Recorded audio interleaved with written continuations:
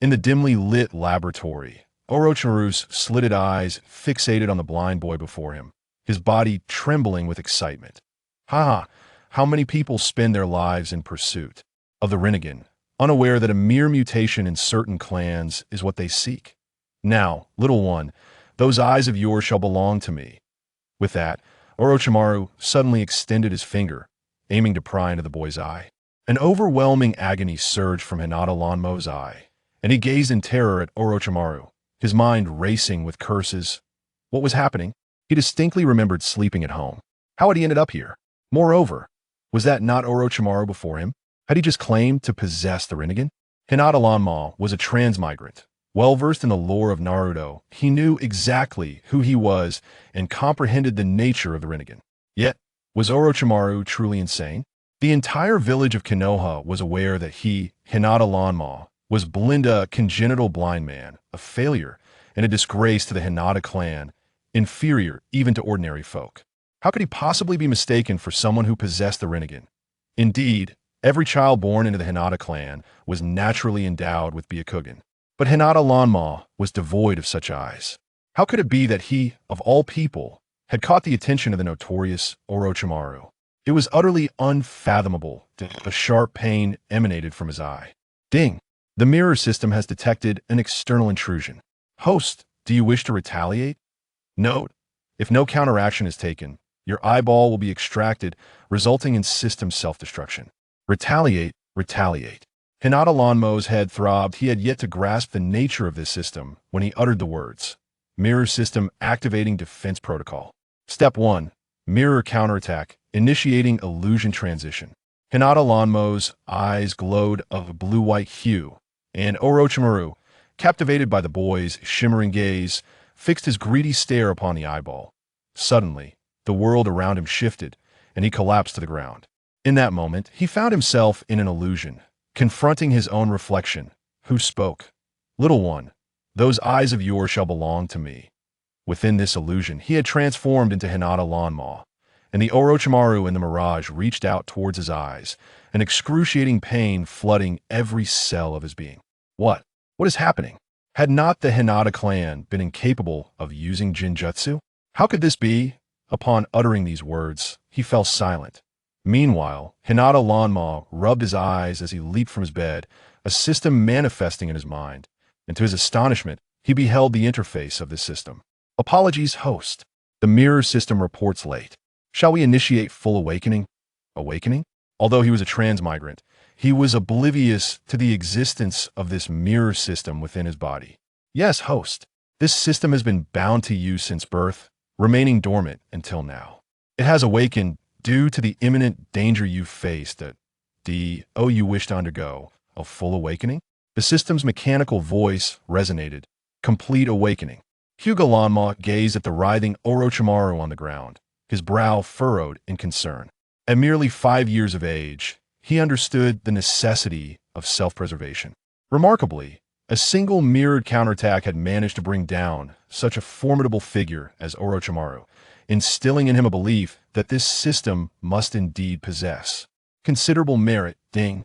Congratulations to the sole heir of the mirror bloodline. The mirror system has successfully awakened in its entirety. Chapter 2. The Awakening Host Detection. Hyuga Clan Mutated Bloodline. Possessor of the Hidden Reincarnation Eye, Hyuga Lanmo. Age, 5 years. Physical strength, 10. Chakra capacity, 0. System level, novice. System abilities, in addition to the inherent mirror protection capability of the system, divided into mirror replication, level 0. It can store and replicate images at the host's request, allowing the host to cultivate the replicated content. Mirror training, level 0. Enabling the host to train according to the replicated content. Mirror cloning, 0. It can clone any desired being upon the host's request, requiring gradual nurturing, excluding humans. Mirror development, 0. The system is divided into 2 lists, one for the host chakra abilities and the other for system capabilities, both sides displaying zeros. Save for age and physical strength. Upon perceiving his initial information, he comprehended why Orochimaru had targeted him, a blind child. He was, in fact, a member of the Hyuga clan with a mutated bloodline, the possessor of the hidden reincarnation eye, a fact he had been oblivious to. This pair of eyes would eventually bestow him with boundless power and peril. The thought of Uchiha Madara, who had ruthlessly slain many for these eyes, sent chills down Hyuga spine. According to the unfolding narrative, if Orochimaru were to discover his reincarnation eye, it was certain that the Akatsuki would also learn of it, complicating his future considerably. It became evident that he must swiftly enhance both his own and the system's capabilities, lest he jeopardize his very existence. Hyuga glanced down at Orochimaru, sprawled on the ground. It was imperative that he swiftly deal with this ancient creature before anyone else arrived. He crouched down and extracted a kunai from Orochimaru's waist pouch, plunging it mercilessly into the fallen figure's chest without a flicker of hesitation. I have heard that your resurrection ability is particularly formidable. You won't perish from this, will you? Then how about this? He approached a nearby table and seized a vial of liquid, marked as sulfuric acid, used by Orochimaru for his experiments. Without a second thought, he poured the entire contents over Orochimaru, drenching him from head to toe. Ah, you little wretch. How dare you douse me with sulfuric acid? Just wait. I shall not let this go unpunished. What sorcery are you employing? Why can I not move? Why? Do not think this will be your end. I will return to exact my vengeance. You shall suffer 1,000,000-fold for the pain you have inflicted upon me, little one. I will ensure your existence becomes a living nightmare. Orochimaru screamed in agony, but his voice soon faded as he lost consciousness entirely. As his form was consumed by the acid, reduced to naught but ash, 5-year-old Hyuga finally discarded the empty vial onto the ground. Turning away from the laboratory and emerging from the cave, he found himself before the rock face depicting the statues of the Hokages throughout the ages. He leapt onto the head of the third Hokage statue and gazed upon the myriad lights of Konoha village. A blind child? Indeed, during the day, he is an invisible, useless blind man, but at night, his vision surpasses that of an ordinary person by 100-fold. For instance, at this very moment, he can see the entirety of Konoha and even beyond its borders with utmost clarity. What on earth is happening over there? Just as Hinata Lanma was admiring the nocturnal scenery of the village, a colossal nine-tails beast materialized within the village, and beside this formidable creature stood Uchiha Bido, adorned with a mask. Chapter 3. Complete replication. Hinata Blue Ink cursed under his breath as he crouched down to conceal himself, observing the scene before him. He was a reincarnated soul, fully aware of the calamity unfolding. The Nine-Tails was attacking Konoha, and today marked the birth of Naruto Uzumaki.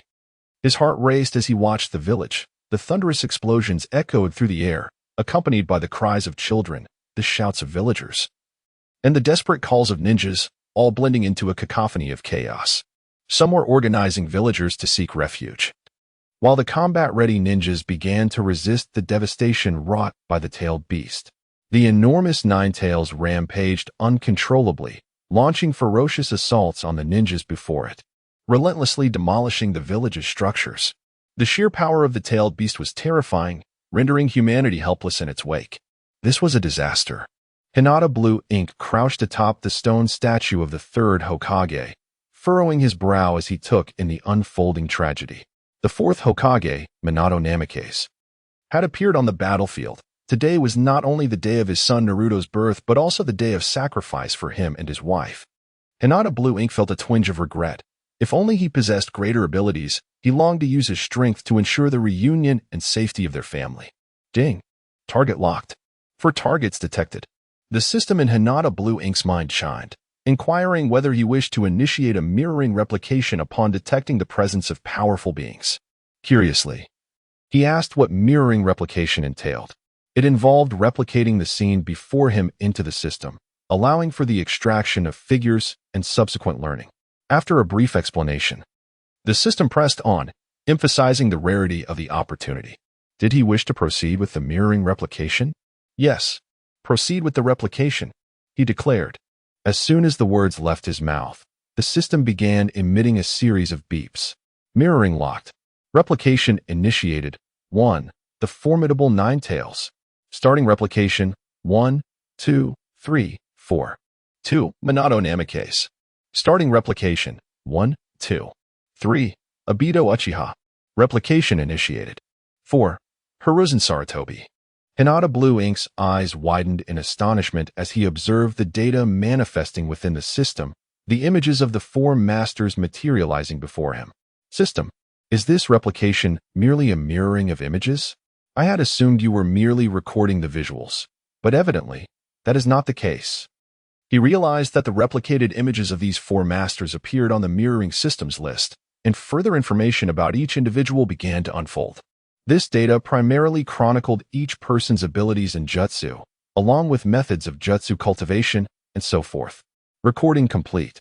Would you like to initiate mirroring training now?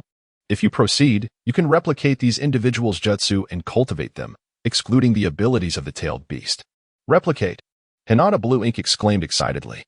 Please select a replication target. Minato Namikaze. Hinata Blue Ink had grasped the meanings of mirroring replication and mirroring training. In such a moment, it was only natural that he yearned to learn all of Minato Namikaze's jutsu. As soon as he finished speaking, he felt a tremendous surge of images flooding into his mind, encompassing all the knowledge and ninjutsu of the Wave Wind Gate. This wealth of information and techniques surged through his consciousness like a torrential river, filling him with exhilaration. However, to fully assimilate and master these skills would undeniably require time and diligent practice. Chapter 4. The possibility of cloning. At that moment, a thunderous sound erupted. Boom. The Ninetales unleashed its tailed beast bomb towards the Hokage rock, the swirling sound of the attack resonating through the air. Hyuga Lanma stood atop the head of the third Hokage as the colossal tailed beast bomb surged towards him. He crouched there, pressing himself tightly against the rocky surface behind him. He understood that he would not perish. According to the established narrative, the fourth Hokage, Minato Namikaze, would employ the Flying Thunder God technique to redirect the tailed beast bomb, ensuring his safety. However, as the immense, radiant tailed beast bomb hurtled directly towards him, the sheer force left Hyuga Lanma utterly astounded. Its power was simply overwhelming. Host, would you like to initiate a mirror clone? The system's voice echoed in his mind. More shocking than the imminent explosion. What? We can clone a tailed beast? Mirror cloning can replicate any beast, excluding humans. Yes, I desire a young Ninetales. Initially, upon hearing the system's name, he had expected something unremarkable, but now he found it extraordinarily impressive. Commencing mirror cloning, he declared. A cloning interface appeared, displaying a mirrored replica of the Ninetales, and the process began. Yet, the pace was agonizingly slow, leaving him questioning the very nature of existence. Ninetales cloning 0, 00001, 0, 00002. In the village of Konoha, the immense-tailed beast bomb had been redirected by Minato Namikaze, and the battlefield had shifted. Simultaneously, Yugao Yuzuki appeared beside Hyuga Lanma. What are you doing here? She scooped him up in her arms and turned to leave. Come, I will take you to the shelter. As she carried him, Hyuga Lanma caught sight of Danzo emerging from a cave entrance atop Hokage Rock. One of his eyes was concealed beneath white bandages, while the other glared sinisterly at the departing Hyuga Lanma, his gaze penetrating and cold, brows furrowed in deep contemplation.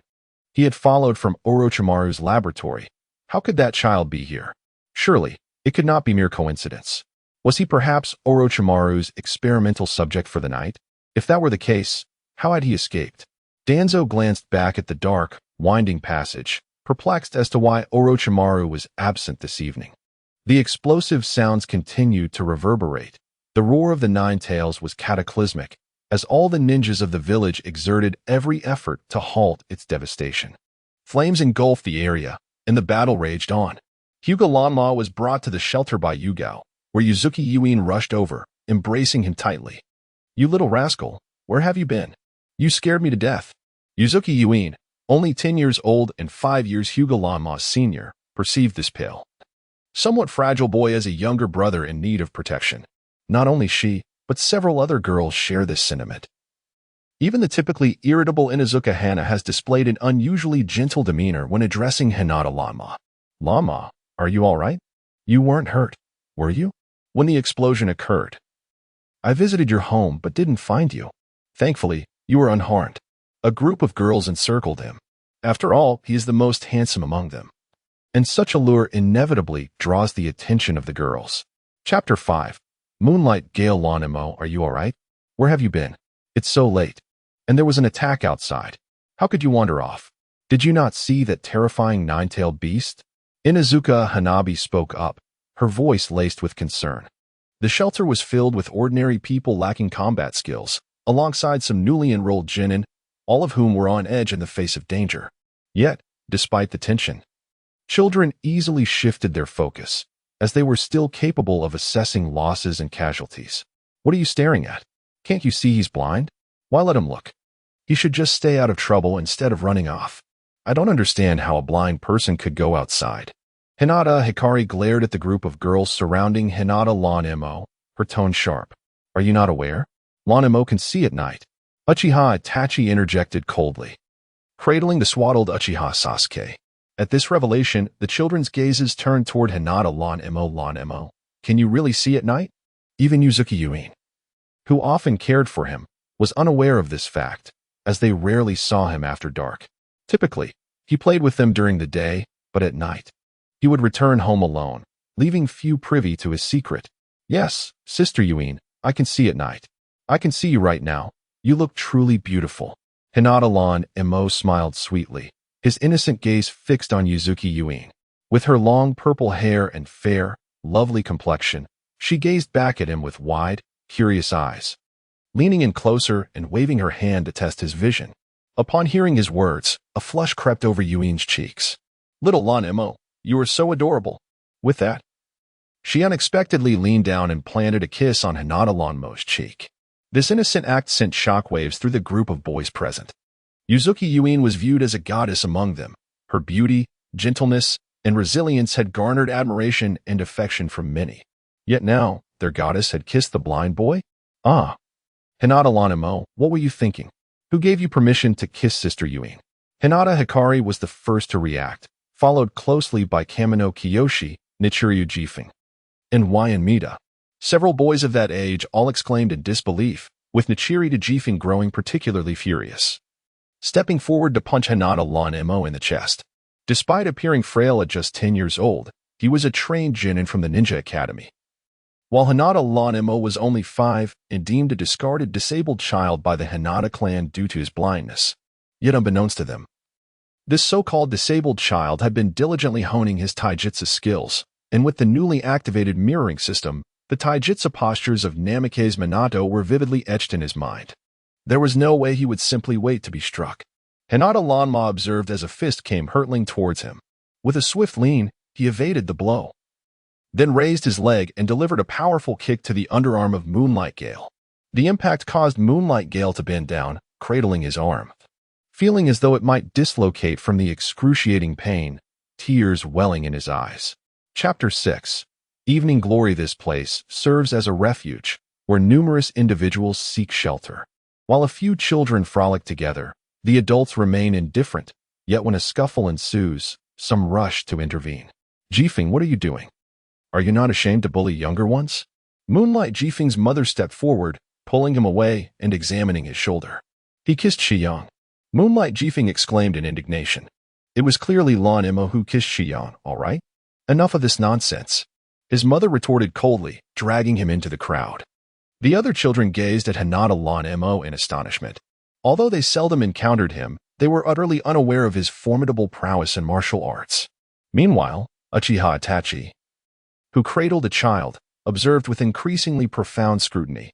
He appeared to be unlike the image he had conjured in his mind.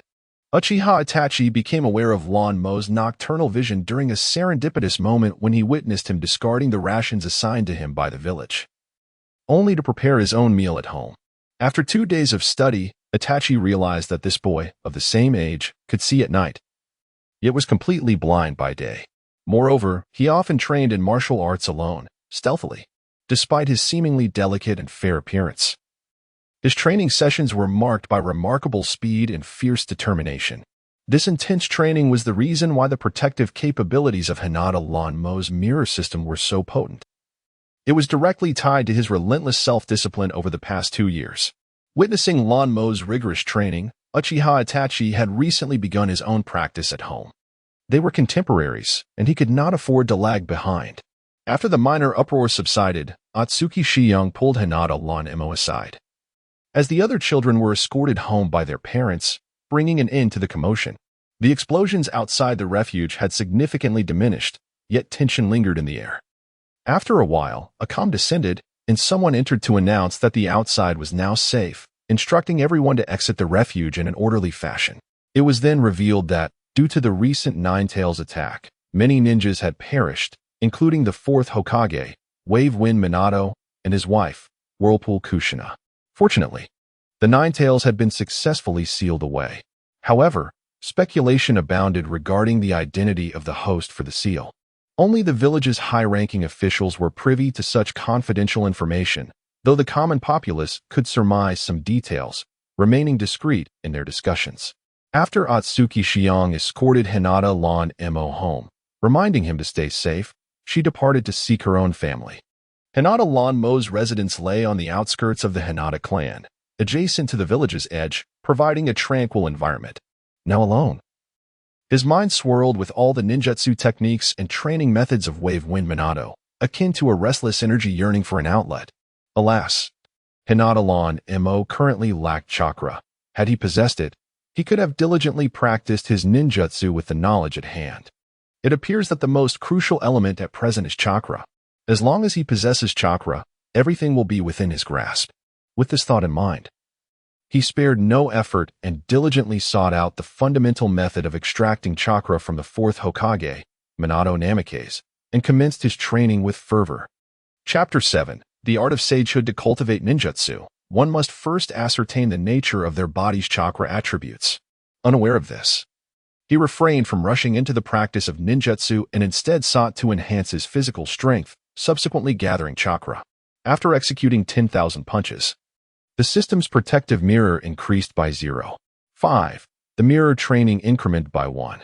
The Nine-Tails beast clone rose by 0.00002, currently at 0.00010. Following 1,000 push-ups, the mirror protection surged by 1. Though the system's growth appeared sluggish, Hinata Lanma felt a glimmer of hope. As long as there was hope, it surpassed everything else. He understood the urgency of becoming powerful, for he had slain Orochimaru in a most brutal manner. And he was certain that the formidable foe would not rest until he sought retribution.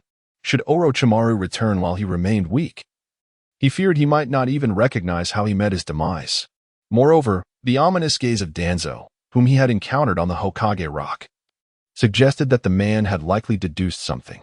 Currently allied with Orochimaru, Danzo would undoubtedly pursue vengeance if he learned of Orochimaru's demise at Lanma's hands. There was also Uchiha Madara, who harbored an intense fascination with the Rinnegan. Should he discover Lanma's concealed Rinnegan, he too would not let it slide. With such numerous threats looming like ticking time bombs, Lanma realized the pressing need to grow stronger to survive. After a sleepless night, he persistently engaged in physical training until dawn, halting only when his vision failed him, transitioning to mental training. To extract chakra, one must draw energy from the body's 130 trillion cells, combining it with mental energy, and then, according to necessity, chakra could be generated. With closed eyes, Hinata Lanma attuned himself to his surroundings as waves of peculiar luminescence enveloped him, penetrating his very being. This force, however, was not the spiritual energy residing within him. Young man, this path is ill-advised. Practicing sage techniques in the human realm is fraught with complications.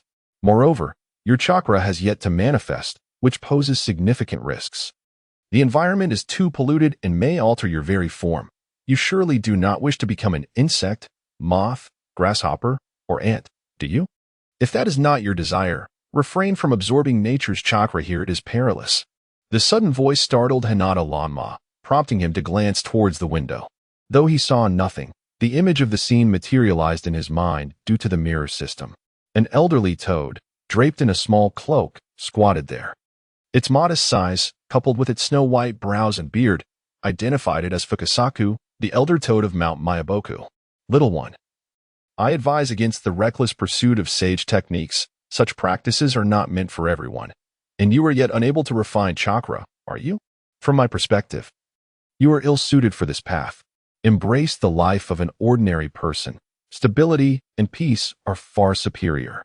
With that, Fukasaku regarded him deeply, shook his head slightly, and with a leap, vanished from sight. He originally came to attend the funeral of the fourth Hokage, but upon entering the village, he was taken aback by the peculiar flow of natural chakra, which surged in a singular direction. Intrigued, he decided to follow its course.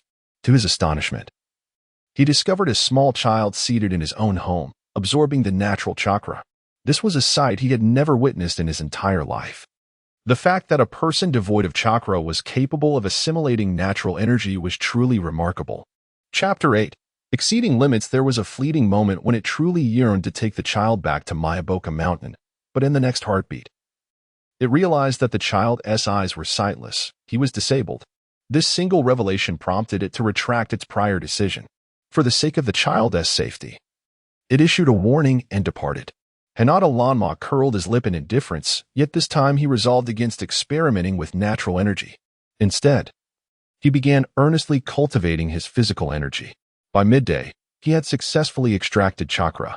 The exhilarating sensation caused him to leap with joy. Eager to test the power of the fourth Hokage, Minato Namake's jutsu, with closed eyes, he stood in the courtyard, attuning himself to the wind. The rustling leaves whispered in his ears, and with a single step, he found himself perched atop a tree. A swift shift transported him back into his room, his speed akin to an innate mastery of the body flicker technique. Next came the Rasengan.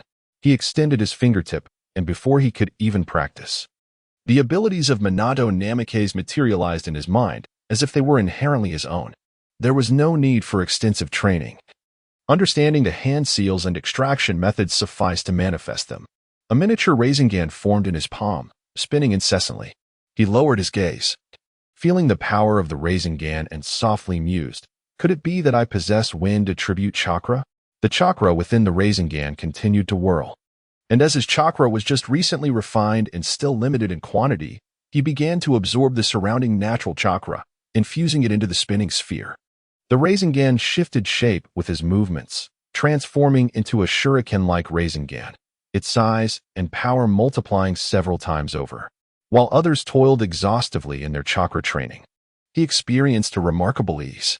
Unbeknownst to him, a faint spectrum of 7 colors had begun to shimmer upon his eyelids, casting a mystical aura over his closed eyes. His ebony hair cascaded down, exuding an almost celestial presence. If Minato Namake's sage techniques were learned from the frogs at Myaboka Mountain, then Hinata Lanma's mastery was achieved through sheer intuition. The sage techniques he now exhibited did not belong to any of the 3 great sacred lands of cultivation. Rather, they appeared to draw from the entirety of nature itself, as though he had amalgamated all natural chakra, his visage radiating a kaleidoscope of colors. At that moment, an old toad perched on the wall of his home gazed at this spectacle in astonishment, its mouth agape in disbelief. What sort of training method was this? Hadn't he, the child, been unable to extract chakra just that morning? How had he, in the span of a mere morning, manifested a sage's visage and developed such an extraordinary technique? It was utterly inconceivable. This toad was none other than Master Fukasaku of Myaboka Mountain, who had just attended the 4th Hokage's funeral. Initially intending to return directly, a sudden whim had led him to the western edge of the village to witness the child practicing. To one's astonishment, a mere glance proved to be quite the revelation, igniting an overwhelming sense of surprise. The scene before them was truly unprecedented, a spectacle that expanded one's horizons and offered a rare glimpse into the extraordinary. While one was still in a state of bewilderment, Hinata Ayamuku had already perceived the commotion from the other side. In a swift motion, he launched a spiraling shuriken towards Fumizaku. What a disgrace! How dare you attempt to slay a frog? Chapter 9. The toad oil bomb. Shinsaka swiftly turned, evading the spiraling shuriken, his heart brimming with anticipation as he approached to reason with the assailant. However, he was abruptly seized by the small child. This speed was astonishing. "Forgive me. I am blind and unaware of your identity. What are you stealthily lurking about for on my wall? Are you not the thief who abducts children?" Recently, children had been disappearing from Konoha, all orchestrated by Orochimaru. Hinata Lanma was well aware of this, and he recognized that the toad was none other than the elder of Myobokuzen, Sage Shinsaku. Yet, to preserve his facade, he feigned ignorance. Hinata Lanma grasped Shinsaka by the throat, while his other hand reached out to pat its belly. "Are you merely a frog? Release me at once." In all my years, no one has dared to touch my belly. Sage Shinsaku unleashed a burst of chakra, shaking off Hinata Lanma's fingers, his expression indignant, as if deeply wronged. You insolent child. Do you have any idea whose ire you have invoked? You have gone too far. Were it not for your blindness and youth, I would. As he spoke, Sage Shinsaku turned, and a chakra blade erupted from his hand. Hinata Lanma deftly evaded the attack, his eyes tightly shut but his ears attuned, the mental imagery of his surroundings vividly manifesting in his mind. Haha, after a morning of training, I have unexpectedly mastered Sage Mode. Quite impressive. Although Sage Shinsaku's countenance was stern, he felt a surge of excitement within, as if he had stumbled upon a new realm. To his astonishment, this child possessed remarkable skills. With a swift turn, a massive surge of chakra exploded forth, conjuring the Toad Oil Bomb. Wind Release Hinata Lanma initiated his jutsu. Logically, Wind Release would not triumph over the Toad Oil Bomb, as their opposing elements were not distinctly incompatible. Yet, in the next moment, Sage Shinsaku was taken aback. The Toad Oil Bomb, initially modest in scale, was unexpectedly amplified by the fire element intertwined within Hinata's wind technique, resulting in a ferocious conflagration. Wonder how a roasted frog tastes? The child murmured softly, then vanished with a body flicker technique. A tremendous explosion resonated through the air, prompting Sage Shinsaku to retreat hastily. He had not anticipated that the child would be right behind him. Despite Hinata Lanma's tender years, Sage Shinsaku was of diminutive stature, easily captured once more. In the blink of an eye, Hinata Lanma had executed another body flicker technique, positioning himself opposite the inferno of the Toad Oil Bomb, raising the small toad aloft. I shall feast on roasted frog. Ribbit. Having lived for so long, Sage Shinsaku had never encountered such a predicament. He struggled valiantly, but this child possessed Sage Chakra, making escape momentarily impossible. The flames singed his eyebrows and whiskers. In a desperate bid, he bit down on Hinata Lanma's finger, breaking free and fleeing. As Sage Shinsaku dashed away, he lamented, "How could I lose to a mere child? What a disgrace." With a sudden burst, he vanished from the scene. As the glow of the Toad Oil Bomb faded, the intensity of the scene gradually dissipated with the waning of the wind. Hinata Lanma's lips curled into a smile as he observed the old man fleeing. It seemed unlikely that he would divulge this incident. He had no desire to become the village's superweapon at such a tender age. He wished to mature and develop over the next few years. Chapter 10. The Alien Deed. The departing Sennin Diepsiku continually reassured himself that no one had witnessed the incident. As long as he remained silent, others would remain oblivious. Thus, for the sake of pride, he decided not to divulge the matter to anyone for the time being. Hinata Blue Ink turned and returned to his room, took a shower, and changed his attire. Just as he was preparing to organize the information within his mental imaging system, a knock resonated from the courtyard door. Hinata Blue Ink adjusted his clothing and stepped towards the door, fumbling to open it. "Blue Ink, I was just heading to the shop. Would you like some ramen today? I can bring it to you, or we could go together." Standing at the entrance was Shibu, a cheerful girl clad in a pink dress, her large eyes sparkling as she beamed at him. Hinata Blue Ink's parents were ninjas of the Hinata clan, who tragically perished 3 years ago during a mission. Subsequently orphaned, he was sent to a children's home in Konoha for care. It was not until the beginning of this year that he requested to return to live in his own home. Although Konoha's support for the children of martyrs is somewhat limited, they are generous in financial matters. He receives a fixed allowance each month, rendering his meals quite manageable. For instance, he is a frequent patron of this ramen shop. "Let's dine at your family's establishment. After I finish, I'll return on my own to spare you the trouble of running back and forth," Hinata Blue Ink suggested. Since the activation of the imaging system, though he could not see during the day, he could sense the surroundings whenever he wished.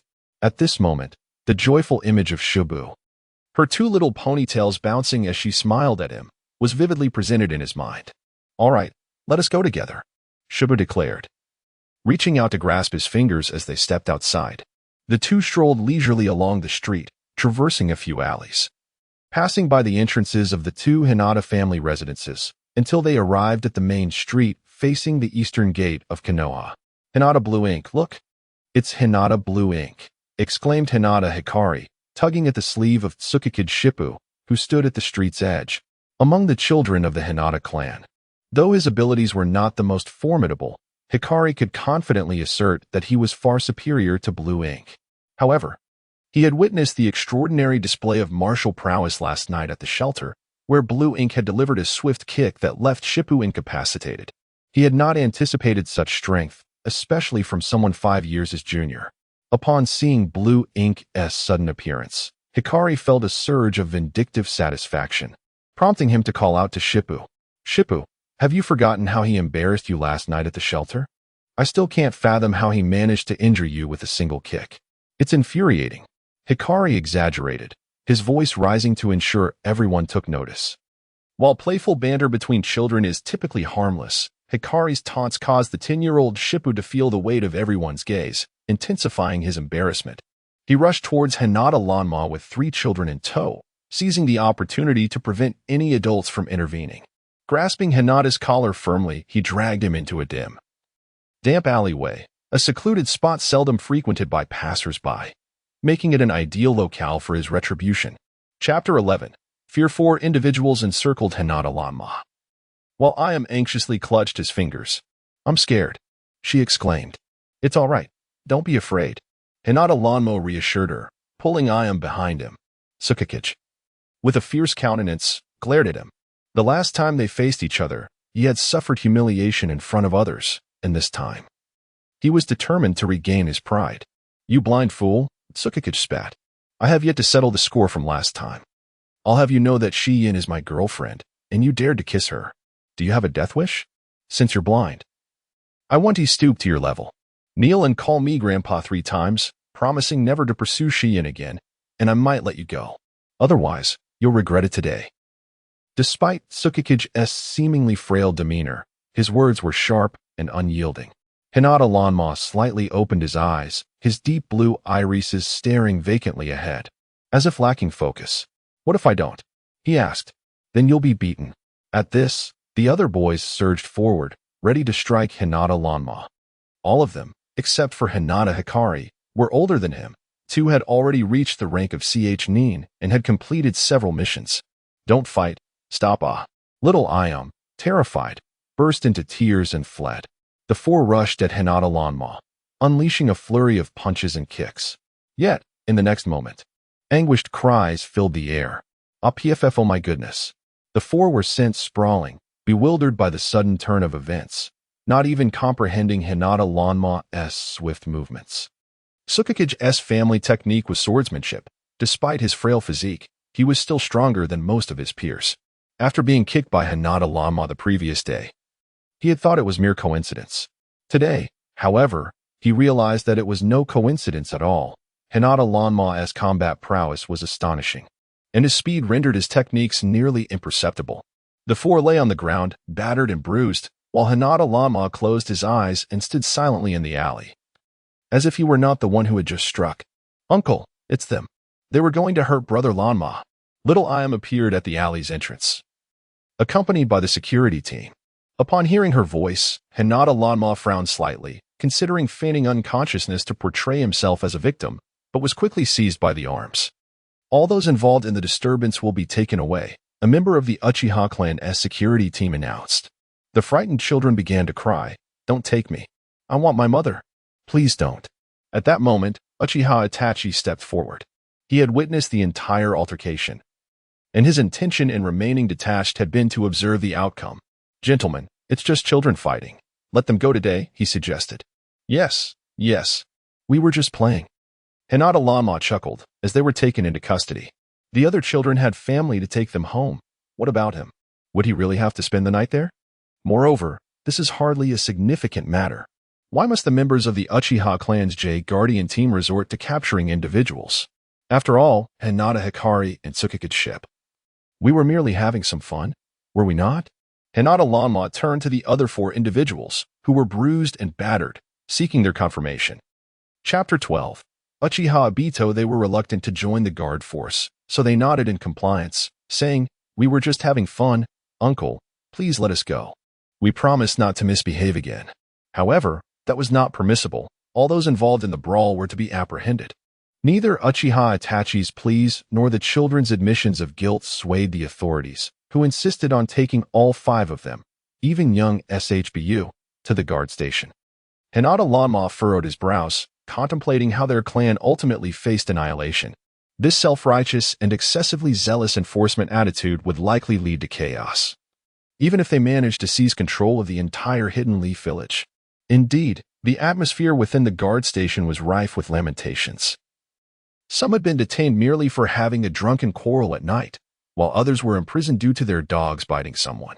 Various incidents, big and small, had landed them all in this predicament. Hey, Chief of the Guard, why don't you go after those child abductors instead of arresting us? What heinous crimes have we committed that warrant your relentless pursuit? Are you merely exerting your strength without purpose? One voice cried out in anger. Shut your mouth. Dare to speak out again, and you'll regret it. With that, members of the Uchiha clan stormed into the cell, delivering a flurry of punches and kicks to the outspoken individual, prompting disapproving glances from those nearby. As night fell, the parents of the other children arrived at the guard station to take them home.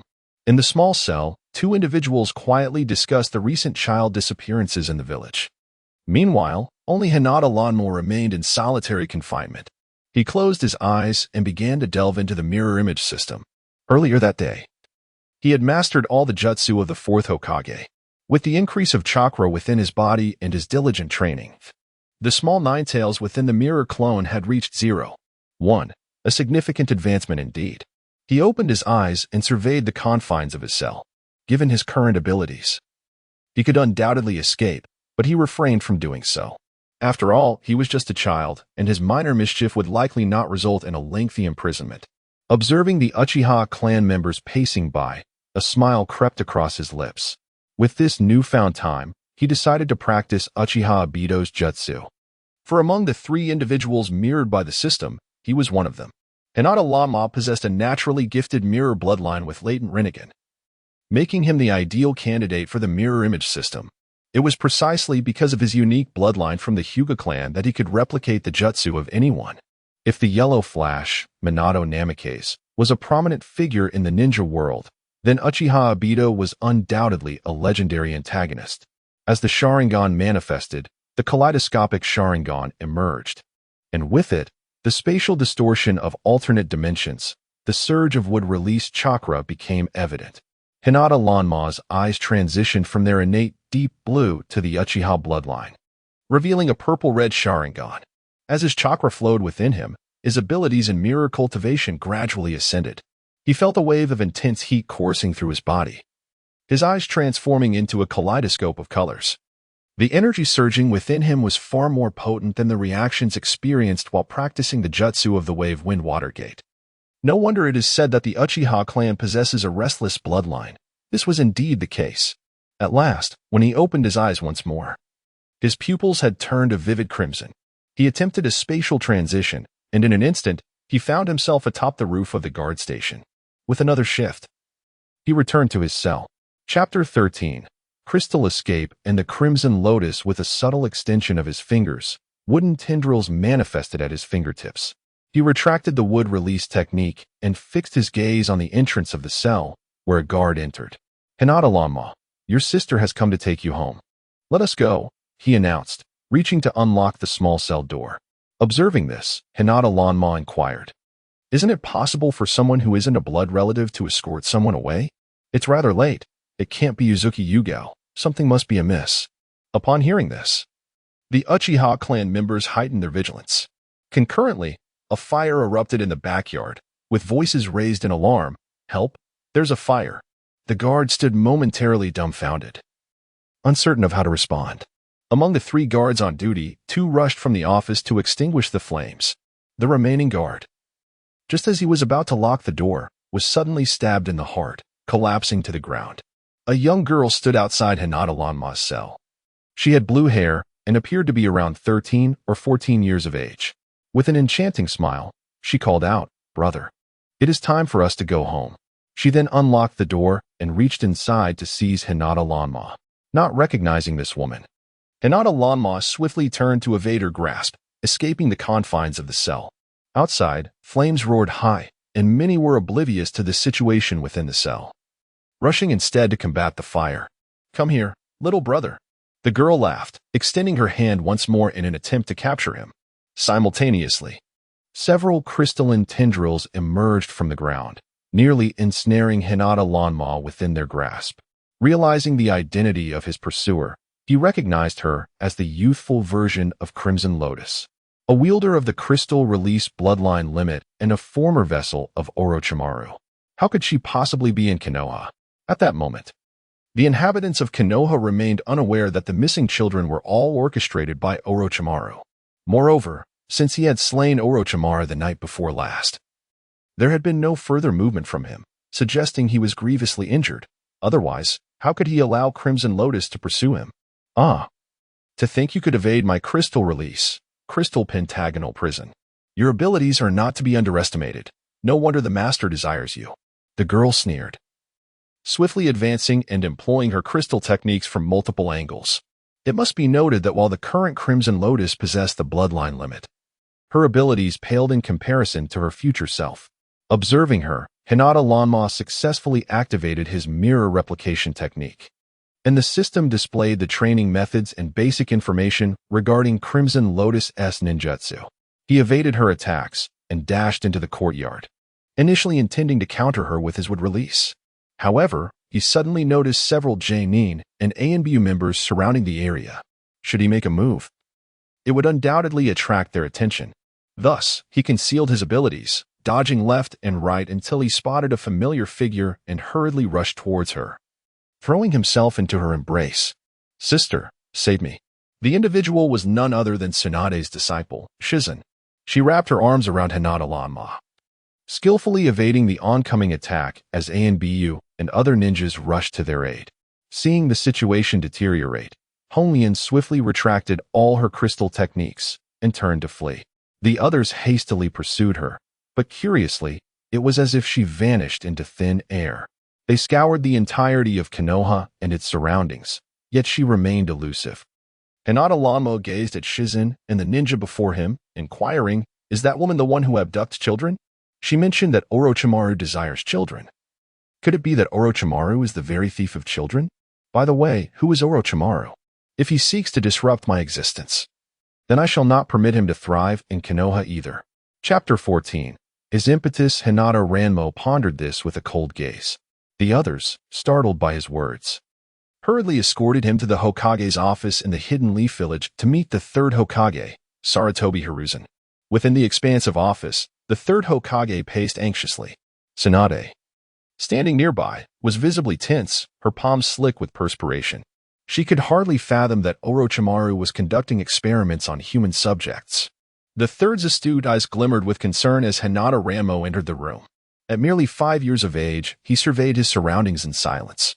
The third Hokage glanced at the Umbu operatives and inquired, "Do we have any news on Orochimaru?"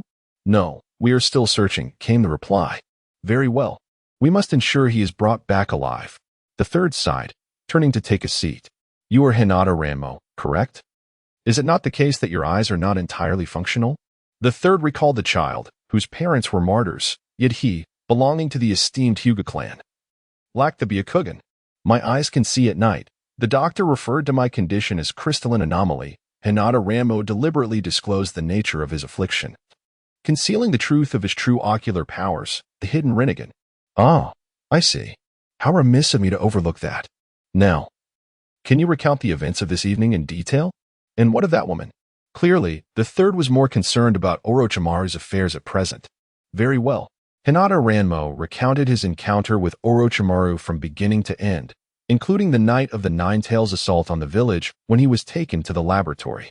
However, he chose to omit the part where he had vanquished Orochimaru and awakened the Shizuka system, merely stating that he had been caught off guard by an unexpected spasm that rendered him incapacitated, providing him the opportunity to escape.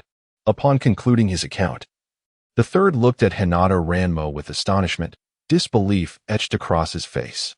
"Are you suggesting that Orochimaru captured you the night before last?" "Yes. I was unaware of his identity at the time. It was only after that sister provided me with a photograph that I recognized him as the one who had seized me." Hinata Ranmo pointed towards Shizen, his words seamless and credible. "Orochimaru, Orochimaru." The third suddenly clenched his fist and struck the table with force. He was once his student. A source of pride for the village, recognized as one of the legendary 3 shinobi, yet he had strayed from the righteous path, resorting to experiments on children. In recent times, several children had gone missing from the village, initially from neighboring villages, and now he had audaciously targeted children from his own village, even going so far as to prey upon a child afflicted with a visual impairment. The audacity of employing outsiders to capture this child was simply intolerable. Consumed by rage, the third was restless, glancing between Hinata Ranmo and Shizen. He finally spoke. Please return him.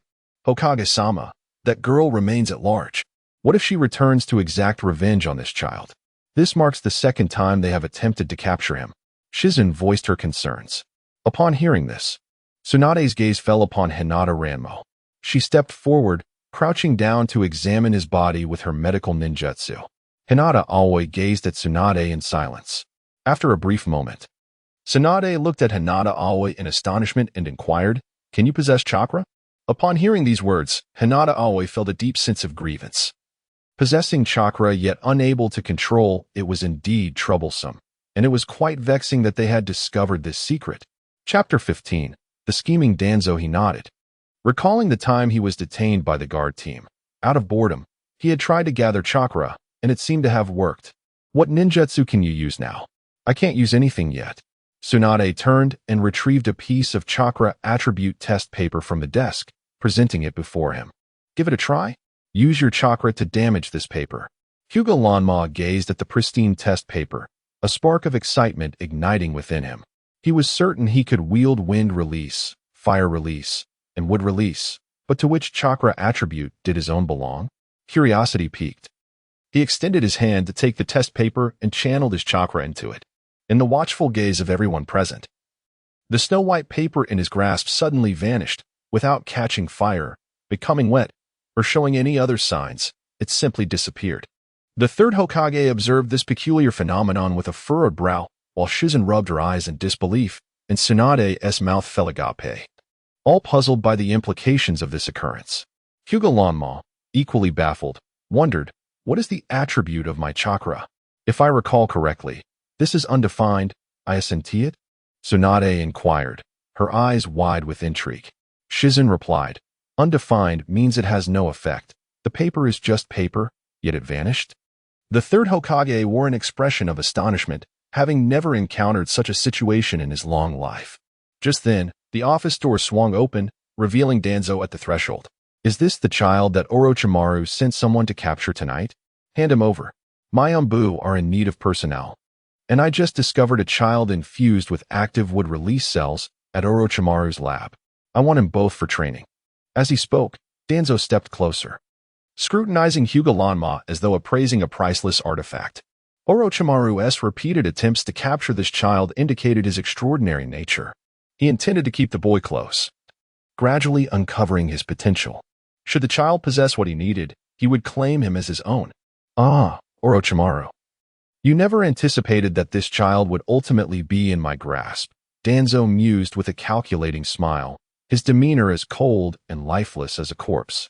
Hyuga Lanma took 2 steps back, instinctively hiding behind Tsunade, his eyes wary and watchful.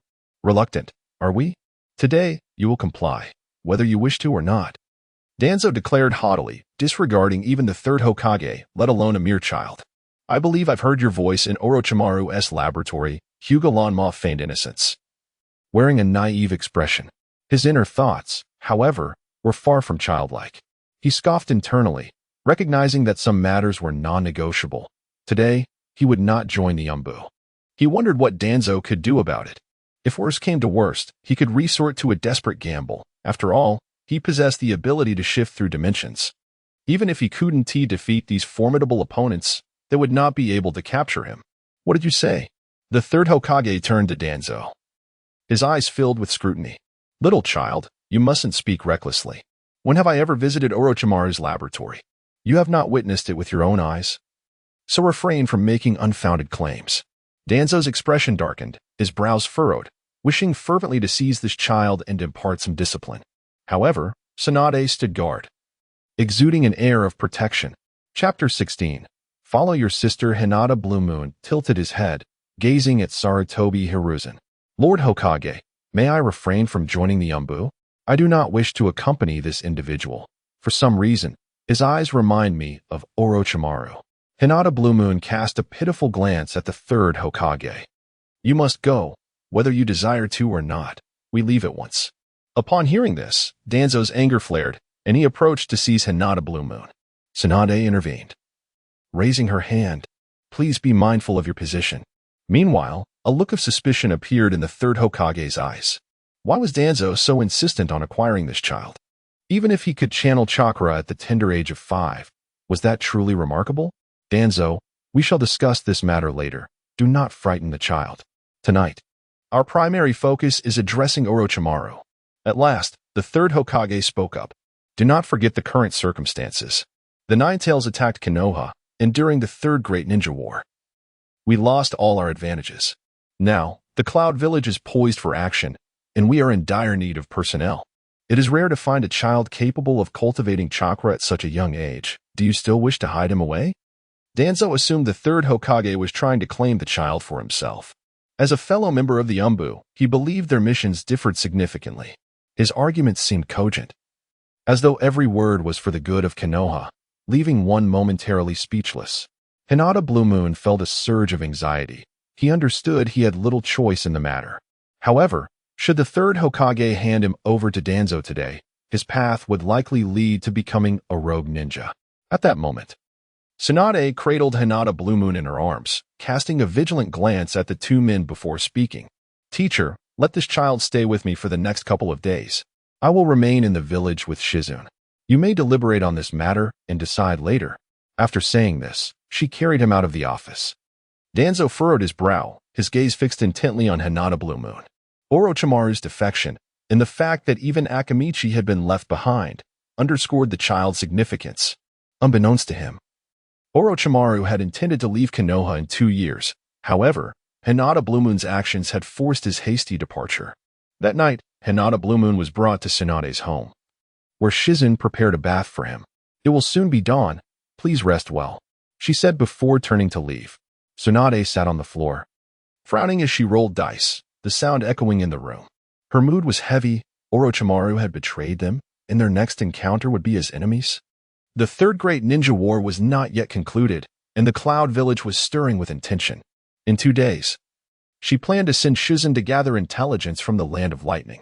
If all went well, they would collaborate with the Umbu to sever the retreat of the Land of Lightning, a strategy they had previously discussed with the third Hokage. She sighed softly, continuing to roll the dice, yet no matter how she cast them, the numbers did not align with her hopes. When Hinata Blue Moon emerged from the bath, she was still seated there. Sister, I am done bathing. He lifted his gaze towards Tsunade, who at that moment was in her 30s, exuding an aura of a mature woman. She looked up at Hinata and beckoned her to come and play. I can't, Hinata replied. Come here. If I hadn't carried you away today, Danzo would undoubtedly have come to your home tonight to take you away. Surely, you should repay this kindness with a little game. Tsunade remarked with a hint of indifference. Chapter 17. The master of gambling Hinata Lama settled down, casually tossing the dice into the bowl. 3 sixes, a magnificent triplet. Not only Tsunade but even Shizune, who was folding clothes beside her, was momentarily taken aback. Was this little fellow not lazy at all? Once more. Tsunade became intrigued, straightening her posture as if rejuvenated. Hinata Lama picked up the dice again, while the beautiful woman across from him watched anxiously.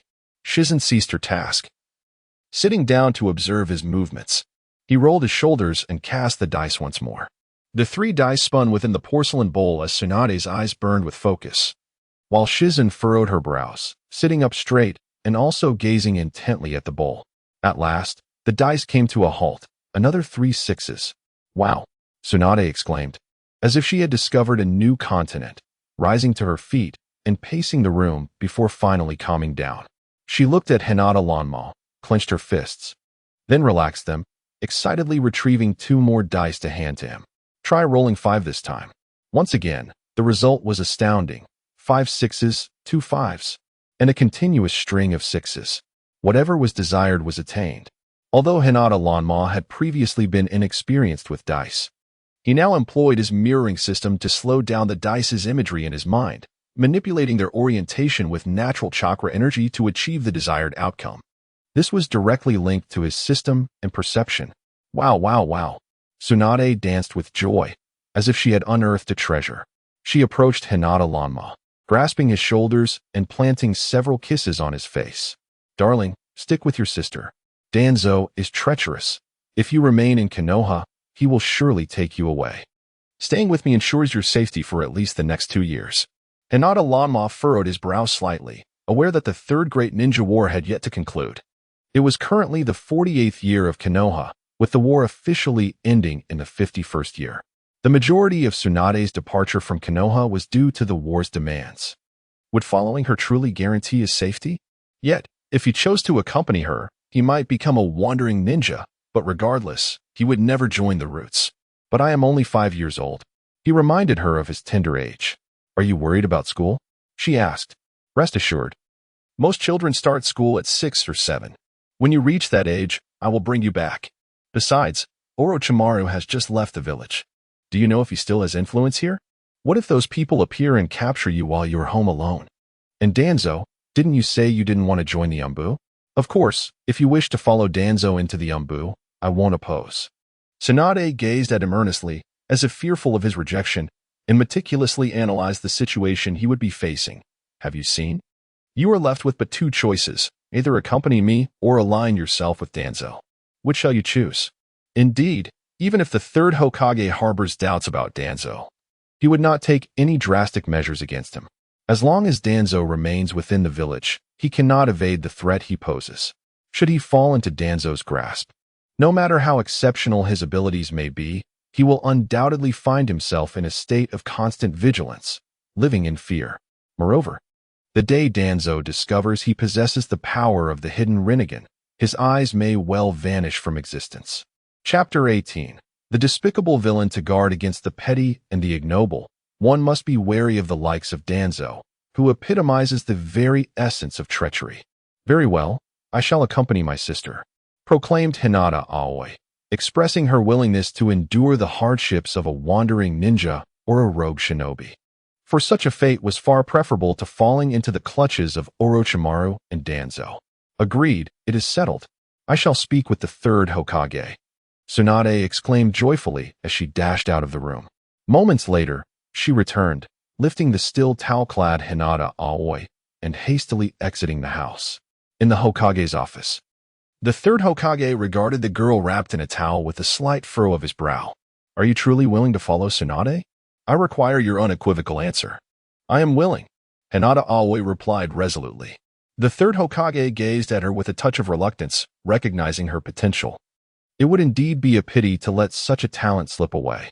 Few at her age could harness chakra so adeptly. Tsunade, I will permit this child to accompany you for the time being. But come the start of the next academic year, you must return her to report back, understood? And do not forget your own responsibilities. The third Hokage held great faith in Tsunade's capabilities, confident that she would not neglect the greater good, even while tending to a child. Having previously denied Danzo's request to take the girl, he had pondered the urgency with which Orochimaru and Danzo sought her out. Surely, she possessed extraordinary abilities. Regardless of the circumstances, her temporary departure would serve her well. He trusted Tsunade to return her when the time was right, allowing for a more measured approach to subsequent matters. With the fourth Hokage having passed merely 3 days prior, the village was already engulfed in turmoil. The girl wielding the crystal release remained unaccounted for, and Orochimaru had defected. Coupled with the threats posed by other ninja villages, the third Hokage felt utterly drained. Allowing the child to evade the current chaos seemed prudent. Thus, he acquiesced to Tsunade's request, prompting her to leap with joy. That evening, fearing Danzo might attempt to abscond with the girl, she hastily gathered her belongings and departed Konoha with Shizen and Hinata Aoi. Hinata Aoi felt a sense of resignation. Having not bid farewell to her companions such as Yuzuki Yugao and Shofu, and left in haste. Upon departing Konoha, Tsunade led Shizen and Hinata Aoi northward towards the Land of Iron. They aimed to traverse this territory to reach the port of Kitten, where they had heard rumors of Konoha's Umbu appearing, necessitating thorough investigation into whom they were associating with. Their journey was not one of urgency. They traveled at a leisurely pace, gathering intelligence about the hidden cloud village while heading northeast. By day they walked, and by night, upon encountering towns, Tsunade, ever the gambler, indulged her whims at the local casinos, mindful of the need for the child to rest. Each time she amassed sufficient winnings, she would escort Hinata Aoi back.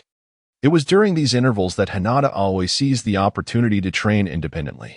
As time flowed on, she diligently honed her skills, mastering the techniques of Minato Namikaze, Abido Uchiha, Hiruzen Sarutobi, and later, the bloodline limit technique of Ice Release, Crimson Lotus. Hinata Aoi engages in physical training during his leisurely daytime hours. Coupled with the fact that the clone of the Ninetales has reached a 200% enhancement, his physical chakra is undergoing a significant transformation. In everyday life, Tsunade and Shizen treat him well. Although Tsunade of this era has a penchant for gambling, she has yet to face dire consequences and does not allow this pastime to interfere with her responsibilities. Chapter 19. Let us begin, however. It had been 5 days since she had sent out the carrier pigeon, and still there was no news. Without any word, they dared not proceed hastily. Now, they could only wait. That evening, Tsunade once again accompanied Hinata Lanma to a gambling den in a small coastal town of the Land of Iron, a necessary stop on their way to the port. Thanks to Hinata Lanma's assistance in recent times, Tsunade had not only cleared her gambling debts but had also managed to accumulate some savings. Lanma, perform well tonight, and we shall indulge in a hot spring tomorrow morning. Shall we? Tsunade exclaimed with exuberance, her eyes sparkling with excitement, though her heart was burdened with concerns about the port, a sentiment she kept hidden. Hot springs are fine, but I refuse to enter the women's bath, perhaps due to his tender age of 5. Tsunade and Shizune had inadvertently brought him into the women's bath during their last visit, subjecting him to ridicule from a group of women. To add insult to injury, Tsunade had even sought the consent of the other women under the pretense that he could not see. Did they not realize that if he wished to observe, he need not even open his eyes to do so? These women truly lacked any sense of caution. Very well, you may enjoy the men's bath instead, she laughed. Come, let us enter. Tonight is a new venue, and you must hold your ground. Tsunade grasped his finger, lifting the curtain and stepping inside. Tonight, let us aim for 30,000, nothing more. Hinata Lanma reiterated. All right, we shall win 30,000 and then leave. With a cheerful demeanor, Tsunade entered the inner chamber. 3 men turned their gaze upon her, bursting into laughter. Whispers circulated, is this the woman who lives for gambling? Indeed, it is her. Do not speak further, murmured a few, their eyes glinting with ulterior motives. Upon entering, Hinata Lanma sensed an unsettling atmosphere. This place was unlike the usual gambling dens. It exuded a palpable aura of menace. Hey there, haven't seen you in less than half a year. You brought your son to play? One man reached out to touch Hinata Lanma, who deftly sidestepped, causing the man to withdraw his hand. What nonsense is this? This is my brother. Tsunade pulled Hinata Lanma closer, her face adorned with a bright smile. Oh, so he is your brother. I didn't hear about you having a brother when I saw you earlier this year. Ha ha ha. Come, have a seat. The man's lips curled into a smile. Yet his gaze was cold and calculating. My memory is quite sharp. I believe we have not met before, have we? Tsunade replied with a chilling grin. The 3 men, upon hearing her words, awkwardly chuckled. Really? I could have sworn we've met before. Ha ha ha. But that is of little importance. Let us begin. This time, they played Paigao. Hinata Lanma, possessing a keen intellect and supported by the mirror system, swiftly gained the upper hand in the game. The 3 adversaries exchanged glances, their eyes flickering, and then one touched his ear while another pinched his nose, clearly signaling some sort of code. After their clandestine communication, they still lost. Eventually, one of them exclaimed, Ah, what is happening? Why do we keep losing? This is impossible. You must be cheating. Someone, come here, they are cheating. With that proclamation, a throng of over a dozen individuals surged into the inner hall from the periphery of the casino. Hey, are you being reasonable? We did not cheat at all. My brother is simply too clever. He can count cards. If you lost, you lost. Do not try to deny it. Tsunade reached out and pinched Hinata's arm slightly, leaning forward as she warned him to be cautious and protect himself in the unfolding situation. Chapter 20. The Pursuit of the Grandson. No way. I refuse to believe it unless you let me search him, shouted the middle-aged man at the center. They intend to take hostages. Hinata Lanma stepped back a couple of paces, with Tsunade shielding him. Searching him is out of the question. Isn't that merely about money? Gentlemen, I am a regular figure in these circles. You know me well. I am currently engaged in a business venture at Chitian Port, but a shipment has been intercepted, allegedly orchestrated by the village hidden in the clouds. I wonder if you possess any means to resolve this? If you do, I shall forfeit this money and gift it to you all. Tsunade's eyes turned icy as she began to inquire about the village hidden in the clouds. It turns out tonight's gathering was not merely a gambling den, but a mission. You're still in business? What sort of business? The man across from her regarded her with a scrutinizing gaze. Let us not delve into the details. Given the chaos, there are matters that cannot be disclosed. Tsunade adopted an air of seasoned cunning. The three men chuckled at this, speculating. Could it be munitions, food supplies, or pharmaceuticals, items most coveted by various nations? Tsunade's lips curled into a smile, her eyes brimming with determination. Your curiosity suggests you might be from the village hidden in the clouds. Am I correct? With that, Tsunade could no longer contain herself and launched into a skirmish with everyone present. Hinata Lanma was pushed aside to safety. The two opposing ninjas revealed their true identities. Upon shedding their cloaks, they displayed the headbands of the village hidden in the clouds. Indeed, they were ninjas from the land of water. You're mine now. Having won so much of my money, I've had my eye on you. One of them advanced to seize Hinata Lanma, but to his surprise, amidst the throng of adversaries, Lanma hurled a table at them and swiftly darted away. Grandson, don't run. As he fled, Hinata Lanma turned back, sticking out his tongue and glaring at the man, taunting, Grandson, come chase me. The man's eyes reddened with rage, summoning two others from outside to assist in capturing him. Those who later entered the inner chamber were their hired hands. They sprinted after him, mere steps from grasping the nape of his neck, yet he skillfully evaded them with his shrill cries. Oh dear, almost caught. Grandson, run faster. Come catch Grandpa. Hurry, hurry. Hinata Lanma maintained a teasing distance from his pursuers, as if perpetually on the verge of capture, yet remaining tantalizingly out of reach. Their frustration boiled over. You little brat, once we catch you, we'll incapacitate you first, then use you to threaten that woman into submission. Finally, we'll sever your hands and tear your mouth apart. I'll make you beg for mercy. In the blink of an eye, Hinata Lanma and his pursuers had raced beyond the small town. In the silence of the dark fields, void of any shadows, Hinata Lanma stood atop a massive rock, regarding the panting trio. Fear not.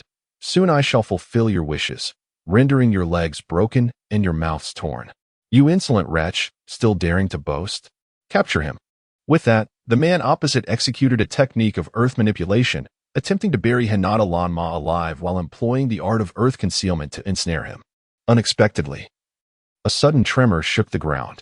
He steadied himself, and in the next moment, countless tree trunks erupted from the earth, ensnaring the three individuals across from him. They had barely a moment to flee before being captured. What transpired? Who wielded such a technique? Chapter 21. The invisible mission. Though Hinata Lanma appeared to be merely 5 years of age, he possessed a keen understanding of certain matters. Recently, Tsunade had been gambling not for sport, but to gather intelligence. This evening, her sudden move revealed that it was indeed a ploy involving the hidden cloud village. The third great ninja war raged on, and any ninja found in a foreign land was undoubtedly on a mission, as were these three disguised individuals. Hinata Lanma searched through his garments, and to his surprise, discovered a letter concealed within his forehead protector. What are you doing? Who are you? How do you wield wood release? What exactly are you? The fear etched upon his captor's face was palpable. They had observed that this child possessed no ninjutsu skills during the day, yet here he was, displaying remarkable prowess. Silence. Keep talking, and I'll kill you. Hinata Lanma unfurled the letter and read intently. It unveiled a scheme by the hidden cloud village to ambush a shipment of supplies designated for the land of iron, with intentions to deliver the goods to the land of earth if successful, thereby fostering an alliance to jointly confront Kanagakur. Furrowing his brow, Hinata Lanma reflected on the tiresome nature of the third great ninja war, which had persisted for nearly a decade. He tucked the letter away and turned to descend the mountain. Hey, let me go. This doesn't concern you. You're just a child. We won't harm you if you release me. We can forget about today's events. Otherwise, my associates will not spare you. Suddenly, one of them shouted in desperation. Hinata Lama glanced back, pausing his steps. Oh, I almost forgot. You still plan to break my mouth and legs, right? Allow me to assist you. Trees abruptly sprang forth, and anguished cries echoed as the three assailants were ensnared and dragged underground, forever silenced. Upon returning to the inn, he found Tsunade and Shizen absent, having gone in search of him. After signaling with a whistle, they hurried back, quickly leading him away towards Kittenport. Once they exited the town, Hinata Lanma presented the letter to his two elder sisters. Don't worry, look what I found while hiding. Tsunade opened the letter, her heart racing. It was no wonder there had been no activity at the port. They were conspiring with the Hidden Stone Village. This was crucial information. Realizing the gravity of the situation, she turned to Hinata Lanma. Lanma, you've done exceedingly well this time. However, Shizen and I must attend to urgent matters and will be away for a while. Can you manage on your own? Hinata Lanma nodded earnestly. I cannot leave you unguarded. By the way, there is a seaside town 200 miles from here, where two individuals reside whom I once saved. They are rogue ninjas, indifferent to worldly affairs. Perhaps you could stay with them for a time. Lama, thank you. If it were a time of peace, I would grant you the life you desire. Alas, I regret that I cannot protect you to the very end. Tsunade's sincerity was striking, a stark contrast to her carefree demeanor following the war. Hinata Lanma smiled. You have already been more than kind to me. Upon hearing these words, Tsunade felt a lump in her throat. What do you mean by that? During this time, I have been preoccupied with the completion of tasks, neither neglecting you nor merely utilizing you. I have not imparted much of my medical ninjutsu. Alas, I shall not dwell on this. Here is all that I have learned throughout my life. I hope you can comprehend it, and even if you do not, upon my return, I shall personally teach you the ways of ninjutsu. This, my dear, consists of the money you have earned during this period, which I have placed in the scroll for you to spend freely. In these tumultuous times, nothing is easy, so do take care of yourself. I hope the third war concludes swiftly. Having said this, she placed the items into his backpack and gently kissed his forehead. Turning to the side, she addressed Shizun. Please escort him tonight, and then check the situation at the port. We shall communicate via the slug. Understood. Upon this, Tsunade affectionately ruffled Hinata Lanma's hair before vanishing into the night. Shizun hoisted him onto her back and swiftly departed from the inn. They had presumed that the three pursuers from the Hidden Cloud Village had fled, unaware that they had already met their demise. As dawn approached, the pair finally arrived at a seaside town. After Shizun once again urged him to remain safe, she took her leave. The two wandering ninjas responsible for his reception glanced at him, and then at the departing Shizun. One extended a hand and spoke, "Rest assured, you are welcome to stay with us. Although our town may be small, it is situated in a natural fortress surrounded by mountains with only one entrance. Moreover, with the two of us here, you shall be quite safe." They introduced themselves. One was named Ale, the other Jenny. They were both wandering ninjas, one stout and the other slender, engaging in lively conversation. "I hear you hail from Konoha?" Ale said, looking at Hinata Lanma with an envious expression. Jenny, upon hearing this, raised an eyebrow at him. Ale, do not assume that every Konoha resident is a ninja. He is but 5 years old and just starting out. Besides, although we are wandering ninjas, our abilities are not to be underestimated. Otherwise, how could Lady Tsunade among the 3 legendary ninjas entrust us with her disciple, right? Having said this, Jenny glanced at Hinata Lanma, seemingly waiting for his response. Hinata Lanma nodded, his vision slightly blurred as dawn approached. Observing his gesture, the two felt reassured. What manner of person is Lady Tsunade? In the realm of medical expertise, if anyone dares claim to be second, none would dare assert themselves as first. My young friend, we are well aware of your situation. You do not yet know ninjutsu, and possess only a small amount of chakra, correct? Fear not. Under the tutelage of us 2 brothers, you shall become a master of the ninja world. What are Nin and Kage compared to you? With our guidance, you shall surpass them all. They burst into laughter, thoroughly pleased with their plans for the future, especially concerning Hinata Lanma. Several black lines crossed Hinata Lanma's forehead as he walked alongside them. Looking at the two with blurred vision, he cleared his throat and spoke. Actually, you need not teach me if you wish. What are you saying? A man should have ambition. How can one forsake the training of ninjutsu? Besides, you have already learned to cultivate chakra, have you not? As long as one possesses chakra, the path to the world of ninjas has already been laid.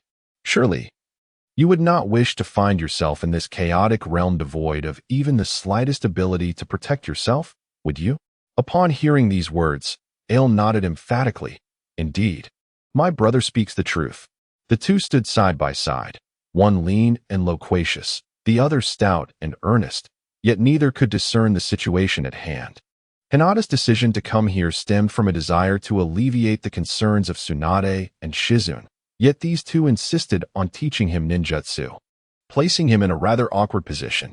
It was not that he looked down upon them, rather, it was simply that they were more formidable than the fourth and third Hokage, were they not? Chapter 22. The Iron Pot Duo having mastered the ninjutsu of both Hokages. Was there truly a need to start from the beginning? You really don't need to teach me, Hinata Lanma stated awkwardly. According to the timeline, there remained 3 years until the conclusion of the Third Great Ninja War, and he did not wish to impede their progress. Upon hearing his words, the two fell silent, as if a blazing fire had been doused with a bucket of cold water. In this town, finding a child capable of cultivating chakra was a rare feat. They had lived here for 7 or 8 years, enduring a monotonous existence, and it had indeed become rather tedious, finally encountering a promising talent. Yet he looked down upon them. The two, initially ready to retort, found themselves at a loss for words. Hinata Lanma also remained silent. However, this extinguished spark was soon rekindled. Ah, I understand now. You must lack chakra, which is why you refuse our teachings. You should know. We are quite renowned in this town. We are. Suddenly, they leaped into action. With the stout one at the bottom and the lean one ascending onto his shoulders, striking poses of elegance and grandeur. The Iron Country Duo. The Iron Pot Duo. Titans of the ninja world, renowned across the land, vanquishing the weak. As they conversed, the trio had already entered the small town, and the sudden display of acrobatics caused several local children to leap and shout in excitement. Originally, Hinata Lanma had contemplated showcasing his own abilities to deter their incessant desire to teach him ninjutsu, but upon witnessing the children's enthusiasm, he felt that displaying his skills would only align him with their antics. He swallowed his pride, dismissed the notion, and continued walking through the town. After the trio had breakfast in the town, as the sun rose higher, Hinata Lanma's eyes gradually turned completely black. It was then that Ale and Gianni realized he was, in fact, blind during the day. Oh, I truly apologize. I misunderstood you. I'm so sorry. Gianni lowered his head in contrition, his face a mask of sincerity. Ale waved his hand, and upon realizing the boy's blindness, also expressed his apologies. No wonder this child had been sent here. This was indeed a disability. How could someone like him possibly cultivate ninjutsu? Even if he possessed chakra, it would be an impossibility. Upon returning to their residence, the expansive courtyard was filled with various training equipment, horse benches, sandbags, wooden stumps, everything one might need. As Gianni awkwardly shifted the objects in front of Hinata Lanma, he cast a sidelong glance at Ale. Observing their interaction through his mirror system, Hinata Lanma chuckled softly. There is no need for special treatment due to my blindness. I assure you, I am quite well. At that moment, several children entered the courtyard. Good morning, Teacher Gianni. Good morning, Teacher Ale. Good morning, classmates. Is that our new student? One child inquired. He looks so adorable. Suddenly, a student posed the question. Gianni turned to Hinata Lanma and asked, Lanma, we are instructors of ninjutsu. Do you wish to learn it? He recalled that Lanma had previously stated he had no desire to study ninjutsu. If he wishes to learn, they can certainly provide guidance. However, one must not treat him differently simply because he is visually impaired. Ultimately, the choice remains in his hands. Hinata Lanma gestured towards his eyes as an excuse, shaking his head and stating, I am not capable. After uttering these words, he turned and cautiously made his way into the house. Ale had prepared a private room for him, where he could dedicate time to studying the medical ninja notes left by Master Tsunade. Outside, The other students observed this scene and whispered, "Is that person blind? He can't see? How unfortunate." A few children engaged in hushed discussions, but Hinata Lanma paid them no mind. However, Teacher Ale felt remorseful about the exclusion, and thus spoke up. "All right, everyone, let us commence our lesson. By the way, classmates, shall we welcome our new friend and invite him to join us? Even if he does not wish to practice, that is perfectly fine. Yes?" He was evidently concerned that the reactions of the others might harm Hinata Lanma's delicate heart. Meanwhile, as Hinata Lanma lamented, Teacher Ale had already entered the room, cautiously inquiring about his feelings. "How about you meet everyone? We will need to study together eventually. You cannot remain hidden in this room while they are outside." Teacher Ale had begun to perceive him as a child burdened by his disability, and if he continued to refuse, he would undoubtedly be seen as a pitiable figure by all. "All right, I can meet everyone." Over the next period, the atmosphere was relatively pleasant. The children from the town exhibited friendliness. Even the two taller boys who typically enjoyed bullying others were courteous toward him, showing no hint of disdain. Yet, from their gazes, Hinata Lanma could still sense their pity. As they began practicing physical techniques, Hinata Lanma had initially settled in a shaded area to observe their training. However, he was soon pulled over by the two boys to the wooden post. "Come join us," they urged. He contemplated refusing but realized he had not been diligent in practicing his physical skills lately, so he acquiesced.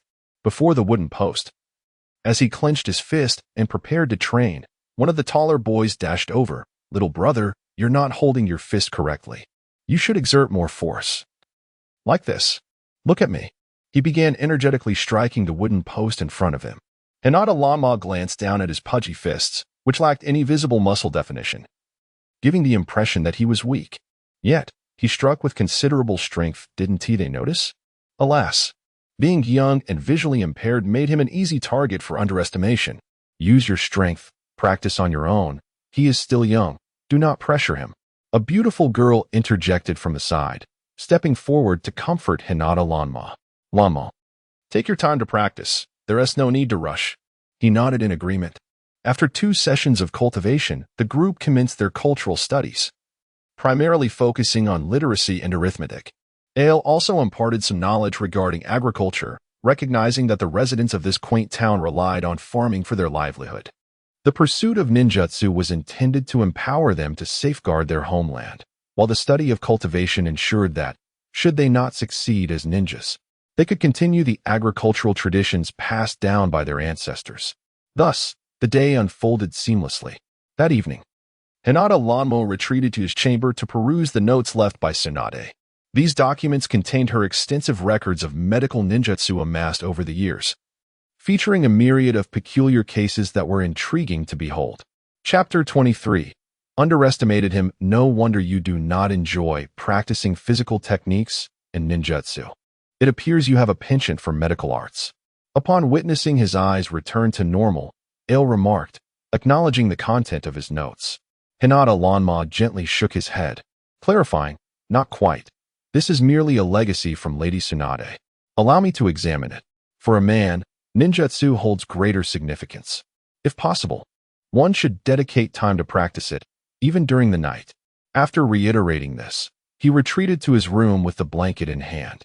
The following day's instruction proceeded in a similar vein, albeit with a different focus, such as today's lesson on throwing shuriken.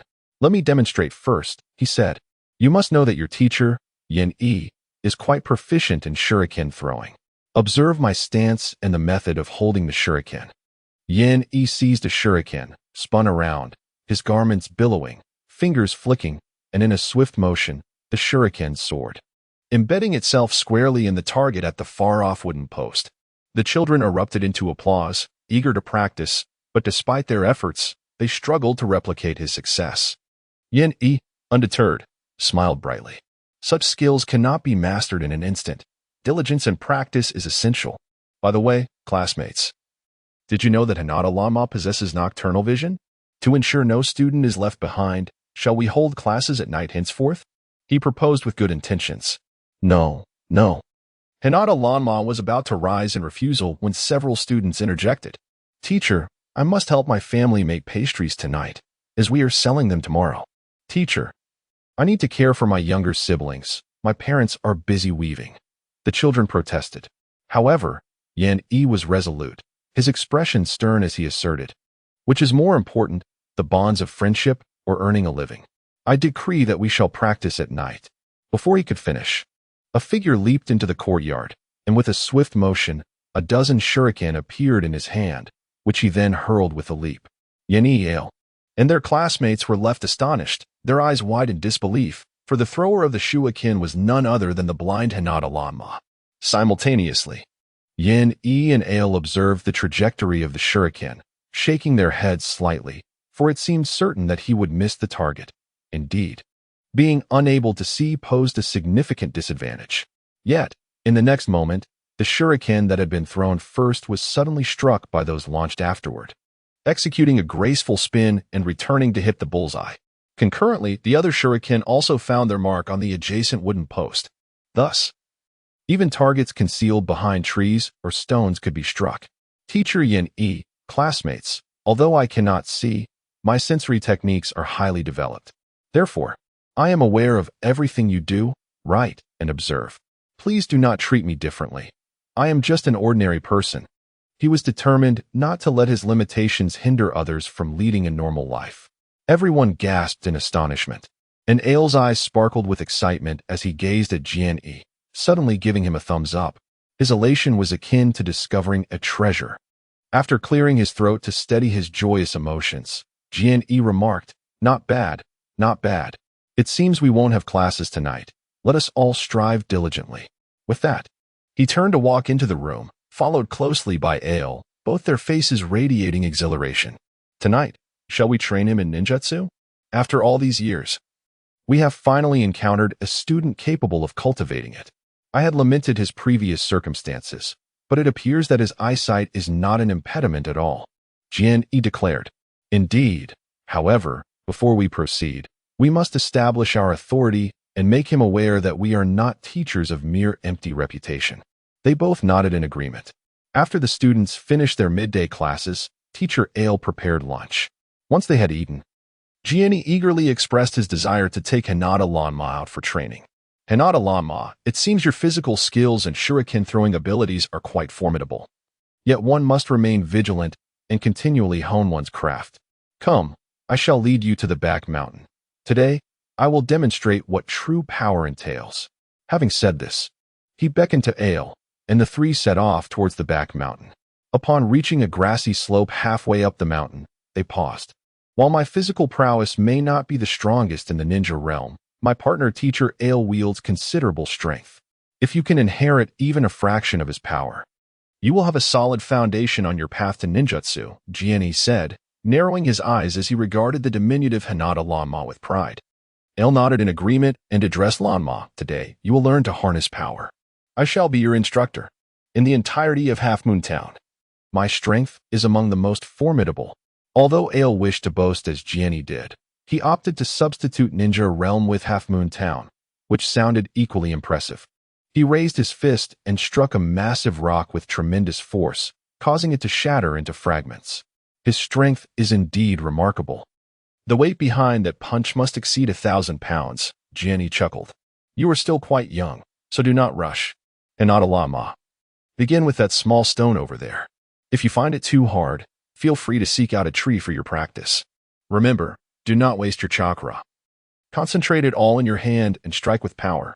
Upon hearing this, Lanma did not approach the small stone or search for any trees. Instead, he directed a powerful punch at a rock even larger than the one Ale had just shattered. The stone remained completely unmoved. The two men burst into laughter at the sight. Ale waved his hand dismissively. "No need to rush. Take your time. Mastery of such feats cannot be achieved in a day. I do not expect you to surpass me. If you can create a significant dent in that rock, I will deem it a success, considering you are only 5 years old." As soon as he finished speaking, a massive boulder beside Hinata Lanma suddenly shattered with a resounding crack, crumbling to the ground. Immediately following, a fissure appeared in the mountain beneath the stone, producing a series of sharp, echoing sounds. This crack extended all the way to a distant tree, which began to sway precariously before leaning at an alarming angle and sliding into the crevice, ultimately collapsing in a most unceremonious manner. Ahem. Il's mouth fell agape, his expression one of disbelief. Jian-E, on the other hand, turned as pale as a ghost, feeling as though he had been struck hard on the back of his head. He stammered for quite some time, failing to articulate a single coherent thought. His astonished gaze fixed upon Hinata Lanma, as if they had gravely underestimated this child. Chapter 24. The development of ninjutsu. After a considerable period, the two regained their composure. Gazing in astonishment at Hinata Lanma, in an effort to salvage his dignity, Il spoke. Very well, you possess quite a bit of strength, commendable indeed. He swallowed hard and wiped the sweat from his brow, continuing, let us dedicate tonight to learning the hand seals. It is essential to understand that one must first master the seals to unleash ninjutsu. With this, their confidence rekindled, the duo prepared to demonstrate their prowess. Hoping to convey to their pupil that they were formidable instructors, not mere wandering ninjas, but rather skilled rogue ninjas capable of nurturing him into a true ninja. Upon hearing the mention of hand seals, Hinata Lanma furrowed his brow.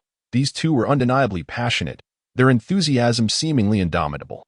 He had heard that they had dragged him to the mountains to break stones earlier in the day, and he had assumed that once the stones were shattered, they would return home. Instead, they insisted on teaching him the hand seals. Teacher, I do not need to learn. Hinata Lanma interjected in protest. Come, let me teach you the fundamental ninjutsu. Jian-E, without granting him an opportunity to explain, seized his hands and commenced the lesson.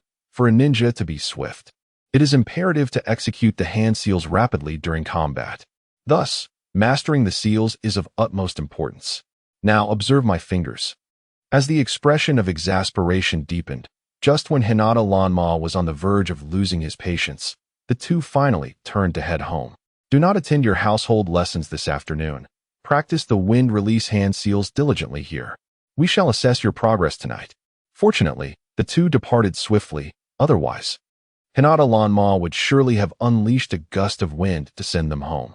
Typically, during the initial stages of learning ninjutsu, ninjas continuously practice the techniques of hand seals, leading the duo to naturally believe that the 5-year-old Hinata Lanma would follow suit. Once they left, he shook his head slightly and turned inward to examine his system. After a thorough review, he began to proficiently master all forms of ninjutsu. Although Jian-E and Il taught him only the basics, he could not deny that their assertions held some truth. Only through relentless practice could one achieve mastery, enabling the immediate application of desired ninjutsu. Unwarranted arrogance would only hinder one's progress. Thus, regularly revisiting previously learned material would enhance retention and expand one's abilities. As Hinata Lanma surveyed the valley, he commenced his ninjutsu training.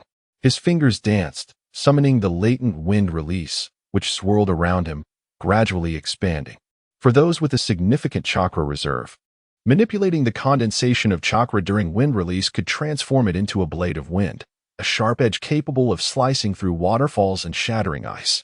In truth, Hinata Lanma had already mastered the wind blade technique. He pivoted, launching several wind blades that cleaved through the distant boulders with resounding cracks, an effortless feat for him. He continued his training, augmenting his chakra usage and relentlessly enhancing the potency of the wind blade. Suddenly, his thoughts shifted dramatically. The wind blades before him multiplied to thousands as his chakra surged, and with a powerful thrust, they shot forth, piercing the entire hillside. Hinata Lanma gazed in astonishment at the scene. He had not anticipated that a similar chakra explosion could trigger such a multitude of wind blade attacks. Was this truly the spectacle of 1,000 winds and chaotic blades? Upon uttering this, the system emitted a chime. Congratulations, host. Mirror development initiated. 1,000 winds, chaotic blades. Max level. Hinata Lanma inspected the system. In just half a month, it had undergone a profound transformation. Host detected. Hinata Clan S mutated bloodline. Owner of the invisible reincarnation eye, Hinata Lanma. Age, 5 years. Stamina, max level. Chakra capacity, 500. Chakra attributes, wind, fire, lightning, earth, water, yin, yang, and nature, 8 in total. System level 2.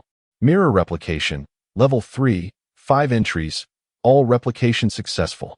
Mirror cultivation, level 10, for entries, including Wave Wind Water Dream, Sarutobi Hiruzen, and Uchiha Obito. All cultivated to max level. Mirror Clone 1. Ninetales 10. Mirror Development 1. Thousand Winds Chaotic Blades, max level. The increase in chakra capacity was astonishing, and the system now clearly indicated that his chakra possessed 8 attributes, surpassing the 7 typically found in the ninja realm. Did this not imply that he could learn all ninjutsu, whether from bloodline limits, bloodline elimination, or bloodline amalgamation, free from the constraints of lineage? Previously, he had considered that even if he could replicate the ninjutsu of certain individuals through mirror replication, success in cultivation was uncertain. However, it was now evident that he could. No wonder he experienced no difficulty while practicing the bloodline limit, crystal release. Furthermore, after half a month without checking the system, the Ninetales had already been cloned to 10%. It was highly likely that this year it would succeed in cloning. He wondered what it would be like afterward. The mirror clone feature indicated cellular cultivation. Would he need to nurture it himself? Yet, upon reflection, this presented certain advantages. A self-cultivated tailed beast would naturally heed his commands, making it far safer than those subjected to the human pillar technique. At the very least, the tailed beast breaking free of seals and consuming the consciousness of the host would not occur in his case. Moreover, his mirror development now included the Thousand Winds Chaotic Blades, a self-developed ninjutsu, which thrilled him immensely. He recalled how Tobirama had pioneered the impure world reincarnation. Minato had created the Rasengan, and Kakashi had developed the Raikiri, each possessing formidable abilities in the ninja realm. Thus, it was reasonable to expect that his Thousand Winds Chaotic Blades would also prove formidable after practical application. Elated by his newly developed ninjutsu, Hinata Lama practiced it several more times before returning to the town. Upon arriving home, he found Gianni and Ale in the room, drinking while awaiting his return. So, have you mastered the wind release hand seals? Show me a demonstration, Gianni inquired with a yawn, noticing Hinata Lanma's seemingly lackluster demeanor and promptly critiquing him. Do not underestimate the technique of hand seals. At times, a mere second's advantage in your sealing speed could very well lead you to victory. If the quantity of chakra correlates with the potency of ninjutsu, then the swiftness of your seals can grant you the upper hand. Ale interjected, All right, enough talk. It's getting late, and the children must be hungry. Come, let us dine. I have prepared some noodles. You must heed our words. Even medical ninjutsu occasionally requires precise seals and accurate chakra extraction. If you cannot perform the seals, how can you extract chakra? Tomorrow, I shall teach you how to extract chakra and then employ wind release. Ale looked at him with delight before turning to the kitchen to bring out a bowl of noodles. The night was deep, and the 3 of them were sound asleep. Especially Gianni, who, having indulged in alcohol, remained undisturbed even by the sounds of a scuffle outside. Chapter 25. The robbers have arrived. Hinata Lanma rose cautiously, his gaze fixed on the window, while Ale, awakened by the commotion, instinctively shielded him with his body, eyes darting between the window and the doorway. The robbers are here. Everyone flee. Hurry and summon the Iron Pot hero. Ha! No one is escaping today. There is only one entrance and exit in Banu town. Where do you think you can run? Bring them all to me. The din of shouts and curses reverberated outside, and soon, a pair of intruders stormed into the courtyard, encircling Hinata Lanma, Gianni, and Ale. Get out. If you don't come out, we will kill you. The 2 robbers brandished long knives, their expressions menacing. Scoundrels, insolent. Drunken Gianni suddenly surged to his feet, charging forward and delivering a swift kick that sent one of the assailants sprawling onto his back. Ale shielded Hinata Lanma and urged, Find a place to hide and stay there. With that, he lunged at the other robber, engaging in fierce combat. His strength was formidable, and soon, he had rendered the 2 intruders defenseless. Hinata Lanma observed the robbers' fighting techniques with growing alarm. They were ninjas. At that moment, a blade was pressed against Jian-Yi's throat. If anyone moves, I will take his life. 2 rogue ninjas dare to stir trouble on our Wind Wolf gang's territory? Help! Help! Simultaneously, cries for help erupted from the townspeople, with someone shouting, Even if you scream until your throats are raw, no one will come to your aid. Shout again, and we will kill you. Though the town was small, its geographical position was uniquely precarious. located at the foothills of the southeastern coast of the Iron Country, surrounded by eroded cliffs and mountains, with only one exit to the east. Thus, in the event of a gang robbery, the villagers were unlikely to escape unscathed if there was no one capable of standing against them. When Hinata Lanma and Ale were forced from their home, they found all the townspeople herded into the small square at the center of the town. The robbers numbered 4 or 5 dozen. A criminal gang of such magnitude was a first for Hinata Lanma. What were their intentions? Typically, robbers sought wealth. Shouldn't they be making off with their loot? Why were they gathering everyone together? Ladies and gentlemen, today, the Wind Wolf Gang declares Banu Town as our territory. If you wish to remain, we will not touch your possessions, but there is one condition. You shall all become our slaves, paying tribute annually. Children must be sent to our gang for education, destined to serve us. Adults will assist in production to increase our revenues. Of course, we will ensure your safety. What do you say? Reasonable. I assent it. The imposing leader of the bandits, with a robust physique and a cold gaze, held a bloodied shuriken in his hand, a clear indication of recent violence.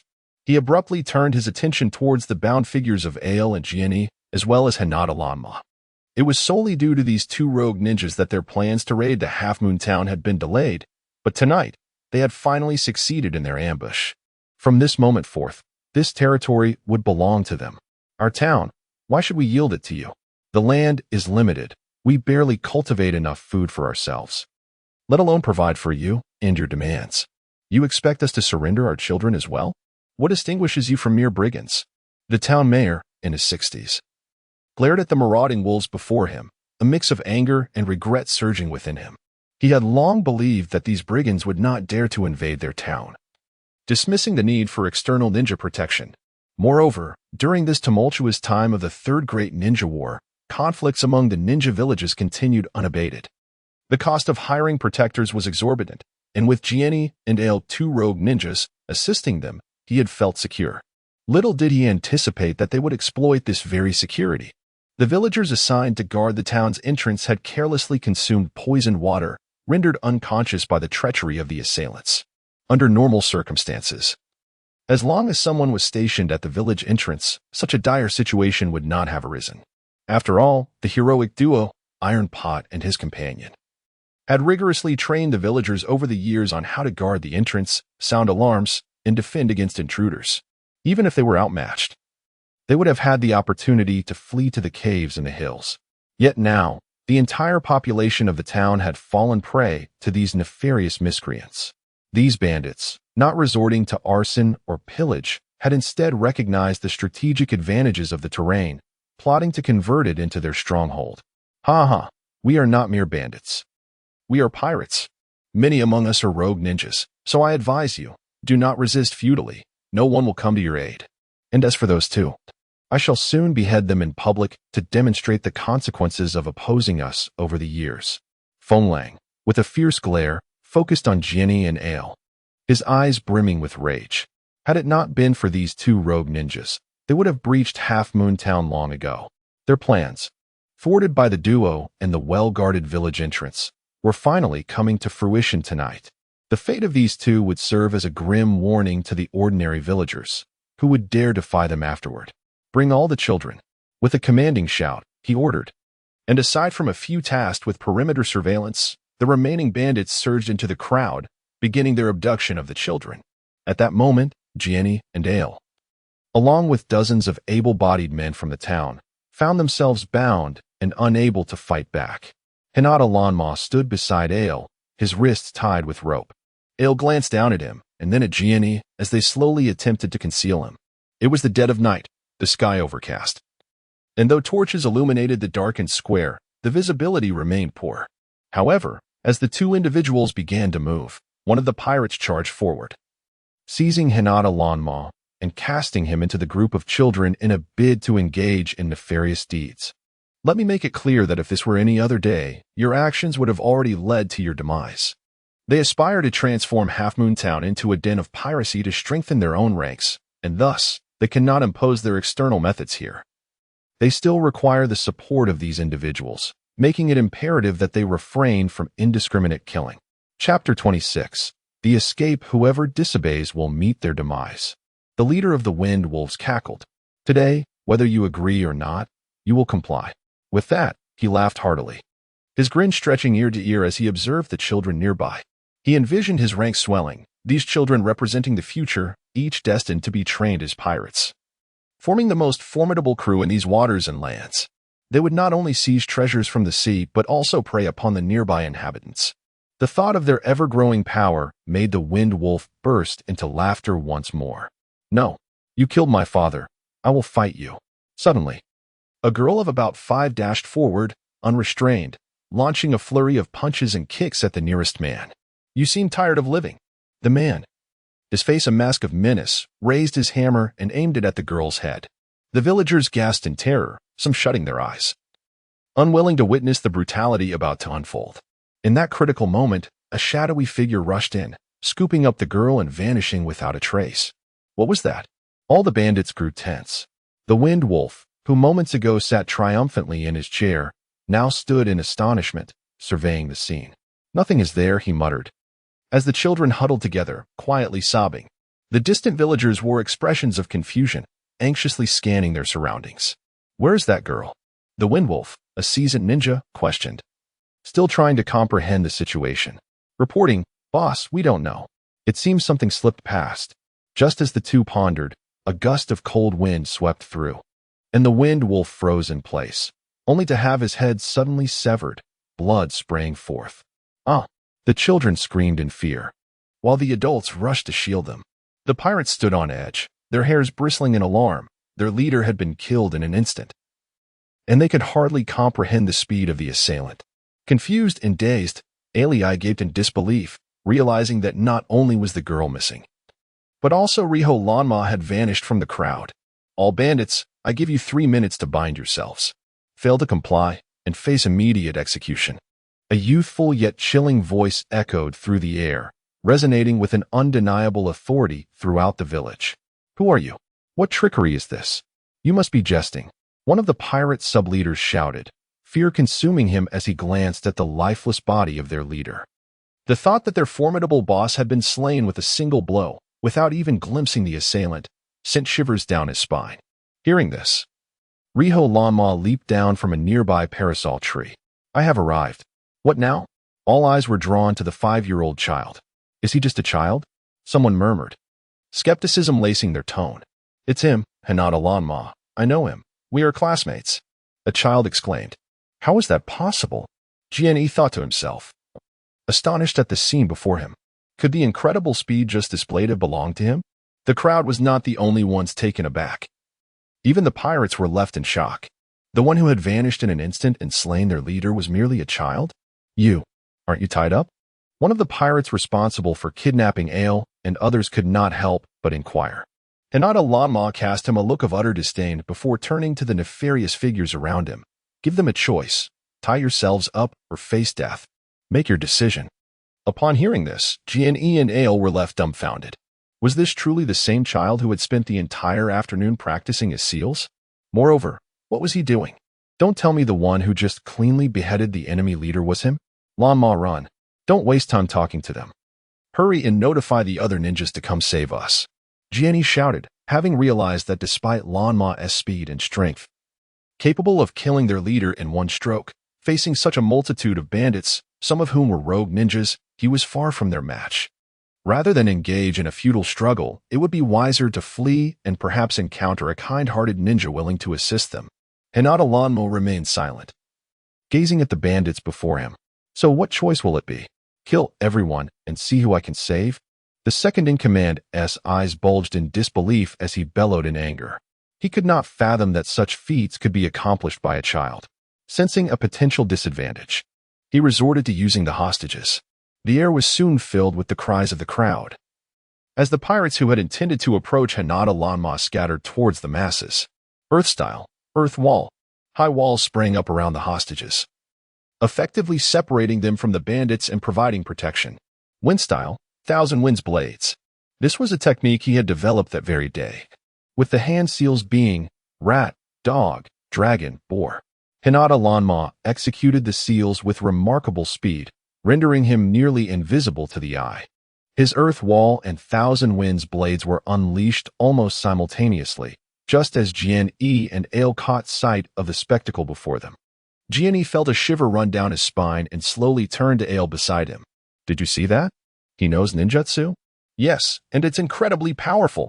I've never seen such a wind style before. Moments later, the two heard the sounds of screams and pleas for mercy from beyond the earthen walls, accompanied by the sharp whistling of wind cutting through the air.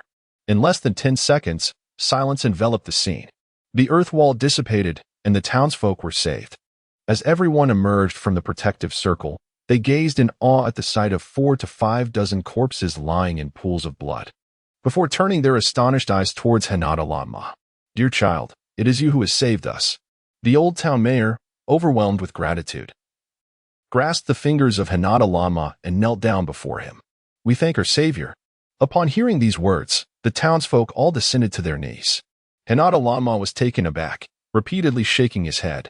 Please, do not do this. I cannot bear such honor. Quickly, rise. You have spared the lives of us all. We would willingly sacrifice everything, not merely kneel, for you, our benefactor. You are indeed our savior. The old mayor wept, and the others joined in expressing their profound gratitude, creating a scene that was exceptionally moving. Chapter 27. The town hero Jian-Yi and Ale stood dumbfounded at the scene before them. Jian-Yi felt a burning sensation on his face, just earlier. He had made someone practice hand seals for an entire afternoon. Yet now, he witnessed the earth flow wall and the technique known as the Thousand Winds blades being executed almost simultaneously. Was there any need for further training? This person was a master among masters. Benefactor, from where do you hail? Please come to my home tonight. I must express my gratitude. No, dear benefactor. If you visit my home, I shall prepare a lamb for you. My roasted whole lamb is the finest in the entire town. You must indulge. I think we should offer some money. Even if we pooled all our savings, it would hardly convey our gratitude. The townsfolk knelt on the ground, not only refusing to rise, but also beginning to devise various elaborate ways to show their appreciation. In that moment, Hinata Lanma found himself in a quandary, uncertain how to decline their fervent offers. That evening, after cleaning up the pirate corpses and establishing checkpoints and patrols at the town's entrance, the townspeople commenced their celebrations. They reveled for an entire day before allowing Hinata Lanma, Jian-Yi, and Ale to return home. Upon arriving, the two stood awkwardly in the room, gazing at Hinata Yufeng. After a while, Jian-Yi scratched his head and inquired, I never anticipated your ninjutsu to be so advanced. When I asked Jingyin about you, she merely mentioned your ability to refine chakra. She never said you practiced ninjutsu. She was unaware that I practiced ninjutsu, Hinata Lanma replied. Haha. So that's how it is. The two quickly prepared slippers for him as Ale dashed to the kitchen to wash some fruit, bringing it to him. Observing their eagerness, Hinata Lanma remarked, There is no need for such formality. Just treat me as before. That is impossible. After witnessing your ninjutsu, we too, even combined, are no match for you. We are unworthy to be your teachers. We have been overly arrogant, truly embarrassing. Jian-Yi blushed deeply, bowing an apology. Ale, too, appeared flustered, eventually stating, If it weren't for you today, we wouldn't have known how we might have perished. But that is what I ought to do. I reside here and help the people vanquish evil. It is my duty. After Hinata Lanma spoke, silence enveloped the room once more. After sipping some water, he refrained from further urging them and took his leave to rest in his room. From that day forward, neither of them pressed Hinata Lanma to learn ninjutsu or attend lessons. He could come and go as he pleased. Moreover, his reputation in the town swiftly soared, to the extent that even a casual stroll down the street would result in townsfolk offering him gifts. Thus, he spent 3 months in Banyu town. While Tsunade and Jingyin still had not made any contact, Hinata Lanma had developed 7 new ninjutsu techniques and trained 2 ninjas with chakra for the village. The clone of the Nine Tails within the system had reached 100%, and the successful cells of the Nine Tails clone had entered the cultivation phase. Moreover, his system had not advanced due to the absence of new image replication targets. However, certain fundamental metrics had undergone significant transformation. For instance, his chakra capacity surged from a previous 500 to an astonishing 1,000. This quantity represents tenfold the maximum level of an ordinary individual, and it is noteworthy that this is achieved without the absorption of natural chakra. Should he absorb natural chakra in inner sage mode, his chakra capacity would escalate to thousands of times that of a typical individual at full capacity. In 2 months, he must return to Konoha for his report. Remaining here indefinitely is not a viable option for him. Despite the plethora of newly developed ninjutsu, he must continuously augment his own strength, otherwise, upon returning to Konoha, he would still be no match for Danzo, which would undoubtedly spell trouble. On this particular day, Hinata Lanma could no longer afford to wait. He bid farewell to the townsfolk. Jinny and Alai were reluctant to see him go, having promised Tsunade to take good care of him. Yet, upon reflection, they realized that their combined abilities paled in comparison to those of a mere child, leaving them with no rightful claim to insist on his stay. His presence here was truly a squander of potential for individuals like them, who had trained for over 20 years without progress. Claiming to be reclusive sages while enjoying a life of leisure was one thing, but for a prodigy such as him to forego venturing into the world and enhancing himself would be a disservice to his innate gifts. Hinata Lanma left behind 2 talismans for his mentors, Jinny and Alai. Should Tsunade or Shizen come looking for you, please give them these talismans. Once they ignite them, I shall return to meet them immediately. Having mastered all the ninjutsu and abilities of the 4th Hokage, he was naturally well versed in the talisman techniques left behind in the Whirlpool Village. Crafting such simple spiritual talismans was not particularly challenging, hence he left 2 for communication purposes. Very well, if they come to Half Moon Town, we shall certainly deliver these to them, Jinny replied as he accepted the talismans. The entire town turned out to bid him farewell, and Hinata Lanma felt immense gratitude. After repeated farewells, he departed from Half Moon Town. Once outside the town, he utilized spatial transfer and swiftly arrived at Chitian Port, a scene of desolation. Upon inquiry, he learned that a fierce 3-on-3 confrontation had occurred here 3 months prior, leading to the port's closure by the Land of Iron. Presently, the Land of Iron had allied with the Land of Fire, and the efforts of the past 3 months had yielded significant achievements for Konoha. Gazing out over the sea, Hinata Lanma's expression grew contemplative. In the distance, an elderly woman sat on the dilapidated dock, peddling her wares. Toys, toys. Who will buy my toys? A calamus doll. With the string, you can control the calamus doll. At the sound of her voice, his heart tightened, and unwelcome images flooded his mind. He approached the port slowly, the sea breeze brushing against him, swirling a layer of fallen leaves and dust at his feet. Clad in dark blue attire, he felt the wind billowing around him. His steps were deliberate. It was daytime, and visibility was poor, yet he could utilize his mirroring system to sense the changes around him. Before him stood an elderly lady, while to his left, concealed within the stones, lurked a ninja, seemingly no more than 15 or 16 years of age. To his right was a robust man, energetically leaping about, whose chakra was astonishing. Although each of these individuals was preoccupied with their own affairs, he could sense that all their nerves were attuned to him. Who were these people? Who had sent them? In Hinata Lanma's mind, 2 figures emerged, Orochimaru and Danzo, for only they would resort to employing threats like SHBU to coerce him into submission. With measured steps, Hinata Lanma advanced cautiously, intently listening to the calls of the elderly woman. Chapter 28 would release ninjutsu in a distant village. There lived a young girl named Changpu. She became entangled with a mischievous boy, but ultimately found redemption and transformed into a hero. Changpu, oh Changpu. This tale was clearly intended for Hyuga Lanma's ears. Who was this mischievous child? Redemption? From your kind of redemption? How absurd. The only reason Hyuga Lanma had yet to act was his uncertainty regarding whether Changpu was truly in their clutches. Although the dock had been sealed, there were still occasional passenger ships that would dock here. At that moment, a passenger vessel arrived at the harbor, and a group of people disembarked. 2 children tugged at their parents, rushing toward an old woman. Mommy, look at the toys. I want that doll. The old woman, witnessing this scene, furrowed her brow and glanced in Hyuga Lanma's direction, only to find him missing. Enraged, she stood up and surveyed her surroundings, but there was no sign of Hyuga Lanma. Fuming, she seized a nearby machete, causing those boarding and disembarking at the dock to scream and scatter in fear. Where is he? The old woman cried out. They had been stationed here for 3 months, awaiting Hyuga Lanma's appearance to capture him and present him to Orochimaru. Yet, just as someone had shown up, he vanished in the blink of an eye. Suddenly, a black hole materialized in the air, and would release surged forth, piercing through the old woman's chest. The other two, witnessing this, rushed toward her, but in the next moment, Hyuga Lanma's thousand winds blades rained down from all directions. The two were struck with disbelief. Had not Lord Orochimaru said he was incapable of ninjutsu and only proficient in genjutsu? How could this be? Had he truly progressed so swiftly in just 3 months since leaving Konoha? Was Orochimaru mistaken? They had no opportunity to ponder further. As they attempted to evade, countless wind blades penetrated their bodies. Their eyes glazed over, and blood gushed forth, extinguishing their lives in an instant.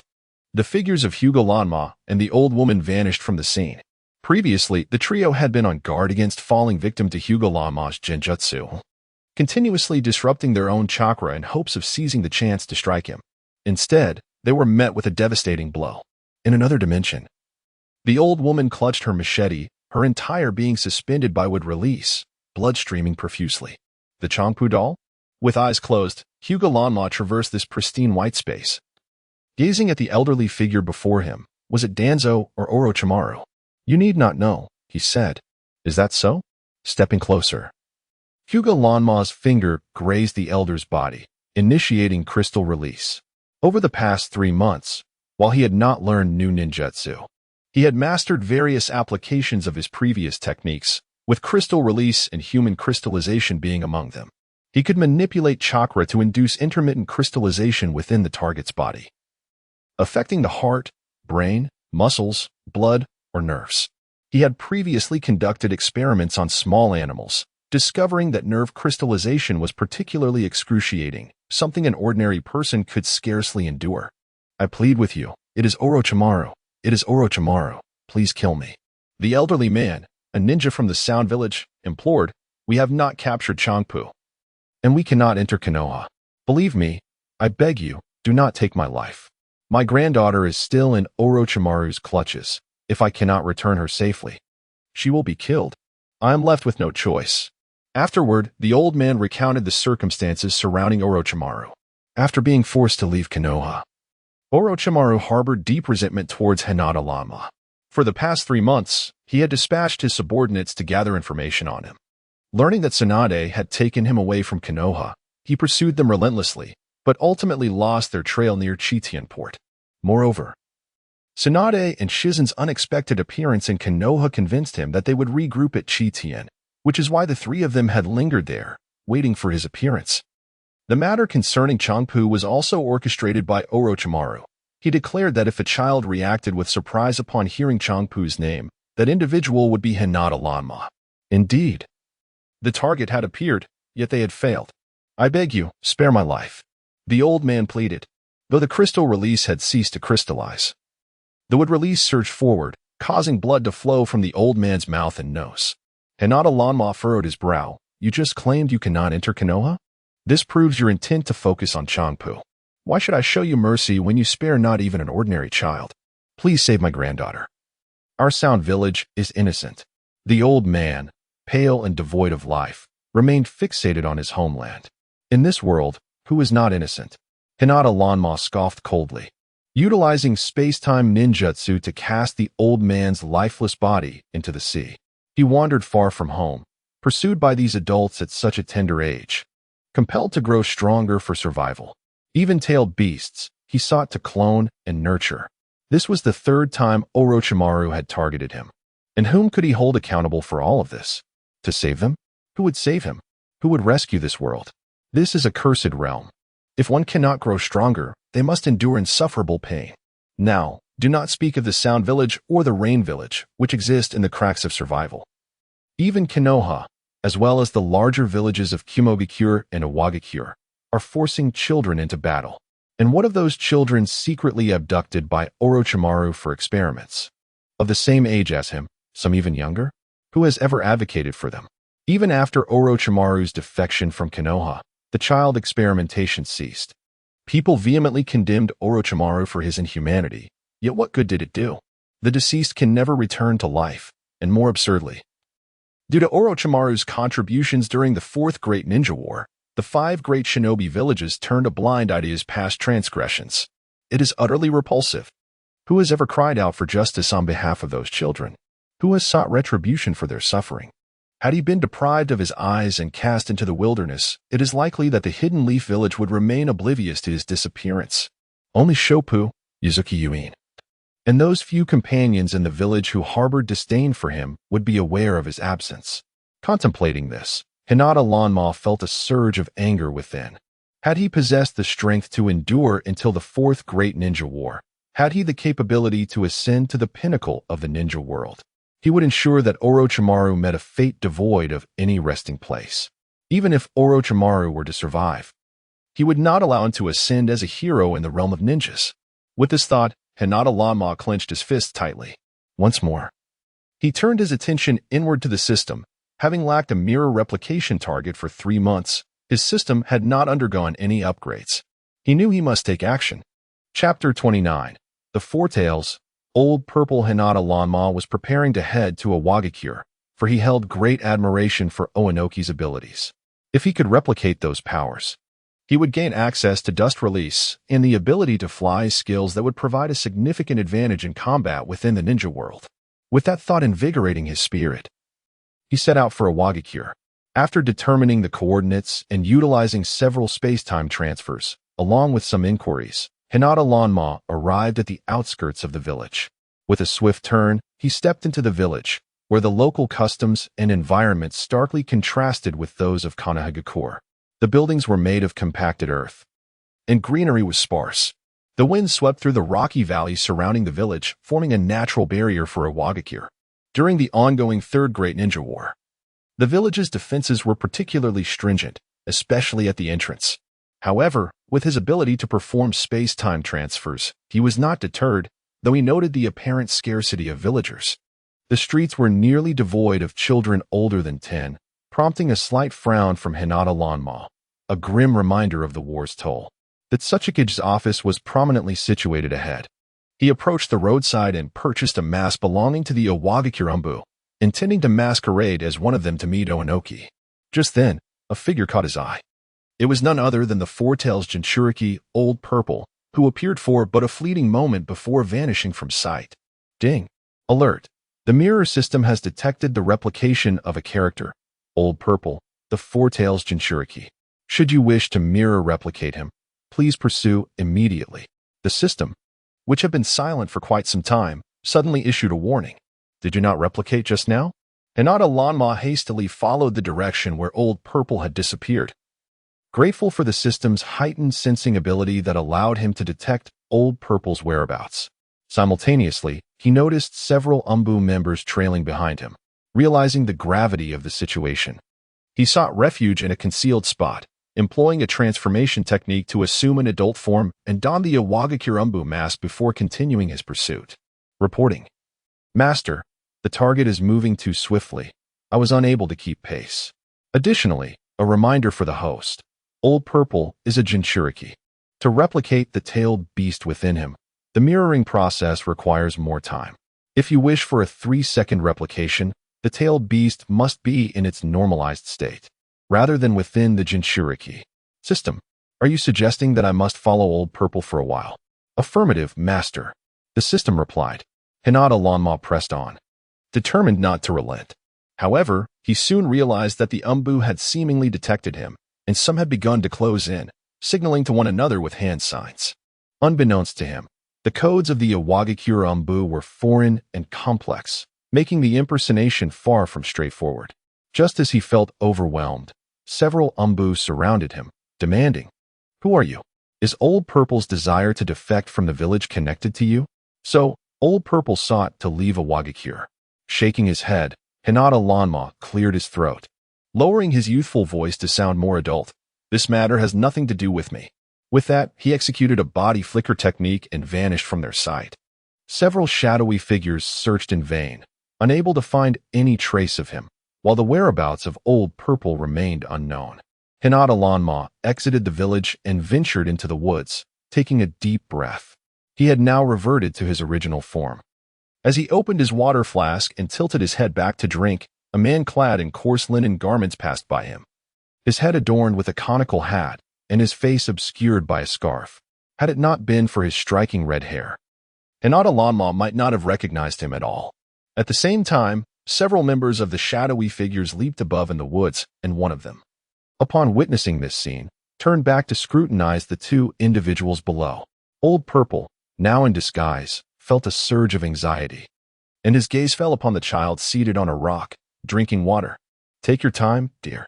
You must be thirsty. It's all my fault for not taking better care of you." Ding. Target for duplication detected.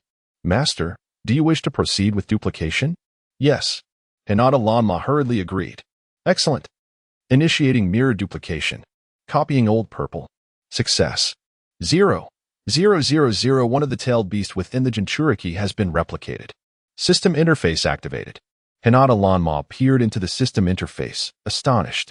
Though he was aware that the system's duplication of Jinchuriki would be slow, he hadn't anticipated it would be this sluggish. Could this be what the system referred to as requiring additional time? Looking up at Old Purple, he spoke, "Not only am I thirsty, but I am also quite hungry." The hidden members of the shadowy figures observed this exchange and, without suspicion, turned to continue their mission. "Who goes there?" one companion inquired. "Just a grandfather and grandson. Nothing to worry about," replied another member of the shadowy figures. By the riverside, Old Purple, seeing the figures depart, promptly turned westward, with Hinata Lanma trailing closely behind. "What do you want? Don't follow me, go away." Hinata Lanma disregarded his words. He was still in the midst of the mirror duplication process and could not afford to halt. Old Purple frowned, attempting to shake off the persistent child with several agile leaps. After racing for nearly 10 miles, he halted and turned around, only to find the child still closely following him. "Oh, it is rare for someone of your age to keep up with me. Who are you?" Old Purple inquired, a hint of curiosity beginning to surface. "I am a wandering ninja. I have heard of your prowess as a Jinchuriki, and I wish to train with you." Hinata Lanma fabricated this excuse. Old Purple's frown deepened. "You should seek someone else. As you can see, I will soon be a fugitive, and I fear I will have no time to teach you." With that, he resumed his journey, yet Hinata Lanma remained steadfastly in pursuit. No matter how hard he tried, he could not shake off the child. Thus, they continued this way for 3 days, and Old Purple could no longer tolerate it. Frustrated, he contemplated giving the child a taste of his power, but his benevolence held him back. At times, his palm neared Hinata Lanma's front, but withdrew at the last moment. On 2 occasions, he employed his melting technique, which could have easily scorched Hinata Lanma, yet he deliberately aimed astray. "Why do you persist, like an unyielding plaster? You could easily evade me. Why do you not?" Old Purple pondered, shaken, as he recalled nearly melting the child just moments ago. "I am aware that you would not harm me."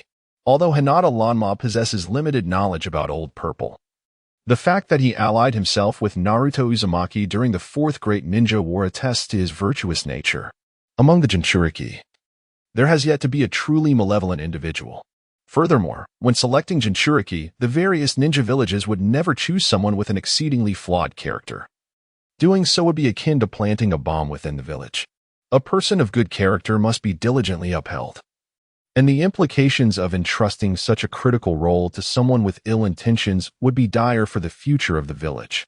Thus, Hinata Lanma places his trust in Old Purple. Chapter 30. The Dogskin Plaster. Indeed, it is the dogskin plaster. "Come here, let us savor some roasted sweet potatoes."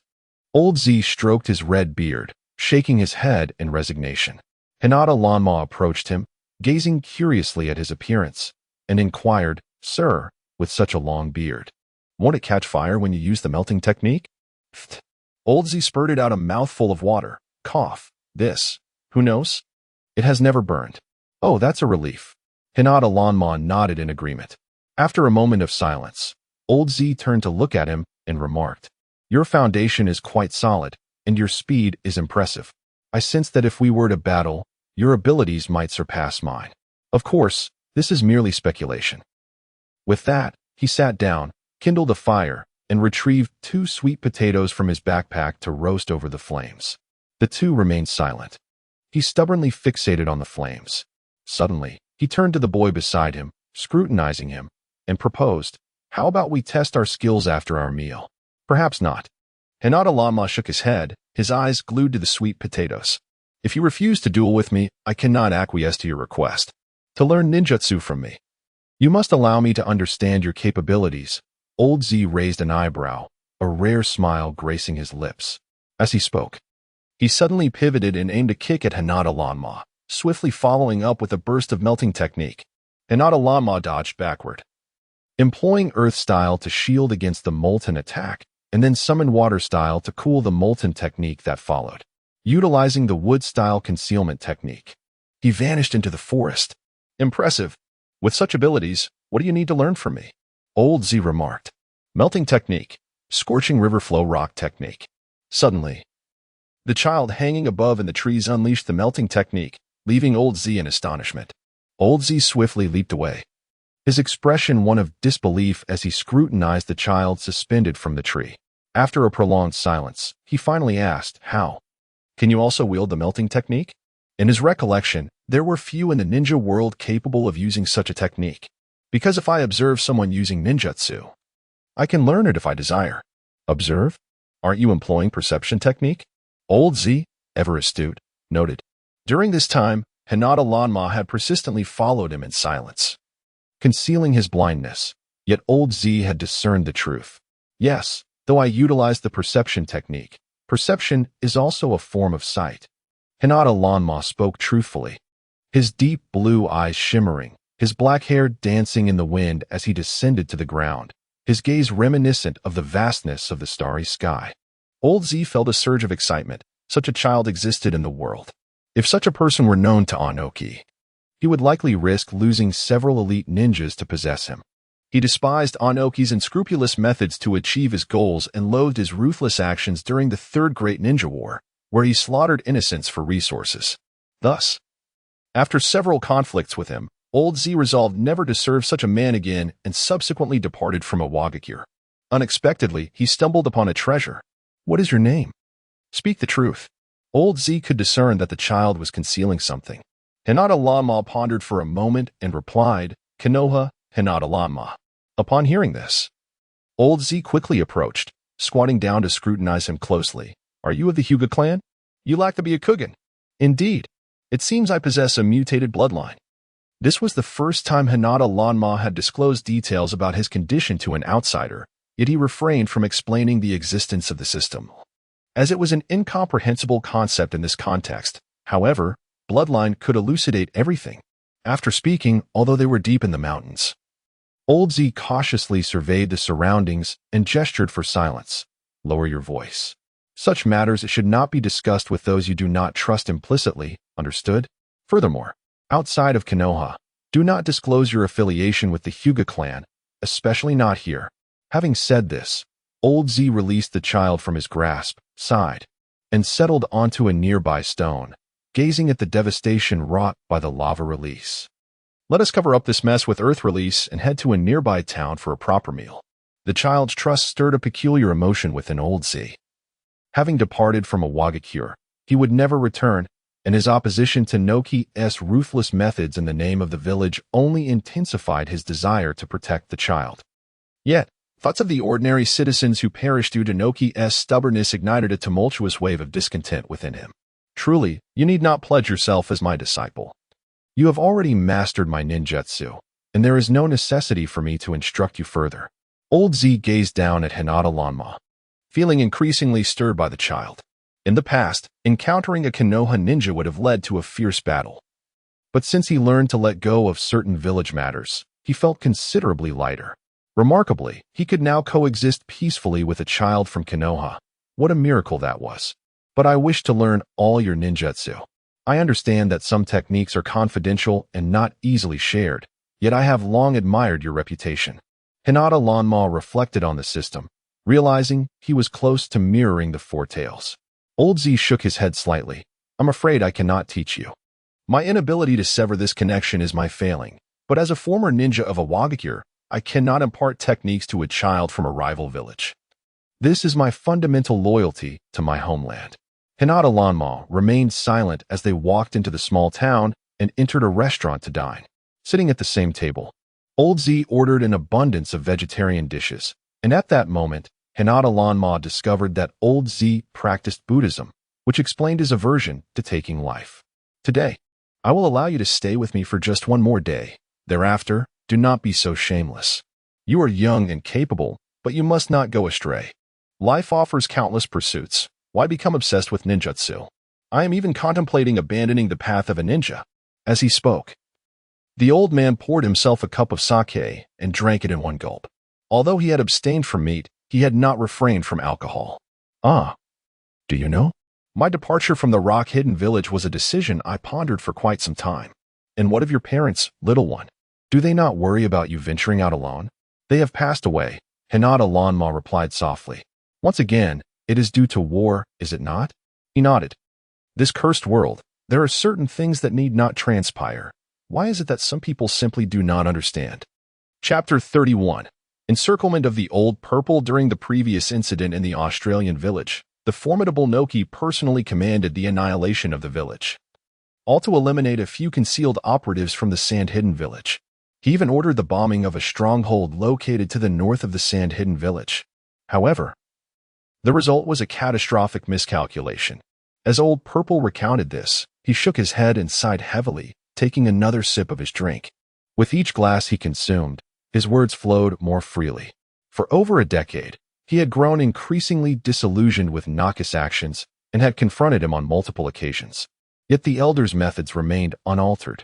If only he had heeded my counsel, the third great ninja war would have concluded long ago, and the land of Earth would have found tranquility. The years of conflict have inflicted indelible scars on every nation, but does it bear any significance? What is the value in a struggle for survival, ultimately leading to one faction's domination over another? The 5 great shinobi villages will still remain as such, regardless of the victor. As Old Purple spoke, his eyes glistened with unshed tears, his compassionate heart unable to bear the weight of Naka's deeds, and he felt a profound inner turmoil. I have come to realize that I cannot alter this world, nor do I wish to change them. I shall focus on transforming myself.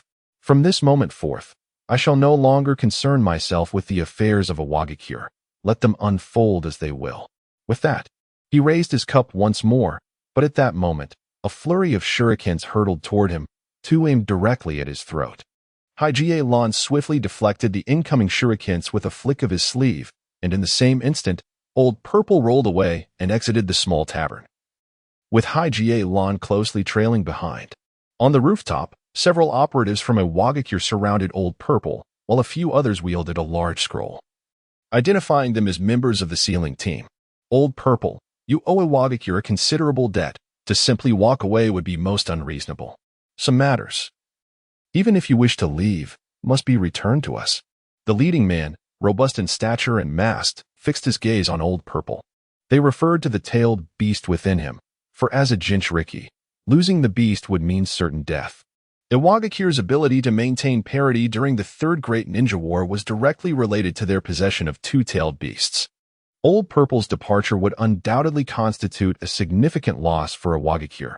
Noki could afford to lose Old Purple, but he could not afford to lose the tailed beast at this critical juncture. Thus, waves of operatives were dispatched with a singular objective. Old Purple's fate was inconsequential. What mattered was the recovery of the 4 tails. Nonsense. The diminutive Haijie Lan suddenly interjected, stepping bravely in front of Old Purple. You lot are spouting utter drivel. What has he ever owed you? Can any of you articulate what he is indebted to you for? The dark-clad operatives exchanged glances, bewildered by this child's audacity. Who is this brave soul? Where did this child come from? If you value your life, you had best step aside. The ones who should retreat are you. Do you think I am oblivious? Your sole intention is to seize the tailed beast within him. Yet, when you made him a Jinchuriki, did you ever consider his consent? Haijie Lan fixed a determined gaze upon the group before him. For over 30 years, Lao Zi has borne the burden of being a Jinchuriki, yet no one has ever spoken on his behalf. In his youth, they referred to him as the sharp blade of a Wagakure, tasked with the perpetual protection of the village. Throughout the years, he has indeed safeguarded them, but in doing so, he has caused harm to others, a torment of conscience they will never comprehend. His disagreements with Inoki have led to a singular focus on him. with no one addressing the core issues, deepening his disillusionment with them. No one perceives his suffering, even now, as they stand before him. Their only desire is to reclaim their weapons, rather than to truly listen to his voice. As Lao Zi gazes at the child before him, he feels a flicker of solace. At least one person in this world is willing to stand up for him, and that is enough. Without further ado, let the confrontation begin.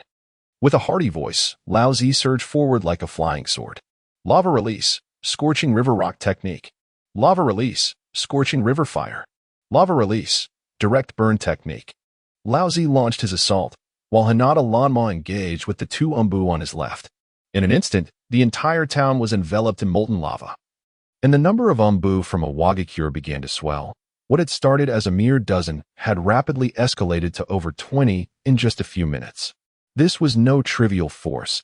It appeared that Inoki was determined to reclaim the Four Tails. Earth release and water release ninjas, advance. Others, retreat. Sealing unit, move forward, commanded the robust Umbu leader, orchestrating the formation of his team. The water release ninjas began unleashing their techniques, as water is the natural counter to both lava and fire releases. Observing this, Hinata Lanma frowned slightly. Lao Zi's body had turned a vivid red. His eyes transformed to a fiery orange, and his hair stood on end. He was tapping into his beastly transformation. After years as a Jinchuriki, he had mastered the control of the tailed beast, intending to utilize this form to drive away the encroaching Umbu. However, with over 20 opponents, including a sealing team, it was evident they had no intention of letting him escape. Congratulations, Master. The mirror has successfully replicated the Four Tails within the Jinchuriki at 100. At that moment, Hinata Lanma's system notified him of the successful replication, signaling that he could retreat. But Lao Zi was in peril. Could he truly leave him now? Go quickly. At that instant, Lao Zi shouted, his movements swift as he positioned himself before Hinata Lanma. I will cover you. You must leave at once. Though stubborn, this old man had treated him well, and Hinata Lanma could not abandon him now. No, I will assist you, he declared, leaping into action and beginning to weave hand signs. Earth release, Earth Dragon technique. A colossal Earth Dragon erupted from the ground, charging towards the sealing unit situated behind the Umbu ninjas. Crystal release, Crystal spike. Suddenly, thousands of crystal spikes coalesced in the air, hurtling towards the adversaries. This was a technique invented by Hinata Lanma, a relatively simple yet highly aggressive skill in the realm of crystal release, inspired by his earlier creation. Wind release, Thousand Winds blade. What is that? The sheer volume and speed of the crystal spikes were overwhelming. Within moments, 3 of the enemy were impaled, resembling porcupines. The crystalline projectiles had already targeted the leader of the Umbu, a robust man who took a step back, his eyes marred by the presence of blood vessels. Just as his fingers were about to form the necessary seals, the crystalline spikes pierced into his wrist. Come on, Old Purple. Hinata Lanma, disregarding the imminent peril of Old Purple's transformation into a tailed beast, seized his wrist and executed a space-time technique, vanishing without a trace. Meanwhile, the crystalline spikes surged towards the 20 or so Umbu ninjas present. The conjurer had departed, yet the jutsu continued to operate. What remarkable control over chakra this must require. Chapter 32. Noki. Fortunately, the use of Earth Style, Earth Flow Wall, alongside the efforts of those who burrowed underground and employed Water Style for obstruction, spared the Umbu from total annihilation during this operation. Nonetheless, they suffered the loss of 5 Umbu ninjas, and even the leader of this mission was grievously wounded. Investigate immediately. Discover the identity of that child, bellowed a robust man, as several Umbu leapt away in pursuit. On the northern Lus Plateau, Hige Rama grasped the wrist of Old Purple. They exchanged glances and erupted into laughter. Life is truly marvelous. Is this what they mean by living long enough to witness such wonders? Who would have thought that I, the Four Tails Jinchuriki, Old Purple, would one day be saved by a child, and from Konoha no less? What an extraordinary twist of fate. Old Purple gazed joyfully at the sky as the sun set, painting the horizon with hues of crimson and gold over the endless Lus. He embraced Hige Ranmu, exclaiming, "From this day forth, you shall be my brother." Hige Ranmu chuckled awkwardly. Don't you think the age difference is a bit too great? Though there is a disparity, We are bound by a friendship that transcends age. Are we not? Ranmu, I am grateful for your assistance. Without it, I would have surely succumbed to their grasp today, and they would have extracted my tailed beast. He patted Ranmu's shoulder, growing increasingly fond of him. By the way, your Earth Dragon technique is quite impressive. Few can wield such a large Earth Dragon in the land of Earth. In all of Awagakure, I feel that only the third Tsuchikage and his son, Lus, possess that ability, and even his is considerably smaller than yours. His laughter was genuine, as he felt a joy he had not experienced in many years. Hige Rama turned his gaze towards the setting sun, his eyes shimmering, then closed them. Soon, his own day would dawn. Brother, I suddenly have a plan. I wonder if you would care to hear it? Old Purple said with a smile, glancing back at him. What plan? Let us expedite the end of the third great ninja war in the land of Earth. Old Purple's eyes shone with determination as he fixed his gaze on the horizon. A hint of excitement glimmering within. Hige Ramu frowned slightly upon hearing this. Although calling you brother feels somewhat awkward, if you insist, I shall comply. However, with just the two of us, is it truly feasible to bring an end to the third war? I once thought it impossible. But now that you are by my side, having defeated over 20 Umbu from Awagakure, nothing is beyond reach. I have lived in Awagakure for many years and understand them well. The third war has left them weakened. Did you not observe that one can learn ninjutsu simply by witnessing it? If you can master Naka's techniques and defeat him to seize the five tails, then nothing is unattainable. As he spoke of this plan, Old Purple felt a surge of exhilaration, as if victory were within grasp. Brother, do you truly have such faith in me? Hige Ranmu turned to look at him, and beneath the setting sun, Old Purple nodded earnestly, his red hair ablaze in the twilight, resembling a fiery conflagration. I place my trust in you. However, I have also devised a contingency plan, even in the face of failure. I shall ensure your survival and facilitate your escape from Awagakure. Therefore, rest assured, I would never jest with your life. Old Z exclaimed with excitement, his eyes shimmering with the brilliance of the sun. Hinata Lanma remained silent, gazing at him for an extended period, before finally nodding heavily in agreement. Very well. Thus, our plan commences. Outside Awagakure, a 5-year-old child sat upon a cart, eyes closed, appearing at the village's entrance. The guard on duty called out loudly, inquiring about his identity and the absence of a pass. None. The cart bore a compartment in the rear, the curtains drawn, concealing the occupant within. What audacity! No pass means no entry into Awagakure. Step aside and do not obstruct others. The guard bellowed. Hinata Lanma, with his eyes slightly shut, softly declared, summon your Tsuchikage to meet me. You impudent child. Such bravado. If you wish to live, depart at once, or I shall shatter your skull this instant. The guard advanced a few paces, reaching out to seize Hinata Lanma. Yet, before he could approach, his hands were pierced through by crimson crystal spikes, blood gushing forth. It is Crystal Release. He's the child wielding Crystal Release. 3 days prior, the Umbu returned to the village bearing 5 corpses. Their tragic demise witnessed by these 2 guards, their bodies riddled with crimson spikes, blood streaming from their mouths and noses. Now, they stood before a wielder of such a bloodline limit. Hasten, inform Lord Tsuchikage that an enemy approaches. One of the guards exclaimed, turning to flee into the village. In less than 3 minutes, Anoki arrived gracefully, flanked by over 30 ninjas, who swiftly surrounded Hinata Lanma, floating in the air. Anoki scrutinized the child before him, dressed in ordinary garments, with short black hair and eyes slightly closed, lacking a forehead protector. Upon Anoki's arrival, the child opened his eyes, revealing a pair of deep blue orbs. Although his eyes were open, they lacked focus. Could it be that this child was blind? However, the earth did not suggest that he was sightless. What could be the explanation? While Anoki pondered this, Hinata Lanma's eyes closed once more.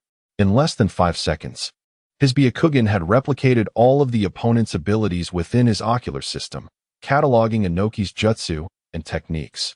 You are the child assisting Old Z? Who are you? Where do you come from? Why do you aid Old Z? And why have you appeared here? Do you comprehend that opposing Awagakure is tantamount to opposing the land of Earth? Who is seated in your cart? Anoki's voice resonated deeply, his eyes narrowing as he scrutinized Hinata Lanma intently. Hinata Lanma surveyed his surroundings, over 30 ninjas, and turned his gaze towards the village. Apart from the two guards at the entrance, there stood 7 or 8 chunin within, all seemingly youthful, appearing no older than their teens. The Five-Tails Han had yet to make an appearance. Seated in my vehicle is my elder brother, Dakemoku, who has come to challenge you. Should you lose this contest, I implore you to relinquish your position as the Tsuchikage for him to occupy. Otherwise, I will obliterate your village. Hinata Rambo's voice was frigid, his gaze profound. The onlookers were divided.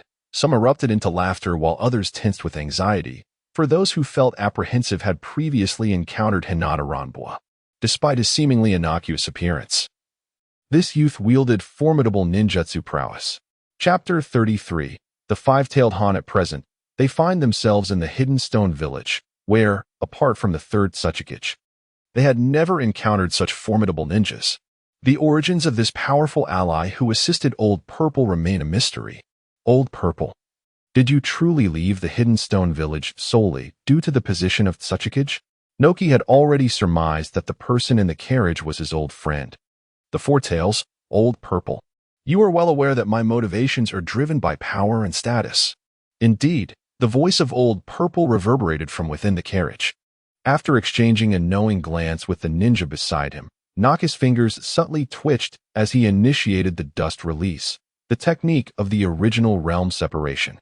In an instant, the transparent cubic technique enveloped the entire carriage, ensnaring Hinata Lanma as well. I expected more from you, yet you are merely this. With that, Noki glanced towards the ceiling team on either side. They had previously deliberated that if they captured Old Purple, their first action would be to extract his tailed beast.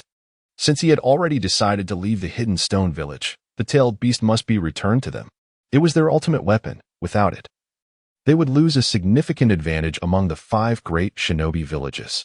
Thus, the Four Tails could not be permitted to depart with him. At that moment, someone exclaimed in astonishment, "What about the child?" Noki turned to look, only to find that the child had vanished from within the original realm separation, leaving behind an empty carriage. He could not ascertain whether Old Purple was still inside. Vigilantly, he scanned his surroundings with keen eyes.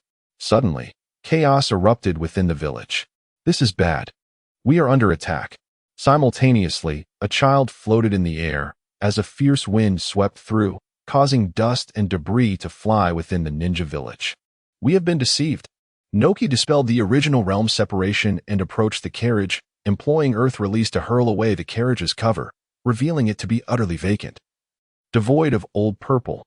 Despite Old Purple's absence, the child had undeniably been ensnared by his original realm separation technique. Even if underground, escape would have been impossible, for this technique encompassed him entirely. How could the child have evaded capture? Puzzled, Noki turned and soared towards the village. Hinata Lanma ceased his wind release and addressed the Tsuchikage before him. Do you understand why I only employed wind release earlier? Because Old Purple forbade me from harming the villagers. Is that so? What a pity you squandered your finest opportunity. Today, I shall unveil my terrifying power. With that, Naka's eyes widened as he unleashed Earth Release, the rock grinding wheel. A colossal earthen golem materialized, launching an assault on Hinata Lanma. Simultaneously, Naka's dust release original realm separation ensnared him instantaneously. Destruction, he bellowed. Let me show you the sensation of being utterly obliterated. Within the confines of the original realm, immense pressure surged, and in the next moment, the child's eyes glowed with the crimson hue of the Sharingan, only to vanish entirely. Could he be a member of the Uchiha clan? Although he was unaware of the specific technique employed by his opponent, he recognized those eyes. Had Konoha conspired with Old Purple? If that were the case, matters would become dire. Should the old man ally himself with Konoha? Who among the 5 great ninja villages would dare to challenge them? Moreover, the advantages of the Iwagakure would be utterly obliterated. This cannot stand. The child must be eliminated today. Yet, within the vast expanse of the ninja village, where could one possibly find Hinata Lanma? Not only that, but even the old man Ji's whereabouts were shrouded in mystery. Initially, Noki intended to mobilize all the Umbu to locate Ji, but fearing that both might be concealed within Iwagakure, he refrained from deploying them. Instead, he issued a warning to all ninja, urging them to remain vigilant and report any signs of movement immediately.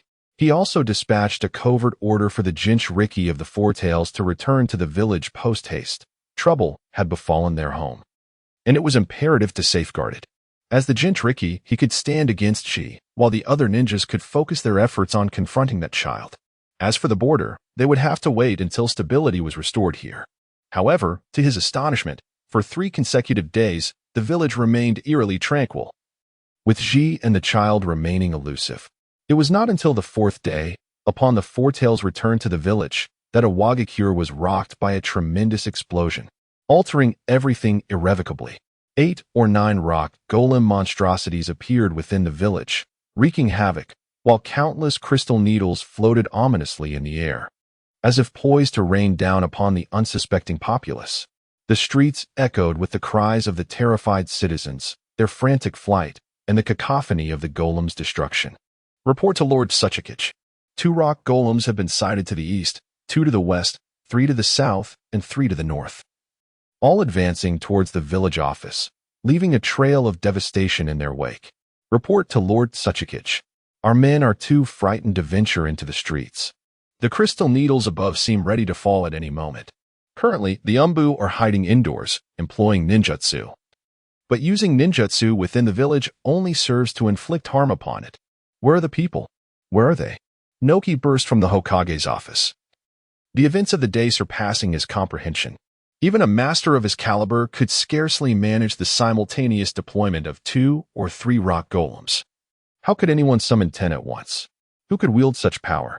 As he beheld the myriad crystal needles suspended in the sky, poised to descend, Noki used Earth Release to shield himself, retaliating against the advancing rock golems with his own Earth Release techniques. This was undeniably his ninjutsu. How could it be employed against the village by another? Who was responsible? Trouble. The Four Tails has been captured.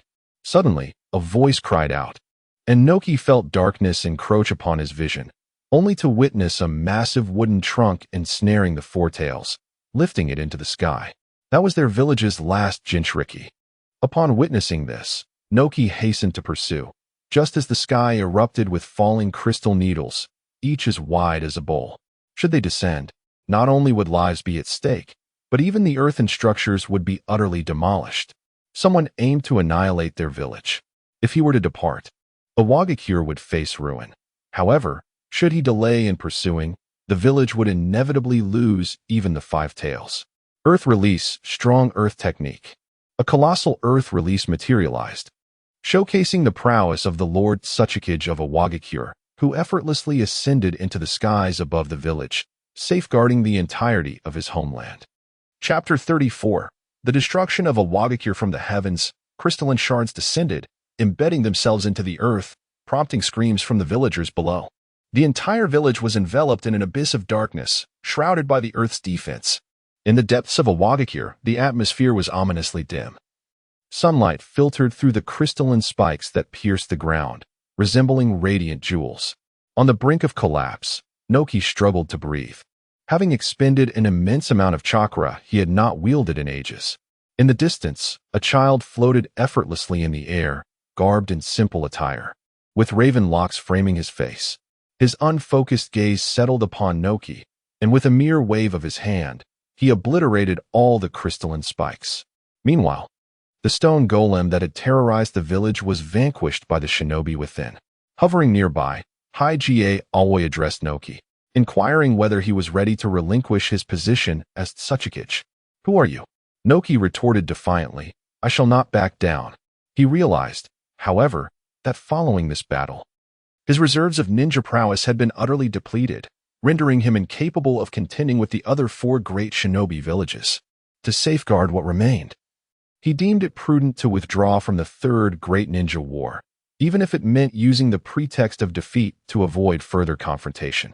Noki charged forward, but Hige Aoi remained composed in the air, forming hand seals for dust release, limit removal technique.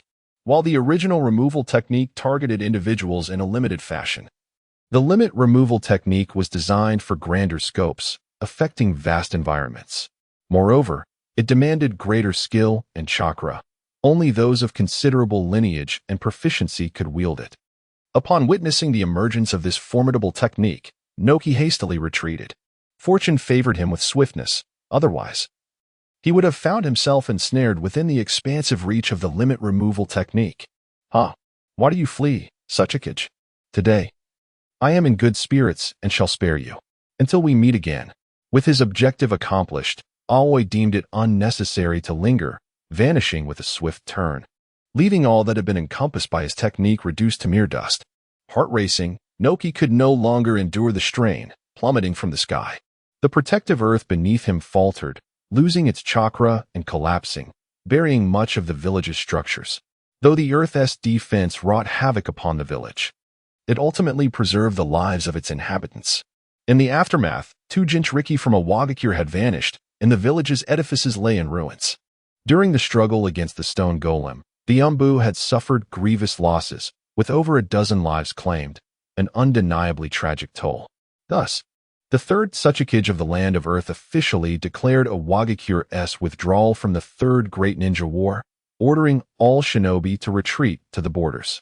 The stalemate that had persisted for nearly a decade was finally resolved.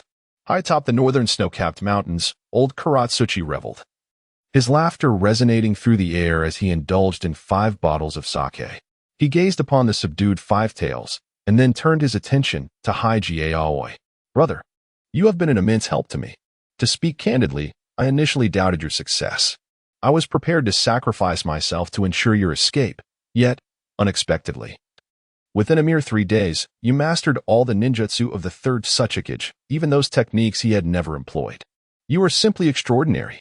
Lao Zi gazed at Hinata Lanma with joy, exclaiming, Do you know? I truly wish to call you elder brother. You are the most formidable person I have ever encountered in my life. Upon saying this, it was unclear whether he was inebriated or acting intentionally, but he bowed deeply to Hinata Lanma and declared, Elder brother, you have had too much to drink. Hinata Lanma stepped forward to support him, casting an awkward glance at the restrained Five Tails, who was subdued by the wood dragon and talismans. He reminded, There are still others present. Do you not fear embarrassment? Who says I am drunk? I am simply jubilant. Elder brother, I am elated. My wish of many years has finally been fulfilled. I am filled with joy. With that, Lao Zi downed another bottle of liquor. As snow fell heavily, Lao Zi, intoxicated, and Five Tails, suppressed by would release, glared angrily at Hinata Lanma. Unfazed, Hinata Lanma stood and surveyed the surroundings, stating, Let us seek shelter from the storm. With that, 2 earth techniques emerged, carrying Lao Zi and Five Tails away from the scene. One must admit, with the ninjutsu of Yuki, many matters became considerably easier. For instance, these 2 unable-bodied giants could be placed upon the earth technique, allowing them to float beside him as he advanced using the lightweight rock technique. Five Tails regarded Hinata Lanma with suspicion, pondering what his true intentions were. His gaze fixed intently upon him, yet despite a myriad of questions swirling in his mind, he uttered not a single word. He did not inquire, nor did Hinata Lanma elaborate. Descending the mountain, they reached a valley where Hinata Lanma utilized earth techniques to create a cave, sheltering the 2 from the harsh winds and snow. Lao Zi slept soundly, while would release continued to suppress Han. Hinata Lanma turned inward to assess his system. He had completely mastered Yuki's ninjutsu, requiring only further practice to enhance his skills. Meanwhile, the process of mirroring Five Tails had commenced the previous day. Though progress was slow, it was ongoing. However, he had yet to initiate the mirroring of Four Tails, having been preoccupied with learning Yuki's techniques and neglecting to incorporate it into the mirroring process. Hinata Lanma accessed his system to place the mirroring of the Four Tails beast onto the mirroring interface. Ding! The mirroring clone activated. Four Tails 0000001. Ding! Congratulations, Master. You have triggered the Ten Tails fusion. Boom, boom, boom. Suddenly, the entire mirroring system's interface transformed, particularly the mirroring clone section. Previously, while cloning Nine Tails, there had only been a single list. However, upon successfully integrating the content for Four Tails into the mirroring clone, an extensive list suddenly appeared. Simultaneously, an additional 4 characters emerged. Ten Tails fusion. System, it is evident you wish for me to clone all the tailed beasts. Otherwise, why would you generate such an extensive list? Hinata Lanma counted, and indeed, there were 9 in total. Among them, the first Ninetales clone had reached its maximum capacity, while the Ninetales had entered the mirroring cultivation interface. Yes, Master, if you were to clone only one-tailed beast, it would signify your choice as a Jinchuriki. However, having cloned 2-tailed beasts indicates that your aspirations extend beyond mere Jinchuriki status. You are undoubtedly aiming to fuse all 9-tailed beasts into the 10-tails, a monumental endeavor. Congratulations, Master, for unlocking new features within the system, which has undergone a comprehensive upgrade. Once you successfully clone all tailed beasts, the system will bestow upon you a mysterious grand gift. Chapter 35. Snowy Mountains. Upon finishing his words, the system unexpectedly erupted in a display of fireworks. Simultaneously, the entire system interface underwent a comprehensive upgrade. Previously, while he was cultivating in Half Moon Town, the system was at level 2. Now, it had astonishingly ascended to level 4. The mirror cultivation system had directly leaped to level 8. Hinata Lanma smiled. Indeed, the system was a blessing. Although the system had upgraded, he felt no tangible change in his body. It was akin to being given a computer for study. One must engage with it and strive for improvement through personal effort. Hinata Lanma settled onto the ground to commence his cultivation, while the mirror system continued to replicate all the abilities of the Four Tails, which was close at hand. The snowfall persisted for 5 or 6 days, during which the old purple remained intoxicated for just as long. Throughout this time, the 5 Tails had not uttered a single word. However, this was of little consequence to Hinata Lanma, who chose not to provoke him. After all, he harbored a tailed beast within him, and provoking it would yield no benefits. As long as the mirror system could successfully replicate his abilities and the tailed beast within him, that was sufficient. At last, the old purple awoke. He surveyed his surroundings and then turned to Hinata Lanma, inquiring, "Brother, what time is it now?" Awake, yet still addressing him as brother, Hinata Lanma glanced at the cave entrance, blocked by heavy snow, and responded, 5 days have passed. I slept so well. I haven't had such a restful slumber in many years. After saying this, he turned to the 5 Tails and asked, Brother, are you hungry? This single question prompted the previously silent figure to spring into action. The wood release, under the control of Hinata Lanma's chakra, was suddenly severed by a forceful movement. Taking advantage of Hinata Lanma and the old purple's momentary distraction, he leaped forward, exclaiming Steam Leap, and charged ahead. When not in tailed beast form, the Han belonged to the category of taijutsu ninjas, possessing remarkable speed and power. This Steam Leap was a physical attack that harnessed momentum to inflict damage upon the opponent.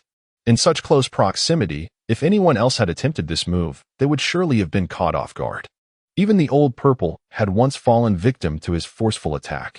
Yet, Hinata Lanma was capable of employing the instantaneous technique known as the Flying Thunder God, famously wielded by the Yellow Flash Minato Namikaze. Noticing the oncoming charge, he leaped, exiting the cave just in time. You little rascal! You destroyed my village. I will fight you to the end. The 5 Tails pursued fiercely, entering tailed beast form as the old purple emerged in hot pursuit. Han, listen to me. The situation is not as you perceive it. If my intuition serves me right, the war in the land of Earth has already concluded. The old purple shouted, attempting to restrain Han's fury. He understood Han well. Though often reticent, he could be terrifyingly explosive if provoked. It seemed that the earlier greeting had inadvertently triggered the pent-up tension within him. With the emergence of tailed beast form, the 5 Tails surged forward, its eyes glowing red. Moving with incredible speed as 5 horns gleamed with a pale light against the snowy backdrop. Among the tailed beasts, the 5 Tails, Mu King, may not possess the most formidable strength, yet its impact and trampling force are exceptionally formidable. It once inflicted injury upon the 8 Tails with its sheer force. Hinata Lanma, employing the body flicker technique, evaded repeatedly. However, his wood release lacked the necessary potency. Moreover, his wood release was merely a mimicry of Uchiha Obito's abilities, which paled in comparison to the original Senju Hashirama's wood release. Were it not for his astonishing chakra reserves, he would likely have been unable to suppress the 5 Tails' beastly power with mere wooden branches these past few days. Should the opportunity present itself, he truly needs to replicate the first Hokage's wood release or seek out all the training methods for it. Only then could his would release continuously strengthen. Hinata Lama utilized the Uchiha flame formation to obstruct the Five Tails, whose eyes turned crimson as it nimbly evaded the flames. It then began to gather its tail beast bomb. My heavens, it genuinely seeks your demise. Laozi cried out, brother, be cautious. With that shout, the Five Tails wasted no time. The tail beast bomb had barely coalesced to the size of a bowl before it was unleashed. Despite its diminutive size, the bomb's power was astonishing. Not only Hinata Lama, but even if it faced another tailed beast, failing to evade or counterattack would undoubtedly result in severe injury. A tightening sensation gripped Hinata Lanma's mind as he recalled the moment when Namake's Minato had redirected a tailed beast bomb during the Nine Tails assault on Konoha. It seemed today. He too would have to test the Flying Thunder God technique. One must admit, the 3 months spent revisiting the jutsu of those masters in Hanwha Town had proven immensely beneficial, enabling his body to respond swiftly in such a tense situation. In the blink of an eye, the tailed beast bomb, mere meters from him, suddenly vanished. Mu King was taken aback as it attempted to gather another bomb. The previous one reappeared before it, followed by a resounding explosion, leaving it toppled over, legs in the air. At that moment, wood release manifested, with numerous wooden branches binding the Five Tails securely, while Hinata Lanma commenced the sealing technique of the Uzumaki clan to contain it. Gradually, the state of the Five Tails, Mu King, dissipated, revealing Han, exhausted and ensnared in wood release. He gazed up at Hinata Lanma, acknowledging the child's remarkable abilities. Laozi approached. Concern etched on his face as he looked at Hinata Lanma. Are you all right? You haven't been injured, have you? I'm fine. Hinata Lanma replied, when suddenly, a jolt surged through him as the seals of his sensing technique ignited, bringing him joy. This indicated that there was news from Hanwha Town. Brother, I must leave this place. My sister is searching for me. Laozi nodded slightly. Indeed, you have wasted enough time here. For the sake of our Earth country. You have also offended a Wagakure, but fret not. With your abilities, offending the entire world is of no consequence. He laughed heartily, glancing back at Han, and added, do not be upset. Once you return to a Wagakure, you shall understand. Perhaps you do not comprehend our actions, but please remember, we too act for the greater good. Well, since our elder brother has matters to attend to and can no longer keep us company, it is time for us to part ways. There is no banquet in this world that does not come to an end. Let us hope to meet again in the future. Hinata Lama nodded and inquired, what are your plans moving forward? I intend to become a wandering monk, a dream I have cherished for many years, and now it is finally within my grasp. Indeed. Do take care of yourself. Farewell. After saying this, Hinata Lanma bid farewell to the two and vanished into an alternate space. Laozi gazed at the spot where he had disappeared, marveling at the peculiarity of such power that allowed one to simply vanish without a trace. He then turned and released the five-tailed beast into the snowy expanse before departing from the scene as well. Chapter 36. Returned to Konoha at a seaside town in the Land of Iron. Hyuga Lanma arrived at the shore and immediately spotted Shizun standing outside the town. She extended her arms to welcome him, and he rushed into her embrace. Sister Shizun, he exclaimed, Lama, I have wonderful news. The third great ninja war has concluded. The Land of Earth has taken the lead by announcing its official withdrawal from the conflict. The war is over. Shizun's eyes glistened with joyful tears, prompting Lanma to gently wipe them away. Please don't cry, sister, he urged. Shizun nodded enthusiastically, though her tears flowed uncontrollably as memories of lost loved ones surged within her. I can't help it, she confessed, wiping her eyes vigorously before lifting Lanma into her arms. Let us return to Konoha. School is about to start, and since you can now gather chakra, attending the Ninja Academy should pose no problem. Come, let us go register. Lanma nodded in agreement, realizing that neither Kane nor Ale had informed her of his newfound ninjutsu abilities. All right, let us head home. Upon their return to the village, the streets resonated with jubilant cheers, and every face was adorned with radiant smiles. As Shizun and Lanma entered the village, someone swiftly enveloped him in a warm embrace. Lanma, where have you been for the past 6 months? We thought you might have met with an accident. Thank goodness you're safe. Yuzuki Yuang looked down at him, her face beaming with joy. Everyone was elated. Some danced in celebration while others reunited with family, all rejoicing in this historic moment. Seeing the scene unfold, Lanma couldn't help but smile. The conclusion of the Third Great Ninja War was, in many respects, an inevitable outcome. The early withdrawal of the Land of Earth merely expedited this resolution. Sunagakure was already struggling for survival. Kirigakure faced internal and external turmoil.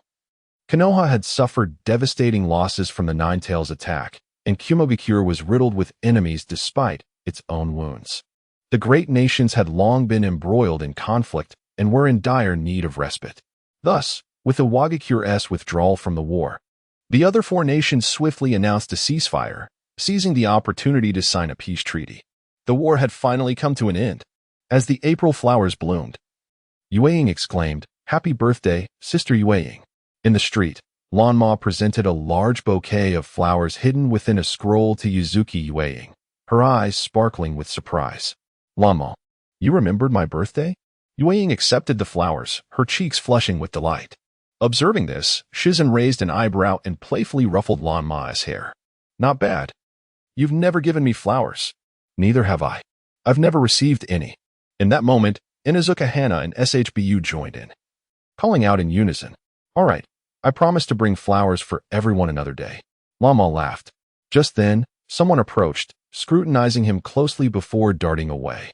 This individual was Uchiha Izumi, a girl the same age as Lanma from the Uchiha clan. She shared a close bond with Itachi Uchiha, who had once saved her life during the Nine-Tails assault on Konoha. Before long, she and Itachi arrived on the bustling street. From a distance, she pointed towards him and whispered something, to which Itachi nodded slightly before vanishing without a trace. Although Hinata Lanma had his eyes closed, his mirroring system was active, allowing him to perceive the happenings on the street. Witnessing this scene left him astonished. What had transpired with Uchiha Itachi that evening, under the luminous full moon? After reporting to the third Hokage, he returned to his residence. He was unaware of what Lady Tsunade was preoccupied with, as he had not seen her since returning to the village. Originally, Shizen had intended for him to reside with her, but due to a dinner gathering with friends that evening, she had already gone out, leaving Hinata Lanma to return home early, having not been there for quite some time. After a refreshing bath, he stood in his courtyard, gazing at the myriad stars in the sky. Suddenly, a shadow flitted past and perched itself upon the wall of his home. "Uchiha Itachi," Hinata Lanma murmured softly. The figure remained silent.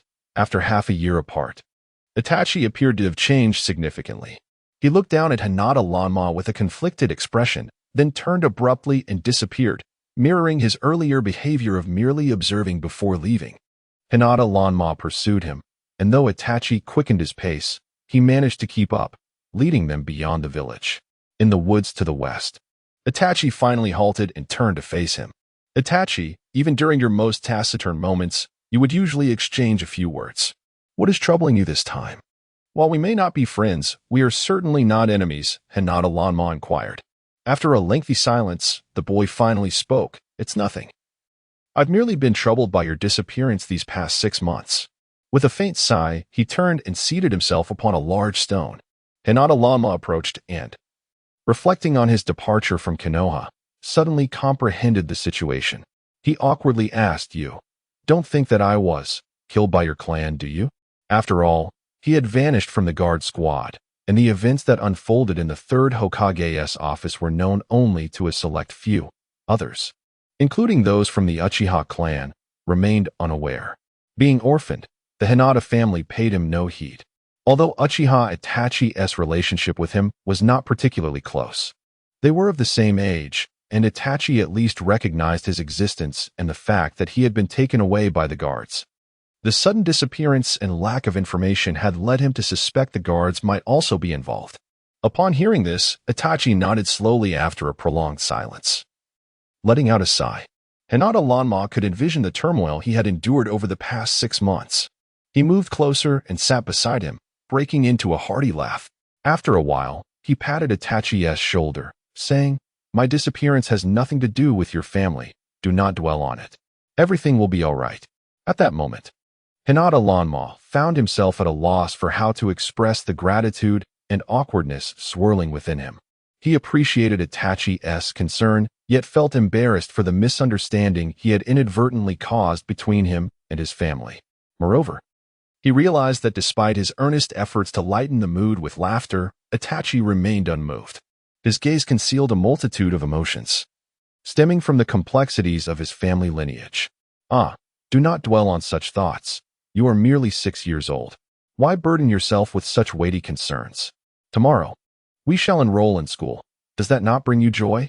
Perhaps we will be in the same class. What do you aspire to become when you grow up? The third war has concluded, and peace shall reign in the village once more. Would you not consider dedicating yourself to your studies and becoming a teacher? Being a teacher is quite delightful, as it allows you to engage with many young children. Although the narrative unfolds with Itachi making significant sacrifices for the village, Hinata always hopes to alter his perspective.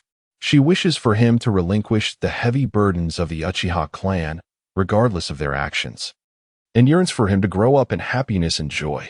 Chapter 37. Good friends. Uchiha Itachi finally allowed a smile to grace his lips. Patting his companion on the shoulder as he spoke, "You do tend to ramble, and you hardly utter a word, leaving me guessing for ages. I even traveled this far with you." Hinata Lanma retorted. "So, we are then, you the chatterbox and I the silent one?" Laughter echoed through the forest, imbued with the magical hues of childhood. Indeed, fate holds a peculiar charm. Half a year prior, they had merely observed one another from a distance, yet now, upon reuniting, they had blossomed into true friends, the kind with whom one can share any jest. Early the next morning, Hinata Lanma rose with the dawn, preparing for the day ahead. As he stood before the bathroom mirror, his fingers gently traced his eyes. The inability to see during the day was quite inconvenient. Although the mirroring system aided him in sensing his surroundings, his pupils betrayed the truth, inducing a sense of pressure. Taking a deep breath, he turned to grab his backpack, ready to head to school. However, upon turning, he froze. There were others outside, at least 2. Members of the Umbu. They remained still, lurking at a distance, covertly observing his home.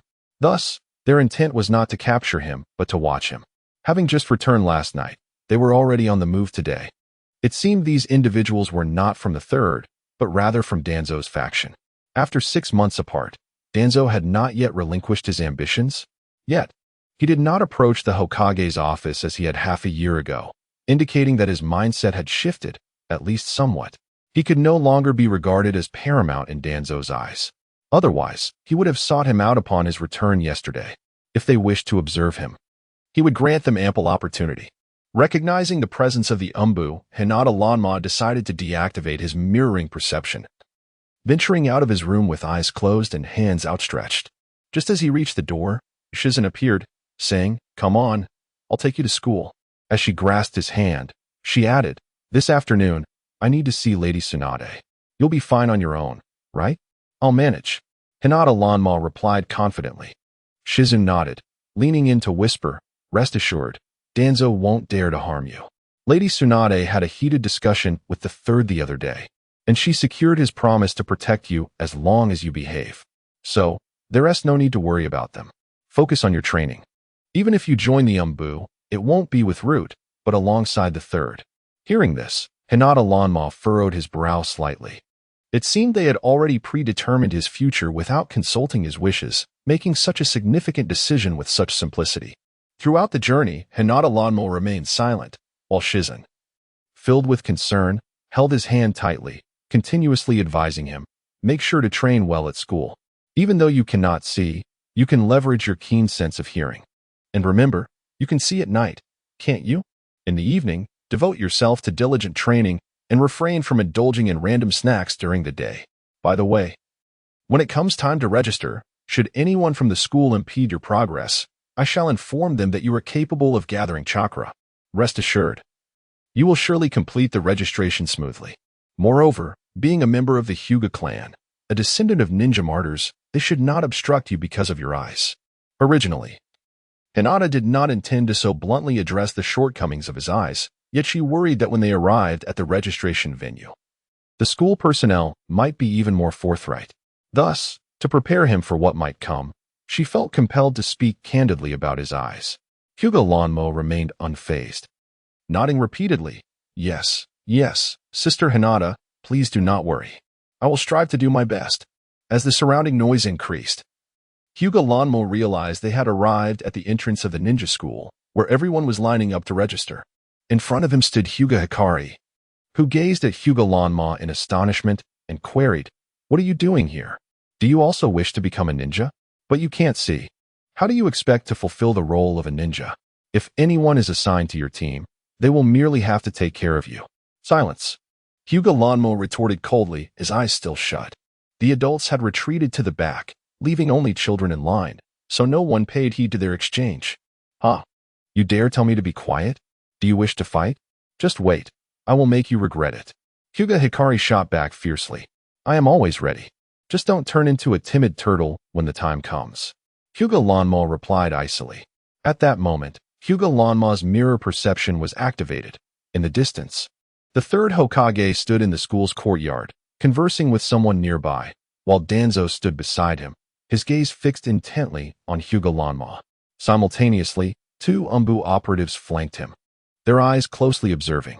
For other children, today marked the first day of entering the ninja school, but for him, it was a day of choosing between the Umbu and an ordinary life. Should he opt for a normal existence? He merely needed to seal his chakra using the sealing techniques of the Uzumaki clan. Conversely, if he chose the Umbu, whether it be the third Hokage or Danzo, as soon as he revealed the extent of his chakra, he was confident they would come seeking him without him needing to enter the classroom. Faced with these two options, he was resolute in selecting an ordinary life. He had devoted himself to mastering countless ninjutsu, not to be exploited by cunning individuals. The third Hokage aside, if Danzo were to discover he possessed the Byakugan, he would likely resort to underhanded schemes to covet his eyes, rather than confront such dangers. It was far better to live as a common person, away from them. With this thought in mind, Hyuga Lanma utilized sealing techniques to completely seal away his chakra, then proceeded to step forward in line. In front of him, Uchiha Itachi and Uchiha Izumi had already completed their registration and entered the school. Gradually, it was Hyuga Lanma's turn. As the teacher at the school gate filled out his basic information, they looked up at his eyes and found themselves in a quandary. The ninja school was a place for cultivating ninjas. If an individual were unsuitable for the role, they could not attend this institution. Hence, this child was indeed quite exceptional. "Teacher, my younger brother is perfectly fine. He is already capable of harnessing chakra. Rest assured, although he cannot see during the day, his vision is remarkably sharp at night. I firmly believe that he will undoubtedly become an exceptional ninja in the future." Due to the tension, Ino, standing beside Hinata, has already begun to plead with the indecisive teacher. All the students and parents fell silent, their gazes drawn towards the scene. Whispers filled the air, and some frowned slightly. Chapter 38. The most detested individual. However, we have never admitted such children. Sometimes, it is a prudent choice to relinquish a child. In this world, there are countless professions, and excellence can be found in every field. The instructor clearly did not wish to accept him into the ninja academy. Upon hearing this, the third Hokage and Danzo approached, inquiring about the situation. Was he not aware of what was transpiring? This statement was evidently intended to delineate boundaries, making it abundantly clear that they would not advocate for a child devoid of any utilitarian value. Hinata Lanma's fingers clenched into a fist. Should he release some chakra? Yet, if he did so, it would signify his acquiescence to this institution. Was it merely a ninja academy? If he could not gain entry, so be it. He did not have to become a Leaf Village ninja. Contemplating this, Hinata Lanma gradually relaxed his fingers. The teacher in charge of admissions, noticing the third Hokage and Danzo's inquiry, promptly stood and bowed, exclaiming, "Esteemed sirs, observe the child's eyes." At that moment, Hinata Lanma's eyes were wide open, his pupils devoid of focus. The third Hokage was aware of this. Had he uttered just a word, it would have been established that there was no issue, and Lanma could have entered. However, the third Hokage remained silent, while Danzo interjected, "What if we consider this? Tsunade mentioned that this child can indeed gather chakra. I shall investigate further. If this proves true, not only should he be admitted to the academy, but if he shows promise, we ought to nurture him. Of course, if he does not meet our expectations, we can deliberate further. What do you say, Hinata Lanma?" It was evident that these two cunning old foxes had long since conspired. Was he truly permitted to opt out of the route? To join the third Hokage Zanbu? If he were chosen today, he would likely have no opportunity to refuse. Under the watchful eyes of the crowd, they aimed to place him in a predicament from which he could not escape.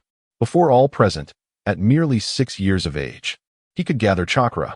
The Hokage, under the pretext of protecting the village, would send him to the Umbu of Root. Should he oppose this, it would be tantamount to opposing the entire village. If he acquiesced, it would effectively silence Tsunade, enabling Danzo to take him under his wing with legitimacy. In that case, even if he possessed formidable ninja techniques, should he disagree, he would merely become a rogue ninja. Becoming a rogue ninja at 6 years old? It seemed rather premature, did it not? Reflecting upon this, Hinata Lanma unexpectedly smiled. Very well. As he spoke, he extended his arm. Danzo furrowed his brow, swiftly seizing his arm, his gaze deepening as he began to probe Lanma's meridians. His eyes were as ruthless as a scorpion in the desert, filled with a predatory intensity. Were they in a laboratory, he might very well wish to dissect him to study his anatomy. After a thorough examination, Danzo's frown deepened further. All eyes were upon them, and whispers arose among the villagers. What is the matter with that child? Why has an elder from the village personally come to examine him? Is he exceptionally talented? Who knows? He is merely a child abandoned by the Hinata clan, and he is blind. What could be so remarkable about him? Perhaps he simply does not belong in the ninja academy. Hearing this, members of the Hinata clan lowered their heads slightly. Indeed, no one from their family cared for Hinata Lanma. Nonetheless, with eyes as they were, what need had he to attend a ninja academy? Isn't this a disgrace to the Hyuga clan? Although everyone is abuzz with speculation, it does not affect the investigation at hand in the slightest. Well, is there chakra? Shizen asked with a hopeful expression. Danzo gazed down at the child before him. His body was utterly devoid of chakra. Could he truly be just an ordinary child? Over the past 6 months, he had already made contact with Orochimaru and had sent a few capable children his way, hoping they could serve as intermediaries between the two. During their meetings, he had subtly inquired about Hyuga Lanma, yet Orochimaru claimed not to know of him. Was he genuinely oblivious or merely feigning ignorance? Nevertheless, from his current investigation, it appeared that the child was indeed just an ordinary boy. Danzo shook his head. There was nothing. How could this be? Lady Tsunade had personally examined him 6 months ago, and he possessed chakra then. Shizen exclaimed in disbelief. Could it be that his lack of training over the past half-year caused it to vanish? Hard work is essential. One must not be lazy, the third Hokage remarked. Hearing this, Shizen felt a pang of guilt. She and Lady Tsunade had been preoccupied with missions and had neglected him. If he had not been training, it was only natural for his chakra to diminish. She sighed softly. Gentlemen, please accept this child. Although he cannot see during the day, he can see at night. No, since he is merely an ordinary child and has disabilities, for his own good, he cannot be admitted to the Ninja Academy. Danzo retorted somewhat vindicatively. Third Hokage, for this child's safety, I believe it is best that he does not pursue the path of a ninja. He is simply not suited for it. The third Hokage, upon hearing this, appeared conflicted. He too was contemplating whether to accept Hyuga Lanma. Perhaps it is best to let him go. If we take him in, I fear we may not do well by him. I shall return home. Wasn't it they who did not want him? He, in turn, had no interest in them. The trifles of the Ninja Academy were beneath him. If it were not for his young age and desire for stability over the next couple of years, he would not even consider enrolling. Wait. Hold on. Slow down. Suddenly, from around the corner, a robust figure came charging forth, clattering along. This individual was tall, donned in wooden clogs, a gray outfit with a red vest, and had a mane of snowy white hair, none other than Jiraiya, one of the legendary Sannin. His exaggerated, comical running style was accompanied by a torrent of sweat, and upon reaching them, he gasped for breath and asked, "Am I late?" I think this child is quite promising." Jiraiya bent down and scooped Hyuga Lanma into his arms, declaring, "If the Ninja Academy won't take him, I shall take him as my disciple. You have no objections, do you? Of course, even if you do, it won't matter. I've already set my sights on this child." With that, he began to closely examine Hyuga Lanma. "Wow, what an adorable child!" he exclaimed, and then, lowering his head. He playfully rubbed his cheek against that of the boy. "Little one, I'll be staying at your home tonight." Upon witnessing this scene, the silent observer clapped in approval. "So it is the esteemed Jiraiya. How wonderful. I knew it all along. Hinata Blue Ink possesses remarkable talent, yet you all remain skeptical. Did Lady Tsunade perhaps whisper something to you? This is splendid. With the appearance of Jiraiya, Hinata Blue Ink's enrollment has become a certainty. He is the very one who once mentored the fourth Hokage. When he speaks, who would dare to disregard him? Moreover, he has expressed his desire to personally nurture Hinata Blue Ink, which fundamentally alters the situation and its implications." Chapter 39. An ordinary child, why bother? An ordinary child hardly merits such efforts from so many on his behalf. It is indeed a waste of time. Danzo felt a twinge of regret regarding today's arrangements. For this child was nothing significant. After all, he didn't even attend school. With a disdainful snort, Danzo turned and departed. Such a child, even if retained, would at most reach the level of the Hyuga clan members. What purpose would that serve? He sought not mere talents for the Umbu, but individuals he could manipulate to enhance his own power. Since this child was merely ordinary, there was no need to squander further time on him. Danzo lamented, realizing he had not given this child much thought over the past 6 months. How curious. What abilities could have drawn Orochimaru's attention to him? Was it truly just a coincidence during a moment of abduction? After all, Orochimaru had utilized many ordinary children in his experiments, and had even left behind skilled ninjas like Mitarashi Anko when he defected. If this child were indeed superior to Anko, how could Orochimaru have neglected him for half a year? As these thoughts raced through his mind, Danzo became increasingly convinced of his initial assumption. He was indeed just an ordinary child, and he had wasted considerable time and energy on him. Very well. This child is the descendant of a martyr. Let us not judge him harshly for his shortcomings. We must treat every child equally, providing them with the same opportunities. Whether one can become a ninja is not ours to decide. We shall wait until the Genin exams to ascertain that. Now then, Hinata Banmu, you may enter the school. At that moment, the third Hokage stepped forward, addressing all the students and their parents with grandiloquent words, portraying himself as a benevolent and magnanimous leader. Everyone nodded in agreement, while the registration teacher at the entrance blushed with embarrassment and added, "Yes, Jiraiya-sensei, please allow the child to proceed. I was in the wrong today. I should not have drawn conclusions based on his shortcomings. There will be further Genin evaluations, and as long as he can manifest chakra, he has the potential to become a ninja. Please, come into the school, all right? The registration forms are completed, yes? Then I shall escort him inside." Jiraiya did not hand Hinata Banmu over to the school's teacher, but instead carried him in himself. Yukino leaped with joy. "Banmu, I will prepare delicious food for you. I'll come to pick you up at noon. Make sure to prepare plenty, dear Yukino. I shall be joining you for lunch." Jiraiya replied with a mischievous grin. Waving goodbye, Yukino headed off to the market to buy ingredients. Once Jiraiya entered the school with Hinata Banmu, the child struggled to slip from his grasp. "Don't carry me. I'm 6 years old now. I don't need to be held." "Haha, come. Sit here for a while." Jiraiya, unfazed, turned to a nearby tree and patted a seat beside him. Though Hinata Banmu kept his eyes closed, his sensory perception was heightened, allowing every action and expression to be vividly etched in his mind. He walked over and sat beside Jiraiya. It was the first day of school. The campus bustled with activity, yet beneath the great tree, it remained serene and cool. In April, cherry blossoms danced through the air, and Hinata Lanma gazed upward at the flurry of falling petals, savoring a moment of fleeting tranquility. Suddenly, Jiraiya burst into laughter, turning his head to fixate on him. "You can see it, can't you? Your mission is complete. You may leave." Hinata Lanma spoke. "What mission?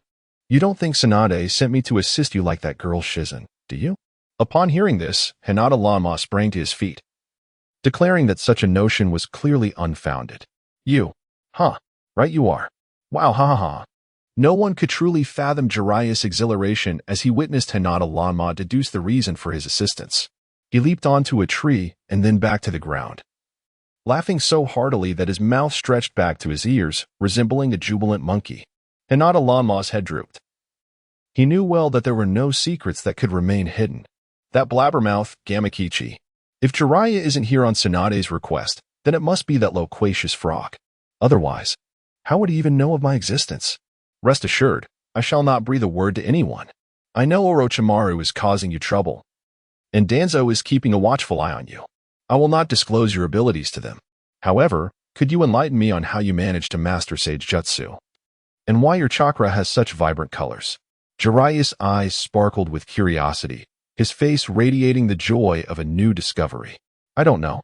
I just overheard a few children discussing how to cultivate chakra one night and decided to try it at home, and that's how it turned out. Hinata Lanma explained. You can perform the Rasengan? Did the fourth Hokage teach you? Not at all. I merely witnessed him using that technique. Hinata Lanma replied. At this revelation, Jiraiya's eyes widened. Then, might you demonstrate your Sage Jutsu for me? I cannot. Hinata Lanma stood up, preparing to head to class. Hey, don't be like that. Please. Show me. Jiraiya pleaded, chasing after him. Even as they reached the classroom, he continued to implore, reiterating the same few phrases. Others could not discern much from his words until the bell rang and Yamanaka Aoi entered the room, still lingering. Mr. Jiraiya, you are here? Are you going to teach? Yamanaka Aoi inquired. No, I am merely observing. Lanma, I will pick you up after school. Goodbye. With no other option, Jiraiya finally turned to leave. The ensuing time was dedicated to students getting acquainted with one another. The number of new recruits was modest. The losses sustained during the Third Great Ninja War had diminished the ranks significantly, and even fewer children of Hinata Lanma's generation had been born. Thus, this year's lower-grade students comprised over 30 individuals, including Uchiha Itachi, Uchiha Izumi, Hinata Hikari, Hinata Lanma, Inuzuka Hana, and Yamanaka Torian. Their teacher is Aoba Yamashiro, a particularly skilled jonin capable of reading others' memories. Although he possesses a timid demeanor, his innate talent is remarkable. Throughout the narrative of Naruto, references to him are scarce. However, his abilities should not be underestimated. He once survived a close combat encounter against the formidable immortal duo in the later stages of the story. To my surprise, you actually made it in. I thought someone like you would simply be turned away. Hinata Hikaru whispered to Hinata Ranmo, who was seated to his right. Chapter 40. Enlighten me. Hinata Lanma, disinterested, ignored him completely. Uchiha Itachi, seated to his left, let out a cold snort at this scene. Tilting his head to address Hinata Hikari, dare to mock him again, and you shall see. With that, he fixed a glare upon him. Hinata Hikari, witnessing this, pouted and turned away. Over the past 6 months, despite Uchiha Itachi not yet attending school, his reputation had already spread throughout Konoha. His prowess in taijutsu and the Uchiha clan's ninjutsu was remarkable. Even Hinata Hikari, no matter how arrogant, would not dare to offend him.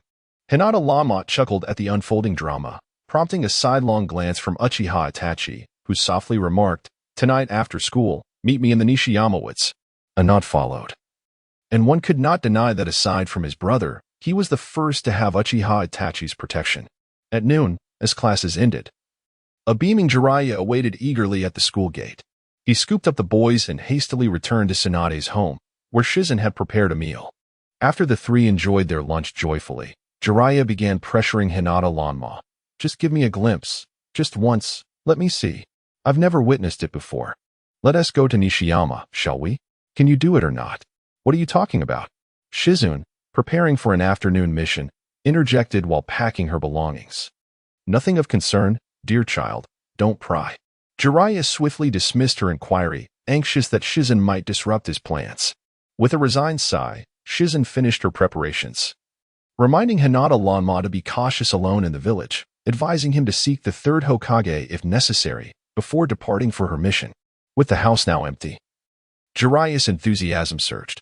Noticing Hinata Lanma's lack of rest, he turned to him. All right, I can show you, but on one condition. You must agree. What condition? Jiraiya's eyes sparkled with anticipation. Whatever it is, as long as it's not against my conscience, I will accept. You must never ask me why again. No questions whatsoever. Can you abide by that? Hinata Lanma's expression was grave, his seriousness palpable. Jiraiya nodded, raising 2 fingers in affirmation. Fine. As long as you demonstrate the colorful mask. I want to inquire about any peculiarities I observe in you henceforth. Agreed. I shall wait for you at Nishiyama. With that, Hinata Lanma executed a spatial transfer and vanished from sight. Jiraiya's jaw nearly dropped to the floor. He glanced around the room, then touched the air where Hinata Lanma had just been, nearly leaping in astonishment. What just happened? Did he just disappear like that? Nishiyama. He hurriedly set off toward Nishiyama. At the mountain's summit, Hinata Lanma perched upon a prominent rock, awaiting his arrival. Upon seeing him, he inquired, "How did you suddenly?" Hinata Lanma lifted his gaze. Though his pupils lacked focus, Jiraiya read the tension in his furrowed brow, conveying a silent message. Fine. I shall not ask.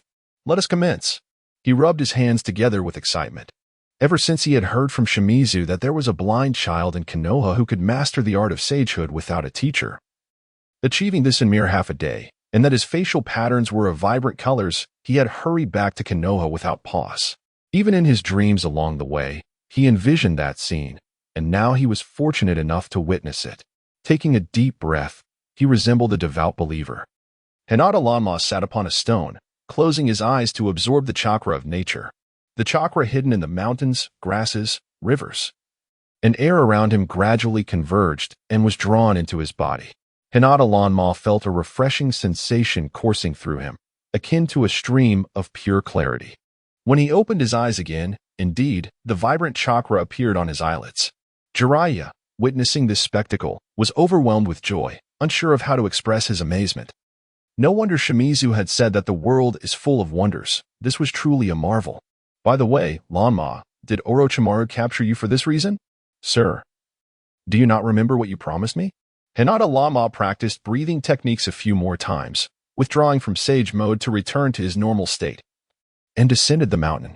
At that moment, after some exercise, he felt most comfortable. All right, I want to ask. Jiraiya chuckled merrily, quickly catching up. And the two returned to Hinata Lanma's home together. That evening, after school, Jiraiya personally came to pick him up. After they had dinner together, Jiraiya left the house. Seeing him depart, Hinata Lanma hurried to the western hills, and indeed, Uchiha Itachi was already waiting there. As Hinata Lanma was about to greet him, Uchiha Itachi suddenly turned, and a flurry of shurikens flew towards him. With a series of leaps, Hinata Lanma narrowly dodged them, but suddenly shurikens came from above, below, and to his sides. This was Uchiha Itachi's renowned shuriken-throwing technique, the reverse throw. Hinata Lanma leaped and twirled again, kicking away a shuriken, then turning to vanish from sight. Uchiha Itachi turned his gaze toward the forest and began to pursue him. The ensuing evasion, projectile throws, and close combat brought them both immense joy, until 2 hours later. 30 miles outside of Konoha, they paused their battle, laughter filling the air. I didn't expect you to improve so much in half a year. After 2 hours, I haven't gained any advantage. Uchiha Itachi smirked at Hinata Lanma. You were strong as well, just a tad stronger than you. Uchiha Itachi gestured with his fingers, then opened his water pouch to drink. Tomorrow is the day school teaches chakra refinement. Do you still wish to grow steadily? Some things are better done quickly. Life is so short. If we don't hasten, how will we protect the village in the future? Hinata Lanma gazed at the starry sky and replied, I don't want to grow up too fast. I wish to take my time. Slow? How can you be slow when you are with me? Uchiha Itachi responded, then swiftly began forming hand seals, fire style, phoenix fire technique. Upon witnessing this, Hinata Lanma quickly countered with water style, water dragon bullet technique. The art of water release, water bullet technique. A tremendous surge of water erupted, instantly extinguishing his phoenix fire technique and colliding with Uchiha Itachi's water release, water bullet technique. Uchiha Itachi gazed intently at his own water release, under ordinary circumstances. This technique is significantly more formidable than the water dragon bullet. Moreover, Hinata's water dragon bullet had already clashed with his phoenix fire technique, leaving him at a disadvantage compared to the subsequent water release he employed. After swiftly assessing the situation, a smile crept across Uchiha Itachi's lips. Chapter 41. Water Release versus Water Release. What Uchiha Itachi did not anticipate was that his adversary's water dragon technique, seemingly lacking in potency, effortlessly extinguished his phoenix fire and directly countered his water fang technique. To his astonishment, this seemingly feeble water dragon surged forward, overwhelming the pressure of his sharp water fang. Itachi swiftly evaded, glancing back at Hinata Lanma, exclaiming, "You are exceptionally strong. Hinata Lanma, what other ninjutsu do you possess?" His eyes sparkled with curiosity. Hinata Lanma, utilizing sensory techniques, scanned the vicinity and, finding no observers, began to form hand seals, subsequently pressing his hands to the ground. "Earth release, earth flow wall," he declared. "Wind release, wind blade." After demonstrating these two techniques, he grounded himself, refraining from showcasing his other abilities: fire release, lightning release, wood release, bloodline limits, and bloodline elimination. He felt he had already revealed too much, yet, as Itachi was a close friend, he deemed it inappropriate to conceal too much, thus revealing a couple of additional ninjutsu. Uchiha Itachi gazed at him, wide-eyed in awe, inhaling deeply as his fists clenched. "I will strive to catch up to you." In the ensuing days, everyone diligently practiced chakra manipulation at school, with Itachi standing out prominently. His education extended beyond the lower grades, as he received personalized instruction from teachers and engaged in advanced ninjutsu studies with upperclassmen. Meanwhile, Hinata Lanma continued to learn steadily alongside his peers. With Itachi absent from class, Hinata Hikaru seized the opportunity to taunt Lanma, mocking him one day and hiding his chair the next, or tossing aside his backpack. He employed every trick he could conceive. Yet he dared not confront Lanma directly. The memories of their previous altercations lingered vividly in his mind, and he was reluctant to challenge him again, opting instead to bully Lanma, who could not see. Even so, he gained little advantage, as several girls in the class were quite protective of Lanma. Whenever Hikaru attempted mischief, the girls would swiftly intervene on Lanma's behalf. The situation escalated when Lanma's backpack was thrown into the girls' restroom. He retaliated fiercely, delivering a punch that knocked out two of Hikaru's front teeth. From that moment onward, Hikaru refrained from bullying him. Class life continued as usual, with Lanma's progress in ninja training remaining average. He mirrored Hikaru's abilities. If Hikaru could gather chakra, so could he. If Hikaru could utilize shadow clone technique, so could he. And he could also perform the same physical techniques.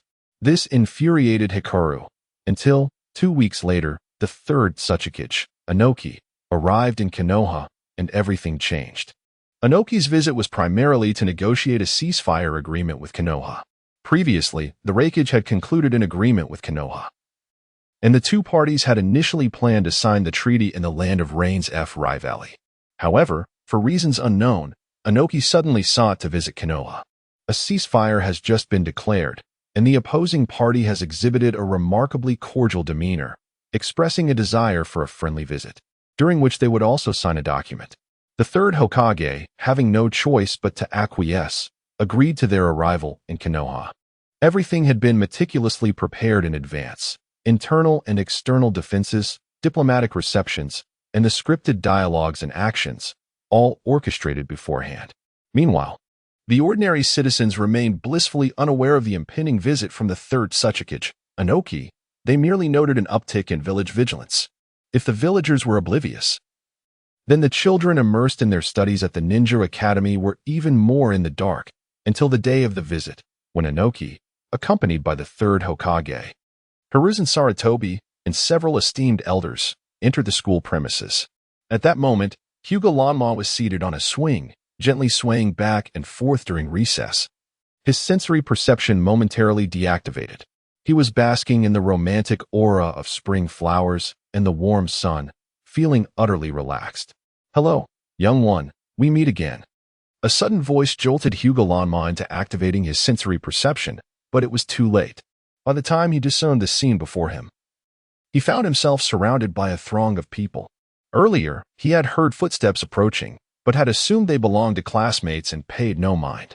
Before him stood the third Tsuchikage, Inoki, a chilling smile gracing his lips, his gaze laden with profound animosity. Surrounding him were Hiruzen Sarutobi, the third Hokage, Danzo, Kohara Udatane, Shimiura Danzo, and several senior instructors from the academy. "Do you know Lord Tsuchikage?" Sarutobi's eyes glimmered with curiosity. "Hokage-sama, are you not aware?" Inoki turned to survey the vicinity, seemingly astonished that such a formidable figure was allowed within the academy's walls. "Sarutobi, Are you feigning ignorance? Or do you genuinely not know what this child has done? Inoki continued with a smile. This child from your village is quite the expert. Hyuga Lanma furrowed his brow, his eyes lacking focus, yet every nerve in his body was taut with tension. Were it not for the presence of so many high-ranking village officials, he would have relished the opportunity to silence Inoki's incessant chatter. At that moment, Jiraiya appeared in the distance, observing the unfolding scene with surprise. Do you not understand why our Iwagakure withdrew from the Third Great Ninja War? It was all due to this child. Ha ha ha, you Konoha folks are truly something. Not only did you acquire the Nine Tails, but you also sent a child to wreak havoc in our village, destroying it and abducting our tailed beast. You have certainly left me in awe. With that, Inoki cast a frosty glance at Hyuga Lanma. Simultaneously, his mind raced with questions. Why had he come to Konoha for a friendly visit? Why had he gone to such lengths to curry favor with them to secure his visit? The answer was simple. He sought to identify the child who had vanquished him and laid waste to Iwagakure. If this child was not in Konoha, there was a possibility he had become a rogue ninja. His identity was confined to merely two choices, one being a rogue ninja, and the other a member of the Hidden Leaf Village. He had witnessed the child utilizing the Sharingan, yet moments earlier, Sarutobi Hiruzen had referred to the child as Hinata Ranmo, which indicated he was not of the Uchiha clan, but rather of the Hyuga family. This revelation truly caught him off guard. Simultaneously, he discerned that the upper echelons of the Hidden Leaf Village were unaware of Hinata Ranmo's formidable prowess. Chapter 42. Revelation Otherwise. How could he have been discovered? He would have long been assigned tasks or entered the dark faction. How could he possibly be swinging in the schoolyard? What are you saying? The third Hokage's brows knitted in severity, his visage weighed down as if cast in lead, an aura of intense hostility enveloping him. Ha. Why should the Hokage be angry? In times of war, those with capability must be utilized. I am not here to settle old scores with that. Noki turned and cast a frigid gaze towards Hinata Lanma. However, if the Hokage is willing to pay a small price for past matters, I desire nothing in compensation. I can temporarily set aside the issue of the tailed beasts, but I want this child. He extended his finger, pointing directly at Hinata Lanma. Upon hearing this, Danzo stepped forward, intent on seizing Hinata Lanma, while other high-ranking officials surged forward, forming a protective barrier around the child. Lord Suchikage, what are you doing? Do not forget. This is Konoha. Jiraiya admonished, his brow furrowed in displeasure. Take Hinata Lanma away. Sarutobi Hiruzen instructed Jiraiya, his feelings at this moment in turmoil. He had sensed the remarkable nature of this child, but had not anticipated such depth of concealment, even managing to deceive both him and Danzo. Just moments ago, he had nearly fallen into Noki's grasp. Meanwhile, Danzo's brow also furrowed as he declared, Let me take this child. The remaining matters can be discussed amongst you. I do not want you. Hinata Lanma retorted directly at Danzo, his disdain evident despite his blindness. Upon hearing this, Sarutobi Hiruzen suddenly understood why the child had hidden his strength. It was all due to Danzo and Orochimaru. He waved his hand, prompting Jiraiya to escort Hinata Lanma away. Suchikage Noki and several ninjas from Iwagakure watched the pair depart, their hearts brimming with fury. Lord Suchikage, I apologize, but I cannot meet your previous conditions. Were you not seeking to sign a truce agreement? It seems you lack sincerity. Since you have no intent, please take your leave. You came to Konoha with schemes, and we were too trusting. From now on, Konoha shall never again place faith in Iwagakure. Please, Sarutobi Hiruzen was no fool. With a quick twist of his eyes, he discerned who held the upper hand. Although the revelation of Hinata Lanma's circumstances had left him shaken, he recognized the power dynamics at play. What authority did its Suchikage, defeated by a child from Konoha, have to make demands? To seek retribution, one must possess the capability. Though stunned by the news, he was the Hokage. How could he allow himself to be led around by others after assessing the situation? The destruction of Iwagakure and the abduction of the tailed beast were monumental issues, and Noki had brazenly laid them bare, perhaps blinded by fury. At the same time, Noki realized he had perhaps spoken too freely, a smirk curling at the corners of his mouth. Hokage-sama, do not be angry. Let us proceed, as we must sign the agreements that are due. Once again, our Jinchuriki has returned, and the village has suffered minimal losses. these matters are inconsequential. The Third Shinobi War has indeed lasted far too long, and it is high time for everyone to rest. Thus, that Tsuchikage, Inoki, formally signed a ceasefire agreement with Konoha, fully aware that the child who had wreaked havoc in their Iwagakure was none other than Hinata Aoi. From that moment forth, Hinata Aoi became the foremost enemy of Iwagakure. They would not only dispatch Umbu to assassinate him continuously, but also post a bounty on the black market, offering 30 million for his capture alive and 20 million for his head. Within the Hokage's office, the third Hokage sat at his desk, rhythmically tapping his fingers upon its surface. Standing beside him were Tenten, Shimura Danzo, and Midogate. "Hokage-sama, we have returned," Jiraiya announced as he appeared at the office door, accompanied by Hinata Aoi after Iwagakure's departure. "Please, come in." The third Hokage rose, his gaze fixed intently upon Hinata Aoi, who entered with his eyes closed. "Have a seat. Have a seat. Someone, bring a chair." "No need for that." Hinata Aoi stood resolutely before them and declared, "Let us dispense with the formalities and speak plainly." Danzo furrowed his brow slightly, taken aback by his demeanor. "Hinata Aoi, how do you explain today's events? Is the situation in Iwagakure related to you? Did you truly capture their tailed beast? What exactly transpired?" Danzo, who had been frowning intently, suddenly spoke up. "What is there to explain? Are you not already aware?" Hinata Aoi turned away dismissively, his face averted from Danzo. "What do you mean by that?" Danzo, perplexed by his questioning expression, wondered if this incident had any connection to him. "Had you not forced me to leave Konoha 6 months ago, do you think I would have departed? If I had remained, would any of this have occurred?" Hinata Aoi's eyes suddenly opened, revealing a striking deep blue that captivated those present. "I placed you in the Umbu for the sake of the village. Every citizen of Konoha should contribute to its well-being, including you," Danzo declared loudly. "My parents have already lost their lives for Konoha. Is that not enough?" Hinata Aoi retorted, his anger palpable. "Konoha has also safeguarded your safety. Without it, you would be begging on the streets now." Danzo countered defiantly. "How has Konoha safeguarded my safety? From the moment I was taken by Orochimaru and nearly became his experiment, I had already perished in Konoha. What protection did you provide? Had it not been for Lady Tsunade rescuing me 6 months ago, I might have ended up as your offering to Orochimaru." Hinata Aoi's face flushed with indignation. His reason for accompanying Jiraiya back to confront them lay in his newfound courage. He now possessed sufficient strength to protect himself. While he could not guarantee a decisive victory against these formidable opponents, he was confident in his ability to escape unharmed. What he would become in the future mattered little to him. He no longer cared.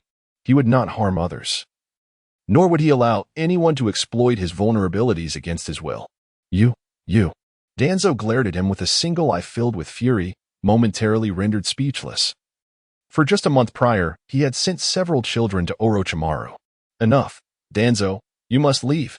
The third Hokage realized that Hinata Hanabi would become exceedingly enraged whenever Danzo was involved, indicating that this child was indeed aware of certain matters concerning him. Yet, Danzo was a childhood friend. Although his methods were ruthless, his actions were ultimately aimed at the welfare of Konoha. Thus, there were some things he chose to overlook. However, today was different. He had to ensure Danzo's departure, for otherwise, the situation would spiral into chaos.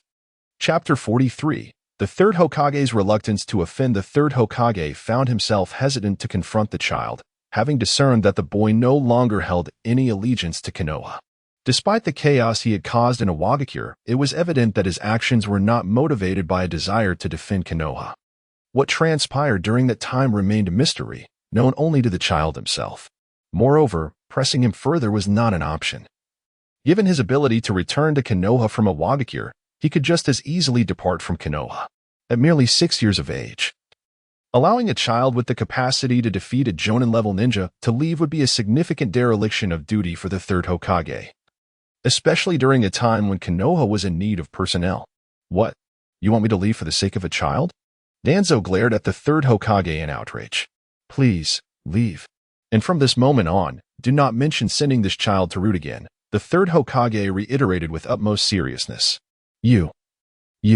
Danzo seethed as he glared at the third Hokage, then turned to glance at Hyuga before storming out of the Hokage's office. Once Danzo departed, the tension in the office dissipated considerably. The third Hokage had numerous questions he wished to pose to Hyuga Lanma. However, it became clear that the child harbored deep misconceptions about Konoha. Having endured so much at such a tender age, it was likely that he would trust no one but those who had shown him kindness. Furthermore, Tsunade was not present. Had she been, perhaps certain matters could have been addressed differently. It was imperative that they did not pressure the child any further today. They needed to ensure his stability. Hyuga Lanma, please do not worry. Our intentions in bringing you here are purely benign. The people from Awagakure have departed, and I simply wish to ask you one question. Just one. Did you truly cause a commotion in Awagakure 2 weeks ago, defeating Inoki and capturing their Jinchuriki? The third Hokage fixed his gaze intently on him, while Tsunade's teammates, Jiraiya and Mitarashi Anko, stepped forward slightly, eager to hear the response. In truth, they understood that such a question was somewhat unnecessary. Inoki was the third Tsuchikage, a figure of considerable stature who had held his position for over 40 years. Surely, his words could not be fabricated. Yet, their curiosity compelled them to hear the account directly from the child involved. The third Hokage clenched his fingers tightly, lowering his head as he scrutinized Hyuga Lanma, whose presence made Jiraiya particularly anxious, reflecting on the destruction he had wrought upon Awagakure. When Hyuga Lanma nodded in affirmation, a collective sigh of relief escaped the 4 individuals. It became evident why Awagakure was the first among the 5 great shinobi villages to announce its withdrawal from the Third Great Ninja War. They had been thoroughly disrupted and lacked the capacity to continue fighting. May I pose another question? Just one more. The third Hokage bent slightly, meeting Hyuga Lanma's gaze with a gentleness that suggested he feared rejection. You may ask, Hyuga Lanma replied calmly. What about the Jinchuriki of Awagakure? What happened to them? At this query, the attention of the other 3 individuals shifted back to Hyuga Lanma once more. I released them, he responded nonchalantly. Regrettably, it is indeed unfortunate. As the petite Kurumi nearly leapt to her feet, she quickly regained her composure. Ah, well, it is for the best. The third Hokage chuckled softly. Rising from his seat, he could no longer inquire further. Though his curiosity was piqued, a plethora of details remained tantalizingly out of reach. May I return home? Hinata Blue Ink inquired, at that moment, filled with admiration for Sarutobi Hiruzen. It was no wonder he could ascend to the role of Hokage. Earlier, when he had prepared himself for departure from the academy in the presence of Inoki and the senior members of Konoha, he had steeled himself for the worst. Should Konoha compel him to undertake tasks against his will, he would have no choice but to sever ties and leave forever. If they insisted on his joining the route, he would eliminate Danzo before his departure. Yet, the third Hokage had audaciously expelled Danzo before him, forbidding any further mention of Hinata Blue Ink's enrollment in the Umbu route. Not only that, but his demeanor was exceedingly amiable. He posed merely 2 questions and spoke no more. This gesture afforded him ample space within Konoha, such a vast expanse, where his home, friends, and mentors resided. How could he ever consider departing? Thus, the third truly lived up to his reputation. What a remarkable strategy. In the afternoon, Jiraiya returned home, whisking him off to the bathhouse. That day, he neglected his studies, and the 2 spent a leisurely afternoon in the bathhouse. Subsequently, Jiraiya presented him with a gift. Upon receiving the scroll, Hinata Blue Ink's jaw nearly dropped to the floor. He glanced around, wary of prying eyes, then turned to Jiraiya with astonishment. Sir, is this a forbidden technique? Indeed, just what you need. Jiraiya raised an eyebrow, wearing an expression that suggested he was in on a secret. With no one around, Hinata Blue Ink cautiously opened the scroll, and the first line read, in the handwriting of Senju Hashirama. Upon seeing those 6 words, a shiver ran down his spine, and he gazed at Jiraiya, his heart racing with excitement. Although he possessed wood-release chakra, it was derived from the limited capabilities of Uchiha Obito's replication. Consequently, his own wood-release was similarly constrained. Through relentless effort, he had managed to wield wood-release chakra at will. Yet he faced a significant challenge, the mastery of wood-release techniques.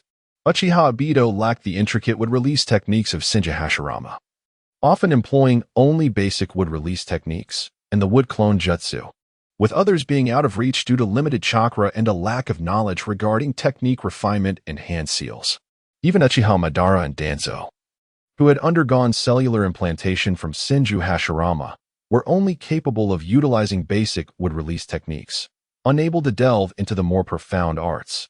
Hinata Blue Ink possessed 8 chakra natures, allowing him to transform his wood-release chakra into a primal form akin to that of Senju Hashirama's at will.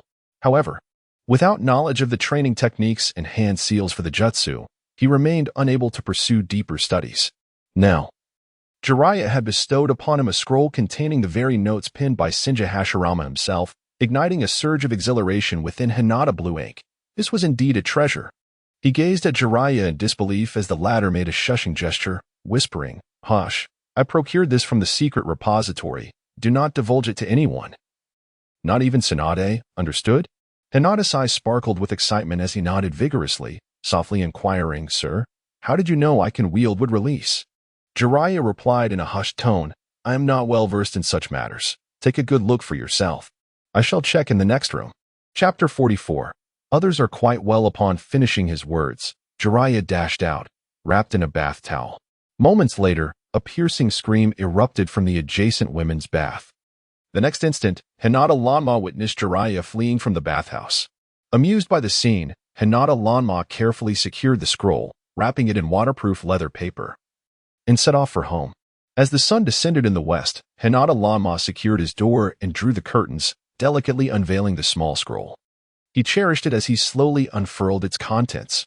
Wood release techniques, including the wood dragon technique, the divine gate, the cutting technique, the eternal burial of trees, the advent of the tree sea, the great forest technique, the 4-pillar prison, the family of pillars, the root exploding burial, the wood clone technique, the wooden man technique, the advent of the flower tree realm, the ranking technique, and the all-encompassing bag technique.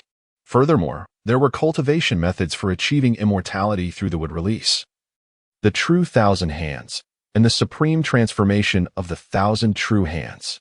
This was nothing short of a treasure. Hinata Lanma spent an entire sleepless night poring over this precious scroll, penned by Senju Hashirama himself. Even before dawn, he ventured to the back mountain, commencing his training in wood release ninjutsu from the very beginning. It was only when daylight broke that he returned to Konoha, noticing Jiraiya-sensei had not yet returned. He arrived home to find SHBU waiting at his doorstep, a basket in hand, seemingly awaiting his arrival.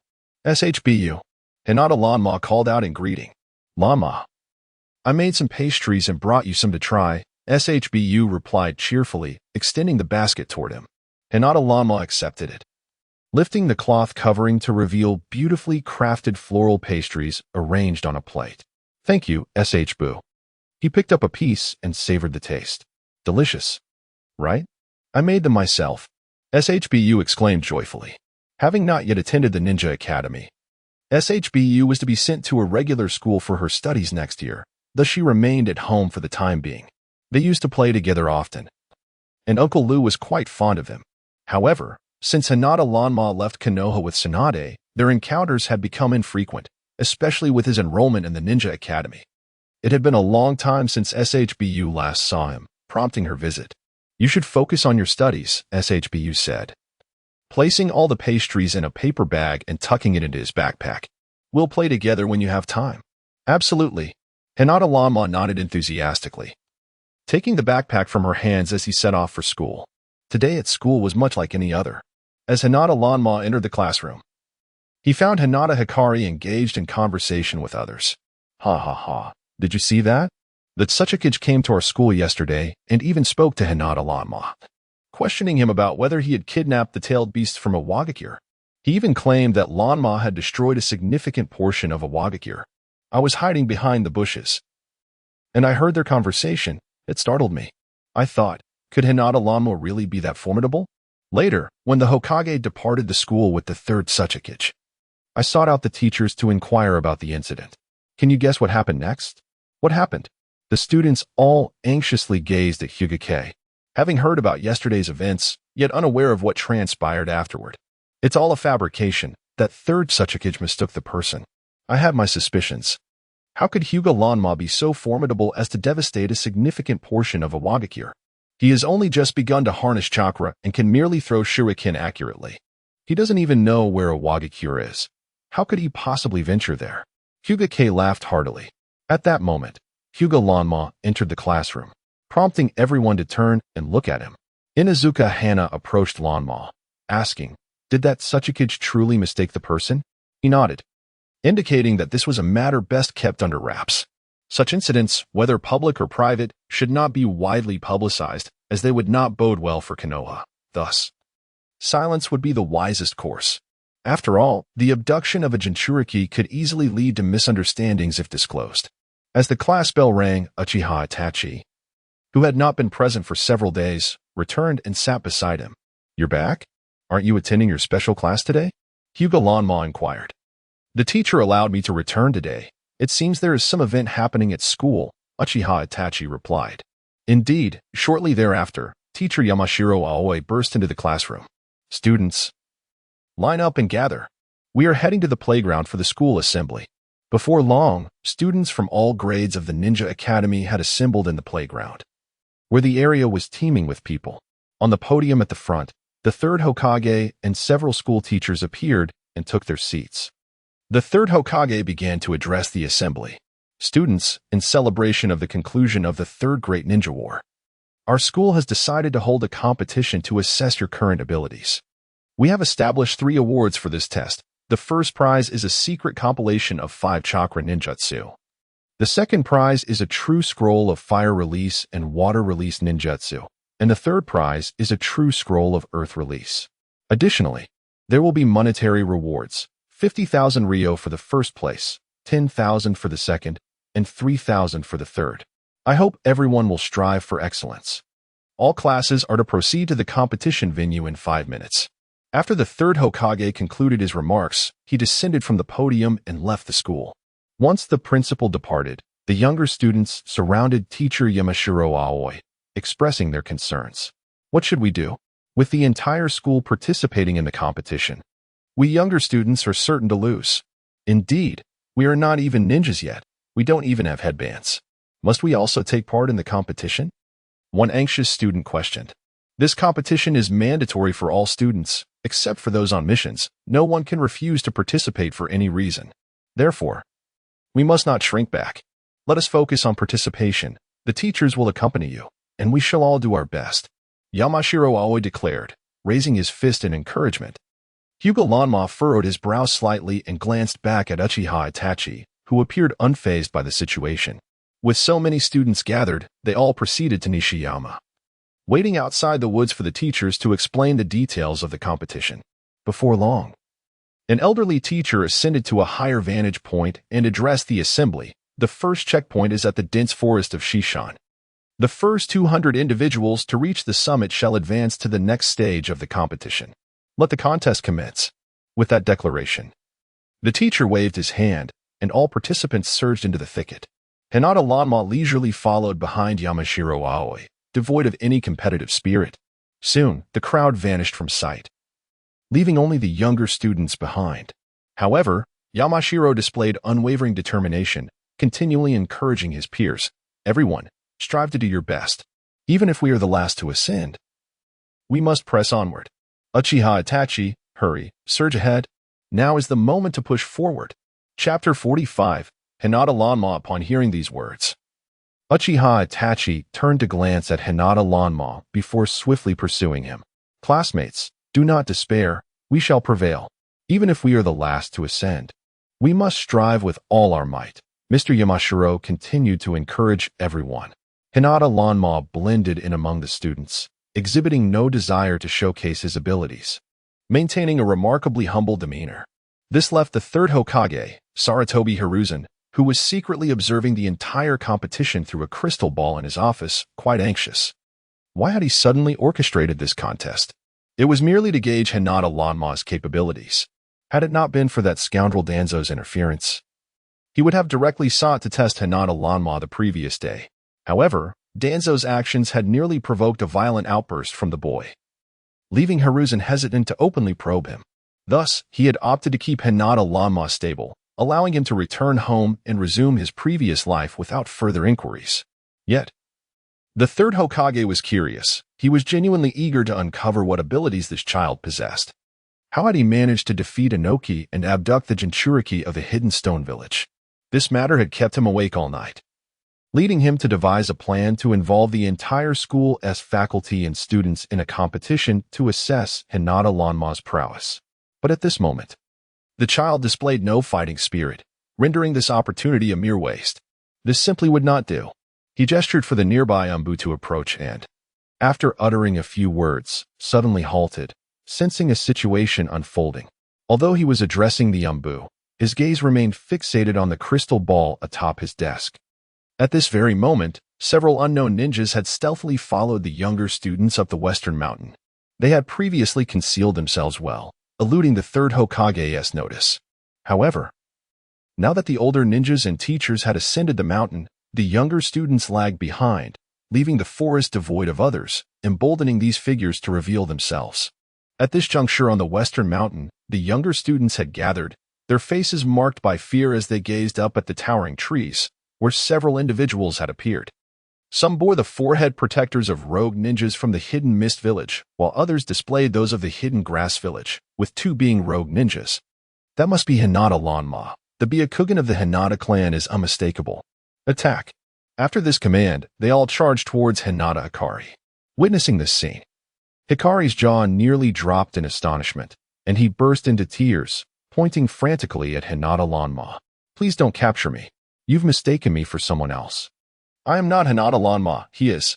In a swift motion, Yamashiro Aoi leaped in front of Hinata Hikari. What do you intend to do? Why, we intend to capture him. One of the assailants replied. With that, the four attackers surged forward. Alone, Yamashiro Aoi stood little chance against them. Despite his remarkable taijutsu skills, their numbers overwhelmed them. Within moments, he lay severely injured on the ground. Several classmates rushed to assist, but they too were swiftly incapacitated by a sweeping kick. While Hinata Hikari was seized and taken away, Hinata Lanma furrowed his brow slightly, aware that today's match was directed at him. However, instead of encountering the probing of the Umbu, he was met with a group of rogue ninjas. What was the meaning of this? Regardless of the circumstances, he could not allow Hinata Hikari to bear the brunt on his behalf. Teacher, are you all right? Hinata Lanma stepped forward, extending his hand to assess his injuries. Having trained under Tsunade for a period, he had studied the medical ninja scrolls provided by her, and soon deduced the pathology, 3 broken ribs and liver hemorrhage. But nothing life-threatening for the moment. Teacher, you all should return to the village. I will investigate. With that, Hinata Lanma leaped nimbly into the air, climbing a tall tree in pursuit. Meanwhile, the third Hokage was observing the scene from his office. Upon realizing that the crystal ball no longer revealed Hinata Lanma's presence, he was so startled that he could hardly breathe. Quickly, Umbu, provide support. Previously, he had intended for the Umbu to test Lanma's abilities, but unexpectedly, as soon as he left the village, someone had already attacked him. There was no longer a need for them to intervene, yet to discern his capabilities. Witnesses were still required. Furthermore, although his crystal ball could display the situation of the competition on the mountain, it failed to reveal Hinata Lanma's current condition. The reason was simple. His method of observation, known as the telescope technique, required the crystal ball as a medium to perceive the state of others. However, employing this technique necessitated a specific condition. One must be aware of the target's chakra nature. He could not see Hinata Lanma through the crystal ball because he did not yet know what his chakra nature was. The reason he had the entire school's students and teachers participate in this probing game was to utilize the different chakra natures of the teachers and students to observe Hinata Lanma's performance during the match. Originally intending for the Umbu to test him, he was now faced with rogue ninjas who had unexpectedly taken Hinata Lanma away. The thought of the potential loss to Konoha due to his departure compelled him to swiftly don his cloak, turn, and leap through the window. He needed to personally find him. 70 miles north of Konoha lay the Forest of Death, a place generally avoided by most. Yet these rogue ninjas were leading Hinata Hikari directly northward. Please don't capture me. I am not Hinata Lanma. Why won't you believe my explanation? I truly am not him, he cried, tears streaming down his face. He did not wish to bear this blame. Oh heavens! Have I bullied Hinata Lanma too much in the past? Am I now to pay for it? Hinata Lanma, I am sorry. I should not have tormented you. Hinata Hikari sobbed loudly. You little brat, do you take us for fools? The Hinata clan possesses Byakugan, and among the entire class, You are the only one with it. If we do not capture you, whom shall we capture? Coward, still trying to shift the blame onto others. The burly man leading the group scoffed. No, you've truly made a mistake. Hinata Lanma is blind. I may possess Byakugan, but I am not him. Ugh, I cannot even explain this. Enough prattling. Knock him out. In the next moment, the strong man struck, and Hinata Hikari fell unconscious. Someone is coming. Suddenly, the perceptive ninja within the team spoke up. The burly man ahead declared, I'll go first, you all follow behind. No, this individual was captured by all of us. Even if there is a bounty, we must share it equally. If you go alone, what will happen to our share of the reward? The other three did not lag behind. Instead, they hastened to catch up with the one carrying Hinata's light. Chapter 46. My apology, they were a hastily assembled team of rogue ninjas, specifically tasked with capturing individuals listed on the black market bounty. The information regarding Hinata Lanma was only released last night, yet today they had already arrived in Konoha. Ironically, they were still deliberating on how to execute their mission when they learned that all the students from the Ninja Academy had gone to the western mountains of Konoha for a competition. Seizing the opportunity, they made their move. To their astonishment, the third-ranked bounty on the black market, Hinata Lanma, proved to be remarkably easy to capture. With a mere flick of their hands, he fell directly into their grasp. What now? Should we all remain here until we can defeat him, and only then set off together? This was their first collaboration, marked by mutual distrust and a lack of synergy. I suggest none of you leave. Just as discord arose among them, Hinata Lanma appeared before them. You cannot escape. Leave the boy, or face dire consequences. His voice was as cold as ice as he stood atop a tree branch, his demeanor utterly indifferent. Who are you? A mere child daring to make such threats. One of the four, a man donning the forehead protector of the rogue ninja from the Mist Village, charged forward. Simultaneously, a thick fog began to rise amidst the dense forest. Shui Lian, what are you doing? Do not use the mist technique. Be cautious, or my gene will slip away with that child, remarked another rogue from the grass village. A strong gust of wind swept through, dispersing the mist, and indeed, my gene and the child had vanished from sight. The three remaining ninjas, seeing this, lost all interest in confronting Hinata Lanma and swiftly gave chase. Hinata Lanma raised an eyebrow. These individuals exhibited no spirit of teamwork whatsoever. Utilizing a body flicker technique, he pursued them, positioning himself directly in front of the robust Maijin. I spare you this time. In truth, Hinata Lanma could have easily dispatched him, but he refrained from causing harm to Hinata Hikari.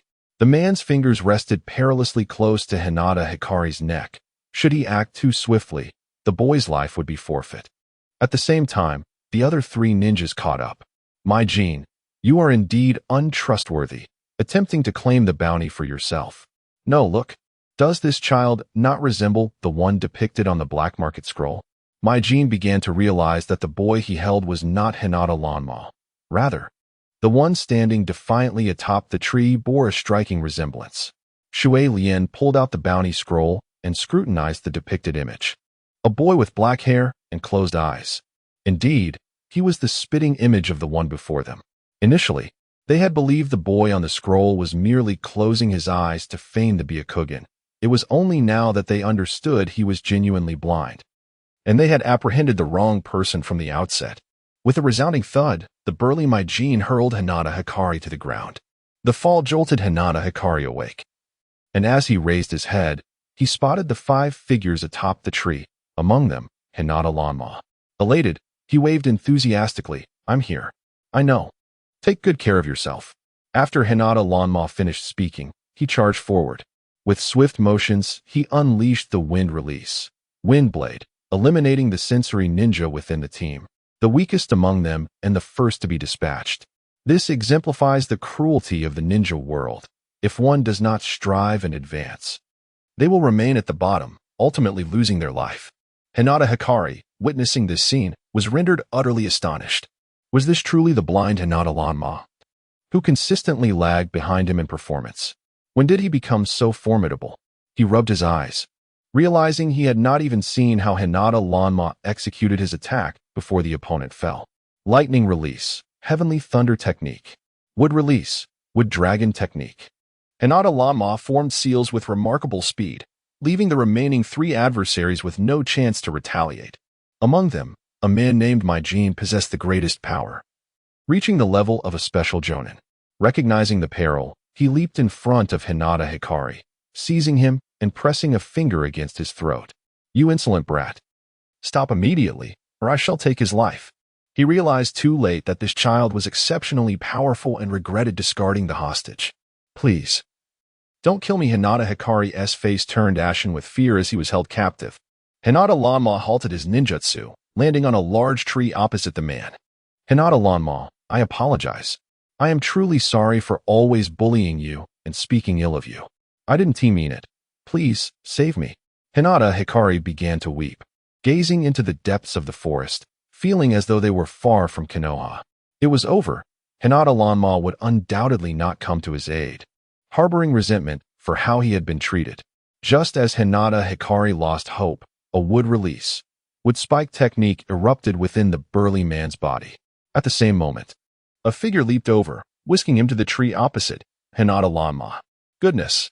He gazed at Hinata Lanma, suddenly feeling him towering and seemingly radiant. Looking back at the man who had fallen beneath the tree, his body was now punctured with wooden spikes like a hedgehog. "You are incredible, Hinata Lanma." With the enemy vanquished, Hinata Hikari's heart surged with joy. "Let us go back." Hinata Lanma grasped his wrist, employing the body flicker technique, and they vanished, reappearing several kilometers away. "Hinata Lanma, your speed is astonishing. You are a concealed master." "Wow, where are we? Why have we not yet reached the village?" "The Death Forest." "Ah, no wonder it feels so eerie here. But with you by my side, I feel quite safe." "Hinata Lanma, let us play together from now on. I suddenly feel a strong affection for you.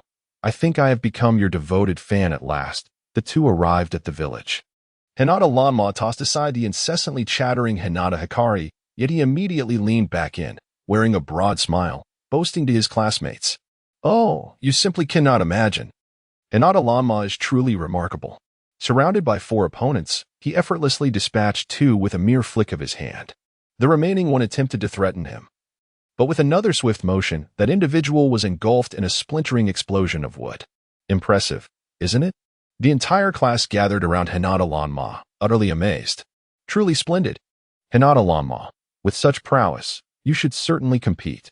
Just moments ago, those upperclassmen mocked us, calling us little first graders, likening us to bouncing dumplings, and ridiculed our stature as mere benches." Chapter 47. The despicable Danzo. Upon hearing those words, Hinata Aom could not suppress a laugh. "Where's the teacher? Has he gone to the hospital?" "Yes, the second match is in the afternoon. We lost, and it is what it is. Do not dwell on it. Come, let us visit Teacher Yamashiro." With that, Hinata Aom took strides towards the Konoha hospital. In the distance, the Umbu and the 3rd Hokage, having failed to catch up with them, cited disappointment. By the time they arrived at the woods, it was already too late. Even when they finally managed to catch up with a few individuals, the battle had concluded, and they had missed witnessing the entire event altogether. The only conclusion the 3rd Hokage could draw from what he learned from Hinata Hikari was that Hinata Aom was capable of using body flicker technique and would release ninjutsu. Furthermore, his sensory skills were exceptional. Even when visibility was low, he could accurately strike at enemies and comprehend the happenings around him. Of course, at times he appeared oblivious. Such as when Anoki visited yesterday, it seemed he only reacted after Anoki spoke. This peculiar behavior might be linked to his chakra usage. Regardless, this child is indeed a mystery. Upon visiting Teacher Yamashiro at the hospital, they found him in good health.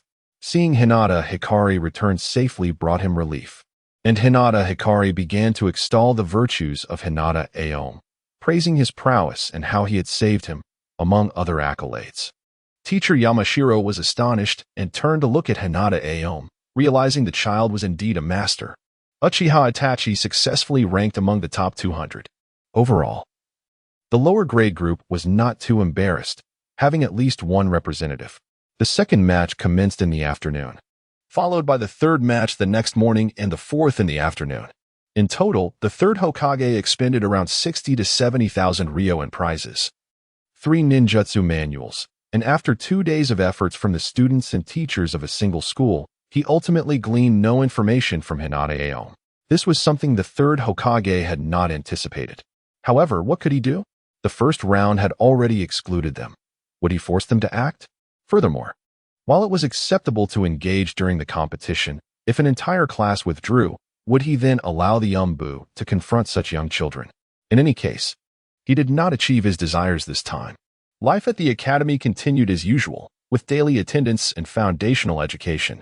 Meanwhile, Jiraiya had departed from Konoha to investigate Orochimaru's whereabouts, leaving Hinata Aom to resume his solitary existence, though fortunately, he was not devoid of friends. Recently, Yuzuki Yuin had been on a mission, yet SHBU, Inuzuka Hana, and Hinata Hikari frequently came to his home to spend time with him.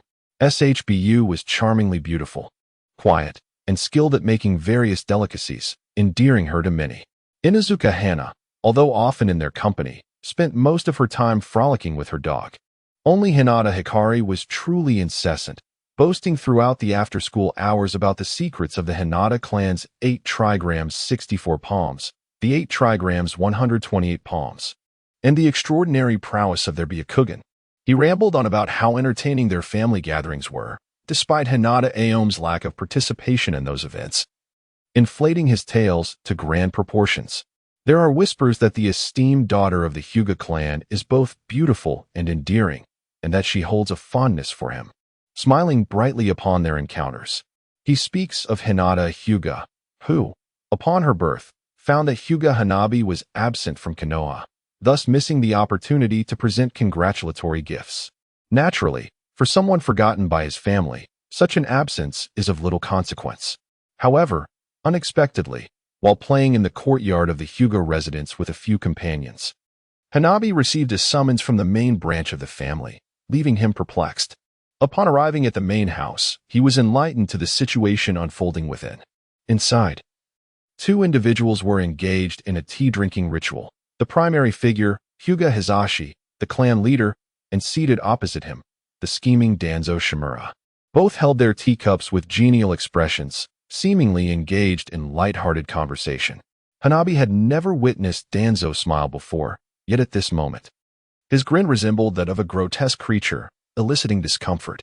"Ah, Hanabi, come, take a seat," Hizashi exclaimed, his demeanor unexpectedly warm, as if they were familiar acquaintances. A stark contrast to Hanabi's previous experiences. "No need, I shall remain standing." "Please, speak freely," Hanabi replied, resolutely. "Haha, look at this child, so proud." "But that's quite all right. I find it quite appealing," Danzo interjected, revealing his repugnant smile once more. It appeared he had devised a new strategy. Having sought out Hizashi to curry favor, a significant advancement for one of his age, now employing subtler tactics, Hizashi chuckled along. Yet as he lifted his cup for a sip, he discreetly observed Hanabi from the corner of his eye.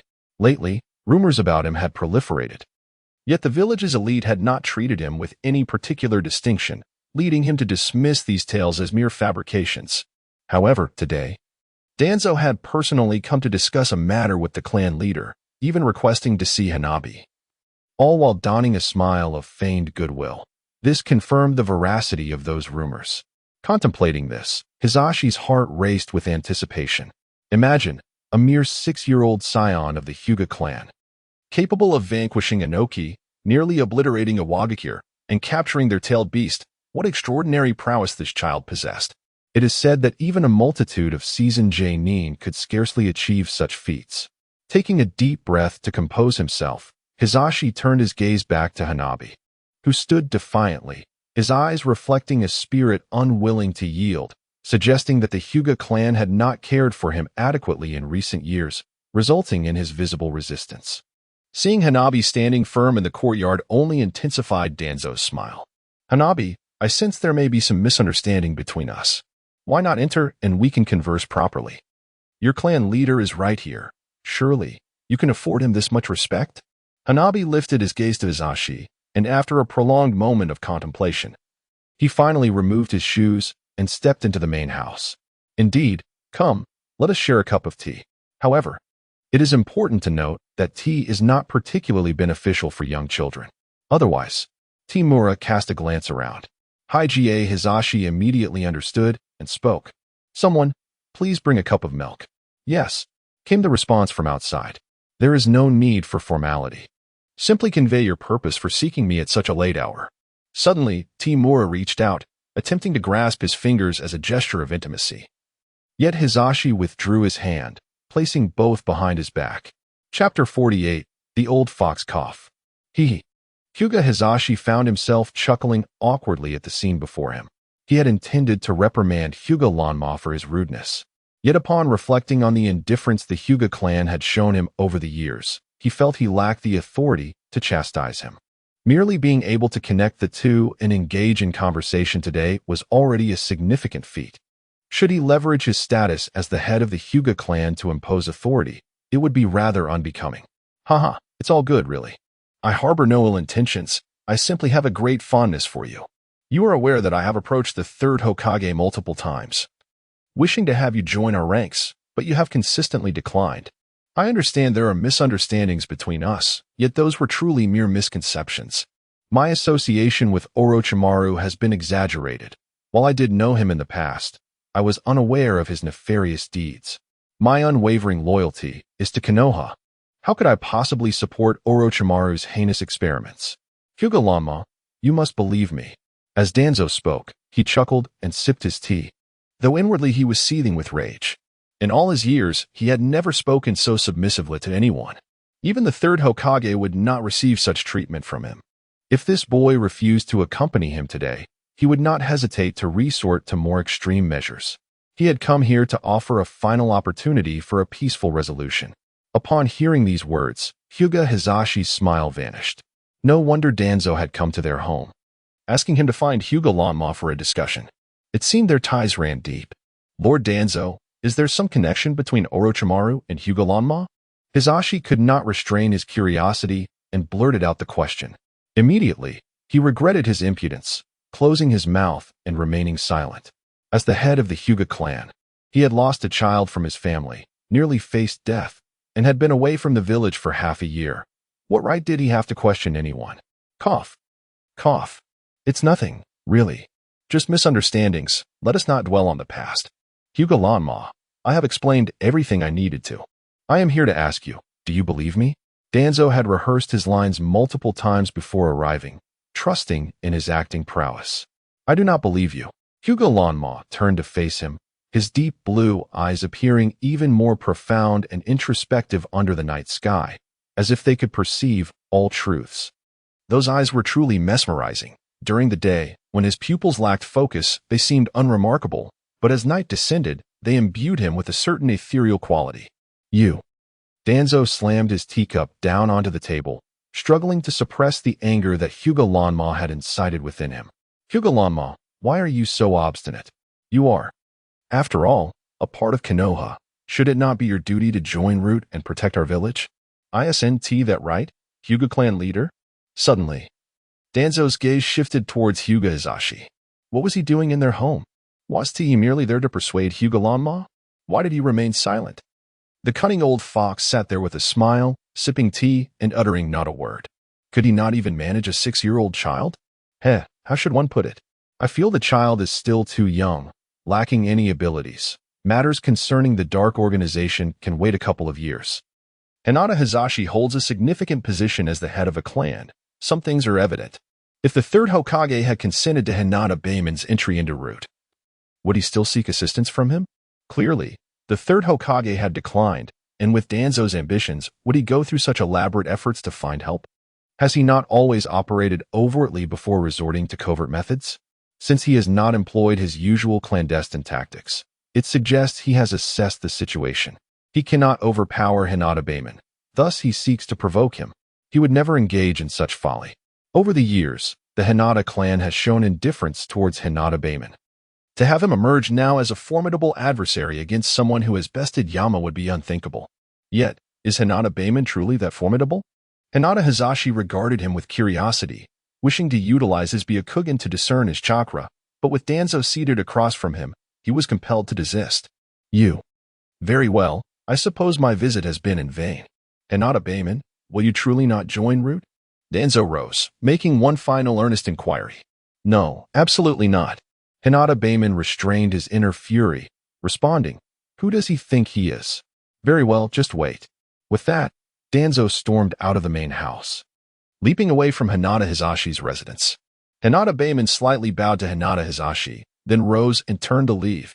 As he departed, Hinata Hisashi activated his Byakugan to examine Bayman's chakra, only to discover a mere thread-like energy coursing through his veins, hardly comparable to even a genin. It seems the rumors were indeed false, yet why does Danzo covet this child so desperately? It is all rather perplexing. Upon returning home, Hinata Bayman found that his friends had long since departed, leaving the courtyard immersed in darkness. He entered, switched on the lights, and began his evening routine in preparation for sleep. In the dead of night, a pair of arms suddenly lunged toward his bed, with a loud thud. A puff of white smoke erupted, and the occupant of the bed transformed into wood. Looking again, Hinata Bayman had already stepped into the courtyard, surrounded by 5 or 6 elite members of the Umbu. Danzo loomed in the shadows. He had truly lost his sanity, daring to strike at him within the village. Bring him down. The living must be seen, and the dead must be accounted for. At these words, the surrounding Umbu surged forward. Hinata Bayman executed several leaps, engaging in combat with them. Meanwhile, in the darkness, a pair of eyes observed through a crystal ball. It was the third Hokage, Hiruzen Sarutobi. Beside him stood a masked figure, a shorter individual with a head of white hair, impeccably clean, a youthful Kakashi Hitaki. "Shall we intervene, sir?" he inquired softly. The third generation shook his head, unhurried, observing his capabilities. His speed was remarkable. Just as this thought crossed his mind, Hinata Lanma had already evaded several members of the Umbu and positioned himself above Danzo. "Today, it is either your demise or mine," he declared. With that, he leaped forward, a powerful bolt of lightning materializing in his hand, aimed directly at the individuals below. Danzo swiftly dodged the wind-style shuriken. His wind-style shuriken was enhanced with wind techniques, sharpening the blades to effortlessly slice through rock. Chapter 49. Departure from Konoha once again, employing the technique of wind release, the Thousand Winds chaotic blades. Hyuga Lanma, facing him, did not flinch but countered with his own wind release. A sharp whistling filled the air, and suddenly, thousands of wind blades materialized around Hyuga Lanma, surging towards him. How formidable! The injured ANBU members hastily retreated, while Danzo, witnessing this, utilized would release to obstruct the attack. However, the Thousand Winds chaotic blades did not follow a linear trajectory. Many were capable of twisting and turning. As Danzo's would release blocked the front, he was struck from behind. His pants shredded, and his rear end directly hit. The wind blades pierced into his flesh, inflicting excruciating pain. The severity of the wind-inflicted wounds was far from that of ordinary projectiles, compounded by Hyuga Lanma's immense chakra and the formidable power of the Thousand Winds chaotic blades.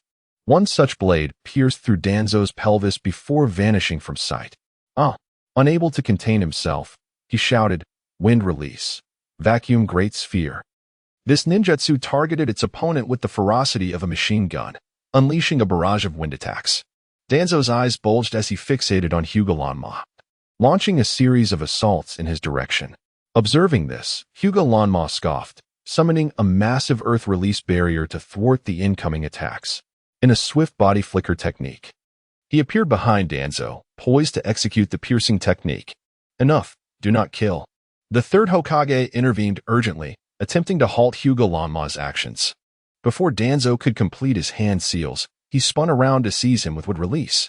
Thus, it became a contest between the third Hokage and Danzo to capture him. Witnessing this, Hyuga Lanma opened his mouth, unleashing gas release. Gas explosion. A tremendous explosion echoed, prompting the third Hokage to retreat. Danzo, injured in his pelvis, realized too late the impending danger of the gas explosion. In a desperate bid for survival, he dropped to the ground. Yet the blast scorched the right side of his face.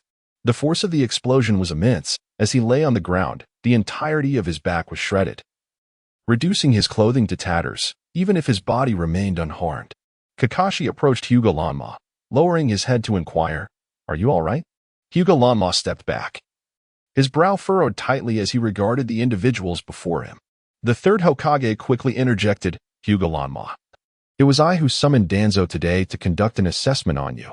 Congratulations, you have graduated from the Ninja Academy.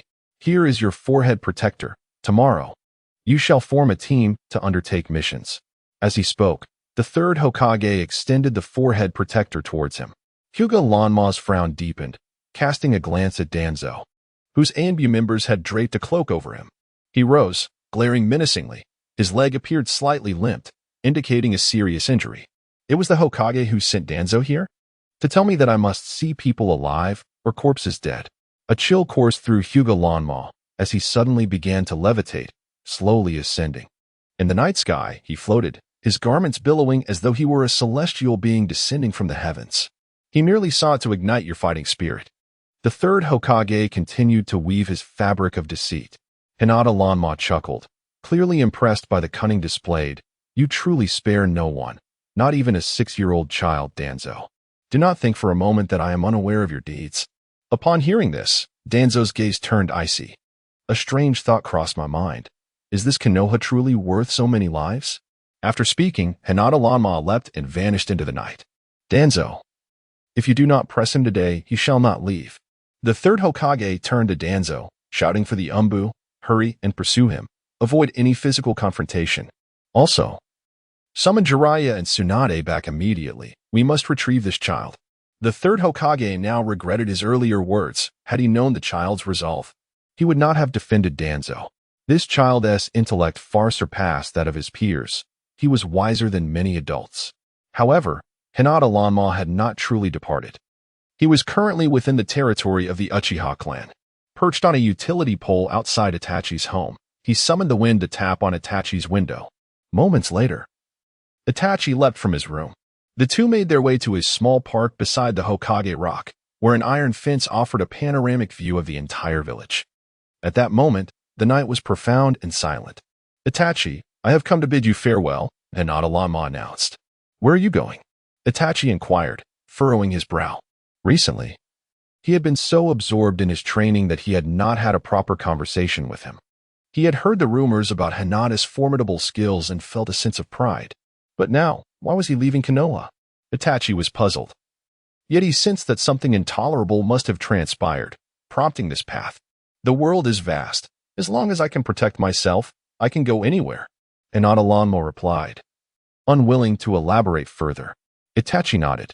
The two children stood atop Konoha, gazing down at the village, enveloped in silence. Itachi, possessing a keen intellect, had already contemplated the potential challenges ahead during their quiet moments. Finally, he spoke. Fortunately, I have witnessed your jutsu. Otherwise, I would never have allowed you to leave Konoha. No matter the cost. The world outside is chaotic. During the Third Great Ninja War, I witnessed many children lose their lives due to the conflict. Thankfully, you were strong enough. He sighed deeply. Will we meet again? Yes. Hinata Lanma replied, smiling. Before I leave, I wish to do something for you. I hope your future is filled with happiness, and that your family remains united. What is it? Itachi asked. Just a small gesture, Itachi. I shall say no more. I must take my leave. Farewell. With that, Hinata Lanma performed a space-time transition and vanished from sight. Itachi remained, letting out a deep sigh as he turned to gaze upon Konoha. Regardless of the choices made, Hinata would always be his friend. In the depths of a dimly lit tunnel, the sound of footsteps echoed as a group of individuals advanced. In the distance, a room glowed with light, from which anguished cries emanated. Lord Danzo, you must endure. The wound must be thoroughly cleansed before we can proceed with the next phase of treatment. Please, hold on, urged the medical ninja beside him. I can withstand it. Hurry. Danzo's irritable voice resonated. Hinata, you little brat. The humiliation of today shall be etched into my memory for a lifetime. One day, I will ensure that you meet your demise by my hand. Humph. You thought yourself clever, didn't you? Playing mind games with me? Yet, it was I who forced you to flee from Konoha. From this moment forth, you shall be regarded as an enemy of Konoha. Your friends will seek to end your life upon sight. Jiraiya and Tsunade will wish to bring you to justice. You believe you have triumphed, but let me assure you, you will never best me in this lifetime. Chapter 50. The insertion of Danzo seethed with resentment as he muttered to himself. In the next moment, a medical ninja standing beside him spoke languidly. You possess wood release. You must be familiar with the technique of insertion, correct? Danzo furrowed his brow and turned to inquire. What do you mean by that?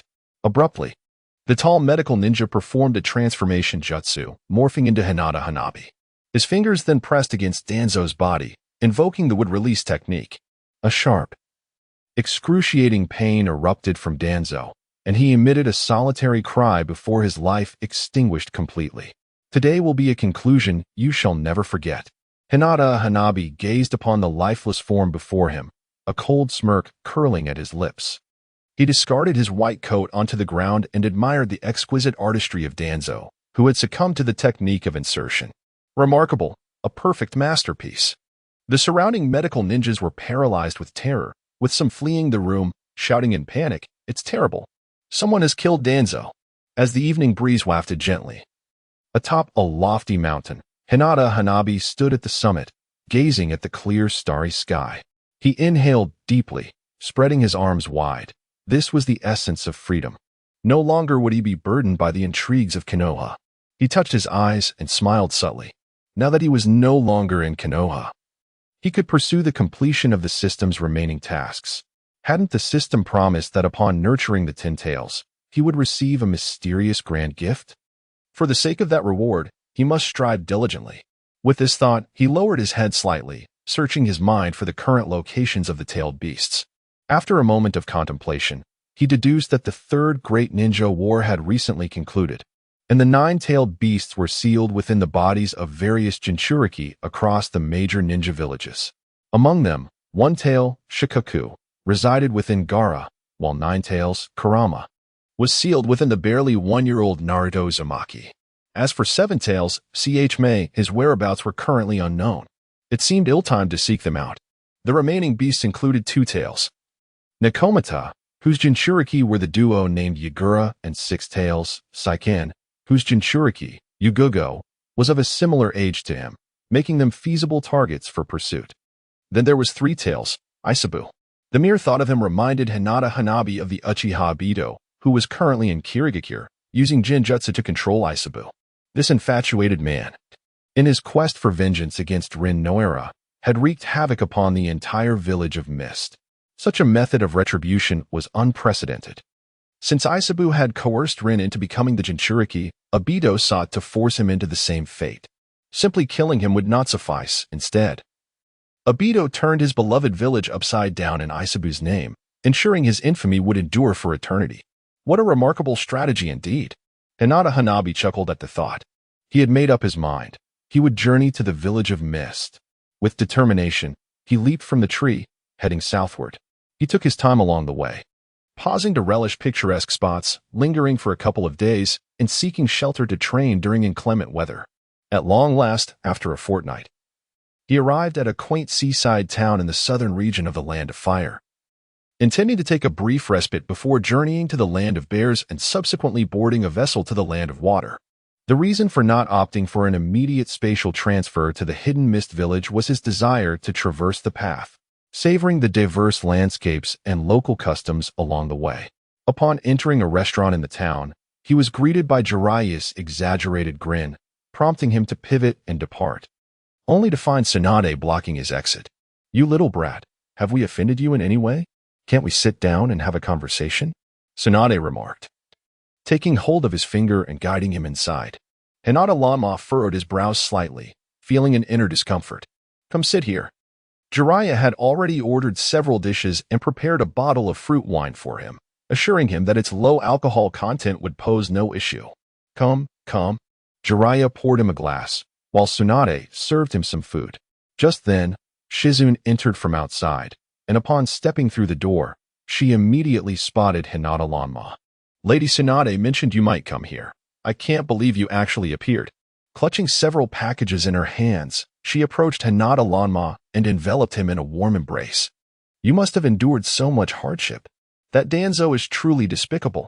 "Shizune, mind your words," Tsunade interjected, reminding her that even if some higher-ups possessed poor character, it was not their place to judge. "Indeed, I loathe them." With that, Shizune settled beside Hinata Lanma and began to unpack her bundles. I heard you're planning to travel for several years, so I brought you many things. This is some undergarment. You can't keep wearing old clothes while you're out there. So wash and change frequently. This is a thicker garment. If you venture north, the snowstorms can be fierce and the cold biting. Relying solely on chakra to fend off the chill while resting can be rather inconvenient. Dressing warmly will conserve your energy. And these are shoes, which I made for you 3 months ago. They were only completed just 3 days ago. As she spoke, Shizen's voice faltered, and she pouted. Unable to suppress her tears, Hinata Lama gently stroked her back, offering solace. I'm fine, don't worry. Shizen nodded emphatically, sniffing back her tears as she continued to rummage through the packages. This is some food. Don't always rely on military rations. While they stave off hunger, their taste leaves much to be desired. And this contains some medicines, herbs, and medical instruments that will be useful when you study the notes from Lady Tsunade. These can all be stored in a large scroll for convenience. Hinata Lanma felt an indescribable emotion welling up within him. Jiraiya and Tsunade had not come to apprehend him, but rather to bid him farewell, and leaving Shizen behind was truly painful. Come, Lama, let us raise a glass, Jiraiya proclaimed, lifting his cup. Be sure to visit Konoha often. As for Danzo, rest assured, he wouldn't dare lay a finger on you again. Is he still alive? Hinata Lanma frowned. Has he perished? Jiraiya, taken aback, gazed at Hinata Lanma in surprise, having not heard such news. Hinata Aom remained silent. Indeed, how could someone like him simply perish? If he were still alive, it would signify that he had invoked Izanagi. I had hoped to eliminate a future obstacle for Uchiha Itachi. Yet I found myself unable to do so. Had it not been for Danzo, perhaps Itachi would not have been compelled to make such harrowing choices, leading to the slaughter of his entire clan and ultimately his defection from Konoha.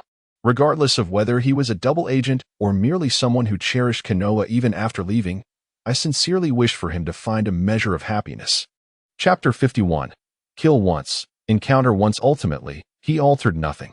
He had not anticipated that Shimura Danzo could wield Izanagi. Should he not have considered unwrapping all his bandages to ascertain whether he had already stored Sharingan within? If so, he would have destroyed it outright. To witness how he would employ that illusion technique. Previously, he believed that Danzo had acquired his Rinnegan only after the Uchiha clan's annihilation. However, it appeared otherwise. Izanagi, a genjutsu capable of reverting adverse circumstances to their original state, allowed Danzo to erase the event of Hyuga Hanabi's murder, thus returning to a time before his demise. He still lived.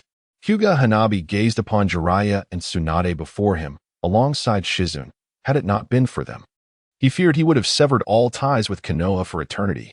Now, it seemed that since Danzo had not perished, his connection to Konoha endured. It must be said.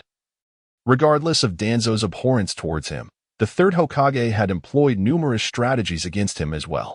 However, many within Konoha had treated him kindly. Itachi Uchiha, Shursui, Yuzuki Yugao, Inuzuka Hana, Hinata, and his mentor, Yamashiro Aoi, along with the 3 individuals before him. He would never forget their kindness throughout his life. Yet, the hatred he bore for certain individuals would also remain etched in his memory, and the fact that this person still lived left him unsettled.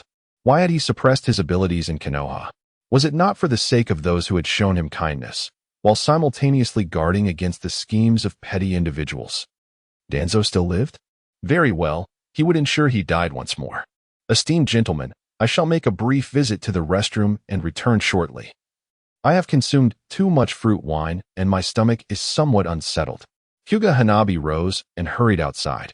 Exiting the restaurant, he found a secluded area. With a swift spatial shift, he reappeared in Konoha. Simultaneously, he employed a sensing technique to locate Danzo's position. Once again, he executed a spatial transfer, materializing behind Danzo at the root base. Danzo had sensed danger and turned, but it was too late. He heard the child behind him inquire, "You possess would release. Surely you are familiar with the cutting technique?" Upon finishing his words, Danzo's body was racked with excruciating pain as he was obliterated once more, meeting his end. In terror, Danzo's eyes remained fixed on Hyuga Hanabi, filled with regret. Had he known he would be such a formidable adversary, he would not have crossed him. Unforeseen. He had been slain yet again, and this time, he found himself devoid of any opportunity for counterattack. His ninjutsu seemed even more potent than before.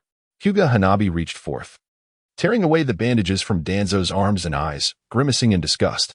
Indeed, each of his right eye and arm bore a Sharingan. With a swift motion, he plucked both of the Sharingan from Danzo's body. Let us see how you employ Izanami now, Danzo.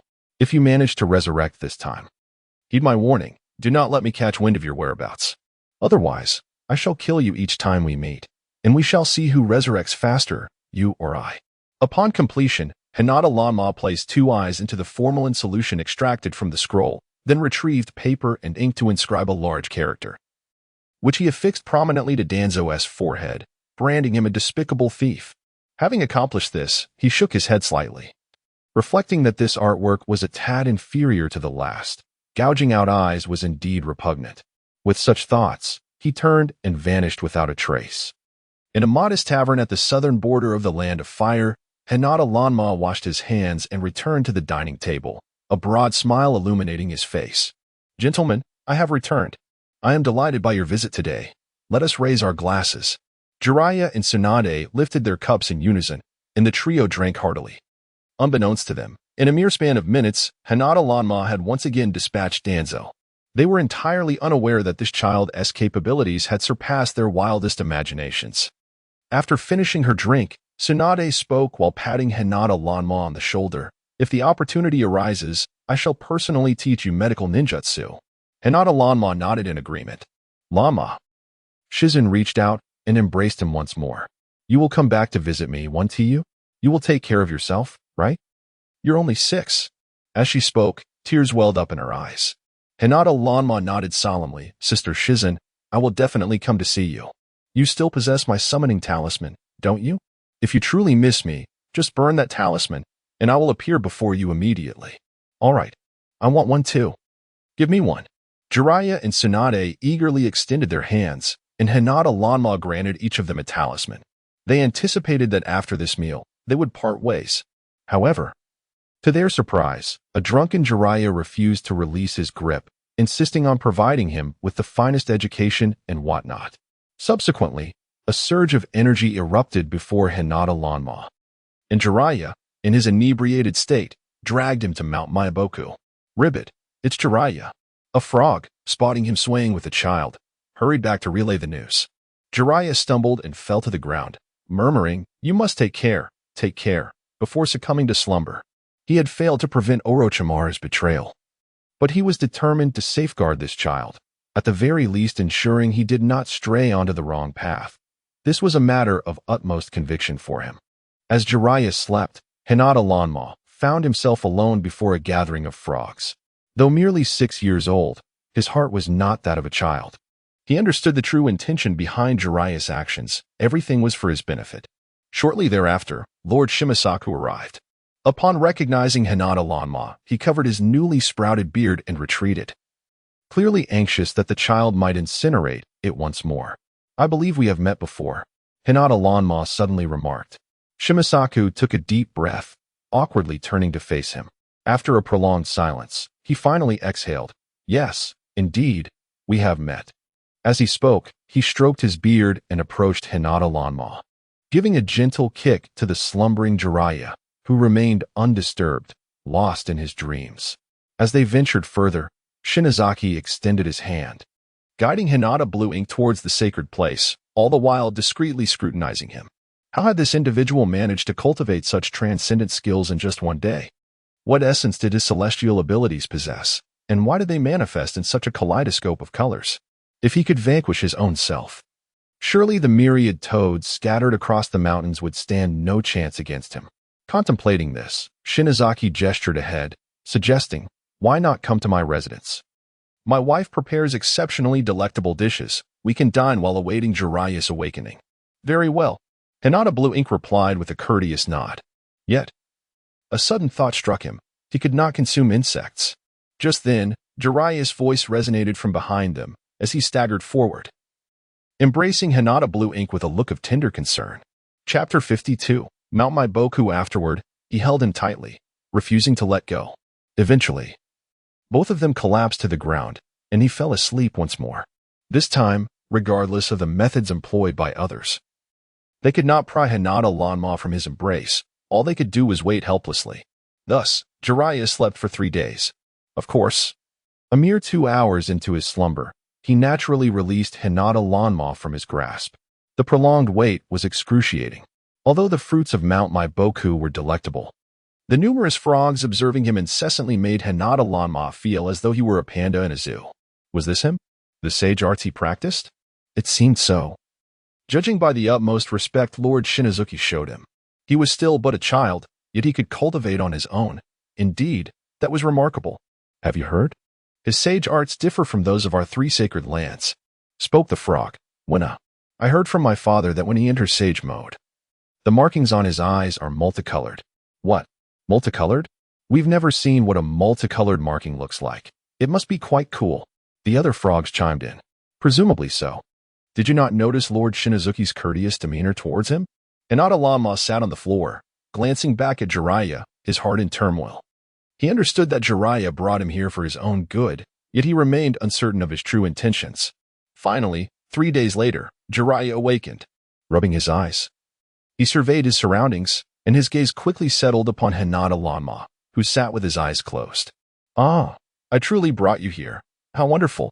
Come, let us seek the wisdom of the frog sage. With that, Jiraiya stepped forward, taking Hinata Lanma's hand.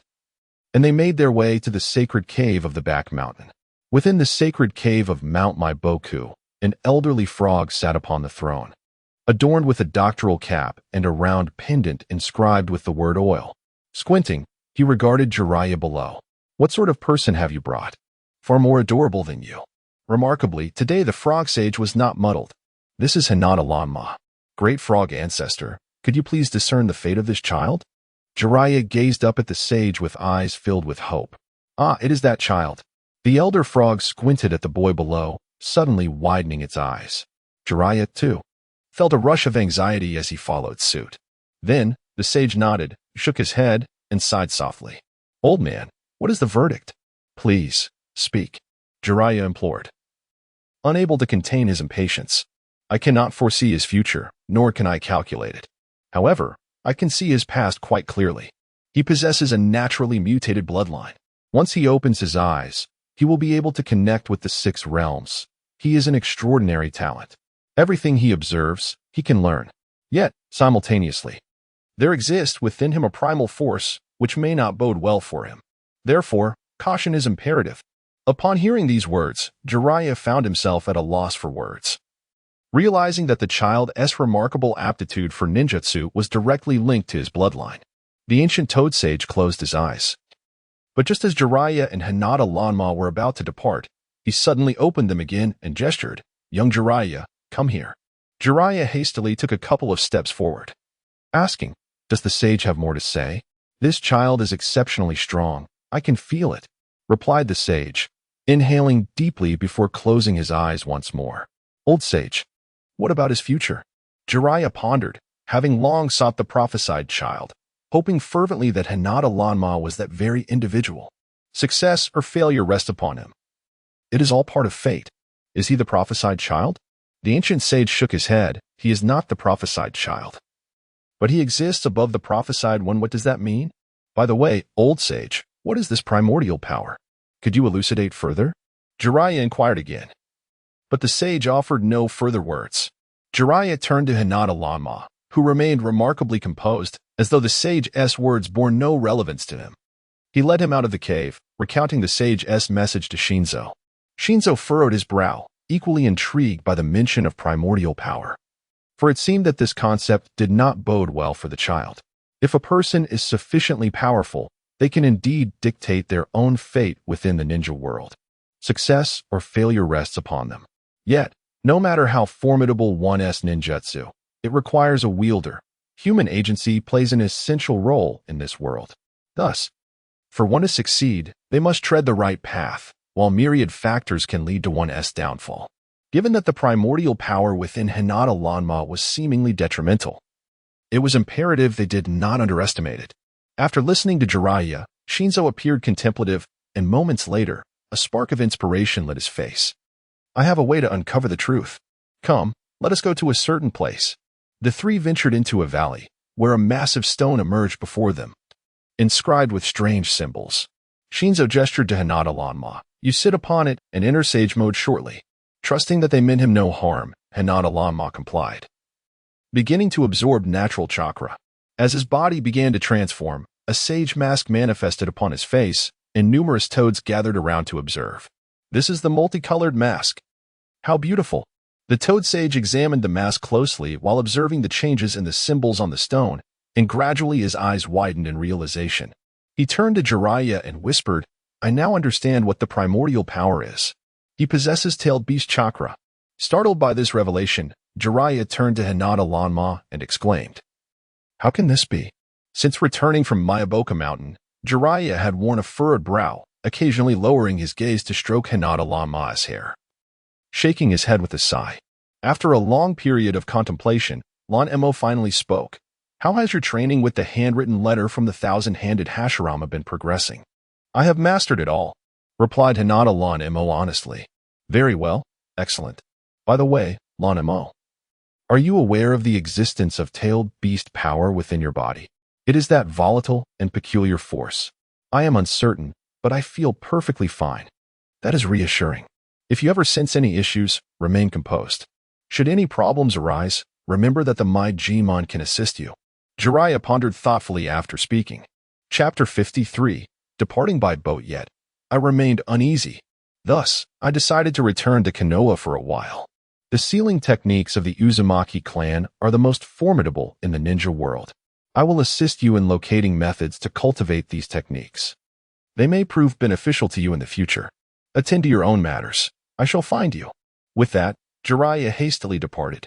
Hinata Lanma had intended to inform him that he was well versed in the sealing techniques of the fourth Hokage, Minato Namikaze. However, considering the vastness of the world, filled with countless wonders, it was conceivable that the Uzumaki clan possessed other powerful sealing techniques. Therefore, he refrained from stopping him. Observing their concern, he turned his attention inward. Within the mirror clones, the progress of the Four Tails and Five Tails clones was slow but steady. Meanwhile, the successfully cloned Little Nine Tails was currently in a developmental stage, having begun to exhibit physical differentiation.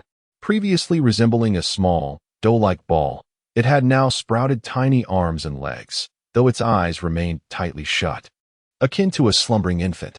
Despite its diminutive size, the tailed beast chakra within it flowed abundantly, which is why Sage Shinsaki was able to sense it. Little one, see how you startled Mr. Jiraiya. Do not cause a ruckus. If you misbehave, I want to hold back. To be cautious. Hinata Lanma reviewed all the sealing techniques of the Uzumaki clan once more before packing his belongings and setting off again. The shoes that Shizen had crafted for him fit perfectly, and he felt a pang of reluctance to wear them. However, Shizen seemed to understand his sentiments, for she had discarded his old, tattered shoes upon his departure and placed the new ones at the doorway. Gazing at his new shoes, a smile crept across Hinata Lanma's face. Leaving the land of fire, he ventured into the land of bears, subsequently boarding a vessel bound for the land of water. However, upon arriving at the dock, he was taken aback to find not a single passenger ship in sight. Upon hearing the destination of the land of water, everyone shook their heads, expressing that due to ongoing internal strife, ships to the land of water only departed once every 10 days. And the latest ship had already sailed the previous day. If Hinata Lanma wished to travel by boat, he would have to wait 8 more days. Feeling slightly troubled, he contemplated flying instead when a robust man carrying a sack approached and inquired, Little one, what brings you to the land of water? I am going to visit relatives. Hinata Lanma replied, Come, follow me. Our merchant ship is headed for the land of water. However, you must not run about or cause a disturbance during the journey. If you can promise me that, I will take you aboard, said the man. Last time, I allowed a child on board, but he ran around causing chaos, resulting in my captain docking half a month's wages as punishment. I do not wish to face that again, the man sighed. Seeing this, Hinata Lanma cheerfully assured him, Uncle, you need not worry, I will not run around. Very well, follow me. With that, the man hoisted his sack and took Hinata Lanma's hand, leading him towards the ship. Upon entering the warehouse, he gently set down the burlap sack and turned to Hinata Lanma, saying, Stay here quietly. I shall bring you dinner tonight. Remember not to wander about, and do your utmost to avoid being discovered by our captain. Once we reach the land of water, I will inform you." Hinata Lanma nodded earnestly. The man waved his hand in front of his eyes, then shook his head, exclaiming, "Poor child." After uttering this, he retrieved a pack of pastries from his pocket and placed it into Hinata Lanma's hands before turning to resume his work. Hinata Lanma felt an unusual embarrassment.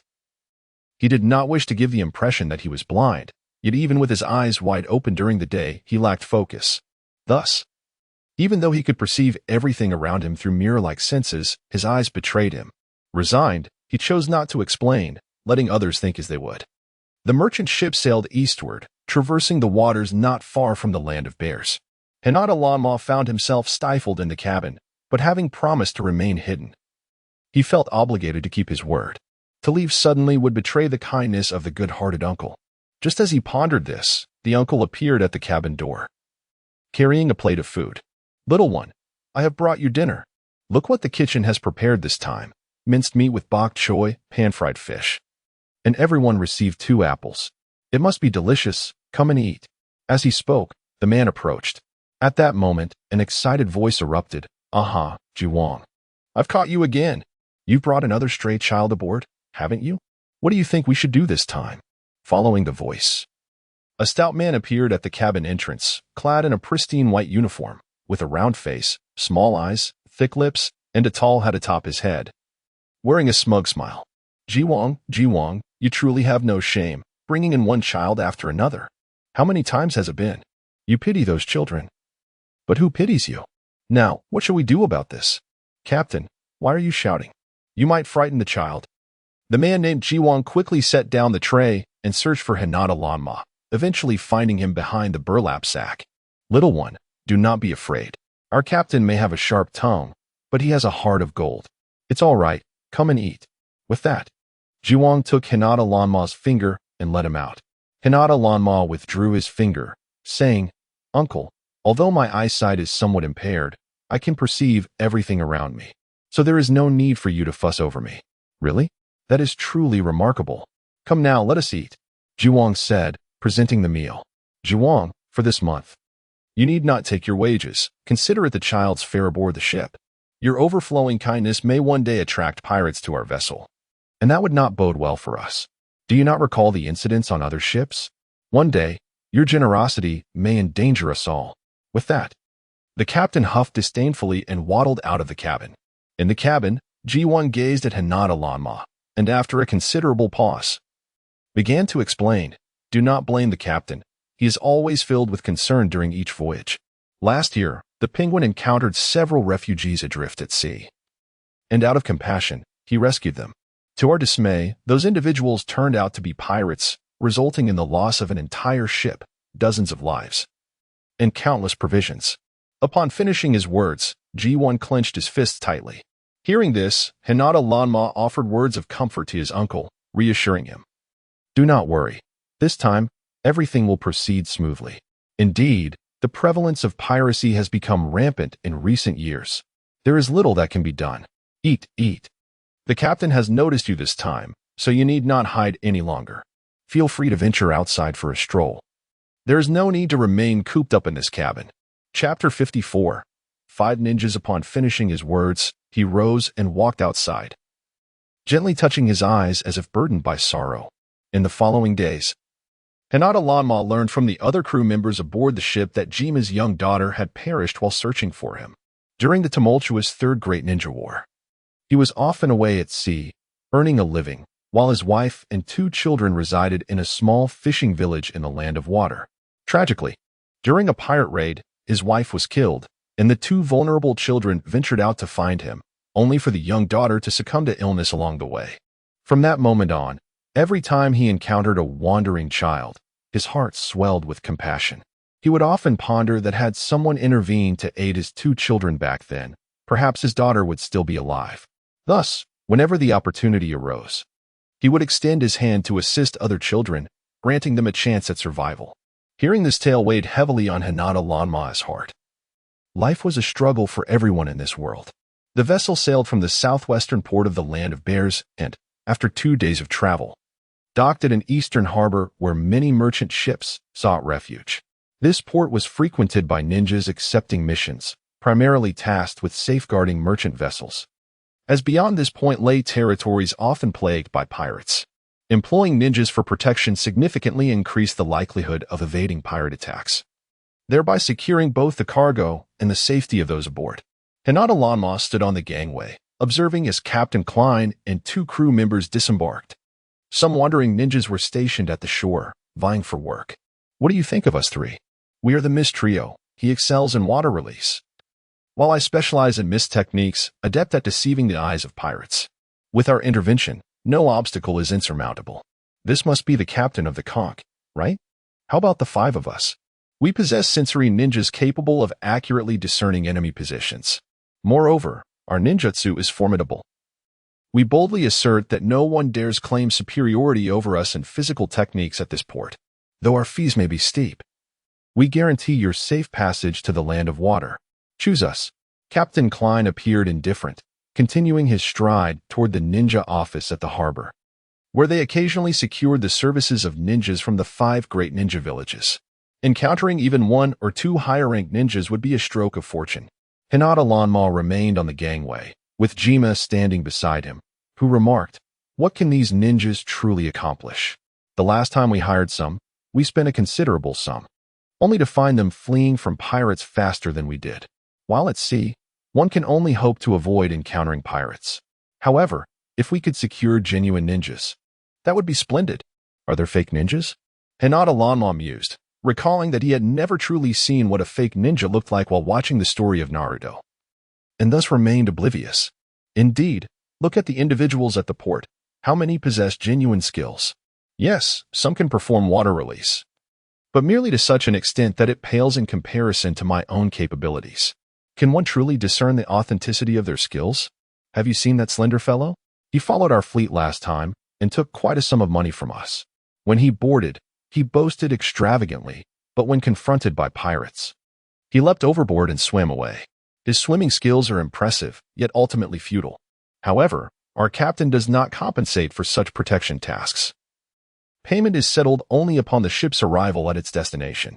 As Jiawan spoke, his gaze fell upon the backpack of Hinata Lanma. "Young one, are you a ninja? I noticed shurikens peeking out from your bag. You wouldn't happen to be a ninja, would you?" Hinata Lanma, hearing this, reached for his backpack and tucked the shurikens back inside before nodding. "Yes, I once resided in the Hidden Leaf. Can you perform ninjutsu?" "A little." "Wow, that's impressive. Your uncle, have lived over 30 years without even a trace of chakra, relegated to a lifetime as a crew member." He chuckled heartily. At that moment, Captain Klein appeared at the harbor, accompanied by 5 ninjas, making his way toward the conch. Once aboard, he introduced the 5 individuals as ninjas from the Bear Country Star Ninja Village, who would protect them over the crucial remaining 8 days of their voyage. Everyone erupted into applause, and Jiawan shouted, "Captain, this child is also a ninja. Can he join us in safeguarding the ship? Just don't dock my pay." Hinata Lanma couldn't help but smile at Jiawan's words, acknowledging that Jiawan had indeed assisted him, if it meant sparing him from a pay deduction. He was willing to lend a hand. That child? A mere kid? What nonsense! Captain Klein waved his hand, preparing to head to the cabin to set sail. However, after taking a couple of steps, he turned back to look at Hinata Lanma. He thought to himself, Jiawan has it tough. If I dock his pay for a month, he might become quite indignant. Besides, he has a son to support, and this child seems unlikely to afford the fare. Rather than let him loiter and consume our provisions, it would be better to have him assist. All right, let him participate in the protection of the fleet. The ninjas will surely reject him, so he might as well help the crew. He shook his head, lamenting, what a fool I am. A blind child. What help can he offer? Forget it. I'll allow him to come aboard, but next time, no one is to sneak anyone onto the ship. Understood? Understood. The crew responded in unison. Upon hearing that the captain would not dock his pay, Jiawan beamed and leaned close to Hinata Lanma's ear, whispering, What did I tell you? Our captain is a good man, all bark and no bite. Look, he won't dock my wages. With that, he patted Hinata Lanma on the shoulder and went off to work. With the captain not requiring his assistance, Hinata Lanma chose to enjoy the scene. Standing at the railing and relishing the refreshing sea breeze, 5 ninjas approached, comprising 3 adults and 2 youths, all adorned with the forehead protectors of the Star Ninja Village. Upon catching sight of Hinata Lanma, their gazes conveyed a palpable disdain. One boy, appearing to be around 13 or 14, stepped forward, looking down at him with a scornful expression, and remarked, "Hey, are you a ninja too? What jutsu can you perform? Show me a chakra extraction, if you will." "Oh, how amusing. I just realized after all this time that you are blind." Haraha. Hinata Lanma furrowed his brow slightly and retorted, "What does my sight or lack thereof have to do with you?" Chapter 55. The Narrow-Minded. Why are you not minding your own business? Sneaking onto the ship at such a young age and having someone introduce you for work, what cunning you possess to snatch a mission, spoke the young man. The prolonged warfare had driven some small nations' ninjas to resort to desperate means for survival, and it was astonishing that they would exclude a mere 6-year-old child over a task. They had indeed become quite adept at such tactics. Hinata Lanma gazed at the man before him and remarked, "What cunning! You seem to have an overactive imagination. Perhaps it's a case of paranoia? You insolent brat, are you tired of living?" With that, the youth lunged forward, but other ninjas nearby restrained him, advising, "Do not act impulsively, he is just a child." Following this, the adult pulled the young man back into the cabin. Standing at the railing, Hinata Lanma extended his arm. While Kijimaru was busy cleaning the deck, he had overheard the earlier exchange between the 5 ninjas and, seeing them depart, approached. "Child, have they misunderstood something? How did you encroach upon their business? It was I who asked you to assist in protecting the conch, to safeguard my own wages by putting you forward. Why do they still think you? Sigh, what a predicament this is." Kijimaru had refrained from intervening earlier to avoid offending the ninjas, for they would require their protection for the next 8 days. The crew could not afford to confront them, lest they find themselves in dire peril. "Do not worry, Uncle Kijimaru. I am not concerned about their words," replied Hinata Lanma. His purpose for boarding the ship was to savor the beauty of the sea. He would not allow insignificant individuals to dampen his spirits. During dinner that evening, Hinata Lanma dined with the crew, while the 5 ninjas from Hoshi Ninja Village sat at another table. The captain dined in the control room and did not join them. How amusing it is that some people, in their quest for self-advancement, have ingratiated themselves with the crew.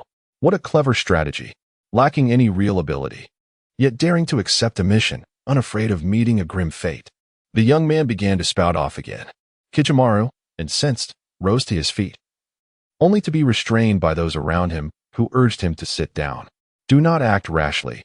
We shall arrive at Sanlai Island in 2 days, where pirates frequently roam. If you offend them now, it could endanger us all." Reluctantly, Kijimaru sat back down, suppressing his anger. Hinata Lanma observed this scene with a slight frown, noting that this man spoke with even more scorn than a woman.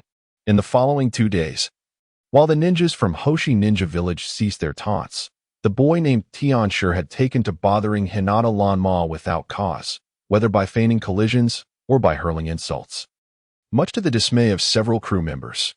Yet, what could they do? He was a ninja, hired at great expense by the captain to ensure their safety.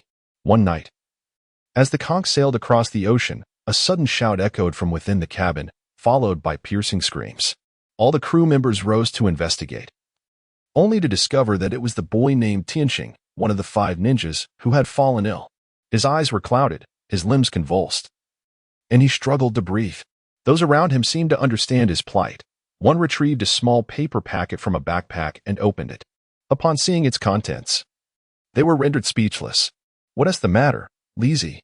Hurry, Tianxing won't last much longer," urged the leader of the ninja team. "It's no use, it's all damp now. Look at it.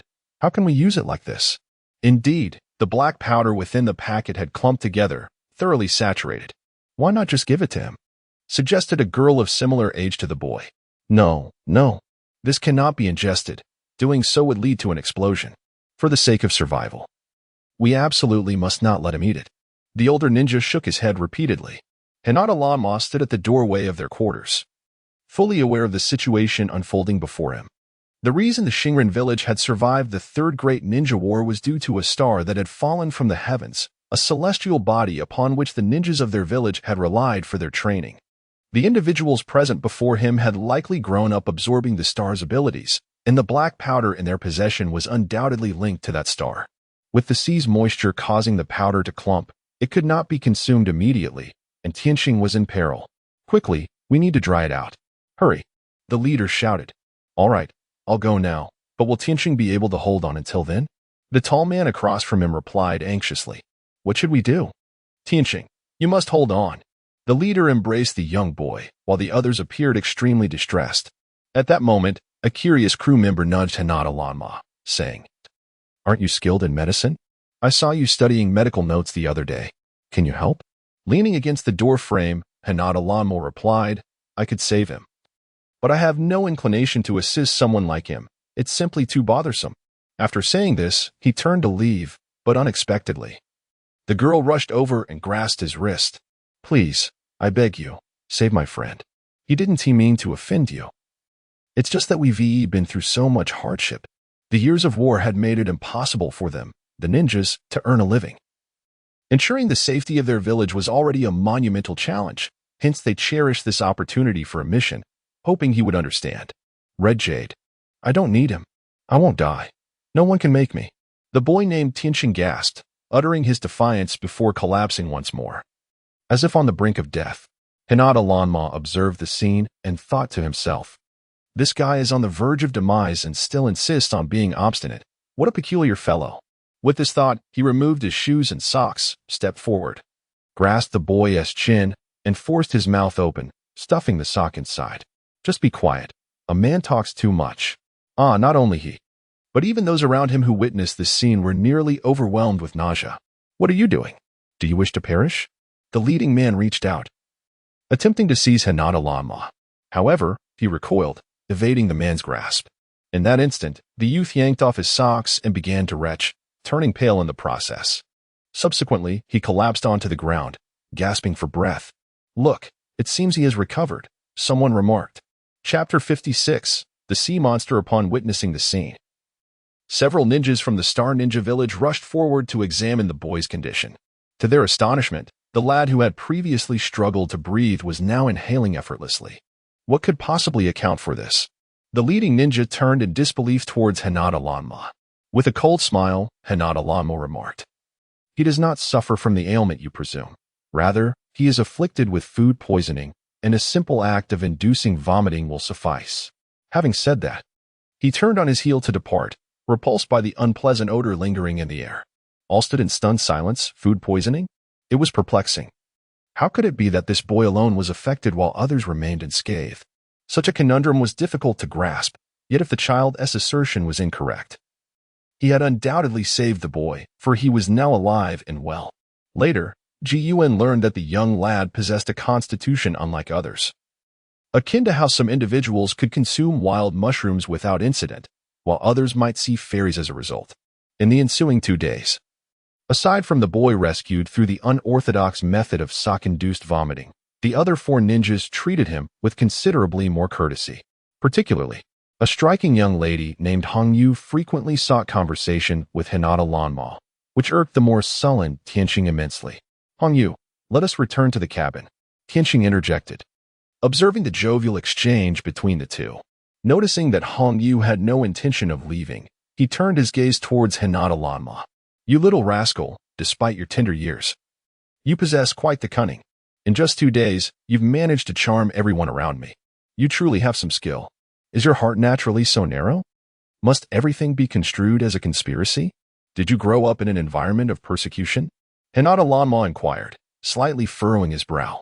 Despite his youth, he regarded Tianqing with the same disdain one might reserve for a pompous, bristling hen.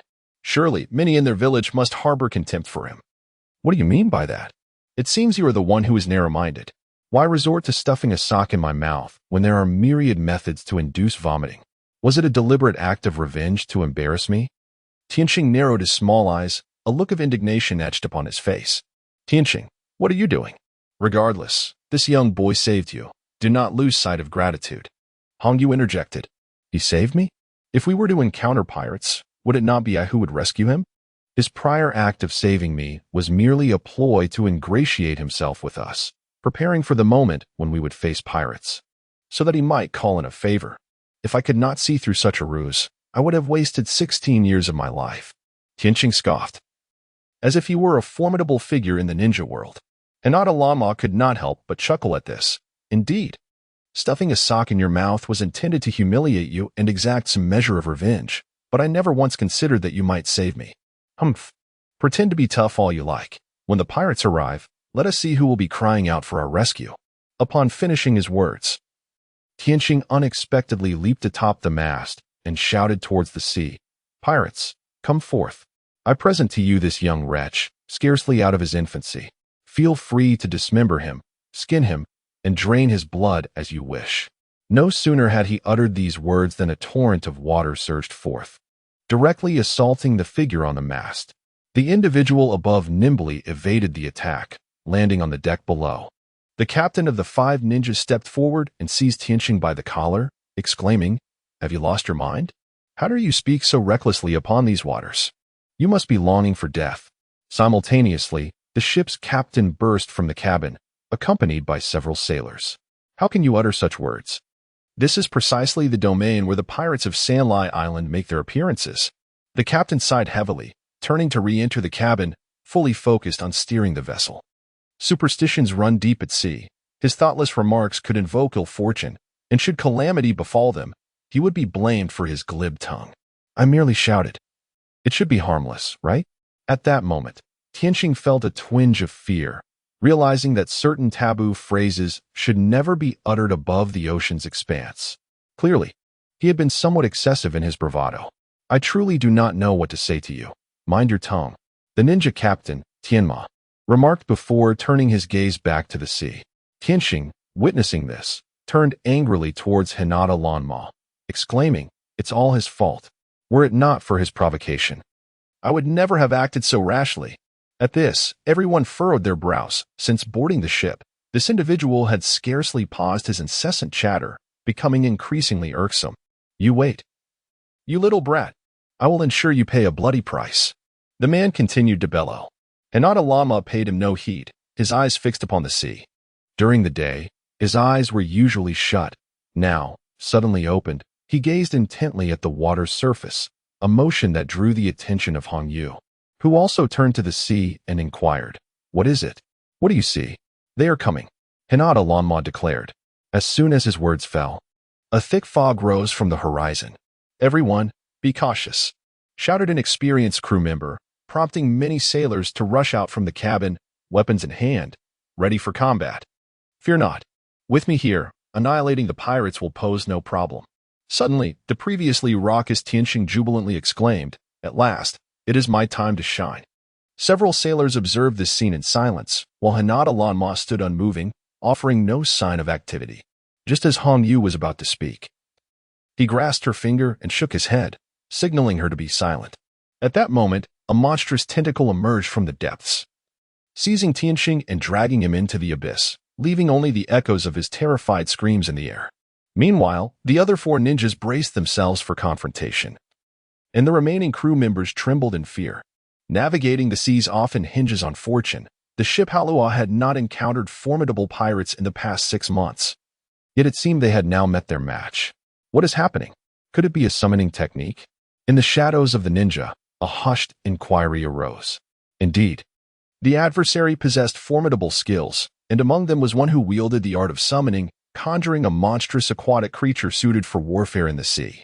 Beneath the dense fog and within the depths of the ocean, a pair of luminous yellow eyes glided through the water, casting an ominous pall over the surroundings.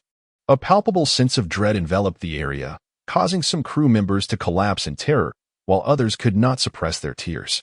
"Do not speak carelessly. One must not utter frivolous words while traversing the seas," admonished a voice. "These ninjas have even summoned pirates. What a disaster this has become. They have summoned the most fearsome trio of pirates.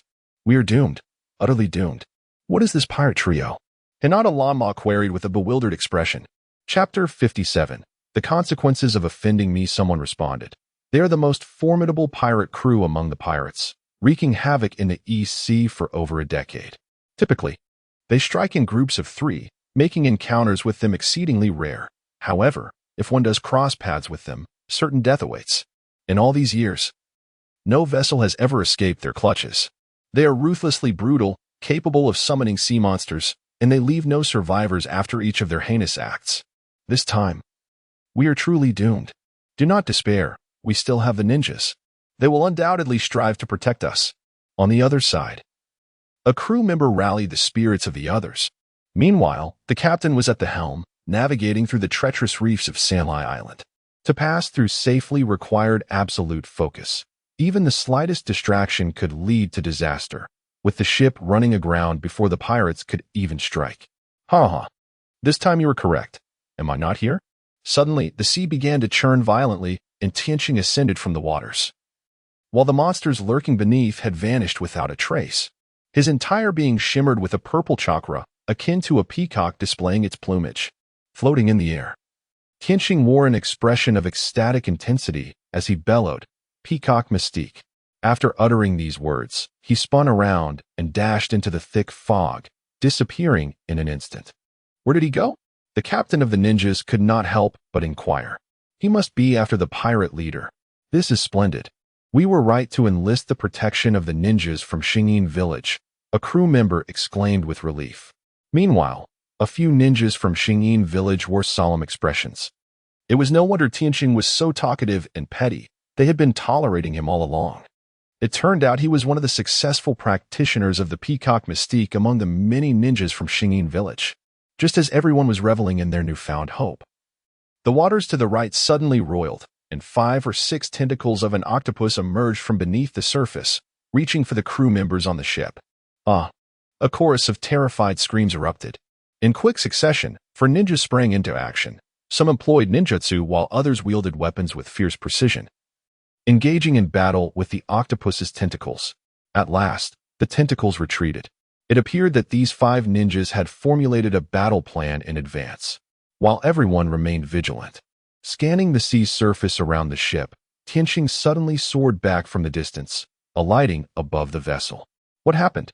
Did you all struggle while I was away for just a moment? He inquired. The pirate lurking behind us might be nearby. We ought to capture the thief by seizing their leader. Tianqing, do not let your guard down. Be cautious. The team leader, Tianma, advised. You should worry about yourself. What skills do you possess, anyway? I wonder how you even became the captain. Tianqing retorted with a cold laugh, then his gaze fixed on Hinata Lanma, who stood on the gangplank, a smile gradually fading from his face. Ladies and gentlemen, there is a matter I must address. I could have easily vanquished this creature, but I now have a request. Should you fulfill my demand, I shall continue to fight. If not, I shall abandon this mission. After all, I am in the sky while you remain on the ship. Let us see who can outlast the other. What is it that you desire? The captain, hearing the commotion, leaned towards the cabin window and inquired loudly. I want you to throw that insufferable brat into the sea.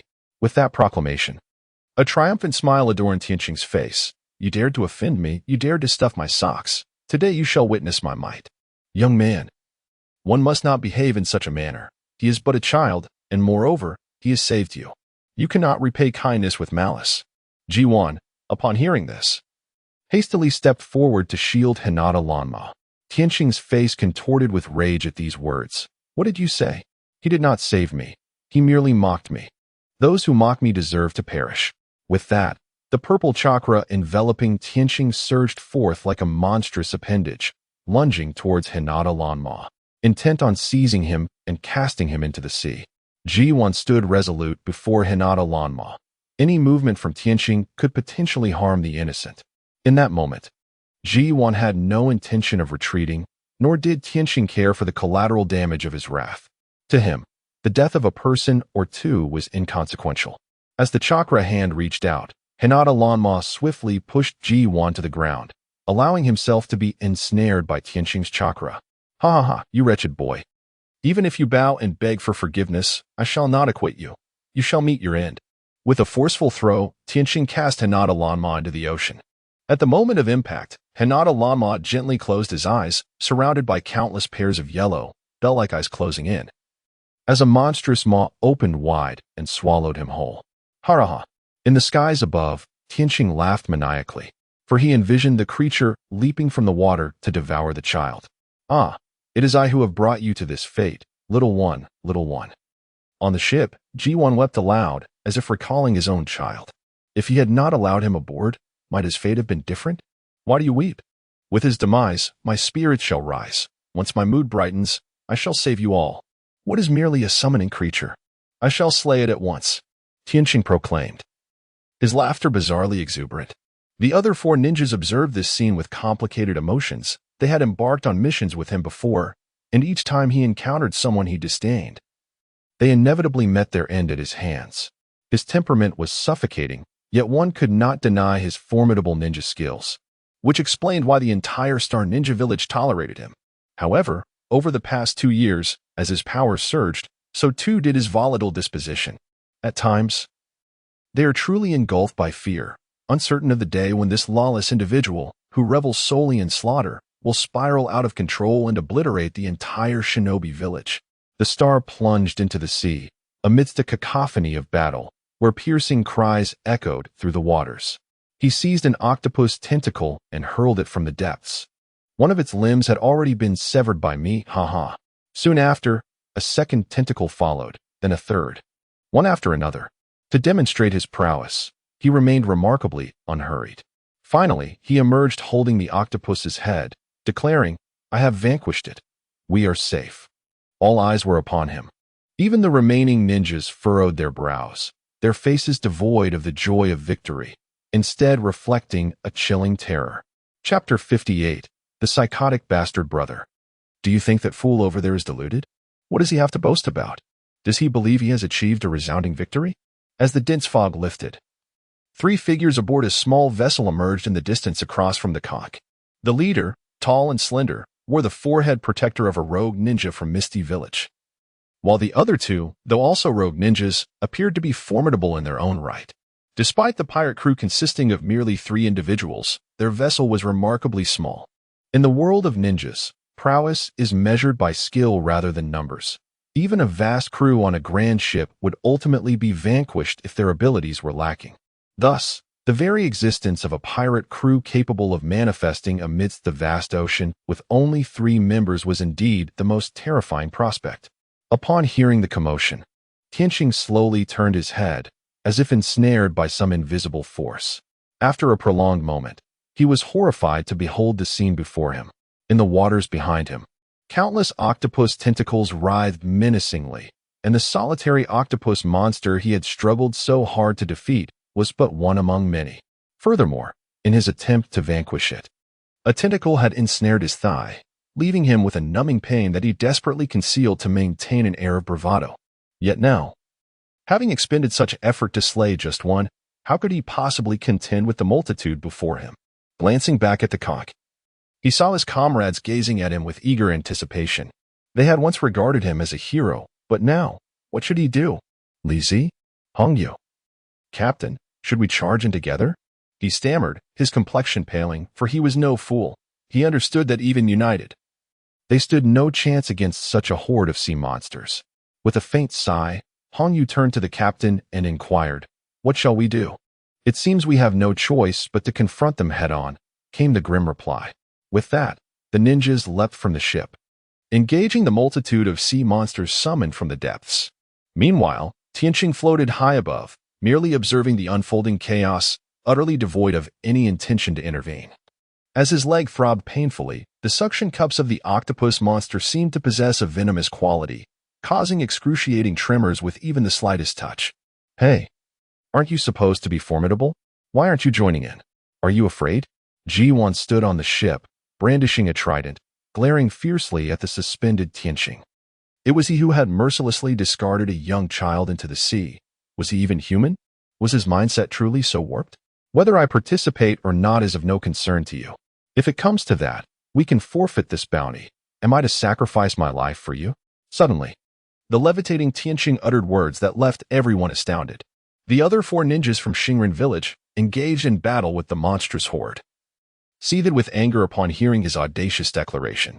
This Tianqing, known for his reckless abandon, had crossed yet another line.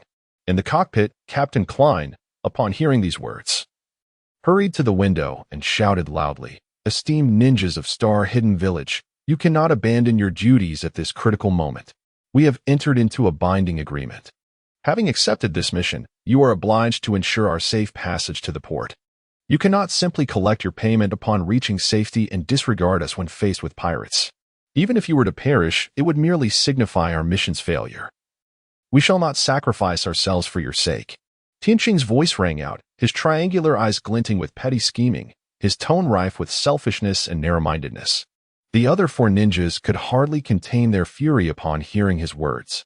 How could Tianqing be so oblivious to the reality of their situation? Did he truly believe he could escape unscathed? Let us not forget that he was dependent on the meteorite from Star Hidden Village. He required a timely intake of meteorite powder to sustain his life.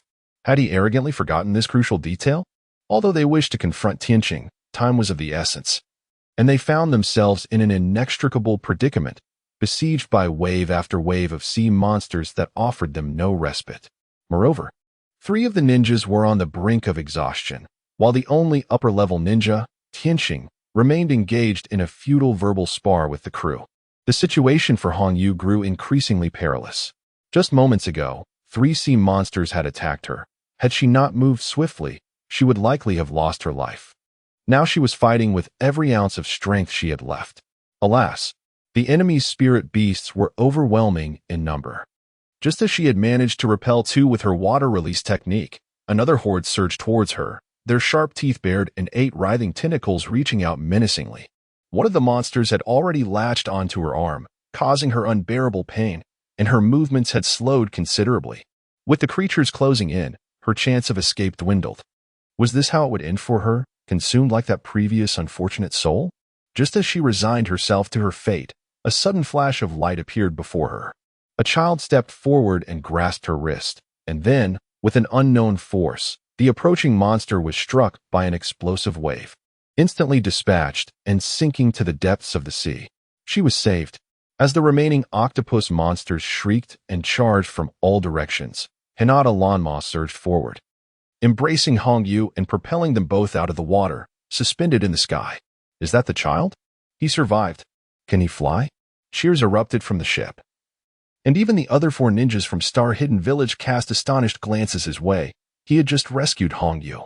Tianqing, witnessing this scene, furrowed his brow in confusion. What was happening? Hadn't he just seen the child devoured by the sea monster? How could he suddenly reappear here? And what was the source of his incredible power? What kind of ninjutsu had he just employed? It was astonishing. Tianqing had trained to the upper ninja level in their village, possessing not only formidable ninjutsu skills, but also being one of the select few capable of wielding the peacock mystical arts. It is precisely for this reason that he can traverse freely in the Hidden Star Village and the Bear Kingdom, leading to a psychological distortion of this nature, while the other ninjas in the village continue to indulge him. Wonderful! Keep it up! Kaimaru exclaimed excitedly upon witnessing Hyuga Lanma suspended in the air. He was aware of his status as a ninja, yet he had not anticipated such remarkable strength. Not only could he fly, but he had also just vanquished a sea monster in an instant. It is worth noting that the celestial ninja from the Hidden Star Village had to plunge into the sea and exert considerable effort for an extended period to defeat a single sea creature. In comparison, this child surpassed that unreasonable celestial being by an immeasurable margin. Chapter 59. Raising a wide-eyed wolf. Even Captain Klein wore an expression of astonishment. Could it be that G1 truly aided the right individuals this time? Above the surface of the sea, monstrous creatures writhed as a dense fog, which had seemingly dissipated, suddenly reassembled over the horizon. Meanwhile, Hinata Lanma had returned to the ship, setting down the precious Hong Yu. Thank you, Hong Yu exclaimed, visibly moved, her gratitude for the child growing with every passing moment. You're welcome. Please be careful. I will go and investigate. The once clear seascape was now obscured, rendering everything indistinct as the sea monsters surged forth with a menacing persistence. They seemed to have a singular purpose, avoiding merchant vessels laden with goods necessary for their pirate masters, instead targeting crew members and ninjas. Alas, a crew member was ambushed by a sea monster and plunged into the water, disappearing without a trace. Everyone, to the cabin, Hinata Lanma shouted. The celestial being, Tianqing, observed the unfolding chaos below, his brow furrowed in concentration as he calculated how to rid himself of this troublesome brat. His companions were faltering. 2 had already been consumed by the sea monsters, yet he appeared utterly indifferent. Help me. cried the ninja captain, Tianma, with a swift dash. Hinata Lanmo raced toward the source of the voice, grasping Tianma firmly before spinning around and unleashing a torrent of fire. The gathering sea monsters, unable to withstand the intense heat, retreated rapidly. In that fleeting moment, Hinata Lanma successfully rescued the Star Ninja captain, who had been on the verge of being devoured. Having sustained some injuries, he returned to the ship, gasping for breath, and turned his gaze toward the floating Tianqing in the sky. His teeth clenched in frustration as words eluded him. He was genuinely skeptical that Star Hidden Village had nurtured a white-eyed wolf, one who could idly watch his comrades perish without lifting a finger to help. Tianqing, what are you doing? Though he could not articulate his grievances, he yearned to demand an explanation for his comrades' plight. We are a team. Upon hearing this, Tianqing responded with anger. My leg is injured too. Why is that not a concern for you? But rest assured, I shall avenge you all. With that declaration, his chakra erupted, and he descended dramatically. Today, witness the might of Star Hidden Village's peacock mystique. A tremendous surge of chakra exploded over the sea, followed by the agonizing cries of the sea monsters. Hinata Lanma's eyes widened in awe. This was indeed the formidable peacock mystique of Star Hidden Village. However, Tianma and Hong Yu exchanged increasingly troubled glances, devoid of any expressions of relief. Hong Yu turned to Tianma and whispered, he could have ended this with a single strike. Why wait until now? Moreover, we are still alive. Why does he speak of avenging everyone? These questions seemed to elucidate many unsaid matters, such as why he had lingered in the air, watching his companions fall without taking action. What deeper meanings reside within his words of indignation? Furthermore, what compels him to accompany the team on this maritime mission? It appears that everything falls into place. His true intent is to eliminate the other 4 members of their group. During his time in Star Ninja Village, he had conflicts with numerous individuals, particularly with Kiriko and Tenma from his squad. He refrained from taking action in the village due to the formidable presence of Summer and Firefly, both of whom are adept in the peacock mystical arts. Fearing their combined strength against him, he insisted on joining this maritime mission, revealing his sinister objective of extinguishing the lives of all. Upon hearing this, Hinata Lanma turned to his companions, realizing that this Tianqing garnered considerable animosity within the ninja village. Moreover, his vengeful nature led him to devise such a cruel plan against the other 4. While prolonged exposure to stellar energy can alter one's disposition, I would prefer our village to be devoid of individuals like him, who are cunning and treacherous to their own kin. Tenma's gaze hardened, fixed intently on Tianqing, who had ascended into the air. Although he was reluctant to trust Tianqing's motives, certain facts lay starkly before him, compelling belief. Haha. Star Hidden Village should be led by someone like me as the Star Shadow. Why was I denied the position of team leader in favor of you? Today, I shall demonstrate my prowess. With that, Tianqing abruptly pivoted and launched an assault on the sea conch. The 3 pirates concealed within the dense fog exchanged glances, their faces splitting into grins. What is happening? Is he aiding us? Could he be considering joining our ranks?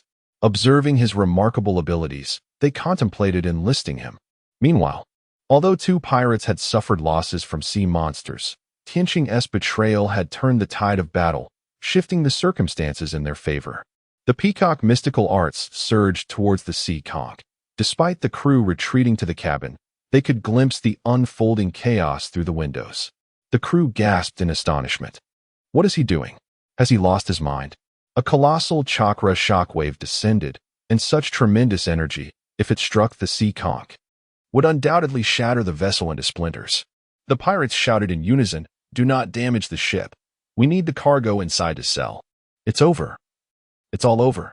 The captain, witnessing the immense energy wave, collapsed to the ground, his face a portrait of terror. A tremendous roar erupted as the sea conch violently rocked. The pirates shrouded in fog, the ship's crew and captain, along with the surviving 2 ninjas from Star Hidden Village, all sighed in despair, believing it was the end. Yet, as the blinding light faded, astonishment enveloped them all. For the 6-year-old child had caught the chakra shockwave with both hands, sustaining no injuries whatsoever, and stood poised in a countering stance, the sea conch unscathed.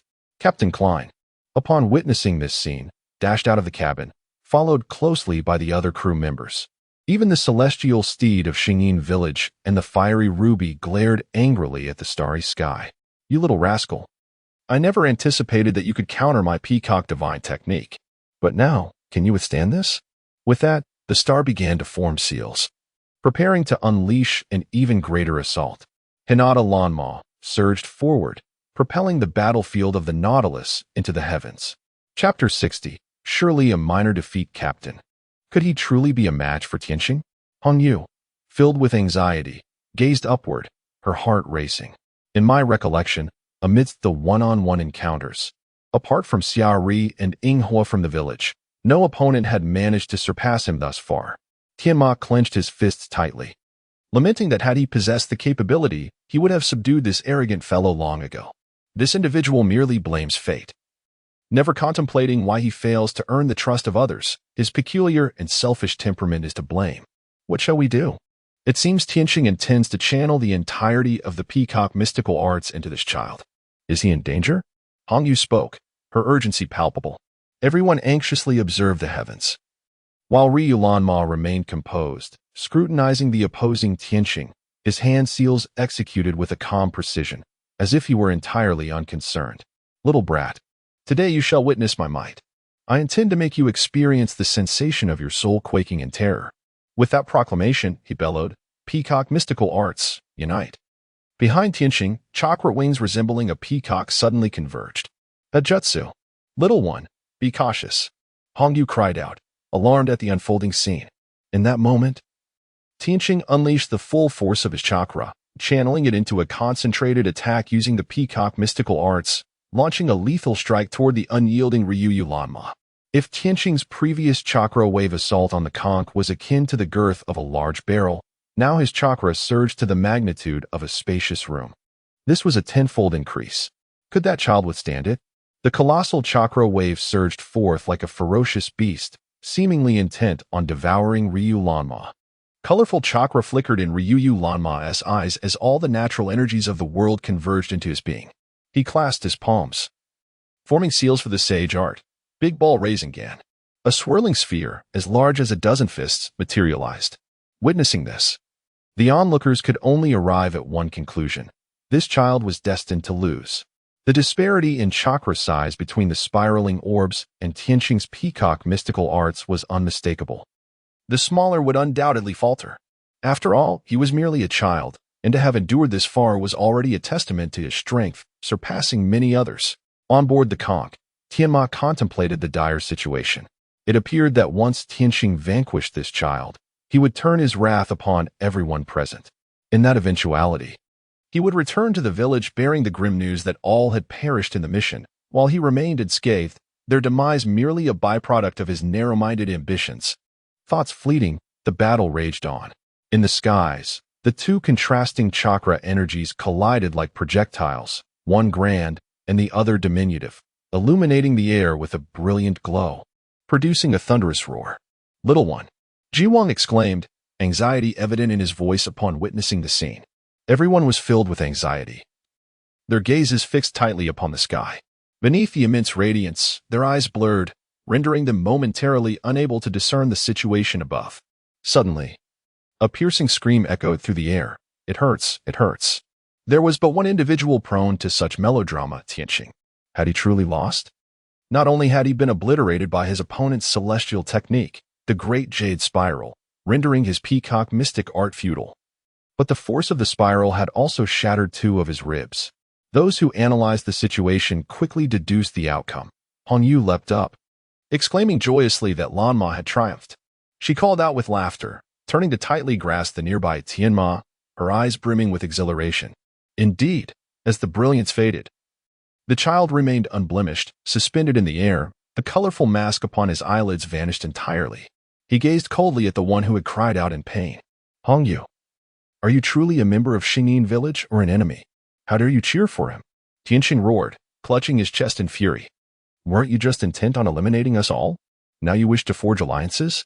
Do not presume others are fools. You are not the only one with cunning. Hong Yu retorted angrily.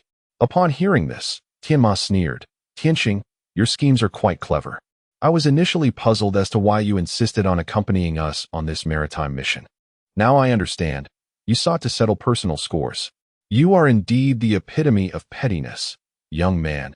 Even if you were to eliminate him, we of Xingyin Village would not hold you accountable. Please, do not hesitate to act. Even the usually taciturn Tianma spoke out vehemently.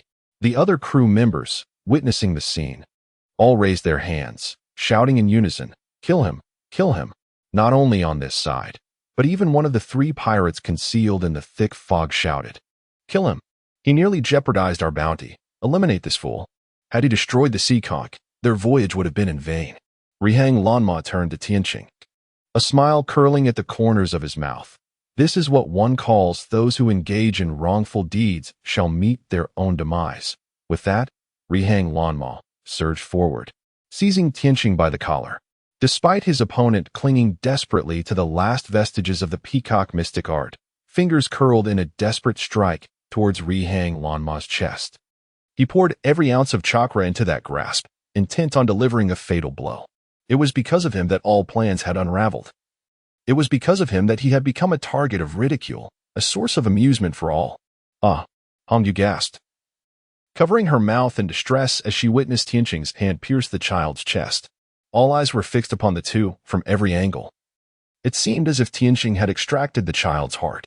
Yet, in the next moment, the child, as if unaffected, extended a single finger and, with a forceful push, sent Tianqing tumbling towards the sea. His chakra fully depleted, he could no longer wield the peacock mystic art, nor could he maintain flight. He plummeted from the heavens. And in that moment, an abundance of questions flooded his mind. Why? What was happening? He had so fervently poured out his heart, yet why had he not succeeded? Who was he? What extraordinary powers did he possess?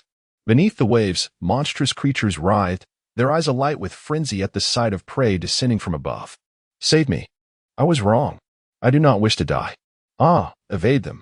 As he plunged into the ocean's depths, a monstrous maw seized one of his arms, eliciting a cry of anguish that reverberated through the waters. His terrified wails echoed, ultimately drowned out by the savage tearing of the sea beasts. Chapter 61. Did he actually win? He won. He truly won. The crew erupted in cheers. "Ah, splendid. That incomprehensible scoundrel has finally met his demise," Ji-won exclaimed joyfully. "We nearly perished at the hands of that hired ninja, instead of the sea monster. It is utterly unheard of. I was terrified moments ago, convinced that today would be our last." Another crew member chimed in. "Young brother, I cannot thank you enough." "Thank you. Thank you." Captain Klein rushed out from the helm and embraced Hinata Lanma, his eyes brimming with tears of gratitude, nearly bowing in reverence. "Thank you." Tianma and Hongyu from Xingyin Village also expressed their gratitude, stating, "Had it not been for you, our village's reputation would surely have been tarnished by this man, and we would likely have met our end without anyone knowing we were slain by him. Indeed, he would have framed the pirates for his deeds. Keeping such a person in your ninja village would be exceedingly perilous," others agreed. "We are truly grateful." Everyone encircled Hinata Lanma, gazing at him with admiration. Not only him, but even Ji-won received accolades, with many asserting that had he not kindly allowed this young lad aboard, they would not have survived today. While the crowd lavished praise upon Hinata Lanma, a sudden chilling voice emerged from the dense fog. Hey, enough already. Do you take us for air?" The voice resonated like a spectral phantom from the depths of hell, sending shivers down their spines. Turning to face the source, they beheld the vast ocean shrouded in mist, as countless sea monsters lunged menacingly toward the seashell. "Everyone down!"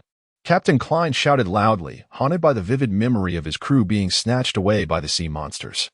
He wished to spare anyone from meeting a similar fate. At his command, all but Hinata Lanma quickly dropped to the deck, just as the tentacles of a sea monster lashed out, missing their intended targets. They lay pressed against the ship, having been so preoccupied with celebrating their victory over the traitor that they had forgotten the lurking pirates nearby, poised to strike. "What should we do? Do we still have a chance today?" One crew member, terrified, had soiled himself, realizing that had it not been for the captain's warnings, he would have been taken by a sea monster. "Stop your foolish talk. We must endure," the captain bellowed, rallying everyone. He glanced up at Hinata Lanma, who floated above, realizing that all their hopes rested upon him. With his eyes closed, Hinata Lanma attuned himself to his surroundings. In the distance, shrouded in fog, Three pirates aboard a small vessel were mocking them brazenly, one of them holding a flask, tipping it back to drink while casting a glance at the sea, evidently responsible for the mist. Meanwhile, the seashell was emitting frantic shrieks, as several sea monsters had firmly grasped its hull, shaking it violently. "Oh, what shall we do? Help!" The crew erupted into loud cries. Tianma and Hongyu dashed forward, engaging in a fierce struggle against the sea monster entangled with the Nautilus. Observing this scene, Hinata Lanma was consumed by rage. He formed hand seals, surged upward, and descended from the heavens, unleashing a thunderous jutsu that darkened the sky with lightning. Jagged bolts of electricity struck from his hands, illuminating the horizon and crashing down upon the ocean's surface. Hissing sounds filled the air as the sea churned violently, causing all the sea monsters to abandon their nests. The creatures that had ensnared the Nautilus instantly released their tentacles, retreating into the depths of the ocean. The sight of the thrashing, howling sea monsters transformed the waters into a boiling cauldron. What? How could this be possible? Even a lightning technique shouldn't wield such immense power. The pirates hidden within the dense fog thought in disbelief. The child had plunged into the sea, his figure now obscured, while countless corpses of sea monsters floated upon the surface. Had he truly obliterated all those small sea creatures with a single jutsu? One rogue ninja, adorned with an unusual forehead protector, nearly dropped his jaw in shock. Another rogue from the Mist Village, witnessing the commotion, turned to his comrade, Tanxia, cancel the summoning technique. If the Octopus Lord falls, our losses will be catastrophic. Impossible. My Octopus Lord has ruled the seas for over a decade. How could he be vanquished by a mere child? Absolutely unthinkable. The diminutive Tanxia observed the ocean's surface with a calm demeanor. After years of piracy, he had never encountered someone capable of annihilating so many of his octopus monsters with a single technique. Thankfully, his Octopus Lord remained unharmed. Otherwise, he would have charged at that child in a fit of fury. At that moment, the waters surged violently, and a colossal octopus, 5 or 6 times the size of the Nautilus, erupted from the depths, its enormous tentacles thrashing about, as if to obliterate everything in its path. All aboard the Nautilus stared wide-eyed, unable to comprehend the sight before them. What is this? My heavens, it is gargantuan. The other two pirates, hidden within the fog, were equally astonished, their mouths agape. After years of collaboration in piracy, they had never laid eyes on the Octopus Lord, as the summoned offspring had always sufficed to eliminate merchant ships, rendering the Octopus Lord's intervention unnecessary. But today they beheld it. The massive octopus had eyes that were terrifyingly large. As it twisted through the sky, its entire body suddenly erupted from within, a catastrophic explosion that traversed its form, sparing even its 2 enormous eyes, which remained struggling in the aftermath. "Ah, my Octopus Lord!" From the fog, a figure surged forth, none other than Tanxia, the summoner among the pirate trio. "I shall fight you." He leaped into the water, charging toward Hinata Lanma, who, upon seeing him, executed a water technique that propelled him back out to sea. Although the formidable octopus-like creature may appear impressive, his skills as a ninja are surprisingly lacking. Hinata Lanma's water release technique incapacitated him for quite some time, as he lay upon the surface of the sea, filled with fury while gazing at Hinata Lanma. A sharp crystal technique manifested in his opponent's hand, poised menacingly at his throat. As the thick fog over the sea dissipated, 2 pirate ninjas rushed forward upon witnessing the scene. "Tanxia, we have come to rescue you. For over a decade, the 3 of us have navigated these waters without encountering worthy adversaries. Today, let this young lad understand our true prowess. Let us eliminate him," declared the robust man with dark skin as he charged forward, fist at the ready. Chapter 62, A Bold Threat to the Pirates' Caution, on the conch. The crew erupted in loud cries. As Hinata Lanma faced 3 adversaries, Hongyu and Tianma leaped from the vessel to assist. However, they were met with unexpected ferocity. A robust, dark-skinned man struck Tianma squarely in the face. Hongyu attempted to unleash several ninjutsu techniques, only to find them deftly evaded by the water-style pirate, Bing Shui, who then dragged her beneath the waves. Witnessing this distressing scene, Hinata Lanma plunged into the depths with a swift crystallization technique, swiftly ending the life of Tanxia before releasing the chakra beneath him, descending into the water to pursue. Under the sea, a shroud of confusion enveloped the surroundings. The water-style ninja had infused the currents with a peculiar mist, aiming to disorient his opponent. Yet, he overlooked a crucial detail. Hinata Lama possessed the ability to perceive his surroundings through a mirroring system, rendering the swirling waters incapable of obstructing his vision. Upon entering the water, Hinata Lama immediately pinpointed the location of the rogue ninja from the Mist Village and pursued him relentlessly. The rogue, perplexed by the boy's perpetual closed eyes, was astonished to discover, upon their confrontation, that Hinata was blind. He seized Hongyu by the neck, his eyes radiating menace.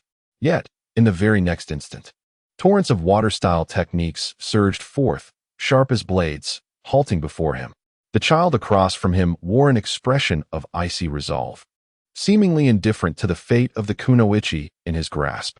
Just as he hesitated, contemplating the leverage he held, a chakra-infused water blade pierced his body, sending waves of excruciating pain coursing through him. In an instant, the woman he held was wrested away, and as he reached out to grasp her, he found himself surrounded by a flurry of water blades. He contemplated using water-style techniques to escape, but the blades encircled him menacingly, paralyzing any thought of movement.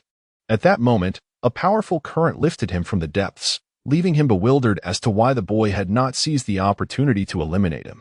Meanwhile, Hinata Lama emerged from the ocean, cradling Hongyu in his arms. After taking a moment to catch her breath, she expressed her gratitude. "Thank you. You have saved me once again." With a powerful motion, Hinata Lama flung her back onto the conch, commanding, "You must leave. I will handle this." Captain Klein nodded gravely in response. "You can fly. I trust you will catch up with us swiftly. You must pursue us. I owe you my deepest gratitude." With that, Captain Klein wasted no time, hastily setting the ship in motion to depart. His decision to leave promptly stemmed from two concerns: faith in Hinata Lanma's abilities and apprehension that the pirates might not be limited to just 3. The thought of reinforcements arriving was daunting. Even with the miraculous boy's protection, they could easily find themselves facing a dire fate. Thus, departing immediately was the most prudent course of action, allowing the child to act without hindrance. The pirate known as Dahei was still entangled with Tianma, who was no match for him. In the heat of their duel, a careless moment led to Tianma spitting blood from the force of Dahei's strikes. Fortunately, Hinata Lanma arrived just in time to intercept Dahei's assault, allowing Tianma a moment to catch his breath. "Captain Tianma, your mission is to protect the merchant ship. You must hasten to pursue the seashell." As Hinata Lanma engaged in a relentless exchange of blows with the burly man before him, he spoke calmly. Despite his petite stature and slender frame, Hinata moved with remarkable speed and strength, showing no signs of faltering even against such a formidable opponent. Tianma nodded in acknowledgement. "Then I leave this to you, young brother. Thanks to your presence aboard the seashell, these foes would surely have met their demise otherwise." Without further delay, Tianma rushed towards the seashell. On the water's surface, Hinata Lanma was locked in combat with the brute force of his adversary, while on the other side, the pirate Bing Shui was contemplating how to escape the encirclement of water-based blades. Standing on the surface, his body gravely injured, he found himself surrounded by these water knives.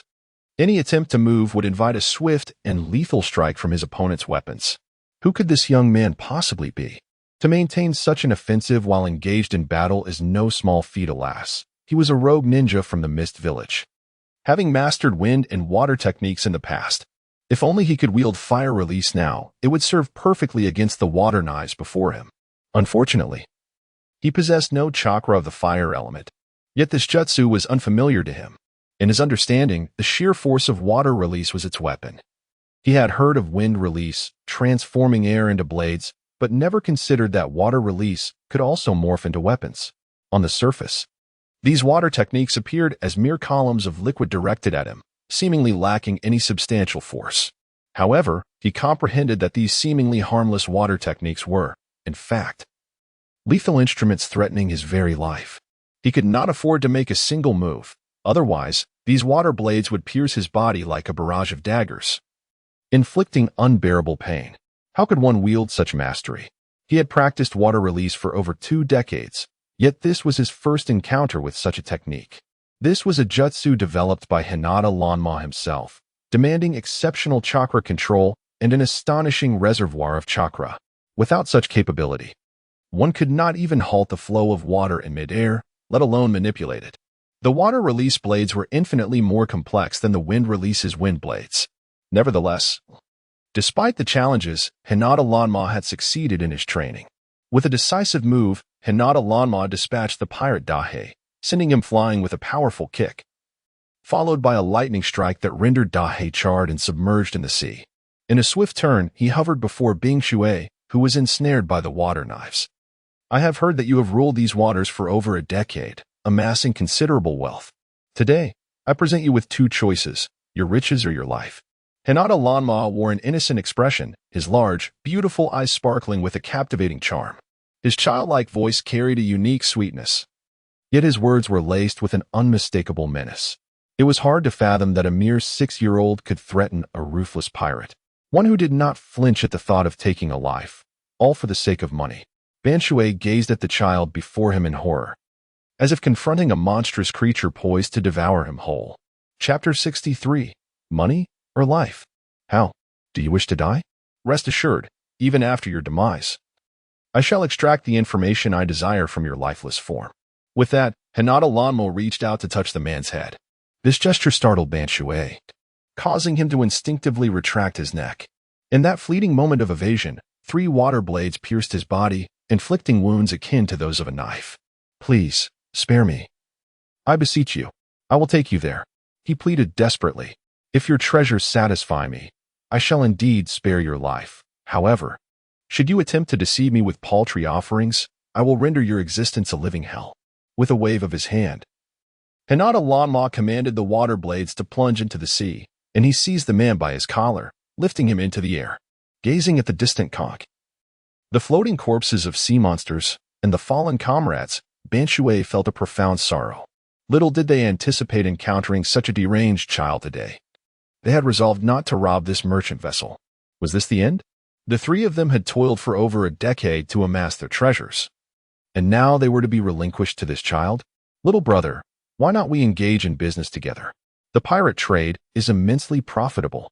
You can have as much wealth as you desire. Do you know how much the cargo of a merchant ship can fetch? At least several million. If we raid 3 times a month, it amounts to a fortune by the year's end. Furthermore, if we encounter a passenger ship, we could abduct the passengers. If they are affluent, our gains would be even greater, far surpassing those of bounty hunters. Suspended in midair by Hinata Lanma's grasp, Ban Shui spoke softly, attempting to persuade him. With 2 of his companions already deceased, sharing the spoils with just one other was preferable to dividing it among 3. However, to partake in the bounty, he needed to align with this astute child. Thus, he proposed that they embark on a life of piracy together. How many years have you been a pirate? Hinata Lanma inquired, lowering his gaze upon him. 10, perhaps 13 years, came the reply. And where do you conceal your treasures? Hinata Lanma tightened his grip on the man's collar, his eyes reflecting a chilling intensity. Did he truly believe he could recruit him as an accomplice? I will show you. Head south and continue until you reach the cave on the island of Sanlai. He stammered, glancing up at the child holding him aloft, contemplating whether he had indeed agreed to a life of piracy or not. Upon arriving at the cave on Sanlai Island, Ban Shui sought an opportunity to escape as they walked. Yet his injuries were too severe, compounded by the child's remarkable cleverness, leaving him with no chance to flee. The cave is submerged. We must dive, Ban Shui exclaimed. His gaze filled with urgency as he looked at Hinata Lanma. Was he truly to relinquish the fruits of their labor over the past decade to this child? They are the fearsome pirates that roam these waters, yet they have been bested by a mere child, a notion almost too incredulous to fathom. But now, does he still possess a chance for redemption? His mind swirled incessantly, consumed by the desire to seize an opportunity to eliminate him. The 2 plunged into the sea, navigating through the water for approximately 15 minutes, weaving around 2 or 3 rocky outcrops, until a cave emerged from behind a cluster of seaweed. Hinata Lanma gazed at the cave entrance, then glanced back at Ban Shui. The water rendered verbal communication cumbersome, yet his eyes conveyed unmistakable skepticism towards this location. Ban Shui gestured towards the cave entrance and nodded affirmatively, his eyes glinting with cunning, his fingers concealed within his sleeve clenched into a fist. Given the chance, he would surely slay this child. You go in first, Hinata Lanma indicated with a finger. Binshui averted his gaze momentarily, then nodded and entered the cave first, closely followed by Hinata Lanma. With a resounding crash, a massive stone sealed the cave entrance, and Hinata Lanma soon heard the sound of rushing water. He hastily swam upwards. But where was Binshui? Upon surfacing, he was taken aback by the scene before him at the cave's mouth. Although enveloped in darkness, his eyes had adjusted, revealing the interior of the cave in startling clarity. The stench of decay permeated the cave, and in one corner lay a towering heap of bones, among which were several corpses of individuals who had recently perished. "Help us! Please save us!" Weak cries echoed from the shadows. Hinata Lanma turned to see several feeble figures imprisoned in an iron cage, their condition frail and sickly. "Who are you?" he inquired, surveying the cave's surroundings. It appeared that this was an underground cavern within the central island of Sanlai Island, elevated above sea level and embedded within the mountain, thus creating a space devoid of seawater. "We are captives, taken by the pirates as livestock. If our families do not send money, we face certain death," came a voice from the darkness. Hinata Lanma responded, "I fear that even with money, you may not escape. Indeed, everyone is dead, all of them. We, too, are on the verge of collapse." The speaker comprehended the pirates' malevolence. "Our demise is inconsequential, but please, sir, spare our young lady. If you return her to Misty Village, the village chief will surely express his gratitude. We implore you, regardless of the price, he will comply. I'm not a pirate." With that, Hinata Lanma ignited a torch, illuminating the entire cavern. As the light intensified, the captives in the cage discerned that the figure standing before them was not one of the three pirates of Sanlai Island, but rather a small child, barely over a meter tall, appearing no older than 5 or 6 years. The group was left in astonishment. Could this child be the offspring of fishermen from a nearby isle, having stumbled into this place by chance? "A child? Child, how did you come here? You must leave at once. Do not linger, for this is the domain of pirates. Hurry away," one of the elders urged loudly. The others wore expressions of anxiety, as they had been unfortunate enough to be captured and brought to this place. If this child were to fall into the hands of the pirates, he would be offering himself willingly. "Quickly, extinguish all the torches and depart at once," the others echoed, their bodies tense with worry. Chapter 64. The enigmatic Shizuka. "Excuse me, dear uncles and aunts, might I inquire if a pirate departed from here shortly before my arrival?" Hiyori Lanma's mind was preoccupied with the whereabouts of Binshui. "We know not, dear child.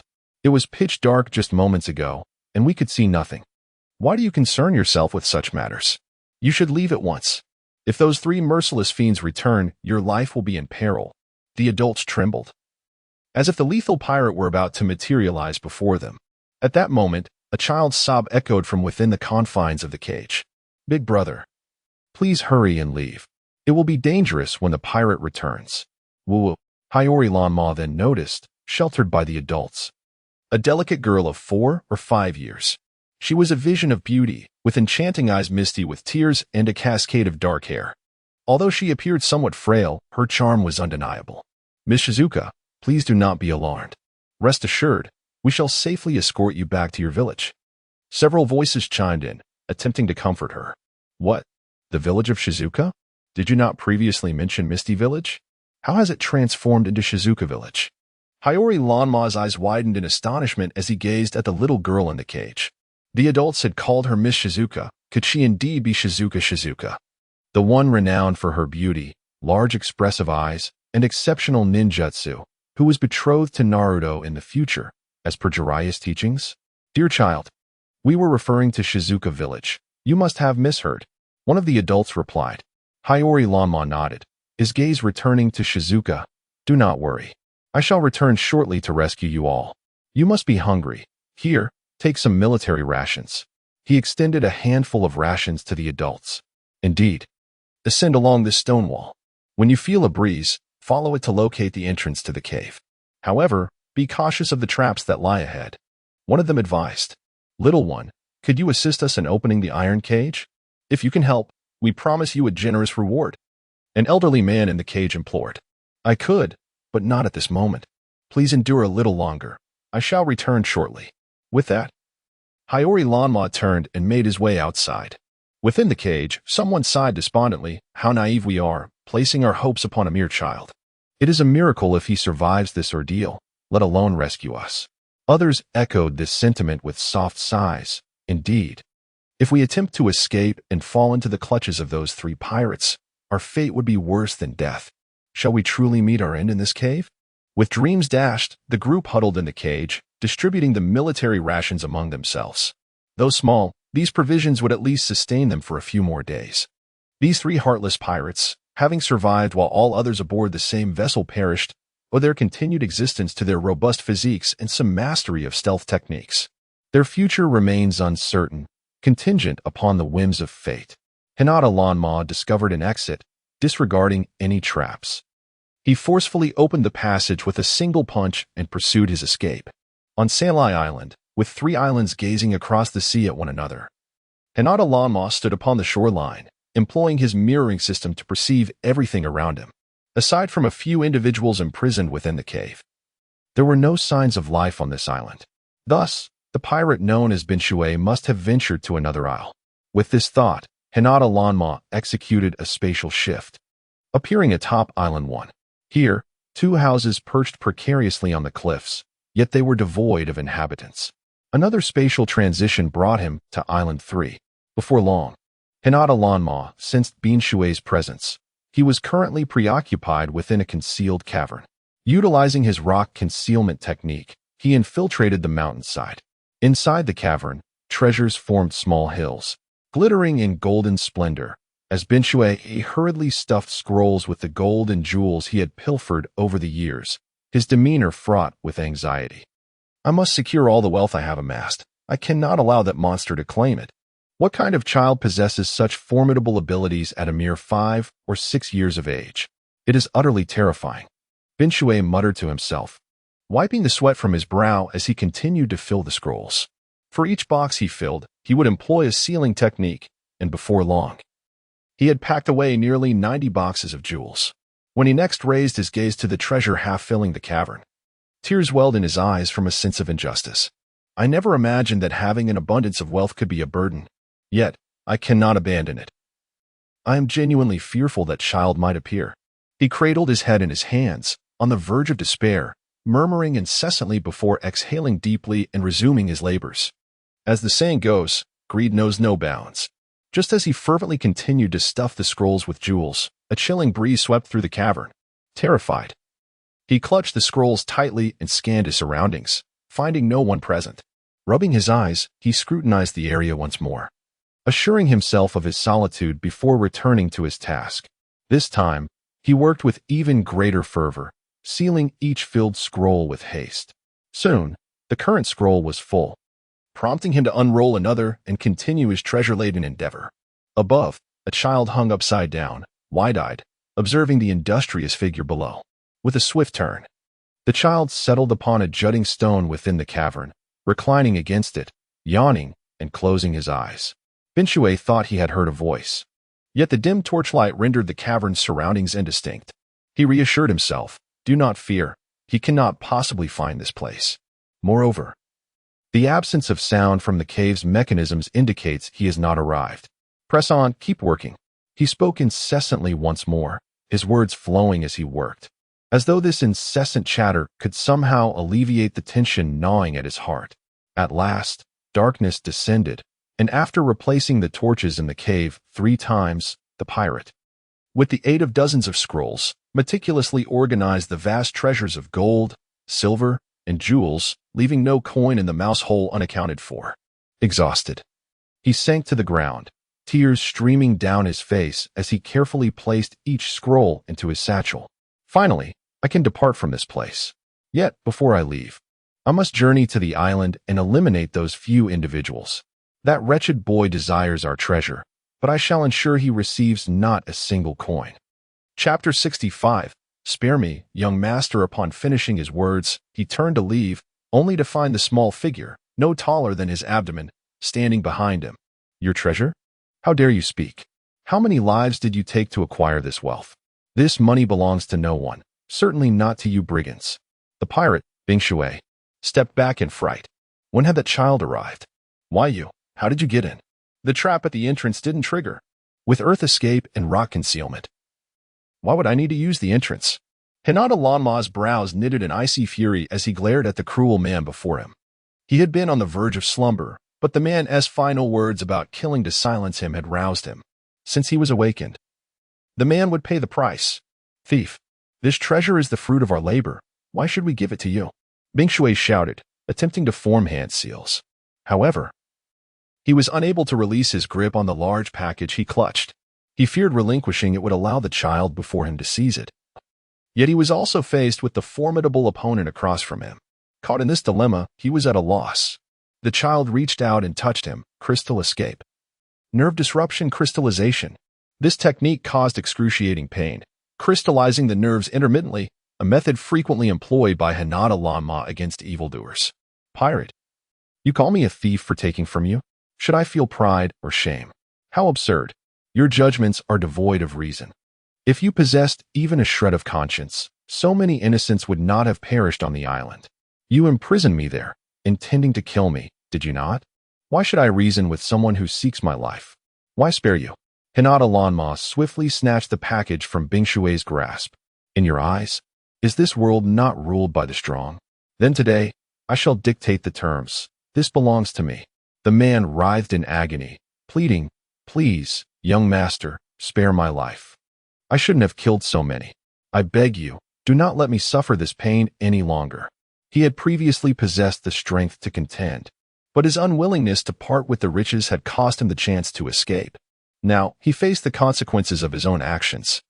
Hinata Lanma paid no heed to his suffering. The countless corpses within the cave, each having endured a stab, would have felt 1,000-fold worse than this torment. Thus, his current method of punishment was a mere light reprieve. Turning, Hinata Lanma began to walk outside, leaving Bingshui, writhing in pain, to cry out, "You monster! May you never find peace." Before the last word could escape his lips, Hinata Lanma's would escape technique silenced him. You wish for a swift death? Not a chance. Did you not believe that you earned this through your own merit? I shall leave you among the corpses for a few days. Hinata Lanma extended his hand, placing the enormous parcel within his scroll, and then employed the technique of ultralight rock to levitate the tormented and near-death Hinshui, leading him outward. Upon reaching the island's center, Hinata Lanma entered the cave where the hostages were imprisoned through a mountain's opening. A foul stench of decaying corpses assaulted his senses, causing him to frown slightly. These pirates were truly depraved. Logically, one would dispose of the dead by casting them into the sea. Instead, they had piled these bodies within the cave, as if showcasing their treasure, flaunting the number of lives they had extinguished. Hinata Lanma casually hurled the individual into the heap of corpses, allowing him to experience the torment endured by those he had persecuted for 3 days. The torches within the cave crackled ominously, and several hostages confined in iron cages gasped in astonishment at the sight. It's that little boy. He has returned, and he has captured a pirate, they exclaimed, recognizing the man known as Hinshui, notorious for his brutality. Kill him. Execute him. The sight of their nemesis ignited a fierce desire for vengeance. Meanwhile, Hinshui, lying amidst the cadavers, writhed in agony, feeling as if the very skeletons were gazing at him. The stench of the decaying bodies filled the air, and the flickering torchlight cast sinister shadows over the white bones. No, please, he whimpered, struggling to escape the mound of dead. Yet he found himself ensnared by the wood release technique, immobilizing him in place. Hinata Lanma approached the opposite iron cage, using the wood release technique to unlock it and liberate the 7 or 8 captives inside. A few of them bowed deeply, expressing their gratitude. Thank you so much. Little brother, we owe you our lives. There's no need for such formalities. Let us leave at once. Hinata Lanma urged, helping them to their feet. As the others gathered around him, did you see the 2 remaining pirates? If we only eliminate this one, the others pose a significant threat. Among the 3, one excels in water techniques and mist manipulation, another possesses formidable physical prowess, and the last can summon troublesome sea monsters. If they are nearby, we could be in serious trouble. Hinata Lanma reassured them. Do not worry. They are all dead. Let us return home. The group was astonished that this child had managed to transport them back to where they belonged with such grace. Throughout the journey, the young Fujiko Shizuka clung to Hinata Lanma's side. Brother Lanma, I live in Fujiko village, located southwest of the Land of Fire. You must visit our village. Although we typically do not allow boys to enter, if I speak to my mother, you will surely be welcomed. Please come to our village. I will ensure my mother expresses her gratitude to you properly." At that moment, the innocent and adorable Shizuka beamed at him, her large eyes resembling crescent moons. "Brother Lanma, I want you to hold me." "Miss, you are a girl. You cannot allow a boy to embrace you," an elderly man cautioned, his concern evident as he watched Shizuka. "Why not? He saved us. We could dedicate ourselves to him. Why shouldn't we be allowed to embrace him?" "I simply wish for my dear brother to embrace me, Brother Lanemo. Please hold me close." As she spoke, Shizuka leaped forward, dashing towards Hinata Lanemo, and enveloped him in her arms. "If not, I shall marry you when I grow up, in gratitude for your earlier act of saving my life." The other ninjas from Fiziko village were taken aback by her words and hurriedly intervened, pulling the tightly embraced Shizuka away from Hinata Lanemo. This sudden action caused the little girl to burst into tears. "You are all villains, lacking in loyalty. It was clearly my brother who saved us. Yet you offer neither riches nor allow me to pledge myself to him. You are the true miscreants who disrupt the rules." Chapter 66. The young lady of Fiziko village. Upon hearing those words, Hinata Lanma chuckled softly, taking a few steps forward to gently caress Fiziko Shizuka's hair. "Little sister, be patient. You will encounter someone you truly adore in the future. You are still too young to speak of marriage. Do you understand? Otherwise, your mother would be heartbroken to hear such things." "But Brother Lanma, I like you." The little girl pouted, her expression one of deep grievance. This handsome young man, who could defeat even the fiercest pirates and had saved them, surely deserved an invitation to their village, didn't he? "I really can't bear to part with you, boo-hoo." Once again, the little girl burst into tears. After comforting her for a while, she finally ceased her sobbing and pointed to her cheek. "Brother, if you like me, you should give me a kiss. My mother says that those who kiss you are the ones who truly like you, so you will kiss me too, right?" While her earlier affectionate words could be dismissed as innocent childishness, her current request for a kiss felt entirely different. The other three ninjas from Fiziko village looked on in astonishment. "Young lady, you mustn't do that. The women of Fiziko village are quite reserved. One must win in battle before they may be kissed. How can you allow him to?" Their protests faltered, for at that moment, who among them could possibly contend with this child? Despite appearing merely 5 or 6 years old, he had vanquished 3 pirates and rescued several of them. Not even the combined efforts of the adults could match his prowess. "Why not? What gives you the right to say I can't?" With that, the little Fiziko Shizuka suddenly broke free from the adult's restraint and rushed forward, planting a kiss on Hinata Lanma's cheek. The softness and sweetness of that kiss ignited a flush of embarrassment across his face. Previously, kisses had been mere expressions of innocent affection, but now, this little girl was speaking of something akin to a marital kiss. How could he not feel awkward? "Brother Lanma, I will be waiting for you in Fiziko village. When you grow up, you must come find me, okay? I'll be waiting." She waved goodbye and returned to her astonished companions. Hinata Lanma waved back, reassuring himself that she was merely 3 or 4 years old and would gradually forget this incident with the passage of time. Leaving the coastline of the Land of Fire, Lanma utilized spatial transfer, appearing at the largest port in the Land of Water. By Siang Port, the largest restaurant in the port town was bustling with patrons. Hinata Lanma entered the establishment, found a corner table, and ordered a selection of dishes, preparing to enjoy a hearty meal before continuing his journey.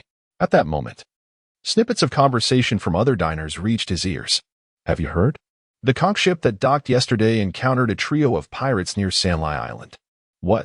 They managed to survive an encounter with a trio of pirates? That's unprecedented. Is it not true? I have heard that the vessel merely lost 3 ninjas and a sailor. And it is rumored that the nefarious trio of pirates has perhaps been completely apprehended this time.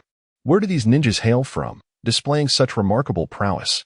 It is said, however, that the one who vanquished the notorious trio of pirates is but a child." Upon uttering these words, a wave of astonishment swept through the dining hall of the establishment. Could it be possible? How could a mere child overcome the infamous trio of pirates? It is known that these pirates are the most formidable in these waters. During their initial years as marauders, their identities remained shrouded in mystery until a few unfortunate souls, who survived their attacks, revealed that there were merely 3 of them. How could such powerful pirates be bested by a child? Surely it must be the work of ninjas. Did we not hear that 3 ninjas perished aboard the sea conch? Perhaps it is indeed their merit. Others, however, held dissenting views. Hinata Lanma, overhearing the chatter, remained unfazed and continued his meal. Just then, a throng of individuals burst through the entrance, all clad in the garb of seasoned sailors, unmistakably long accustomed to life at sea. Upon entering, they exclaimed, "At last, we have safely unloaded our cargo. It is time to reward ourselves. Boss, bring forth the finest food and drink. Let us indulge in a hearty feast today to soothe our nerves." Indeed, even now, I can scarcely believe we have returned alive to the land of water. It seems almost surreal. Others chimed in agreement. In the hall, all eyes turned towards these newcomers. And someone whispered, "They are crew members of the sea conch. I have seen them before." Upon hearing this, the crowd perked up with keen interest. These individuals, long residing in this quaint port town, found their greatest delight in tales of the sea's myriad wonders. For over a decade, the infamous trio of pirates had never failed to strike with lethal precision. Yet this time, it was reported that they had been vanquished by the sea conch. How could they not be curious? "Look over there. Who is that?" exclaimed one crew member of the sea conch with excitement. The others followed his gaze and instantly recognized the familiar figure. He sat in a corner, savoring a bowl of noodles, his petite frame, dark hair, and closed eyes radiating a unique and almost sacred aura. "It is he, our savior." A group rushed forward, seizing Hinata Lanma's hand, exclaiming, "No, our great benefactor. What a surprise to encounter you here. We were all concerned that you would be at a disadvantage against the 3 pirates, yet here you are." Previously, they had referred to him as the little guy. Since he had saved the entire crew, he had transformed into their idol, an inviolable deity. Hinata Lanma, enjoying a mouthful of noodles, was suddenly approached by the crowd, causing his chopsticks to tremble and splatter broth everywhere. Hastily, he slurped down the noodle he had almost dropped. "It is you? I did not see the sea conch at the port. I thought you had departed after unloading the cargo," Hinata Lanma remarked.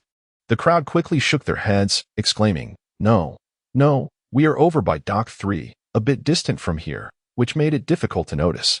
"Benefactor, we have prepared a table laden with fine wine and exquisite dishes. Would you do us the honor of joining us for a meal?"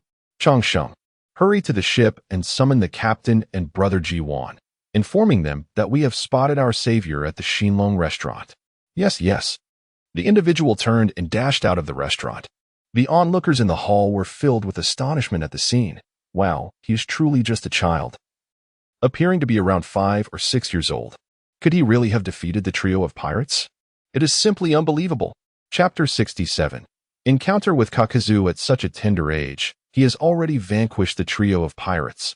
One cannot help but wonder about the extent of his capabilities. I am truly eager to discover the truth. Hush, let us savor our meal leisurely, and soon enough, we shall learn everything. As these whispers circulated, the atmosphere within the Xilong restaurant became increasingly lively. The tale of the young boy who defeated the pirates quickly spread throughout the port town. In no time, the ground floor of the restaurant was brimming with patrons, and the second floor was also filled to capacity. To add to the spectacle, the entrance and windows were crowded with onlookers, all eager to glimpse this legendary youth, curious about the nature of his character. Captain Klein and Jaira soon arrived at the establishment, where the owner had thoughtfully prepared 3 large tables for their gathering. The company feasted and celebrated their miraculous resurgence. The exploits of Hinata Lanma were embellished with fervor, eliciting applause and admiration from the crowd, who marveled until the late hours of the night. After bidding farewell to his companions, Hinata Lanma departed the port town. Despite his youth, he had consumed a fair amount of alcohol that day. Fortunately, Uncle Gyro had intervened to mitigate the effects. Otherwise, he might have succumbed to inebriation far sooner. On the vacant streets, the sea breeze swept through, refreshing and pleasant. Hinata Lanma staggered along, his gaze hazy as he surveyed his surroundings, pondering his destination, a smile breaking across his lips.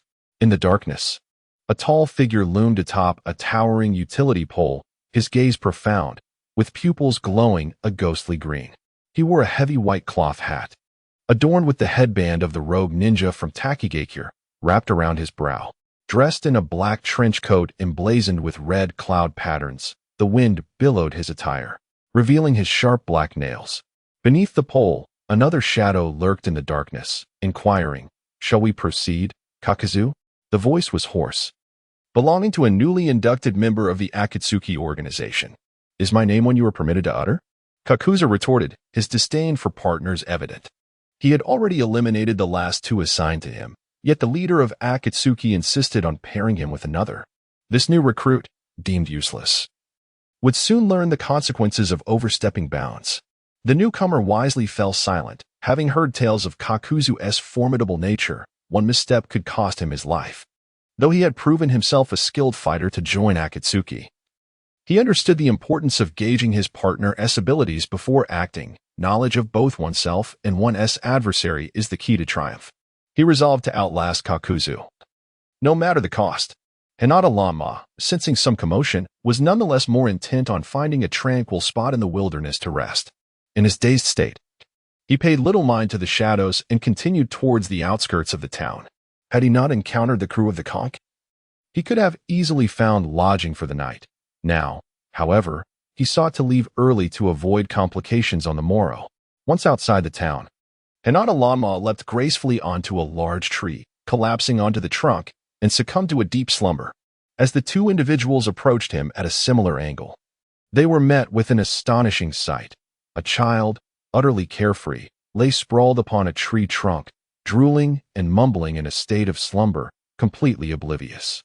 Could this be the very same boy who ranked among the top 3 on the black market's bounty list? The one whose capture alive would yield 30 million, and dead 20 million? The man, newly inducted into the Akatsuki organization, bore a mane of white hair and a robust physique, adorned with a tattered forehead protector. Kakuzu furrowed his brow slightly, extending his hand to seize Hinata's blue ink, who offered no resistance. This lack of reaction caused Kakuzu to raise an eyebrow. He appeared markedly different from the legends. Having caught him, there was no sign of struggle. "Shall we proceed to claim our reward?" Another man ventured to speak. Kakuzu's frown deepened. "You speak far too much. I never grant a third chance to anyone." With that, a surge of resentment erupted from him, and he lunged forward, seizing his partner. Sinister, black tendrils of his veins pierced into the man's body, and with a powerful tug, he tore him limb from limb, discarding the remains carelessly. The standards for recruitment into the Akatsuki had evidently declined. Such a weakling hardly deserved to be part of their ranks. To team up with him, one must first survive his onslaught.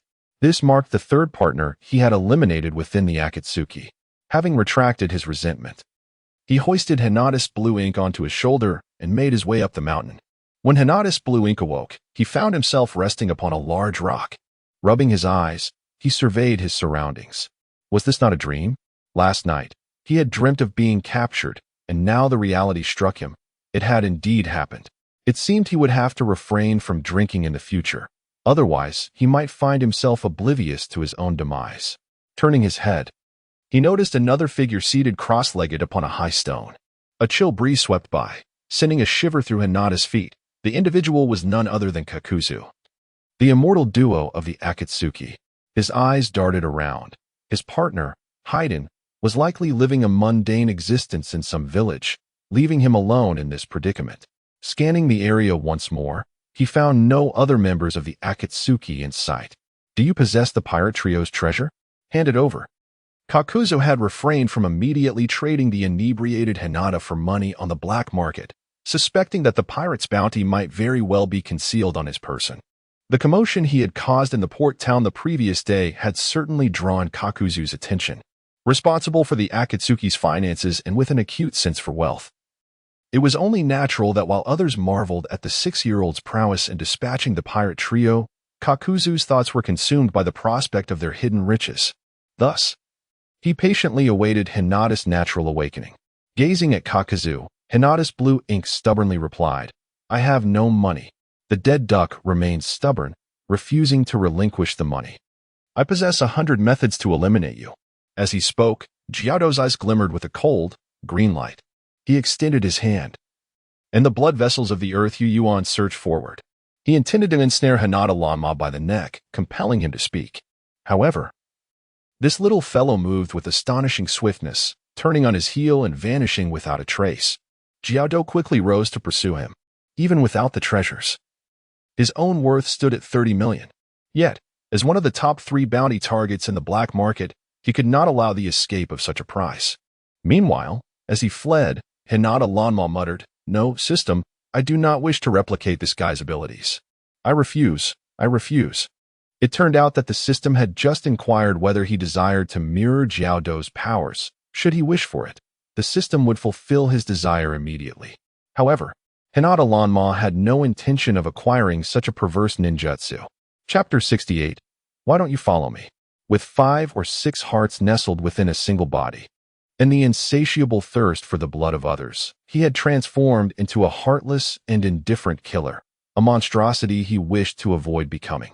What is that? Hinata Lanma exclaimed as he dashed away, noticing the swift, shadowy figure behind him. The tendrils of the Earth-esque grievance were in hot pursuit, aiming for his vital spots.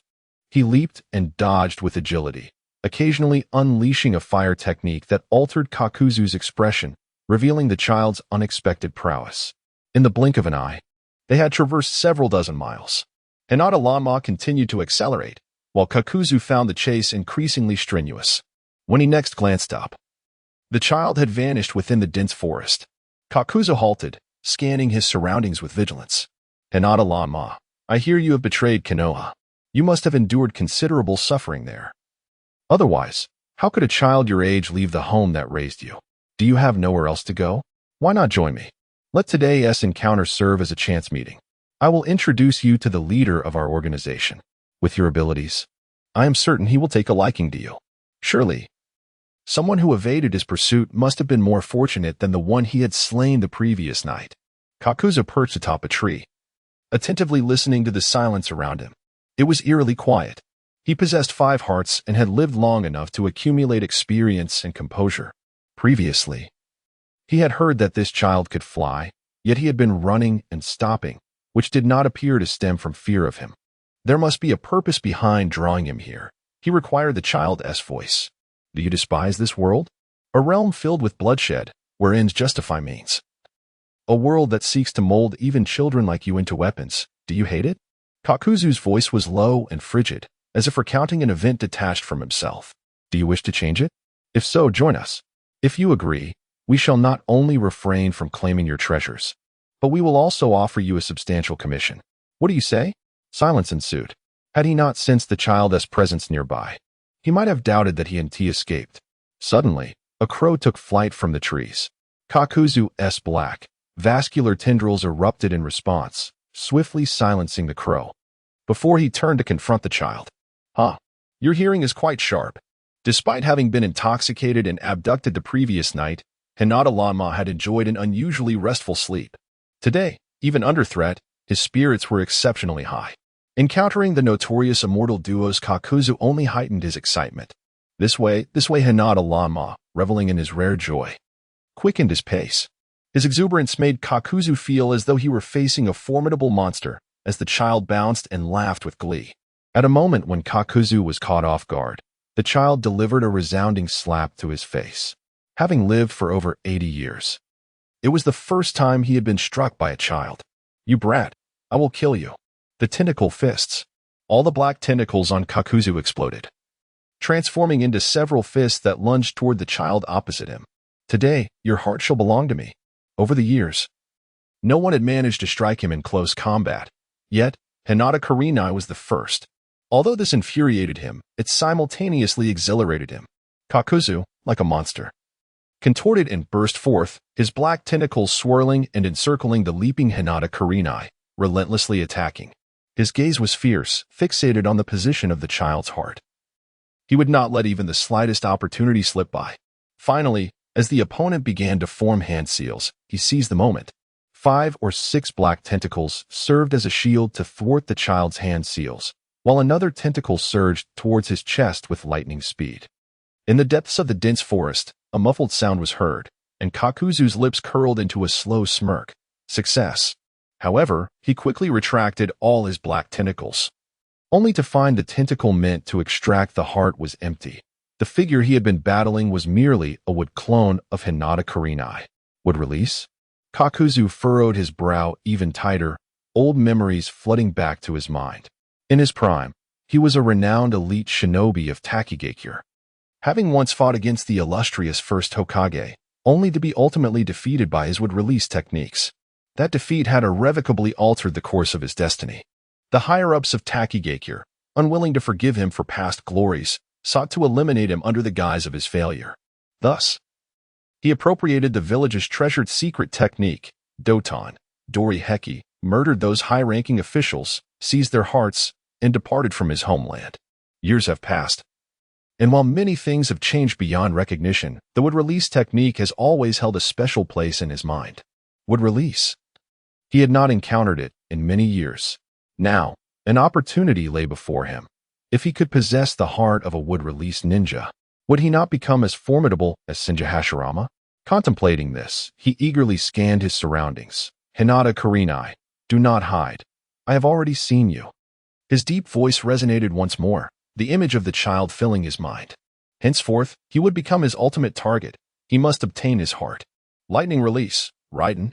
Hinata Kurenai descended from above, conjuring lightning to strike down upon Kaku.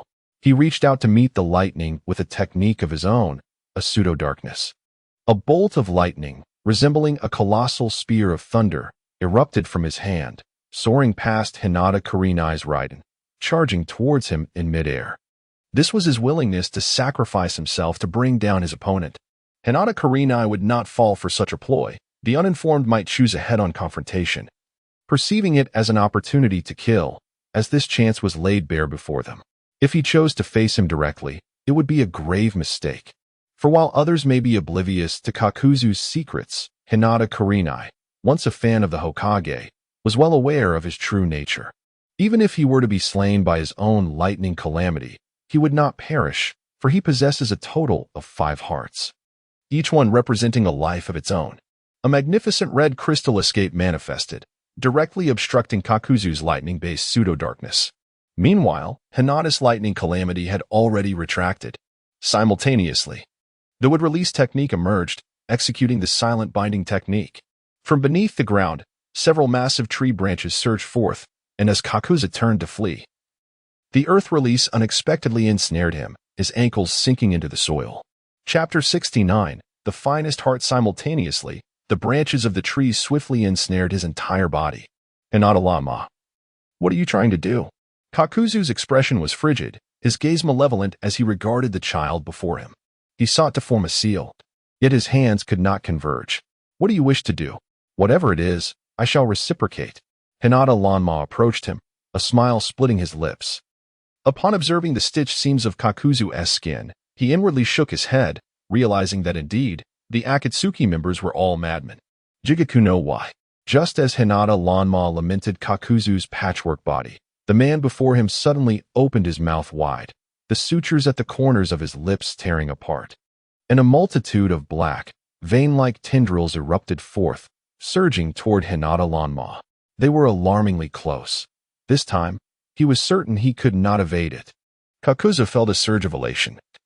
The reason he had refrained from using the flowing state of Jigaku no Wai to escape was to seize the child's heart at close range. He had never failed to obtain what he desired. The black, vein-like tendrils pierced through Hinata-lama's heart, while simultaneously, his would-release technique swiftly annihilated all 5 of Kakuzu's hearts. Black blood cascaded down, and Kakuzu smirked, quite ruthless, just how I like it. Though all his hearts were destroyed, he harbored no regrets, for he had acquired the one heart he coveted above all, a heart capable of utilizing wood release, crystal release, lightning release, and earth release chakra. After enduring the agony of dismemberment and reassembly once more, he would revive. Over the years, he had suffered that pain too often. It meant nothing to him. His ruthlessness stemmed from the belief that no one in this world was more pitiable or tormented than he. The harm he inflicted upon others paled in comparison to the suffering he had endured himself.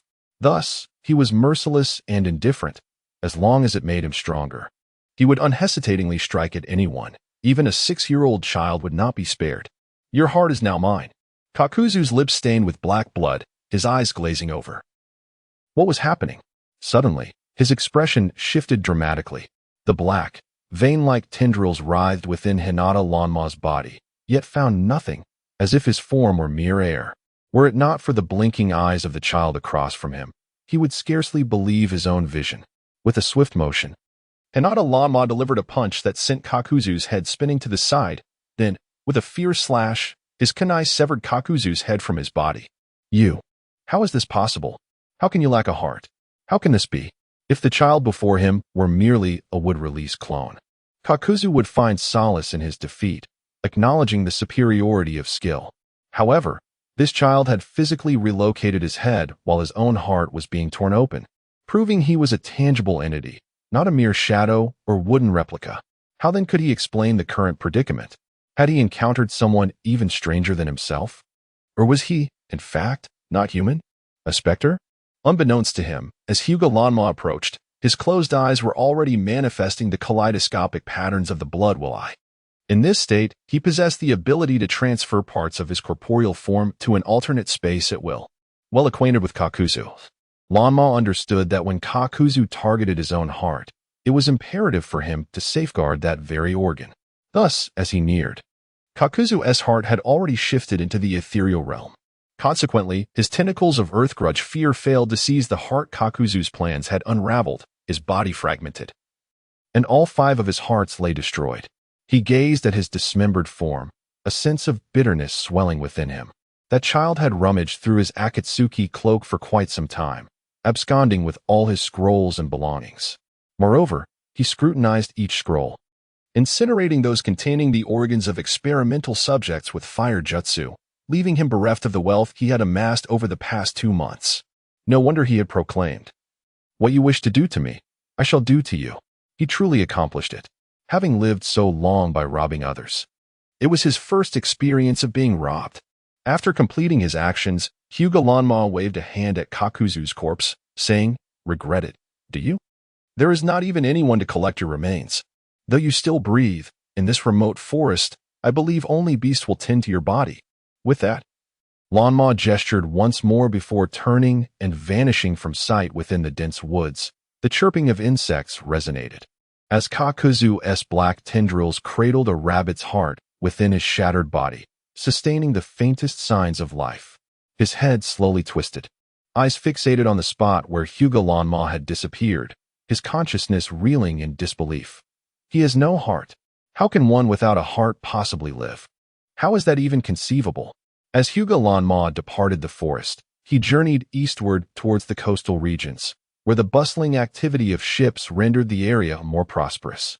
Yet, the deeper he ventured into the land of water, the more he discerned that conditions here starkly contrasted with those at the port.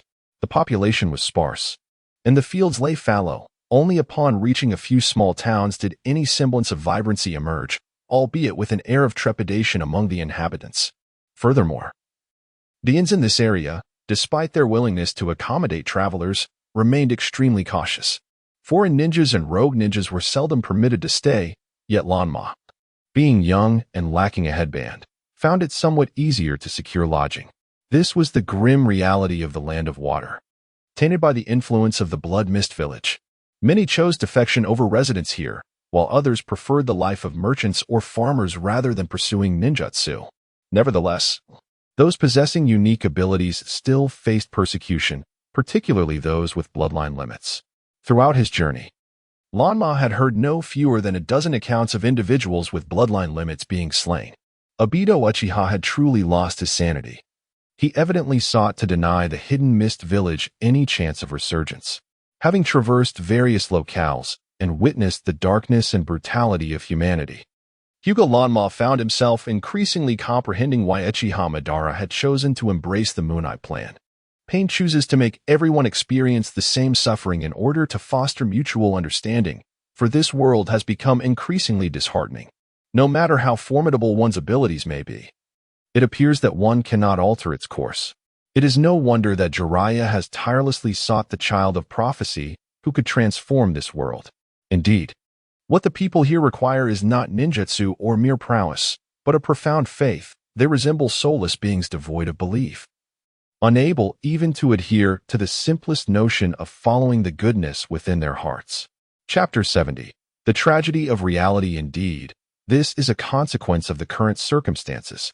War, famine, and suffering pervade the nerves of every individual. At times, merely the instinct to survive becomes a formidable challenge. Who has the capacity to concern themselves with others? Thus, in such dire situations, whatever choices one might make are accompanied by ample justification. For instance, the recent rumors of the extermination of the Snow Clan and the emergence of traitorous ninjas within the Ghost Lantern Clan have rendered the Hidden Mist Village the most wretched among the 5 great ninja villages.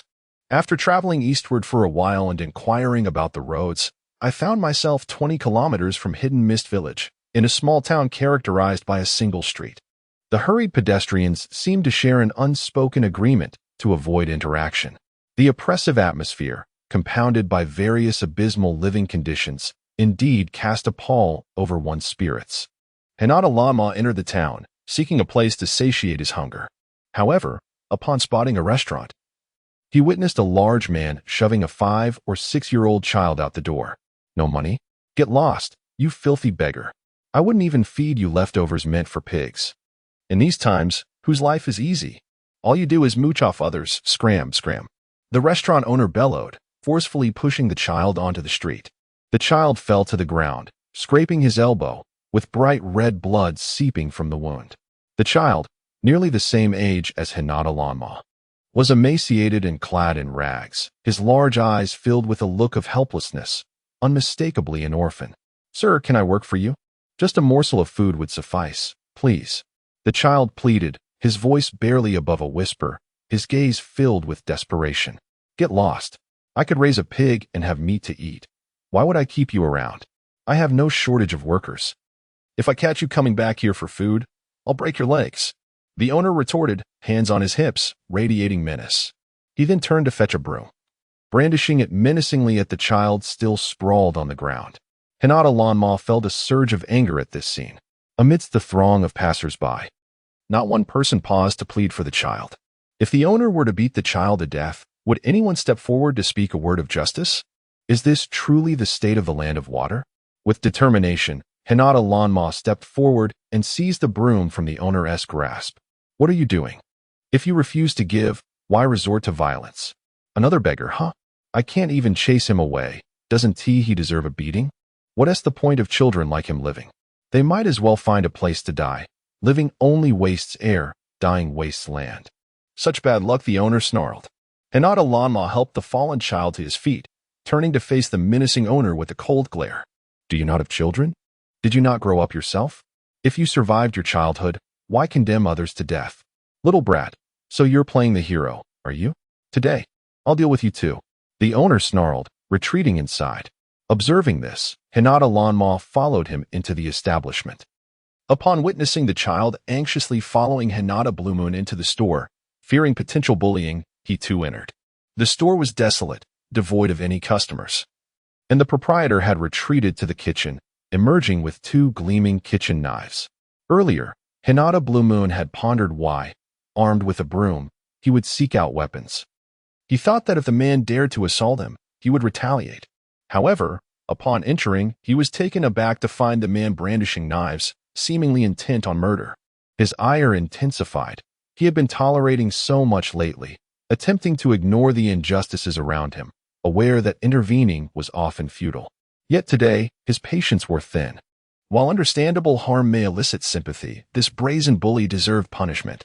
Run, urged the child behind him, tugging at his arm to escape, but despite his efforts, he found himself unable to budge Hinata. I will kill you. The shopkeeper thundered, charging forth with the knives raised high. Hinata stood motionless, merely observing as the blades descended with unrelenting velocity. This man truly intended to kill. With a swift step back, he pulled the child to the door and, forming hand seals, unleashed a torrent of flames. The inferno erupted, engulfing the entire establishment. The shopkeeper stood aghast, lamenting, my shop, you bastard. As he charged forward in a futile attempt at vengeance, the realization that his opponent was a ninja sent him retreating in terror. He dropped the knives and fled towards the kitchen in search of water to douse the flames. Hinata's anger dissipated alongside the raging fire as he turned to leave, contemplating whether he ought to end the man's life. Was merely incinerating his shop too lenient a fate? Ultimately, he shook his head. Some individuals suffer far more in life than in death. To kill him would be a mercy. He was curious to see how the man would survive with nothing left. Thank you. The child continued to follow Hinata, who urged him, take this and leave me be. A gold ingot flew through the air, and the child caught it, staring in astonishment at the treasure in his palm. No, no, I cannot accept such a valuable gift. He rushed to return the gold, introducing himself. Hello. I am Mizuno Yuki-bai. And you? I am Blue Moon. Mizuno Yuki-bai? Are you of the Ice Release bloodline? Hinata. Blue Moon halted in surprise, turning back to regard the boy. Hearing this, Mizuno Yuki-bai glanced anxiously around before shaking his head fervently, nervously denying, no, I am not. He was bewildered. How could this stranger know his secret? Those who were aware of such matters were long gone. Hinata recognized that they were not far from the hidden mist village, where the term bloodline limit was a taboo in the land of water, making it imperative for the boy to remain discreet. The mention of Bai stirred memories of Momochi Zabuza, a cherished mentor and friend to Bai, akin to family. Had Zabuza not perished, perhaps Bai would still be alive today. However, Bai once articulated that to exist without dreams and to be devoid of anyone's need is a profound agony. Thus, his later choices become understandable. Well, you are not. After Hinata Lanmo uttered these words, he turned and continued his journey towards the other side of the town. Behind him, a fierce blaze raged, and the townsfolk emerged to assist in extinguishing the flames, with the child trailing closely behind him. By evening, Hinata Lanma was nearing the village of Wui, with Bai still following him. Chapter 71. Mizuki Shiro. Due to 2 days without nourishment, he found himself dizzy from hunger, yet he persisted, swaying slightly as he followed him. Hinata Lanma halted, beckoning him to come closer. Given his capabilities, evading Shiro would have been a trivial task, but for someone burdened by a tumultuous fate and profound loyalty, he simply could not bring himself to sever ties so abruptly. First, consume this. Hinata Lanma placed a military ration in the palm of his hand. Thank you. Thank you. Mizuki Shiro swallowed the ration, and Hinata Lanma handed him a water pouch. He gulped down nearly half before returning it. He was filthy. His head bowed, and he remained silent for a long time, patiently awaiting Hinata's words. Initially, Hinata Lanma contemplated offering him a sum of money to facilitate his departure. But observing his condition, he reconsidered and asked, do you wish to accompany me? I have nowhere to go and no idea what to do. You saved me before. I wish to follow you for companionship, Shiro replied, his face reflecting sorrow. Hinata Lanma nodded slightly. However, I dislike complications. I am accustomed to freedom and prefer not to be followed. I possess ample wealth. I can give you a sum to purchase a home and live well, which would be preferable to following me. With that, Hinata Lanma unfurled a scroll he had obtained from Kai Gai, having modified all the seals inscribed upon it. He produced some money and handed it to Shiro. Shiro's expression darkened further. I do not seek money. I will not accept it. If you truly wish for me to leave, I will depart. He stood up, visibly aggrieved. Hinata Lanma understood his sentiments, yet he had pressing matters to attend to. Rubbing his head, he proposed, very well, take this money for now. Wait for me in a nearby village. If I complete my task, I will seek you out. If not, you may pursue your own path. After all, we are merely strangers who have crossed paths. Let us not burden one another needlessly. Upon concluding his words, Hinata Lanma pressed the coins into Shiro's hand and surveyed his surroundings before vanishing into an alternate space. Shiro stood, mouth agape in disbelief, scanning the area for any trace of him. Anxiety gripped him. What kind of power was this? Could he possibly possess a bloodline limit? Hinata Lanma arrived at the village of Mugen, where the streets lay desolate under the night sky, devoid of any presence. The entrance to the village was impenetrable, necessitating his unconventional method of entry. The thick fog enveloped the area, with mountains towering into the clouds, resembling a mirage under the cover of night. In a swift turn, Hinata Lanma found himself atop the village's administrative building. As soon as his feet touched the ground, he heard the faint sound of footsteps echoing down a long corridor. Concealed in the shadows, he beheld the fourth Mizukage, course Saki Yatsuki. Though not young, he bore the visage of a child, with short, light green hair and violet eyes akin to those of a 13 or 14-year-old. He wielded a staff-like weapon, one end bent and sharpened into a hook. adorned with a delicate green flower. As he walked, he inquired of the individual behind him, "How is the selection of the six-tails Jinchuriki progressing? It has been quite some time, yet there is still no success." "Indeed, Lord Mizukiage, we have yet to find a suitable candidate. 5 lives have already been sacrificed, and we shall conduct further experiments tomorrow. One of my students shows promise, and I would like him to give it a try." An elder trailed behind him. "Let us expedite this process. The 6 tails remain sealed, which is detrimental to the village," spoke Yagura. Hyuga Lanma concealed himself in the shadows, a smirk gracing his lips. His mirroring system had just begun to replicate the 3 tails beast from the body of the 4th Mizukiage, while the 6 tails, the Saiken, had yet to be sealed within a Jinchuriki, making it an excellent candidate for replication. With this thought, he stealthily followed suit. At that moment, it appeared as though Yagura was unaffected by illusions, speaking and acting in a perfectly normal manner. However, upon entering his office, Lanma quickly realized how mistaken he had been. The room was suffused with a metallic odor of blood. 3 bodies lay sprawled in a pool of crimson, one having had its eyes gruesomely gouged out. "Lord Mizukiage, we have not betrayed the village of Kirigakure. Please believe us, we have done nothing to wrong our home," one of the fallen pleaded, his long hair framing a face adorned with 2 red markings above his brow. The other 2 bore a striking resemblance to him in both attire and appearance.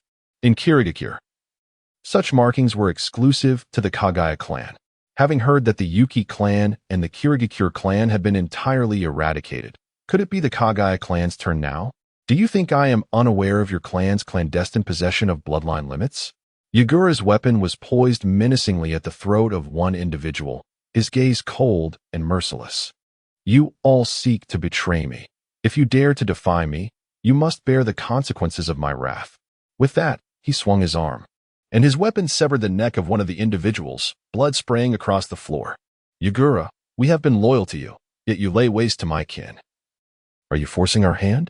Another member of the Kagaya clan shouted in fury, struggling to rise and confront him despite his grievous injuries. "Am I the one coercing you? Or did you harbor intentions of rebellion all along? Why can I not sense your sincerity? Why do you hoard that bloodline limit? I offer you one final opportunity. Surrender it, or I shall eradicate every last one of you," Yagura declared, killing another individual, then gesturing to the last survivor. "Let him return to deliver the message." Elder Haru sighed inwardly, then released the remaining Kagaya clan member, who fled without a backward glance. Yagura's actions were deliberate. He had already slain no fewer than 10 members of the Kagaya clan over the past 6 months. If they could endure such treatment, they posed no threat. However, that bloodline limit remained a hidden peril. Unable to restrain himself any longer, Elder Haru interjected, "Lord Mizukiage, perhaps the Kagaya clan does not possess the bloodline limit in question. Although members of their clan are prone to mutations, if such individuals are utilized by the village, they could provide enhanced protection for our community. Why do you not consider a modicum of tolerance?" "Silence, Elder Chunyu. Have you completed the task entrusted to you? You cannot even select a suitable Jinchuriki and yet dare to question my decisions? Are you the Mizukiage or am I? My actions are for the betterment of Kirigakure. Can you not perceive that?" Wuju Shirtsong's eyes were icy, his fingers tightly gripping the weapon in his hand. In that moment, he resembled a fervent zealot ensnared in an inextricable obsession. Chapter 72. The rebellious Kagaya clan. Although the Elder Council harbored numerous grievances against him, it was undeniable that he possessed irrefutable evidence of the treachery exhibited by those he had slain. Yet, if he were to exert pressure upon the Kagaya clan incessantly, could one expect them to remain passive? "Depart. Your presence is no longer required here. Swiftly seek out the Jinchuriki. Safeguarding the village is the paramount duty of your Elder Council." The cold voice of Yagura reverberated once more. Elder Haru lowered his head slightly in a gesture of respect before turning to exit the office. Hinata Ramura discreetly followed suit. Upon stepping out of the village headquarters, a boy of around 7 or 8 approached. "Master, you summoned me?" "With no one at home, I presumed you would be at the village headquarters. Hence I came to check on you. And indeed, here you are." The child donned a flowing blue robe, his appearance strikingly handsome, with long hair cascading as if he were a celestial being. At his waist, he bore a lengthy ribbon, from which dangled a slender bubble pipe. "Master, look." He gleefully extracted the bubble pipe from his waist and began to blow into it. The bubble expanded, enveloping his entire form, and astonishingly, it lifted him into the air. Master, this is the result of my training today. What do you think? Although I can maintain it only briefly, I believe that as my chakra increases, I will be able to sustain my bubbles for longer durations. Yukitaka, come down. Haru gazed deeply at his disciple. He could no longer afford to wait. The fourth Mizukage was in a volatile state. In the village's available ninjas were either dead or fled. The Mist Village was in a perilous moment. They required a Jinchuriki. Even if it entailed great risk, they must cultivate someone capable of controlling the Six Tails. All right. Yukitaka punctured the bubble surrounding him, descending gracefully to land before Elder Haru. With a smile, he inquired, Master, what is it? Whatever it may be, I will strive to fulfill it. In that moment, Yukitaka appeared innocent and endearing, unaware that he was soon to be designated as a Jinchuriki by his master. Good child. Do you know you have always been my favorite disciple? Haru slowly extended a finger to stroke Yukitaka's hair. Everything I do is for the village. At this simple gesture, little Yukitaka fainted. Haru caught his limp body, murmuring softly, Rest assured, Master will protect you. Even if I must risk everything, I will ensure your survival. With that, Haru lifted Yukitaka and leaped towards the back mountains. Hinata Ranmaru followed closely behind, and indeed, within the secret cavern of the back mountains, he beheld the Six Tails sealed within a colossal wooden cage. Strange ceiling patterns adorned the base of the cage, and various suppression talismans were affixed to the walls within a 10-meter radius. Upon entering the cavern, Haru proceeded with Yukitaka for a physical examination and sealing preparations. Hinata Ranmaru emerged from the earth, standing before the Six Tails beast. His mirror replication had been activated, and in a mere 5 seconds, the Six Tails had manifested within his mirrored copy. Upon completion, he initiated the mirror clone, and his silhouette appeared on the cloning list. Over the past 2 months, the growth of the Four Tails and Five Tails had been steady yet unhurried, but he believed that in 6 months, they too would enter the mirror cultivation phase. As for the little Nine Tails, it had already grown to the size of a finger, bouncing adorably. Occasionally, when it detected Hinata Ranmaru's inner vision system, it would playfully wag its 9 fluffy tails. Now, his body housed the 4 tails. Yet he remained uncertain about whether to approach the 3 tails Jinchuriki, Yagura, for replication. The current state of Kirigakure was chaotic, and soon, Yagura's entrapment in Jinjutsu would be uncovered by Ao's Byakugan. At that moment, it would be the 3 tails' return to nature, the ideal time for replication. Indeed, waiting until then would not be too late. Just as Hinata Ranmaru pondered this, he heard a voice inquire, Who are you? What do you want? Turning around, he saw 2 ENBU ninjas from Kirigakure charging at him, already employing water release for their assault. Hinata Ranmaru retaliated with a fire release, and as the 2 sides clashed, the Six Tails, confined within its wooden cage, began to thrash violently, releasing potent acidic gas from its mouth. Though sealed within the cage, its innate physical abilities remained intact, transforming the scene into a cauldron of sulfuric acid, with alarms blaring throughout the cavern. Moreover, the entirety of Kirigakure was placed on high alert. In the dark of night, within a cave on the back mountain, Uchiha Obito was about to lie down for a rest when the deafening alarm startled him into an upright position. His face alight with excitement, he questioned, Could it be that the Kagaya clan has revolted? If they make a move, I shall have Yagura eradicate their entire lineage, thus reducing Kirigakure's formidable allies. He chuckled at the thought, pondering their perceived capabilities to confront others. He intended to make them acquainted with the sensation of helplessness. However, he thought, it must be something else. Beside him, Zetsu remarked that the Kagaya clan had yet to show any signs of activity, as the clones dispatched to monitor them had not reported back. Hearing this, Uchiha Obito reached for his mask and stepped outside to investigate. In the night, the typically eerily quiet Kirigakure was now ablaze with light, as a cacophony of roars echoed from the direction of the western mountain cave, the unmistakable sound of tailed beasts. With a swift maneuver, he appeared atop the western mountain, where a sprouting bud emerged from the ground beside him. The bud slowly unfurled, revealing Zetsu, half black and half white, standing before him. Has someone disturbed the Six Tails? Is it outsiders? Uchiha Obito inquired. Beneath the dark winds, he donned the attire of the Akatsuki, one eye radiating with the vivid crimson of a kaleidoscopic Sharingan. Concealed behind a mask, his aura grew increasingly ominous. Unbeknownst to him, the individual had already departed. Recently, all attention had been directed towards the Kagaya clan, leaving little time to heed the affairs of the Six Tails. Since it is not of great significance, let us return.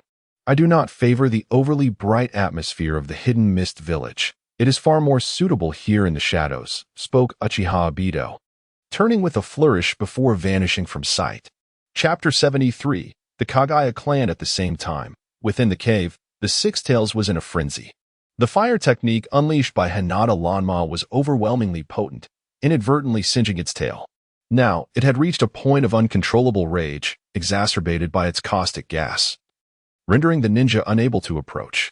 Several elders from the hidden mist village, alongside a dozen Umbu operatives, were exerting their utmost efforts to suppress the tailed beast with sealing techniques, desperately hoping it would not escape the cavern. Otherwise, the entire hidden mist village would be in peril. Among the tailed beasts, the Six Tails was not the most formidable.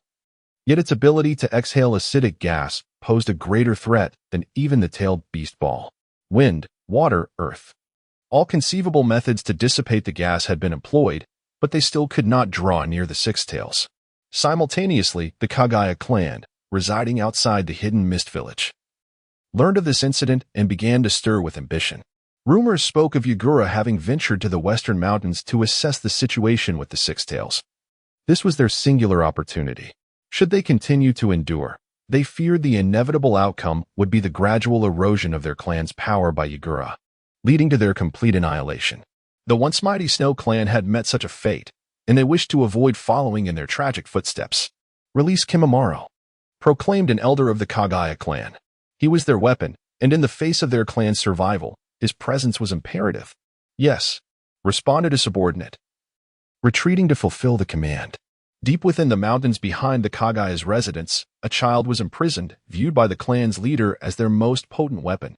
Due to the immense danger he posed, he had been confined since he could comprehend his surroundings.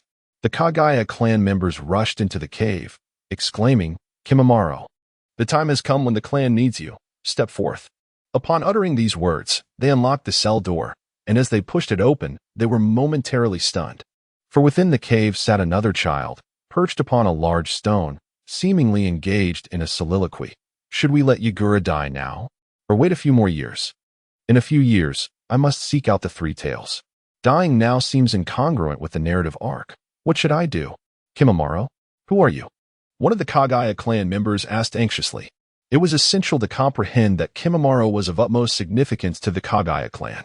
Should Yagura demand their surrender, they would never concede, for tonight was pivotal to the fate of the entire clan, and he wished for no interruptions. Before the man could rush in, Kimimaro charged forward, his body exploding with skeletal might, directly impaling the intruder on the spot. "I will not allow you to harm him," he declared. "No, I mean no harm. The clan is rising. Please join us," the man implored, raising his finger high, but in the end, he still spoke of the clan. Unbeknownst to him, the family that had regarded Kimimaro as a mere weapon, devoid of any warmth or affection, held no value in his heart. "Shall we go, my friend?" Kimimaro asked. Seeing the cell door ajar, he gestured to Hinata Lanma. "Let us embark on the endeavors you desire." The figure seated upon the rocky outcrop within the cave was none other than Hinata Lanma. After departing from the cave where the Six Tails was imprisoned, he left the village of Kirigakure, wandering aimlessly until, by mere chance, he found himself at the abode of the Kagaya clan. Upon his arrival, he was struck by the realization that the heir to the bloodline limit, Shikatsumiyaku, Kagaya Kimaru, resided among them. At that moment, he had yet to align himself with Orochimaru. How could Hinata Lanma allow Orochimaru to fulfill his desire for the child? Thus, he resolved to abduct Kimaru from this place, ensuring that Orochimaru would never lay eyes upon him again. With this determination, he sought out the location where Kimaru was held captive and ventured into his cave. Though the young man possessed a cool demeanor, he was unflinching in the face of death. After failing to kill Hinata Lanma twice, he acknowledged the latter's presence. Being a taciturn individual, Kimura listened as Hinata Lanma incessantly articulated his plans. The Six Tails had already appeared on the cloning list, leaving only the Three Tails remaining.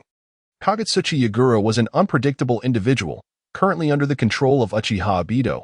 Hinata Lanma lacked confidence in coexisting with him for 5 or 6 days. Yet, he was eager to replicate the Three Tails and wished to avoid the need to seek it later. Thus, he pondered whether to eliminate Kagetsuchi Yagura. I wish to dispose of the fourth Mizukage. Do you think I can succeed? Hinata Lanma inquired, casting a curious glance at Kimaru, who surprisingly seemed to support him. Indeed, the Kagaya clan is preparing to assault Kirigakure, providing you with an opportunity. Despite being merely 5 years of age, Kimaru's thoughts were remarkably mature. Hinata Lanma chuckled. You are quite the friend. His laughter indicated that disposing of Kagetsuchi Yagura would be a simple task, requiring no effort on their part. They merely needed to inform Aoi, who possessed the Byakugan of Yagura's current circumstances. However, they would need to remain in the land of water for a time, as they awaited the emergence of the Three Tails. It matters not. I have already spent 2 years in this cave. Anywhere else would be the same. Kimaru, who had no friends during his childhood, felt a surge of joy at the sudden presence of someone he could trust. Very well, let us depart, Hinata Lanma declared. I will go to support the Kagaya clan. Once the task is complete, we shall rendezvous outside the village. This is a bone flute.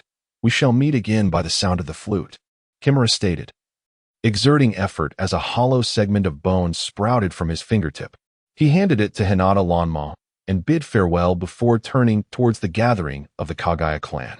Hinata Lanma, witnessing the scene with a smirk, secured the bone flute and leaped toward the direction of Kirigakure.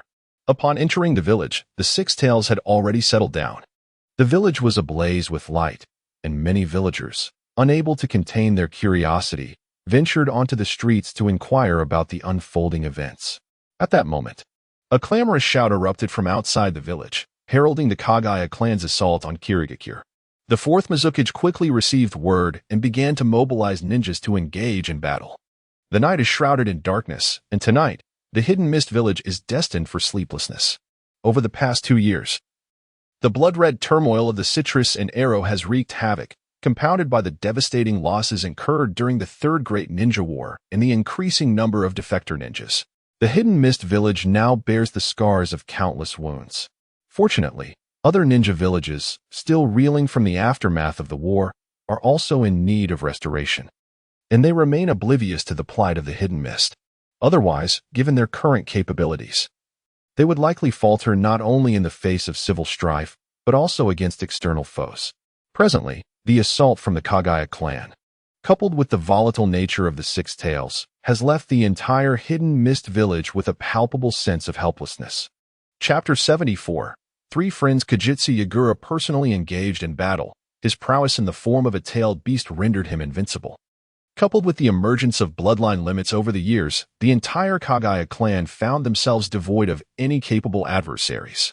Even though Kimimaro could hold his ground for a while, he was still just a child, incapable of contending with the formidable figures of the Hidden Mist village. Before long, the entire Kagaya clan was decimated by the ninjas led by Yagura. Amidst the turmoil, Hinata Lanma, who had been searching for the Byakugan, swiftly located the young boy amidst the ranks of the Hidden Mist ninjas. Although he was still in his youth, the Byakugan he possessed was obscured by a dark veil, preventing him from immediately perceiving the issues surrounding Yagura. Witnessing the annihilation of the Kagaya clan, Hinata Lanma executed a body flicker technique, marking the boy with a flying thunder god seal, and in an instant, he exited the village. He then seized Kimimaro from the battlefield and departed. Calm down, Hinata Lanma called out, observing Kimimaro's frenzied state. The boy resembled a porcupine, his complexion pale and his form unsteady, exhibiting a state of combat readiness. It is all right. The battle has ended. Hinata Lanma began to console him. As time passed and dawn approached, Hinata Lanma closed his eyes. This action caused Kimimaro to gradually regain composure. What is wrong with you? He inquired. Having overexerted himself with the Shikatsumiyaku, Kimimaro felt an overwhelming depletion of energy, rendering him weak and unwell. Hinata Lanma shook his head. I am fine. My eyes are blind during the day, but I possess sensory techniques that allow me to perceive everything around me. However, I must keep my eyes closed. Otherwise, the sunlight is unbearable. I feel unwell too, Kimimaro replied, leaning against a nearby stone as he gasped for breath.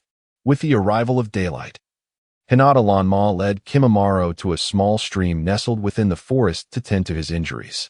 Upon examination, he discovered that although Kimimaro was merely 5 years old, his physique was exceedingly frail, likely due to his bloodline limit.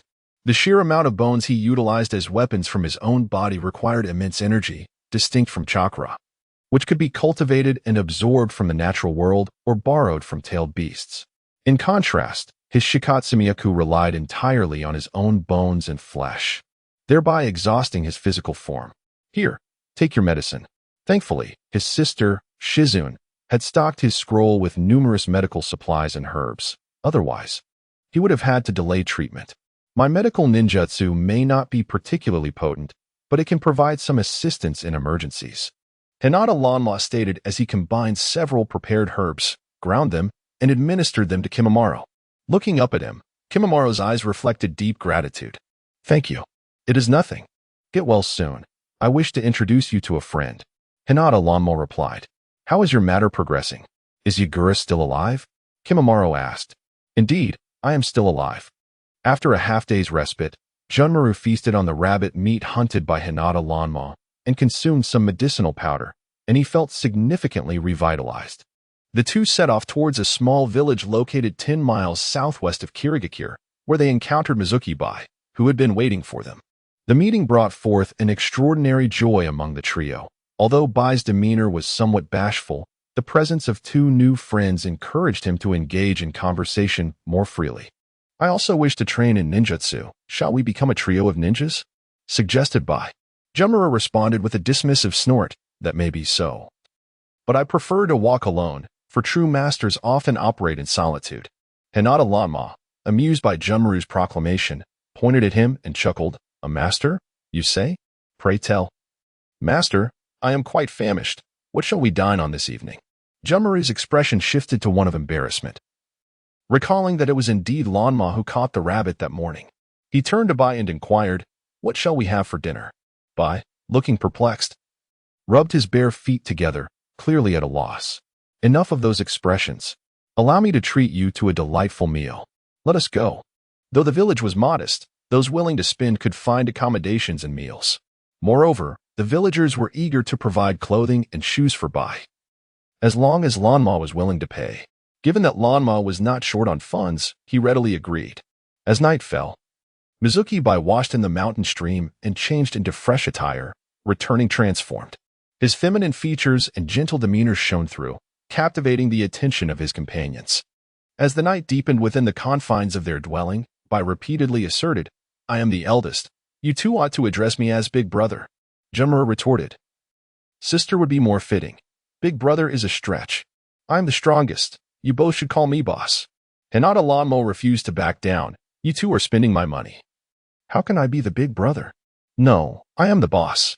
The three engaged in playful banter, their laughter and shenanigans blending harmoniously, although childish and perhaps unreasonable. This was the essence of friendship at their age. Later that night, as Junmaru and Bai succumbed to slumber, Hinata Lanma sat up, observing the two, though not a philanthropist. At that moment, he wished for their future safety and health. He then rose and disappeared into the night. Due to the chaos caused by the Six Tails and the Kagaya clan's assault the previous night, the defenses and barriers of Kirigakure had been significantly reinforced. Upon the village walls, numerous high poles displayed the corpses of the Kagaya clan members, a grim proclamation of dominance by the Yuzu clan, serving as a stark warning to any who dared betray Kirigakure. Death was the only outcome for such transgressions. With a swift spatial transfer, Hinata Lanma entered the village. On the desolate street, devoid of any presence, he employed the technique of instant movement, swiftly appearing at the doorstep of Byakugan Ching's abode. The lights in his home still glimmered, and Hinata Lanma utilized the art of wind release to tap on his window. Byakugan Ching opened the window to gaze outside, where a child stood in the street, looking up at him. At such a late hour, hurry home, he thought, dismissing it as mere mischief, assuming it was just some bored child playing pranks. Have you heard of the Uchiha clan? Hinata Lanma's eyes gleamed crimson as the kaleidoscopic Sharingan manifested, intent on casting an illusion upon Ching. Chapter 75, The Hidden Threat. Upon witnessing the scene, Bai Yanqing felt a surge of anxiety within him. He hastily disrupted the flow of his chakra and leaped out of the window in pursuit. How could members of the Uchiha clan suddenly appear in the Mist Village? This was no trivial matter. The two of them exited the village, and the guards at the entrance, taken aback by the sight of a child darting out like lightning, instinctively gave chase. Yet, despite their efforts to pursue the child, they ultimately lost track of him amidst the thick fog. The guards scrutinized their surroundings. But where could the child have vanished? Bai Yanqing, with his Byakugan activated, cast a puzzled glance around before reluctantly deciding to return home. Upon arriving, he immediately noticed 8 prominent characters inscribed on the mirror opposite his door. The 4th Mizukage has fallen under a genjutsu. Reading those words, Bai Yanqing's brows knitted tightly in apprehension. He approached the mirror and carefully examined the inscription, then slowly removed the black cloth that shrouded his right eye. With a firm motion, the veins around his right eye bulged, and through the house, his Byakugan enabled him to see far beyond. Had he truly fallen victim to a genjutsu? Tomorrow would provide clarity. With that thought, he covered his eye once more with the black cloth. The following day, Bai Yanqing summoned several high-ranking elders of the village and expressed his suspicions. They all prepared meticulously, awaiting the arrival of the 4th Mizukage, Kurigane Shikura. Though the 4th Mizukage had demonstrated some rationale in his decisions over the years, his governance had become increasingly tyrannical. However, due to the village's precarious position during the 3rd Shinobi World War, the elders had tolerated his temperament, recognizing that some matters necessitated a firm hand. Yet, with the war concluded half a year prior and a peace treaty established among the 5 great ninja villages, the situation in the Mist Village had deteriorated alarmingly. The number of rogue ninjas was on the rise, and the influential families that once supported the village had been eradicated by him. The Mist Village had become the weakest among the 5 great ninja villages, and if this continued, would it not be pushed out of their ranks entirely? They had previously harbored doubts about him, but never could they have imagined he would fall under the Uchiha clan's genjutsu. The Uchiha clan of Konohagakure was indeed a source of terror. In the conference room, Kurigane Shikura arrived, brandishing a long iron staff. As he entered, he greeted everyone. Noting that they had all come early today, Bai Yanqing, with his Byakugan now fully visible, exclaimed in astonishment, "Indeed, the 4th Mizukage has fallen under a genjutsu. Release it." At his shout, Kurigane Shikura felt a sudden jolt of discomfort coursing through him, and he roared in anger, "What are you doing?" Simultaneously, in a cave on the mountainside behind the Mist Village, Uchiha Obito shuddered, pondering the unfolding events. What is happening? Has someone broken my genjutsu? Why was there no warning? Did I not eliminate the traitors from the Kagaya clan just the night before? Everyone seemed fine during the meeting yesterday. How is it that they are aware of the genjutsu so early today? Zetsu? You were responsible for monitoring the village. What transpired? Though masked. The cold fury in Uchiha Obito's voice sent chills down one's spine. As yesterday marked the day when the 6 Tails was sealed within the Jinchuriki, I spent my time observing the happenings of the Jinchuriki in the back mountains, completely unaware of the events unfolding in the village. Moreover, my several clones offered no reports, leaving me to ponder whether something had gone awry. They could never have imagined that this incident stemmed from a mere child. What should be done? Oh, your plan has failed. However, over the past 2 years, you have already wreaked enough havoc upon the hidden Mist Village. Shall we not disrupt their village further before departing? You can control the 9 tails, and the 3 tails should pose no challenge, correct? The voice of White Zetsu emerged, hoarse and sharp, laced with mockery and playfulness. Compared to Black Zetsu, he was more unhinged, yet the composure and capability of Black Zetsu remained beyond his reach. At this juncture, Uchiha Obito's eyes brightened. Although I can no longer control Yagura, I can indeed release the 3 tails from within him. After all, having lingered here for 2 to 3 years, it's time we engaged in something of significance. Has there been any word from Orochimaru? I have already sent him a message. He will soon arrive in the land of water, Black Zetsu replied. Inform him not to come. Our Akatsuki organization must also embark on serious endeavors. You two depart first. And by the way, contact Kisame Hashigaki, instructing him to wait for me in the land of rain. I shall attend to some matters before leaving this place. Uchiha Obito, shrouded in his swirling mask, spoke with an icy tone tinged with murderous intent. They had so maliciously ensnared Rin. How could he simply let them off the hook? With this thought, the air before him twisted, and he vanished from the cave. Black and White Zetsu exchanged glances, ensuring no evidence remained before they two melded into the mountains, disappearing from sight. Obito left the cave but did not act immediately, for Yagura's illusion had been dispelled, and the higher-ups of the Hidden Mist Village were conducting a thorough investigation of him.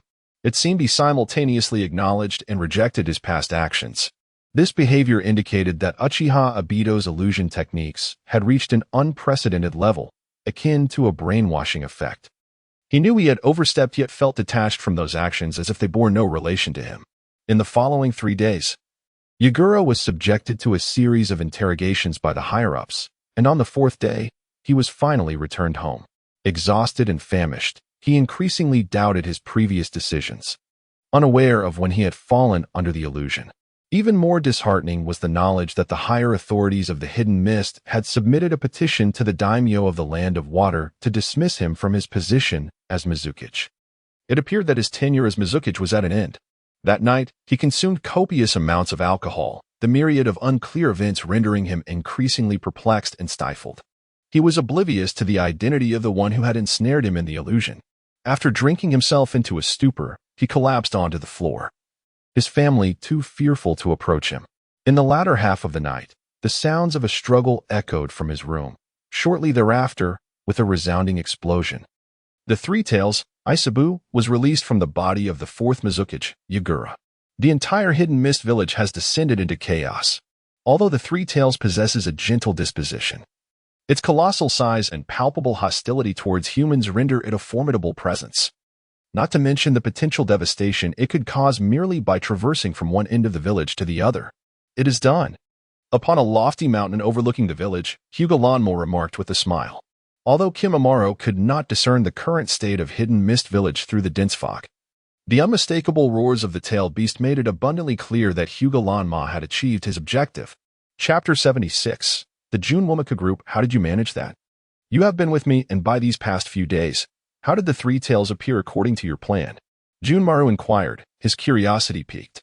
In his mind, this boy's ninjutsu was inferior to his own, and his intellect did not surpass his. Why was it that he could achieve things that eluded him? This perplexed him. Of course, it was divine assistance. I shall return shortly. Wait for me, Hinata Lanma declared, swiftly descending the mountain. The Hidden Mist Village was in utter chaos, and no one paid heed to a mere child.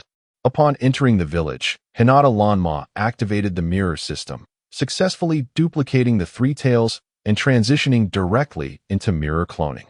This time, the Three Tails was included in his cloning repertoire, and he had completed all his tasks in the Hidden Mist Village. Upon returning to the mountain cabin, Bai and Junmaru had already begun preparing a meal. Bai was busy gathering vegetables, while Junmaru seemed to be causing a bit of trouble. Lanma is back. You forgot to buy the oil I asked for yesterday, didn't you? It seems we are left with only boiled cabbage for dinner. Although the meal was modest, Bai was particularly cheerful.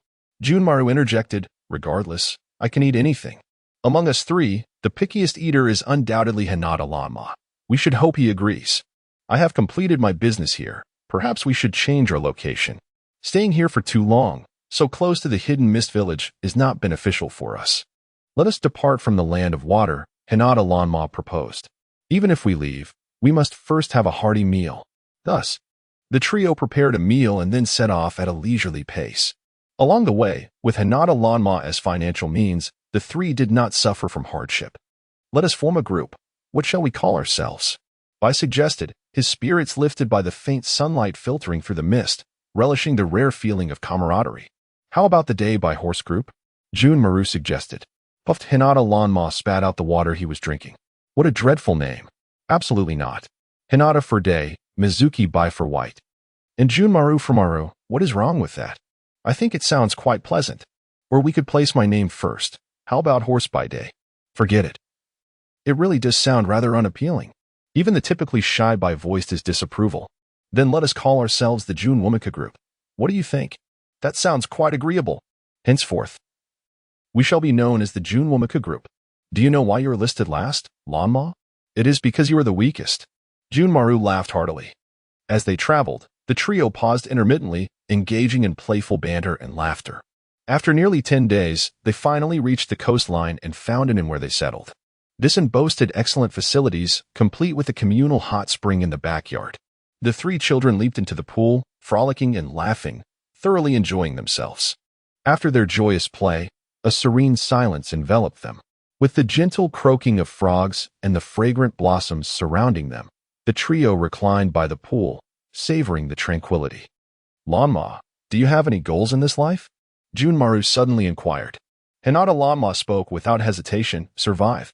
His voice, though soft, resonated like a bell among the three, slowly echoing in the air. Bai, upon hearing these words, lowered his head slightly, memories of 2 days prior surfacing in his mind. He glanced at the two and let out a faint sigh, remaining silent. "What about you, Bai?" Hinata Lanma inquired. "I do not wish to harm others." Bai replied, his fists gradually clenching together. "Oh, it's nothing. A mere scratch is inconsequential," Junmaru exclaimed, lifting his arm to reveal a wound that had already scabbed over. 2 days ago, while the three were frolicking through the wilderness, their playful antics led to an unexpected mishap. Junmaru's corpse bone technique suddenly erupted, causing Bai, in an instinctive act of self-preservation, to unleash a wave of ice release that detonated within a radius of several meters. Hinata Lanma managed to evade the blast. Yet Junmaru was slightly slower, his arm pierced by the icy shards, blood gushing forth. Bai, frightened to the brink of tears, realized that had Junmaru not dodged swiftly, he might have lost his life that day. This incident lingered in his mind, instilling a deep-seated dread, fostering a profound desire to avoid causing harm to his two friends. Once, he had known happiness, but that joy was shattered when his mother, a wielder of a bloodline limit, was ruthlessly slain by his father and the villagers.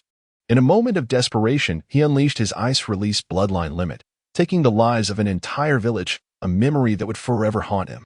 Now, he earnestly wished not to harm his dear friends through a moment of carelessness.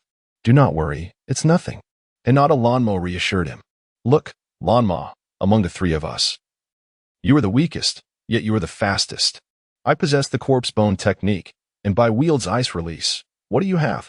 Junmaru raised his chin, placing Hinata Lanma firmly in the weakest category. "I am stronger than both of you. Aside from your corpse bone technique, I can also wield Bai's ice release." After declaring this, Hinata Lanma extended his hand, conjuring a shimmering ice mirror before him. Bai gasped in astonishment at the sight. "Wow, I have been struggling to find a way to control ice release chakra. Lanma, you can control it. Please teach me." "Of course, I shall teach you," Hinata Lanma replied joyfully. "What is there to teach? You are still just a child yourself, daring to instruct others." Junmaru splashed a wave of hot spring water towards the two. Laughter erupted as they playfully retaliated. At that moment, in a room on the second floor of the inn, a pair of yellow eyes observed the three children in the hot spring below, a faint smile curling at the corners of his mouth. "Lanma, we meet again." The following day, as Hinata Lanma rose from his slumber, he found Bai already awake, mending their clothes, which had been torn during their playful antics. "You must be more careful next time," Bai admonished. "Yes, Sister Bai," Hinata Lanma replied, saluting her before getting out of bed and stretching his limbs. "Today, I shall head to the dock to see if there are any boats. If not, we may have to wait another day." As Hinata Lanma donned his attire and opened the door, he found himself momentarily paralyzed, utterly astonished by the unexpected presence before him, Orochimaru. Hinata Lanma. It has been quite some time. Orochimaru resided next door and was well acquainted with the circumstances surrounding the three of them, naturally aware of his comings and goings. "Let us converse. There is nothing of substance for us to discuss," Hinata Lanma retorted, casting a cold gaze upon the man before him. He refrained from immediate action, mindful of the two children still within the room. He needed to tread carefully, wary of Orochimaru's nefarious intentions towards them. Chapter 77. Divergence of Paths and the Absence of Alliance. Are you afraid of me? Fear not, for I have acquired a new vessel and undergone a transformation.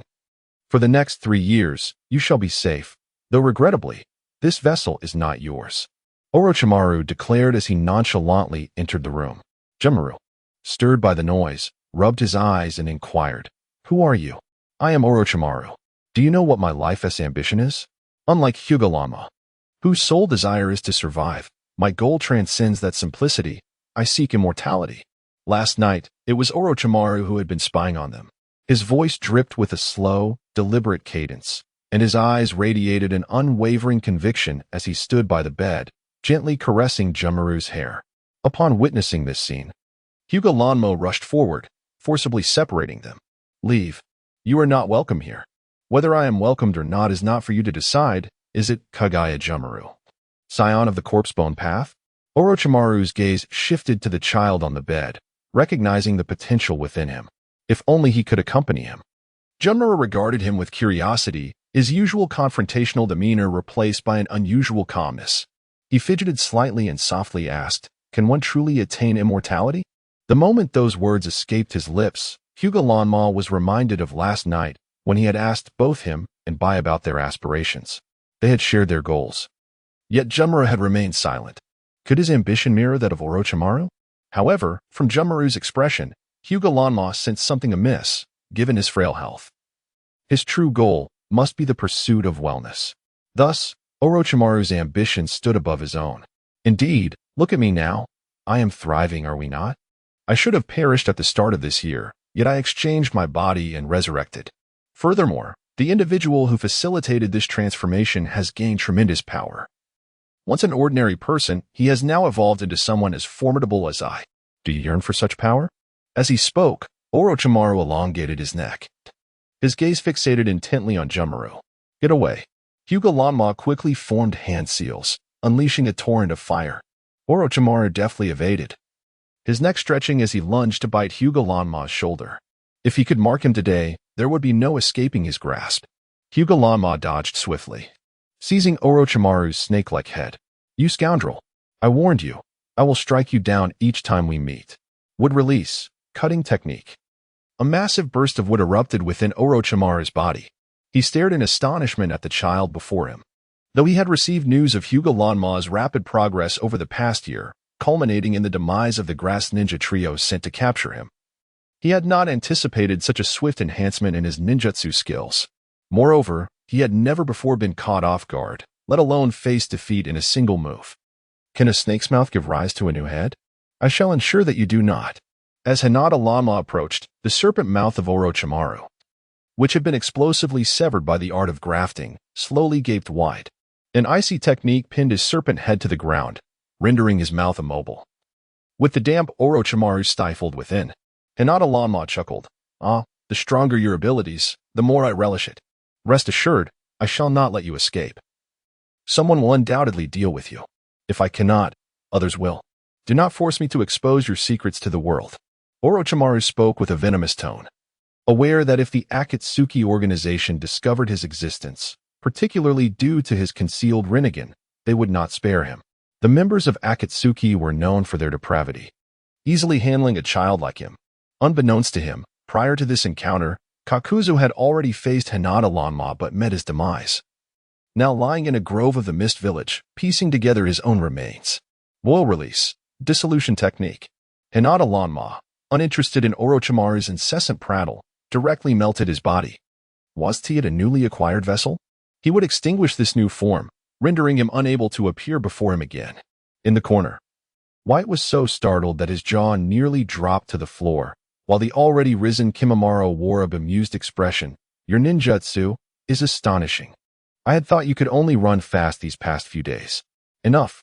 We must leave this place at once," Hinata Lanma declared, hastily gathering clothing, provisions, and medicinal herbs into his backpack. White followed suit, but Kimimaro, with a serious demeanor, gazed at the burning Orochimaru and posed a question. "He claims his goal is immortality. Do you believe, in this state, he can still survive?" Hinata Lanma paused at this remark, turning to Kimimaro, suddenly comprehending why, within the narrative of Naruto, he had pledged unwavering loyalty to Orochimaru. It was evident that Orochimaru, with such an ambition, had always been his ultimate idol. Indeed, as long as he is granted a single cell, he can endure. Hinata Lanma replied candidly, "But mark my words. One day I shall ensure he is left with not a single cell to his name. Let us depart." With that, he led White out, and Kimimaro hurried to catch up. The port was devoid of ships. Due to the situation with Orochimaru, the three could not linger. Thus, they set off northward. At this juncture, the fourth Mizukage had passed, the three tails had been released into the wild, and the governance of the Mist Village had been entrusted entirely to the Council of Elders. The ninjas of the Water Country had withdrawn to the Mist Village. Compared to a fortnight prior, the political climate had improved significantly, as they were no longer confronted by investigators at every turn, and discussions of exterminating bloodline limits had ceased. Upon reaching the northern region, the situation stabilized further. The trio settled at a port, having heard that a passenger ship would depart the Water Country in 3 days. They merely needed to wait. However, an unforeseen event transpired. That morning, when Hinata Lanma awoke, he found Kimimaro absent from the room. White held a letter in hand. His expression conflicted. Upon noticing Lanma's wakefulness, he extended the letter to him. It turns out that Junmaru sought out Orochimaru, expressing that his life's purpose aligned with that of Orochimaru.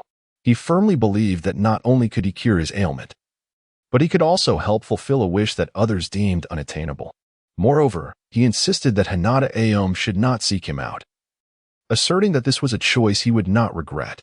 Upon reading the letter, Hinata Aom let out a slight sigh and shook his head, realizing that some matters are beyond his ability to alter. "Are you deeply saddened?" I inquired. "No, it is quite commendable that he has found his own objective. My only concern is that by the time we meet again, we may have become adversaries.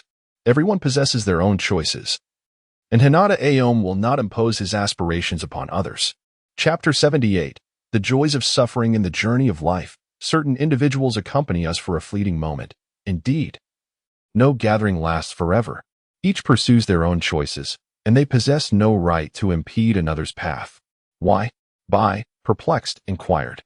Because those who tread different paths do not conspire together. Yet, it matters little. In the end, we shall see who prevails.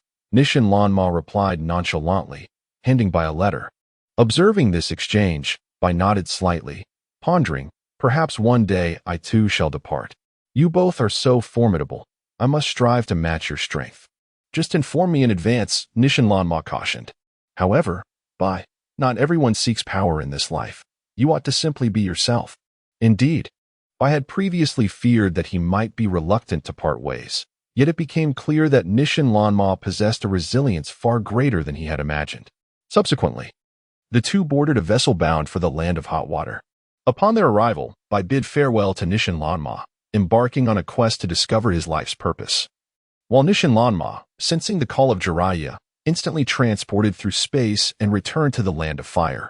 When Nishin Lanma materialized, Jiraiya's summoning talisman had yet to fully ignite. Upon seeing him, Jiraiya embraced him heartily, exclaiming, "You little rascal, where have you been? It's been 2 months. Did you miss me?" Nishin Lanma, feeling the tightness of the embrace, struggled twice before surrendering, jesting, "Hey, who are you? I don't recognize you." "Huh, you little scamp. Why would you not know me?" "The moment I ignited the summoning talisman, you came rushing back," Jiraiya retorted. "ISNT at you who was so eagerly searching for me?" Nishin Lanma countered. Jiraiya released him, crouching down to scrutinize him closely, and gently inquired, "Lanma, during this time, nothing unusual has transpired, has it?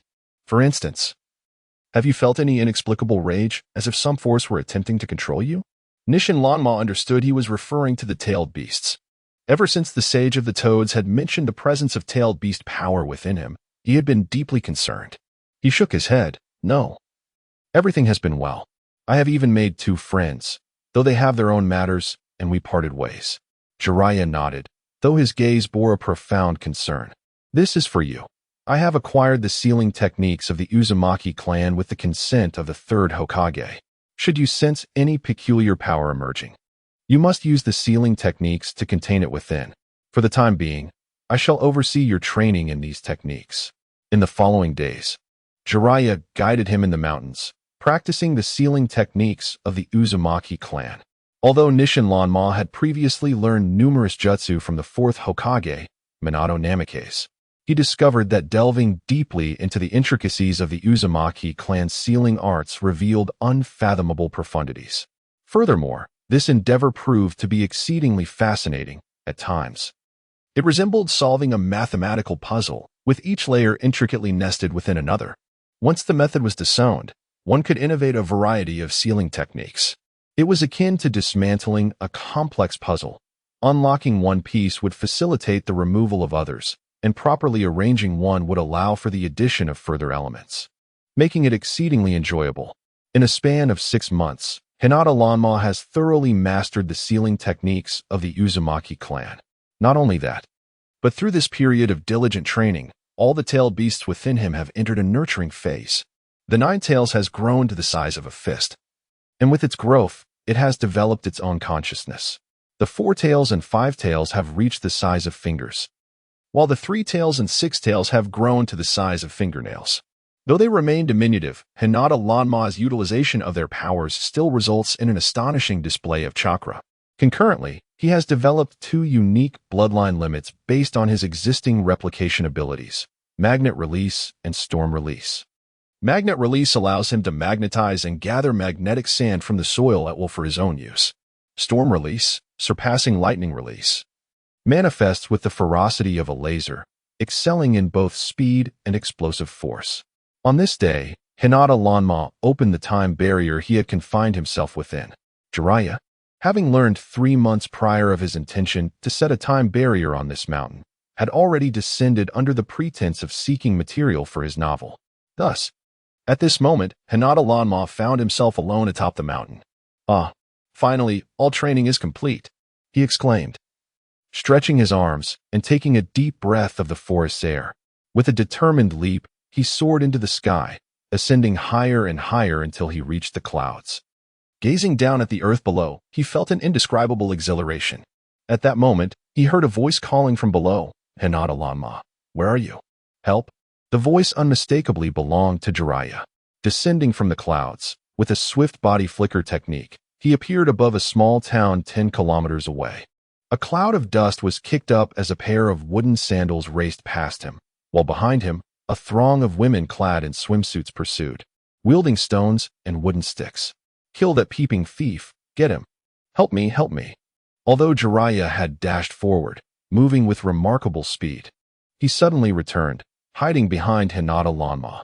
Surrounded by 5 or 6 scantily clad women, their figures on full display, Hinata Lanma felt their eyes upon him. "Wow, what a cute little brother. He is so handsome. Look at that long hair. My heart can't take it." One of them inquired. "What is your relationship with that lecherous old man?" Instead of intimidating Hinata Lanma, the women beamed at him, with 2 even crouching down to gently touch his cheek. As they squatted, their figures appeared even more voluptuous, causing Hinata Lanma's face to flush. Lowering his gaze to the ground, he murmured, "I have no relation to him." After speaking, he stepped aside, prompting the women to turn their attention to Jiraiya, who was still crouched behind him, and deliver a flurry of playful blows. Once they finished, one of the women approached Hinata Lanma, bending down to place a light kiss on his forehead. "Little brother, you're so adorable," she said before waving her finger at him and rejoining the other women as they made their way back to the town.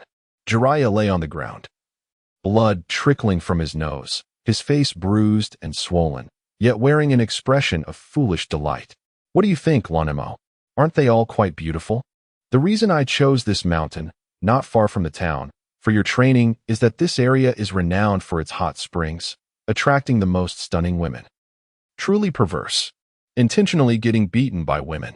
Hinata Lanemo wiped the spot on his forehead where he had been kissed, shouldering his backpack as he made his way toward the town.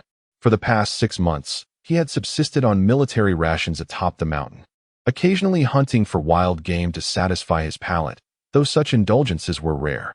Now, having finally descended, he could relish a proper meal in the town. Chapter 79. Returned to Konoha at the age of 7, Hinata Lanma had not had a haircut for half a year, his long hair cascading over his shoulders. Although his eyes were slightly closed, the admirable genes of the Hyuga clan, combined with his current cool and confident demeanor, rendered him increasingly handsome. As he strolled from one side of the small town, he caught the attention of many young girls along the way. Before long, Jiraiya noticed this and approached, draping an arm around his shoulder, proudly declaring to the onlookers, my disciple, my disciple." After the 2 arrived at a restaurant for a meal and indulged in a hot spring, Jiraiya finally spoke up, "You haven't returned to the village in a year. In 2 days, there will be an academic competition held in the village. You should go back and at least earn yourself a forehead protector, right? No. Hinata Lanmo resolutely refused. Why not? Do you truly wish to become a rogue ninja? Don't you miss your little SHBU and those friends of yours? If you become a rogue ninja, it will be difficult to enjoy drinks and feasts with them in the future, Jiraiya said, taking large bites of grilled meat. Have I not already become a rogue ninja? Is there still a choice to be made?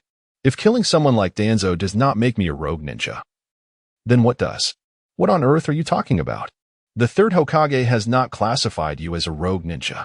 He publicly declared that he sent you out for training, so you are still one of Konoha's own. It's truly baffling what goes on in that little head of yours, Jiraiya remarked, tapping his forehead.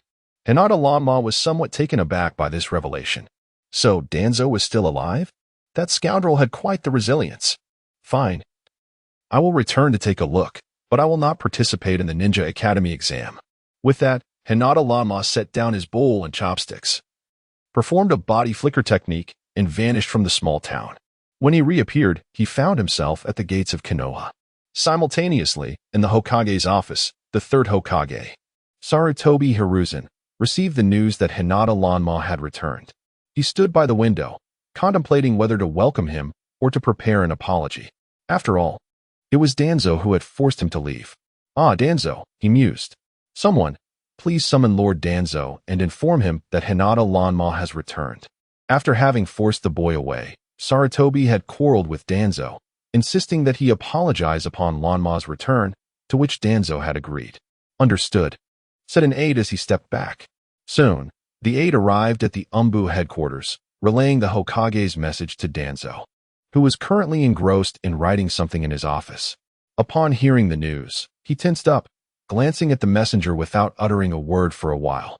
Seeing his reaction, the messenger gently prompted, Lord Danzo, the Hokage is waiting for you. Got it. You may leave for now. I will be there shortly. Hinata Lanma had been forced to leave Konoha by Danzo, and not only had he been killed by him, but he had also endured a scolding from Sarutobi, who lamented that he had deprived Konoha of a talented individual and accused him of being self-righteous at the expense of the village's safety. He is capable of accepting criticism from the third generation. However, who would have anticipated that he would once again fall victim to that child? Not only that, but he also unearthed the Sharingan that he had secretly hoarded over the years, declaring that he would kill him every time they met in the future. He has returned. Has he come to take his life? Danzo rose to his feet, touching his right eye, where another Sharingan resided. Yet it was merely sufficient for Hinata Lanma to eliminate him once more. Otherwise, he would truly meet his demise. He paced within his office, reflecting on how, had it not been for the timely intervention of his loyal subordinates, he might have lost his life, after barely managing to salvage his existence. Was he to be slain by that child again after only a year? A perverse existence. He truly embodied a grotesque being. Danzo clenched his fists, turning to gather all documents from his desk, placing them into the corner safe and locking it away. He then summoned someone, stating, I have urgent matters that require me to leave the village. Should Lord Hokage inquire, please inform him that I am not in the village. With that, he hastily exited the office, making his way through the village's secret passages to leave Konoha. In the Hokage's office, the third Hokage had been conversing with Hinata Lanma for a while, yet Danzo had not appeared. He sent someone to summon Danzo again, only to receive the unexpected news that Danzo had left the village on business. Consequently, there would be no one to apologize to Hinata Lanma. The third Hokage awkwardly gazed at the child before him, who had grown significantly taller in the years since their last meeting. I apologize on behalf of Danzo. He should not have coerced you into joining the Umbu without your consent.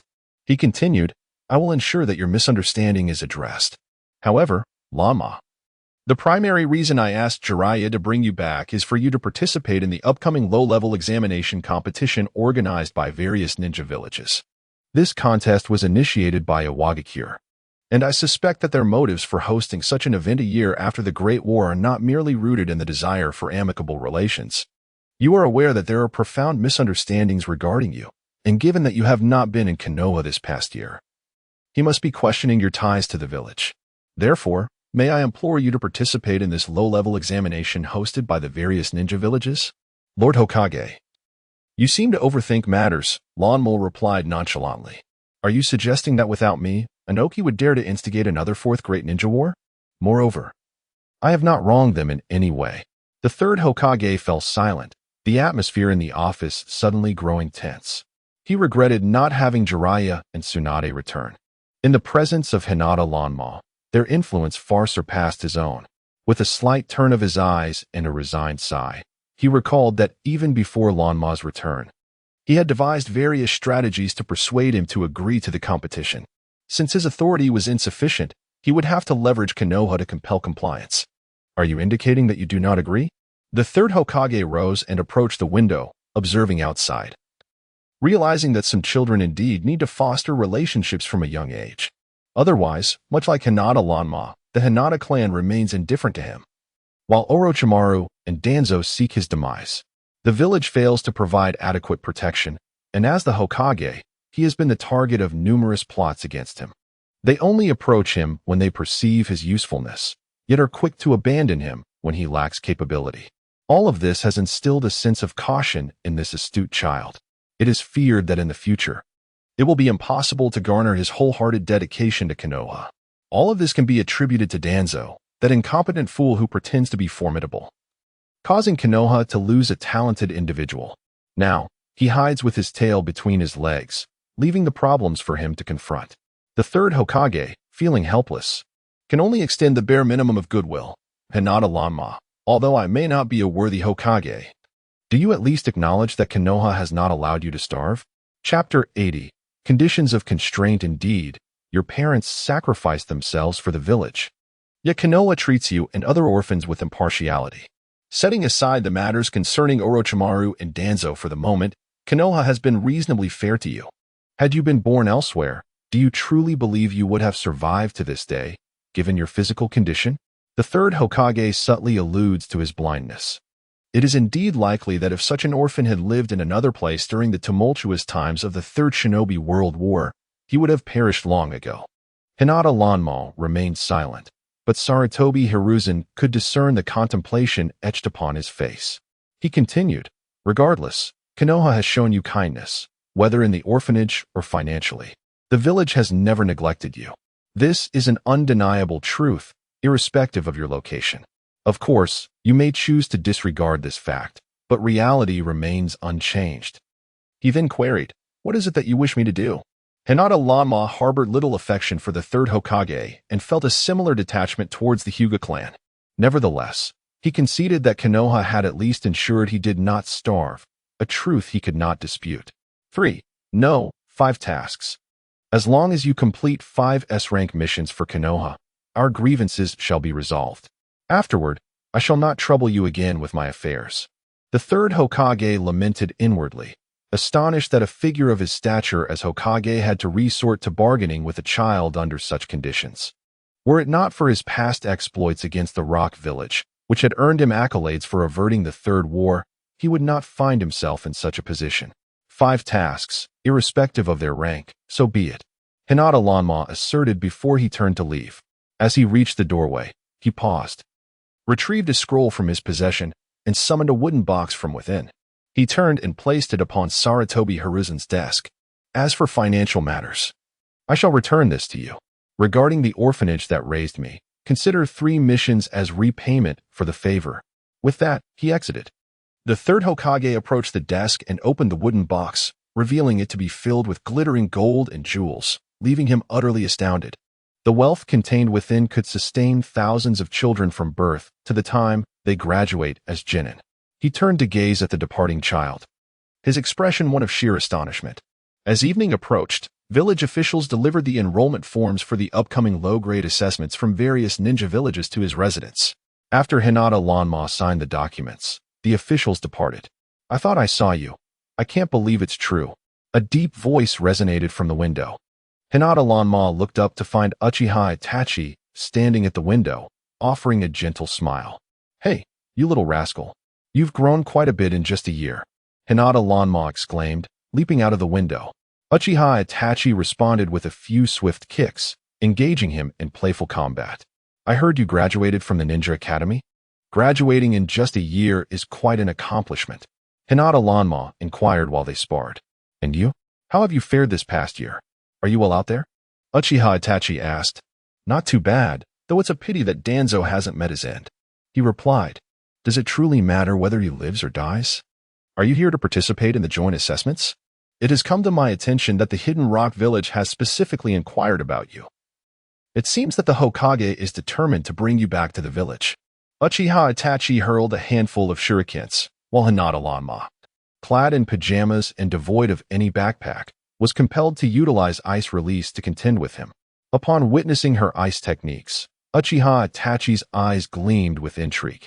You've changed quite significantly, haven't you? Come, let us engage in a duel outside the village. Having not seen each other for a year, they required a hearty battle as the most fitting greeting upon their reunion. Very well. Uchiha Itachi leaped out of the village, with Hinata Lanma closely trailing behind. In the valley, the two clashed fiercely, employing ninjutsu and taijutsu without yielding. Though Uchiha Itachi had yet to activate his Sharingan, rendering him unable to utilize Jinjutsu, his taijutsu and ninjutsu were undoubtedly at least of Chunin caliber. Currently, Konoha had not acknowledged him as a Chunin, likely awaiting the emergence of his Sharingan. After approximately 3 hours of combat, the two ceased their struggle, collapsing onto the grassy ground, gazing up at the starry sky.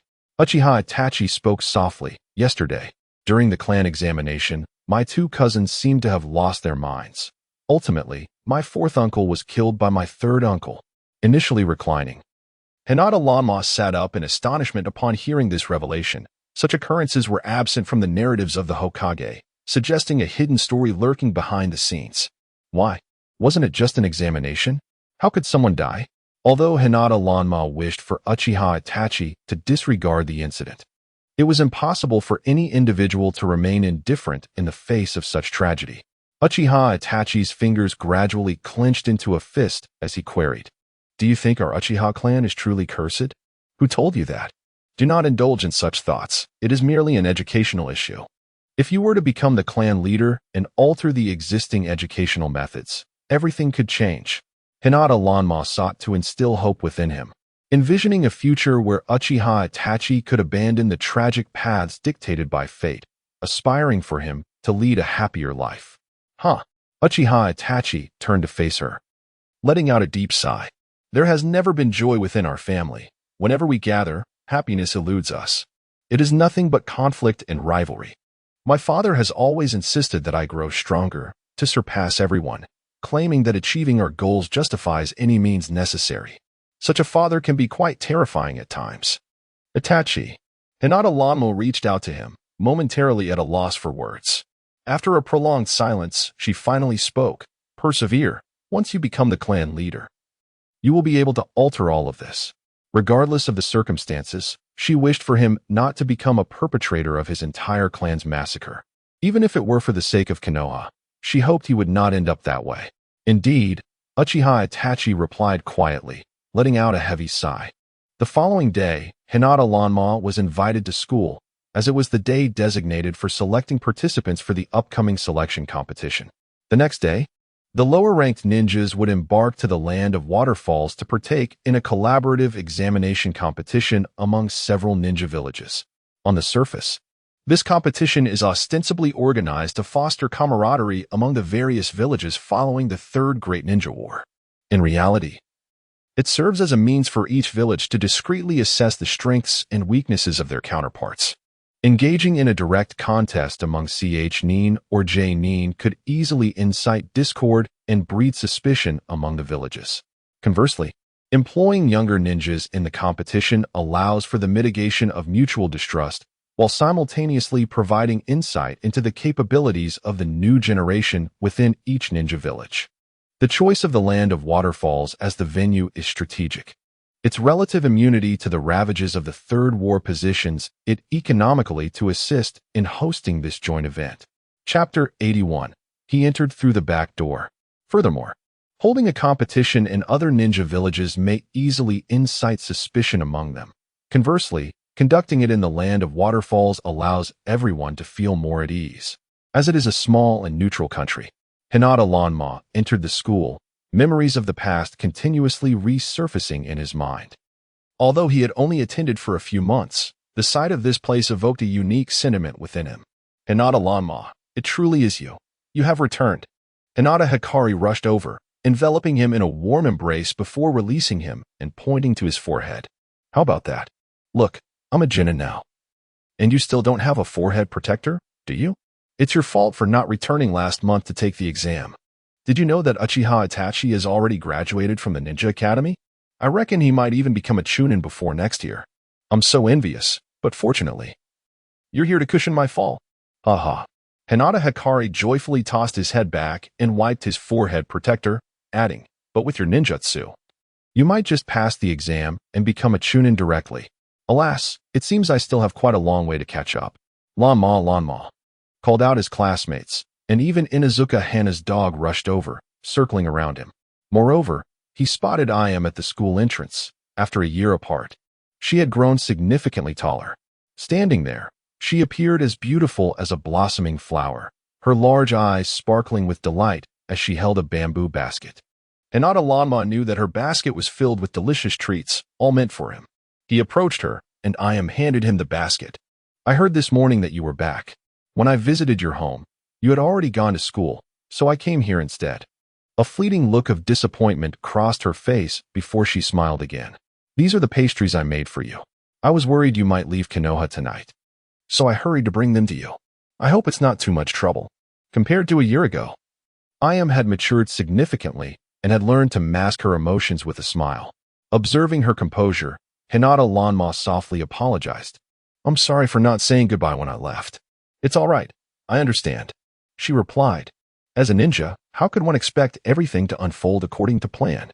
Some events arise unexpectedly, leaving little time for sentimental farewells. After saying this, Ayam placed the basket into his hands and turned to leave the school. Inuzuka Hana, witnessing this scene, sighed softly and patted her dog, while other female classmates looked on with envy. If only I could bake, I would have made some for you too. All right, it's time for class. Let us head to the classroom. Hinata Hikari called out to everyone as they made their way. Upon returning to the classroom, Hinata-lanma noticed that 2 students seemed to be missing. After inquiring, he learned that they had been selected by the Umbu. One was Aburame Torian, a boy capable of using poisonous insects and possessing unique antibodies, and the other was from the Yamanaka clan, whose abilities, while not particularly strong, had also led to his selection for the Umbu. In the Ninja Academy, being selected for the Umbu is a recognition of strength and capability, which ignites envy among many children toward those chosen for such an elite group. If Hinata-lanma were not aware of his own ability to wield the hidden Byakugan, he might have been just as eager to be chosen by Danzo as the other children. Alas, he knows Danzo all too well. While he remains indifferent to ninjas like Aburame Toryun and Yamato, he has long coveted the power of Uchiha Shisui, who possesses the Sharingan. Ultimately, he ended up seizing Shisui's eyes, revealing his despicable nature.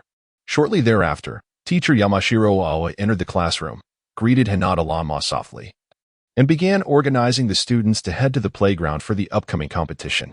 Meanwhile, other capable lower-grade ninjas arrived at the playground, including the already graduated Uchiha Itachi, along with Aburame Torian and children from the Yamanaka clan who were selected for the Umbu.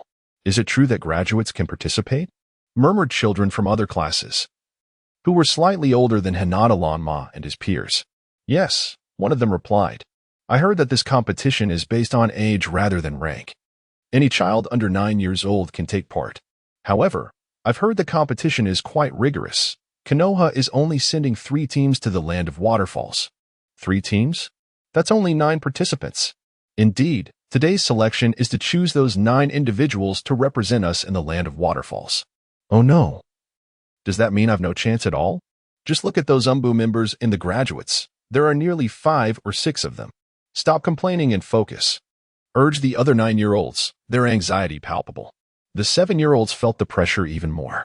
Hinata Hikari nervously surveyed the surroundings, clenching and then relaxing his fists. Logically, everyone should participate, and the outcome should depend solely on skill. Are you going to pay for it? The organizers have set the rules. How can you change them? You aren't even the class leader. What authority do you have to complain? If you're capable, prove it by surpassing those stronger than you. Rather than spouting idle words, retorted Inuzuka Hana. Ah, have I lost even the right to voice my grievances? Hana, shall we settle this one-on-one later? Hinata Shiro called out. The dog in Hana's arms bared its teeth at the challenge.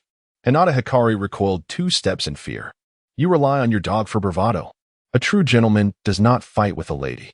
If you want to avoid a duel, so be it. I fear no one. At that moment, a village official entered the playground's platform, calling out for Hinata Lanma, declaring him to advance directly. Afterward, the official waved for Lanma to come forward. The announcement sent shockwaves through the gathered students. What? Is there favoritism at play? Why does he get a direct pass? This is unjust. Discontent rippled through the crowd. And as all eyes turned toward Lanma, murmurs of disbelief filled the air. What skills does he possess? Why should he be granted a direct advancement? Exactly. A blind boy with no discernible talent. Why should he be allowed to proceed? Even those from the shadows have remained here? His actions are nothing short of favoritism. A slander against all of us. If this is the case, it would be better not to participate in this selection process at all. In truth, the third generation has orchestrated this arrangement primarily out of fear that this child might be reluctant to partake in the competition. Should he inadvertently squander his chance during the selection, it would indeed be troublesome. In such a scenario, it would be far more straightforward to directly appoint him for this joint examination of the various ninja villages, thus sparing him the risk of losing an opportunity during the selection. Chapter 82. An exorbitant gift ultimately. The two had not specified which of their 3 agreed-upon tasks were beyond reconsideration, to prevent any repetition of his previous antics. The third Hokage decided to announce his promotion directly. Even if the students felt a sense of injustice, it mattered little, as long as Hinata Lanma could participate in the competition. Hinata Lanma followed the village representatives into the office building, where indeed the third Hokage awaited. Hinata Lanma, I am assigning you to participate in the joint assessment competition held by various ninja villages. This is your first task, and I expect you to emerge victorious. Can you accomplish this? I don't know. As long as the task doesn't fail, that's all that matters. Hinata Lanma replied nonchalantly. No. I require you to bring honor to Konoha. Should you fail to succeed, it will be deemed a failure of the task. So consider this carefully. With that, the third Hokage turned and departed, relieved that he had promoted him directly. Otherwise, given his attitude, he might have been too disinterested to even qualify among the top 9. The news of Hinata Lanma's unexpected promotion spread throughout the school. Not only the younger ninjas, but even those over 9 years old had their opinions about this matter. Yet there was little they could do. He had been selected. He would not need to participate in the selection competition that day and was granted a day off, awaiting the following day to accompany the village representatives and competitors to the land of waterfalls. Meanwhile, the others, including the Umbu under 9 years old, had to endure a day of strenuous competition to select the remaining 8 contestants. With some free time at last, Hinata Lanma decided to assist Uncle Ichiraku at his ramen shop. I am overwhelmed with joy, exclaimed, you finally have a day off. Why not take a break? It's fine. I haven't seen Uncle in a while, and I owe him and you so much for your care. By the way, I have a gift for you. Saying this, Hinata Lanma handed over a jewelry box. As Ayam was picking vegetables, she wiped her hands and took the box, opening it with astonishment. This can't be real, can it? Uncle Ichiraku, hearing the commotion, turned to see the extravagant necklace nestled within the box, crafted from an array of diamonds of varying sizes. The largest gem, a teardrop-shaped pendant, was the centerpiece of the necklace, surrounded by an array of colorful smaller diamonds, exuding opulence. There's no way it's real. It's just for you to enjoy. You should thank Lanma. He even thought of buying you a gift. Uncle Ichiraku chuckled. Ayam nodded. Thank you, Lanma. No need for thanks, but this is indeed real. So be careful not to misplace it. Hinata Lanma continued working, aware that children often lose track of valuable items after a few days of novelty. This was a precious gift he had prepared for Ayam, worth a fortune, and he wanted to ensure she didn't accidentally discard it. Uncle Ichiraku, hearing this, looked skeptical. He then picked up the necklace for a closer inspection before taking Ayam out of the shop. They headed to the jewelry store across the street, pondering if such a magnificent piece could indeed be worth a substantial sum. Hinata Aom continued to tidy up the shop when suddenly a piercing scream erupted from the jewelry store across the street. Moments later, a man named Ichiraku exclaimed in disbelief. How is this possible? Oh my goodness. Hinata Aom stood at the door, gazing at the jewelry store diagonally opposite. Shortly after, two individuals staggered out of the shop, heading in the direction of Ichiraku Ramen. SHBU, pinch me. Am I dreaming? Ichiraku's mind was consumed with the image of that necklace. The owner of the jewelry store had just claimed it was the only high-end diamond necklace in existence, valued at 50 million. My heavens, I might faint, he said. His body tensed, teetering on the brink of collapse. Hinata Aom rushed forward, channeling chakra into his heart, and soon he began to recover. He swiftly snatched the jewelry box from SHBU's hands and pressed it into Hinata Aom's grasp. No, we cannot accept such a valuable item. It's absolutely out of the question. At that moment, numerous onlookers gathered in the street. Even the people from the jewelry store emerged, standing in awe of the scene. Hinata Aom glanced at the crowd, a sense of caution rising within him. He nodded, saying, Very well, uncle, since you do not wish to keep it. I shall take it back. Ichiraku nodded gravely. Take it back. It's not easy living alone. I understand your kind intentions. Truly, thank you. Thus, the three returned to the shop. SHBU looked at Hinata Aom, a smile gracing her lips. Thank you. Hinata Aom smiled back, then retrieved the box, placing it once more in SHBU's hands. Let us keep this a secret. Wealth should not be flaunted. Otherwise, some ill-intentioned individuals might set their sights on this necklace, which would not bode well for you and uncle. I don't want it. As long as you come to see me often, that's enough. SHBU replied, her head bowed, refusing to accept the necklace. Ichiraku smiled gently at the unfolding scene. Hinata Aom nodded, understanding that they would not accept the gift if he insisted. SHBU then chuckled, urging, let us get back to work. Hinata Aom discreetly concealed the jewelry box in the cupboard, reasoning that it was theirs now, and there was no logic in reclaiming it. Throughout the morning, the three worked harmoniously, the tasks not proving too taxing. By noon, the shop became bustling, as students finished school and flocked to Ichiraku Ramen for a meal. What is going on? There aren't usually this many people at noon. The shop was already full. Yet the patrons refused to leave, forming a queue inside. I told you, earlier today, when we were at the selection, we saw that kid passing by Ichiraku Ramen. He is indeed here. It's him, the one who took the back door to get directly promoted by the school. How shameless. It's him. It's really him. Look, everyone. He was promoted without merit. Who knows what skills he possesses? A throng of students congregated, loudly discussing, revealing that their intention was merely to mock Hinata Aom to his face.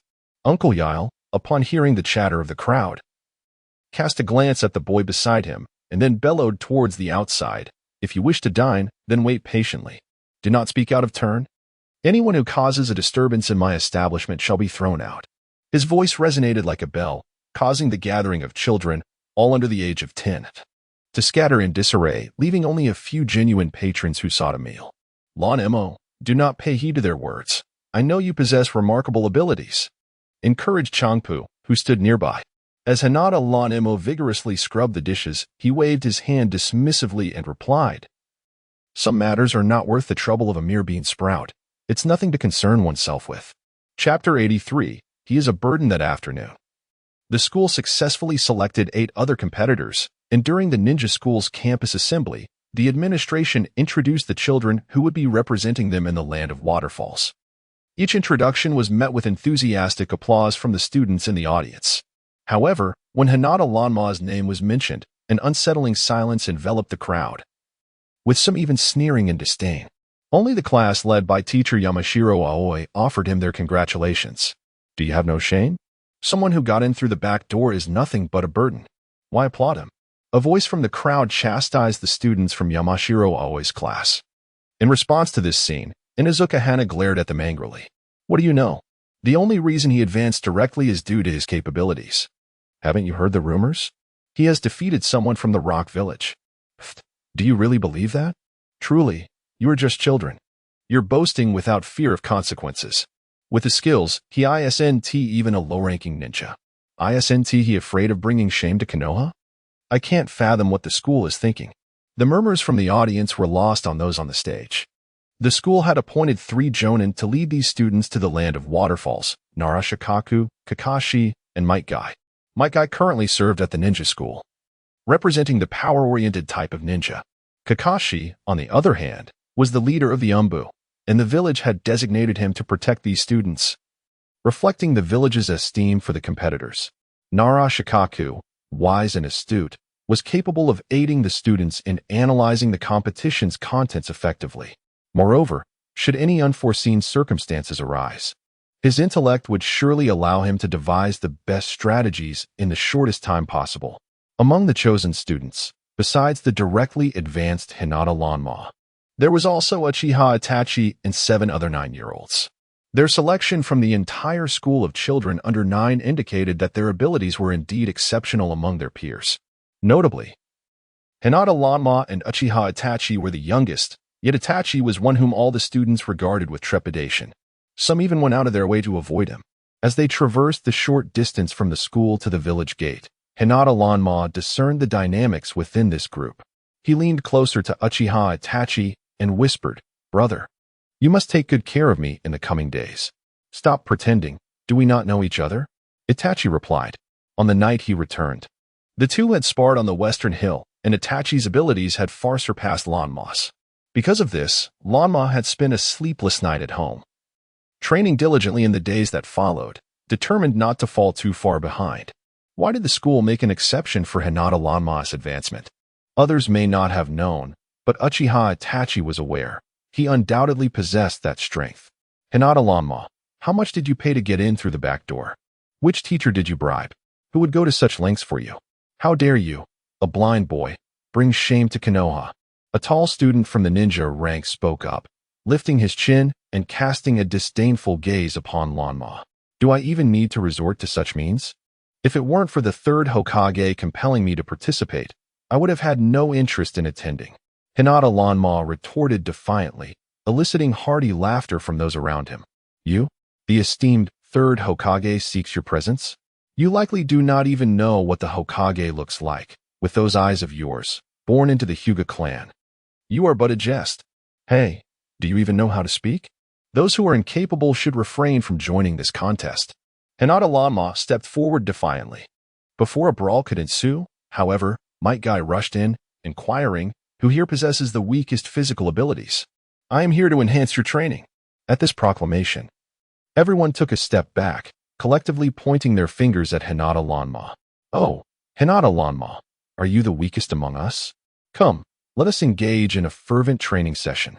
With that, Might Guy approached and threw an arm around his shoulder. Though Might Guy had only been a teacher for a few months, his reputation in the ninja academy was already widespread, prompting even Itachi Uchiha to pat Hinata Lanma on the shoulder and wish him luck. Hinata Lanma felt a wave of despair. He had intended to protest, yet found himself at a loss for words in front of Might Guy, whose enthusiasm was simply irresistible. "Teacher, may I opt out of training?" Hinata Lanma asked, his brow furrowed in distress. "Absolutely not. Youth should be filled with passion. Only a spirited youth is genuine. Now, let us commence and see just how weak you truly are." With that, Might Guy performed a flip and began running on his hands towards the village outskirts, accelerating with each step. "Come on, unleash your fervor," Might Guy exclaimed joyfully. "You better catch up quickly."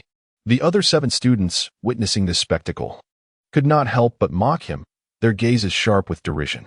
With a slight sigh, Hinata Lanma resolved to train earnestly in order to uphold Might Guy's unwavering spirit. In the narrative of Naruto, Might Guy and Rock Lee were figures he greatly admired, thus cooperating with them was no burden. Moreover, over the past 6 months, aside from mastering sealing techniques, he had developed 2 bloodline limits, neglecting his physical training. This would serve as an opportune moment to bolster his physical prowess. With this thought, Hinata Lanma executed a flip and began to run on his hands, following Might Guy. Meanwhile, the other students hastened northward alongside Kakashi and Naruto. Despite the students darting swiftly through the forest, Might Guy and Hinata Lanma, running upside down, did not lag behind in the slightest. It was no surprise that Might Guy, a jonin, could manage this effortlessly, yet the fact that a child could keep pace astounded him. "Come on, classmates. Join us in training." Our speeds are comparable. So let us go. Might Guy, pleased to see Hinata Lanma keeping up, could not help but call out to the other students. Upon hearing these words, although they felt a sense of discontent, they did not dare to voice their opposition. Thus, with the approval of their captain, Nara Shikahiza, all the students entered the phase of physical training. This predicament proved to be quite distressing for the students, as they could not comprehend why a training regimen initially designed for the weakest member of their group, Hinata Amino, had ultimately encompassed everyone. Unbeknownst to them, Might Guy, an elite jonin, though newly appointed as a teacher at the Ninja Academy this year, possessed formidable abilities. After a series of assessments, he had already discerned the strengths and weaknesses among them. Chapter 84. The martial city of Takigakure. Some words remained unspoken, as he wished not to wound the hearts of these children. Upon hearing this, Uchiha Itachi leaped into the training group. The others, with no choice, descended from the woods and joined the training as well. This only intensified their dissatisfaction. They believed their hardships on the road were entirely due to Hinata Lanma. Had he not been so feeble, they would not have been subjected to such rigorous physical training imposed by their teacher, Might Guy. It was essential for them to enhance their abilities, for in critical moments, they would need to assist the blind Hinata Lanma. Thus, it was his fault that their endurance was being tested. However, the reality was, hey, why are you falling behind again? Come on, look at Hinata Lanma. Always in first place. Can't you keep up? The fervor of Might Guy was not something ordinary individuals could bear. The others were utterly exhausted, while Hinata Lanma appeared composed, breathing steadily. As for them, they resembled plucked chickens, yearning to collapse on the ground and rest, their once sharp tongues now silenced. Finally, after 3 days, they arrived in the land of waterfalls, coinciding with the arrival of ninjas from Sunagakure, Iwagakure, Kirigakure, and Kumogakure. Additionally, students from Kusagakure, Amaigakure, and Takigakure were also present for the competition, though their numbers were not substantial. This assessment was initiated by Iwagakure in collaboration with the Land of Waterfalls. Given the secretive nature of Takigakure's location, the competition was not held there but instead in the largest city, Wuchang, at the northern end of the Land of Waterfalls. Wuchang was bustling with energy, filled with people coming and going. Not only the citizens of the Land of Waterfalls, but also many from neighboring countries, such as the Land of Fire, the Land of Earth, and the Land of Snow, traveled great distances to witness this event. The prolonged Third Shinobi World War had left the populace in despair. Although the Land of Waterfalls remained neutral and experienced little conflict, it had not hosted any significant events in many years. Thus, this lower-grade ninja competition, held to commemorate the first anniversary of the war's conclusion, was an unprecedented spectacle for Wuchang and the entire ninja world. What do you think? Which country will emerge victorious this time? On the streets, nearly every conversation revolved around the impending competition. I believe it will be the ninjas of the Land of Lightning. Their combat prowess was formidable during the Third War. One declared, I think Konoha from the Land of Fire will triumph. Although this is a competition for children, the Land of Fire has a history of producing remarkable talents. Surprises may be in store for us. Another responded, hey look, ninjas. The throngs on the streets could not help but gaze in admiration at any ninja they encountered, as if they were witnessing celebrities. In addition to the ninjas from the Land of Waterfalls, those from Iwagakure were present to assist in maintaining order at the competition venue. They had begun preparations a month prior, ensuring that despite the limited number of ninjas from the Land of Waterfalls, the event proceeded in an orderly manner. A group of over a dozen individuals from Konoha arrived at the reception area to report in, whereupon staff members promptly arranged accommodations for them. After a day of rest, the following morning, everyone proceeded to the arena for pre-competition preparations. The vast circular venue, akin in size to multiple stadiums, featured a spacious dais at its center, surrounded by tiered seating that remained unoccupied. As this was merely a rehearsal, the official competition was scheduled for the next day. Notably, the first match would not take place here. Only the final individual contest was to be held in this grand hall. From a distance, Hinata Lanma discerned several familiar figures, including Tamari from Sunagakure, Fu, the Jinchuriki of the Seven Tails from Takigakure, as well as Deidara from Iwagakure and the Two Tails Jinchuriki from Kumogakure. Hinata Lanma gazed with excitement at the scene before her. contemplating how fortunate she was to encounter two Jinchuriki simultaneously, thus alleviating many potential complications. Furthermore, the Two-Tails Jinchuriki was remarkably beautiful, her elegant demeanor, adorned with long, flowing yellow braids cascading down her back, and her bright, dark eyes surveyed the surroundings with clarity. Within the arena, after counting the attendees and cross-referencing the list, an announcement was made. Everyone, listen closely. Today, we shall unveil the rules for tomorrow's competition. Tomorrow, all participants are to gather here, where you will meet the audience before the competition commences. The first round will involve assessments conducted in teams of 3, with group formations determined by a draw. The competition venue is situated within the deep mountain gorge to the north of Wuching, where 3 treasures are concealed within boxes of gold, silver, and bronze. The team that retrieves a box and reaches the summit of the opposite mountain will be declared the victor. Let me reiterate. The formation of teams will be through a draw, rather than by village affiliation. Now, let the drawing commence. Upon this declaration, dissent arose among the participants. How can this be? Shouldn't each village form its own teams? Why must we pair with students from other villages? Even the accompanying mentors expressed their discontent. May I ask, what is the purpose of this competition? The daimyo's chosen minister from the land of Waterfall stepped forward to address the objections, stating, "Isn't our goal to eliminate barriers and foster camaraderie? The pain of the Third Great Ninja War is still fresh in our memories. None of us wish to experience war again. In the spirit of friendship, we have proposed this mixed team format for the first match. This will allow for greater understanding and fewer divisions. At all times, let us not forget the objective of this assessment. We hope for your cooperation." With these words, silence enveloped the crowd. Although the past divisions could not be erased by a single competition, taking the first step towards reconciliation was a significant achievement. Eventually, all agreed to form mixed teams, and each individual stepped forward to draw lots. Those who drew the same number would form a group, and come morning, they would enter the gorge as teams to participate in the initial contest. Hinata Lama drew a 3, while Itachi Uchiha drew a 5. Unfortunately, I had hoped to be in a team with you, but it seems that is not to be. Hinata Aom chuckled, saying, "If I were in a team with you, I would surely do nothing and simply wait for you to succeed, and then pull me along, and that would be the end of it. How lazy." Uchiha Itachi shook his head, unable to refrain from scoffing. He was not lazy. Rather, he was incapable, weak. Haraha. The other Konoha students erupted in laughter upon hearing this remark.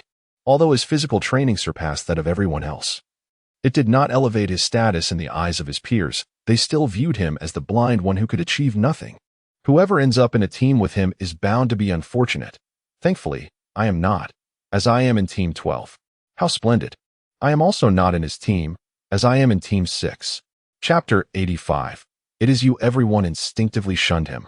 Their eyes filled with scorn as they exchanged mocking glances, their faces betraying their disdain. Meanwhile, the Konoha participants who had not drawn lots silently hoped to avoid being grouped with Hyuga. At that moment, the staff began to announce the team list for the first match. The first group comprised Temari from Sunagakure, Kazakage from Amagakure, and Jumo from Kirigakure. The second group included Deidara from Iwagakure and Kori from Kusagakure. The third group featured Hyuga from Konoha, Fu from Takigakure, and 2 ninjas from Kumogakure. When Hyuga-Lanma's name was called, Nara Shikaku distinctly sensed the fury emanating from the Iwagakure ninjas across from him. If not for the crowd, one could surmise that they might have rushed over to tear him apart. It appeared that some rumors were not without merit. Nara Shikaku pondered. What method could a mere child have employed to nearly bring Iwagakure to ruin in a single night, only to subsequently withdraw from the Chunin exams? As Nara Shikaku was lost in thought, a man from Kirigakure approached, one eye obscured by a dark covering. He halted before Hyuga, lowering his head to scrutinize him closely. "It's you, Isnt? Upon hearing these words, the Konoha participants fell silent, all eyes shifting to the 2 figures, one tall and the other short. Hyuga looked up at the man from Kirigakure, feigning ignorance, and inquired, "What?" "It's you." The man with the Byakugan glanced around, aware that some matters were too sensitive to discuss in public. However, he could convey his message subtly. "That night, you threw stones at my window, lured me outside the village, and left 8 large characters on my window. You don't remember?" Thanks to your assistance, we averted danger. You helped Kirigakure. Upon uttering these words, not only the Konoha students, but even Kakashi, Might Guy, and Nara Shikaka wore expressions of astonishment, their gazes fixated on Hyuga Lanma. They all knew that this child had not been in Konoha for the past year, so had he been in Kirigakure? And judging by the current circumstances, he had done them a great service. What could this be? No, you have mistaken me for someone else. Hyuga Lanma replied with an air of indifference. Hyuga Lanma vehemently denied it, to which the man with the Byakugan nodded slightly in understanding. I comprehend, even though I do not know your motives for aiding Kirigakure. This favor may be unknown to others, but I am aware. Regardless, thank you. With that, the man surprisingly bowed deeply to Hyuga Lanma in front of the crowd. Might Guy, witnessing this scene, nudged Kakashi beside him. Isn't he the strategist from Kirigakure? He is actually bowing to Hyuga Lanma? Kakashi remained silent, while the children behind him were rendered speechless. Those who had previously mocked him now expressed curiosity. That one-eyed man was not to be trifled with. Yet he had just shown deference to Hyuga Lanma. After the bow, the man smiled at Hyuga Lanma before returning to his own group of ninjas. The subject of this unexpected reverence appeared unfazed, his demeanor calm and composed, as if accepting such acknowledgement was a trivial matter. As time progressed, the staff successfully announced all 51 participants, divided into 17 teams. Now, with a moment of freedom granted, everyone was given a quarter of an hour to familiarize themselves with their teammates, facilitating introductions for the audience tomorrow. Once the staff had spoken, individuals gathered to locate their group members. Hello everyone, I am Fu, a ninja from the Takinan village. It is a pleasure to meet you all, she cheerfully introduced herself. Soon, Fu joined Hinata Lanma and the two individuals from the Yuki clan, taking the initiative to present herself. With a bright smile, she stood petite, adorned with vibrant green hair and striking orange eyes, dressed in a playful short skirt. I am from the Yuki clan. One of the Yuki members chimed in. Hinata Lanma then added, Greetings, I am Hinata Lanma. Are you blind? Do you need me to assist you tomorrow? Fu, with her straightforward demeanor, scrutinized Hinata Lanma closely, secretly admiring his handsome features. I cannot see, but I can feel, and I will be awake tomorrow, Hinata explained. Ah, I see. Rest assured, I possess considerable strength. I will protect you, Fu concluded, categorizing him in her mind as among the weaker individuals, giving him a reassuring pat on the shoulder. Meanwhile, the two Yuki members observed the other teams, mentally assessing their abilities. After a quarter of an hour, everyone dispersed back to their respective ninja village groups, concluding the meeting. They exited the colossal venue and proceeded to the inn. The streets of the town grew increasingly lively. In just a short afternoon, the citizens of the martial city had acquired newspapers, which elaborately detailed the profiles of the 51 competitors. These profiles, however, were limited to names, heights, and their respective ninja villages, with little additional information available from the newspaper staff. Moreover, as these 51 individuals departed the audience venue, a tabloid emerged, reporting in detail the afternoon's grouping arrangements. Look at this ninja from the Hidden Mist village. He is quite tall and robust. He should be able to win, right? Which group is he in? A bystander commented while glancing at the passing ninjas. What do you know? Ninja contests are not solely about strength. One must conduct a thorough analysis. Can we ordinary people breathe fire or utilize water and earth techniques to alter landscapes? Ninjas can. Thus, one should not judge solely by appearances, replied another standing nearby. Then tell me, judging by appearances, who among the 19th group is the strongest and who is the weakest? With this rare gathering of ninja assessments from several nations, how could anyone resist the urge to partake in the excitement? Naturally, everyone is eager to spectate and comment. I must say, I find the 5th group quite promising, as it includes a member of the fabled Uchiha clan. But who is the weakest? What about that child with closed eyes? Is he perhaps blind? Indeed, I have heard that among those sent by Konoha to participate in the competition, there is one who is blind. It seems this must be the individual in question. This group comprises a blind person and 2 young women, which certainly spells defeat. This is unacceptable.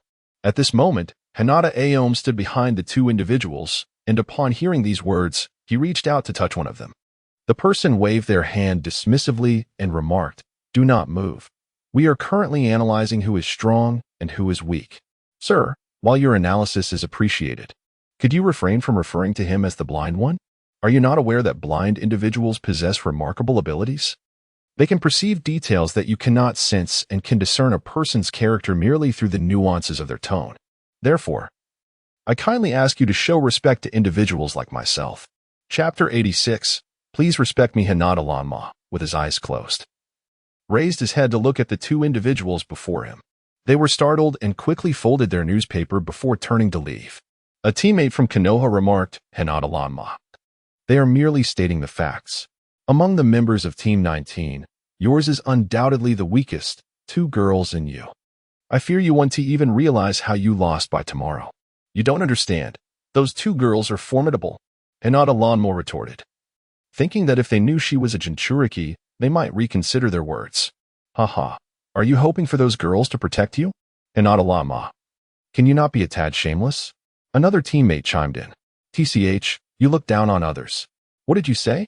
The 2 who openly rejected Hinata Lanma were 9-year-old Jinin, and they stepped forward, ready to grab him by the collar. Nara Shikaku, witnessing this, stepped in front of the 3. Stop. We are teammates from the same ninja village. How can we turn against each other? Let go. It's he who insulted us. The 2 complained. I am not wrong. You are the ones looking down on others, thinking you're capable. If you truly have the ability, show me by securing first place in this competition. If not, keep your mouth shut. Hinata Lanma asserted from behind Nara Shikaku, unreserved in his words. Bastard. You could only participate in this competition by taking shortcuts. What gives you the right to speak to us? The 2 retorted, and the other teammates displayed expressions of indignation. It's not for you to determine who has the ability, Hinata Lanma replied coldly. If you had the ability, you would have secured first place this time. Hiding behind your teacher is not a sign of skill. If you dare, let us settle this in a one-on-one. They countered defiantly. Am I afraid of you? Hinata Lanma turned to confront them, but Kakashi leaped in front of him. Hinata Lanma, Captain Nara is right. We are in the land of waterfalls, with so many onlookers. Do not turn against each other. You will only bring ridicule upon yourselves. Mike Guy also stepped forward to halt the escalating tension. If you possess skill, demonstrated in the competition, what is the point of brawling here? However, youth should be about correcting mistakes and confronting challenges. That is the essence of passionate youth. Mike Guy fanned the flames, prompting Nara Shikaku to interject. Guy, stop. Is it not chaotic enough already? Fine, we shall meet in the competition. If I secure first place, what will you do? Hinata Lanma challenged. We will kneel and apologize to you. The leading boy exclaimed loudly. Not including me. Uchiha Itachi coldly remarked from the side.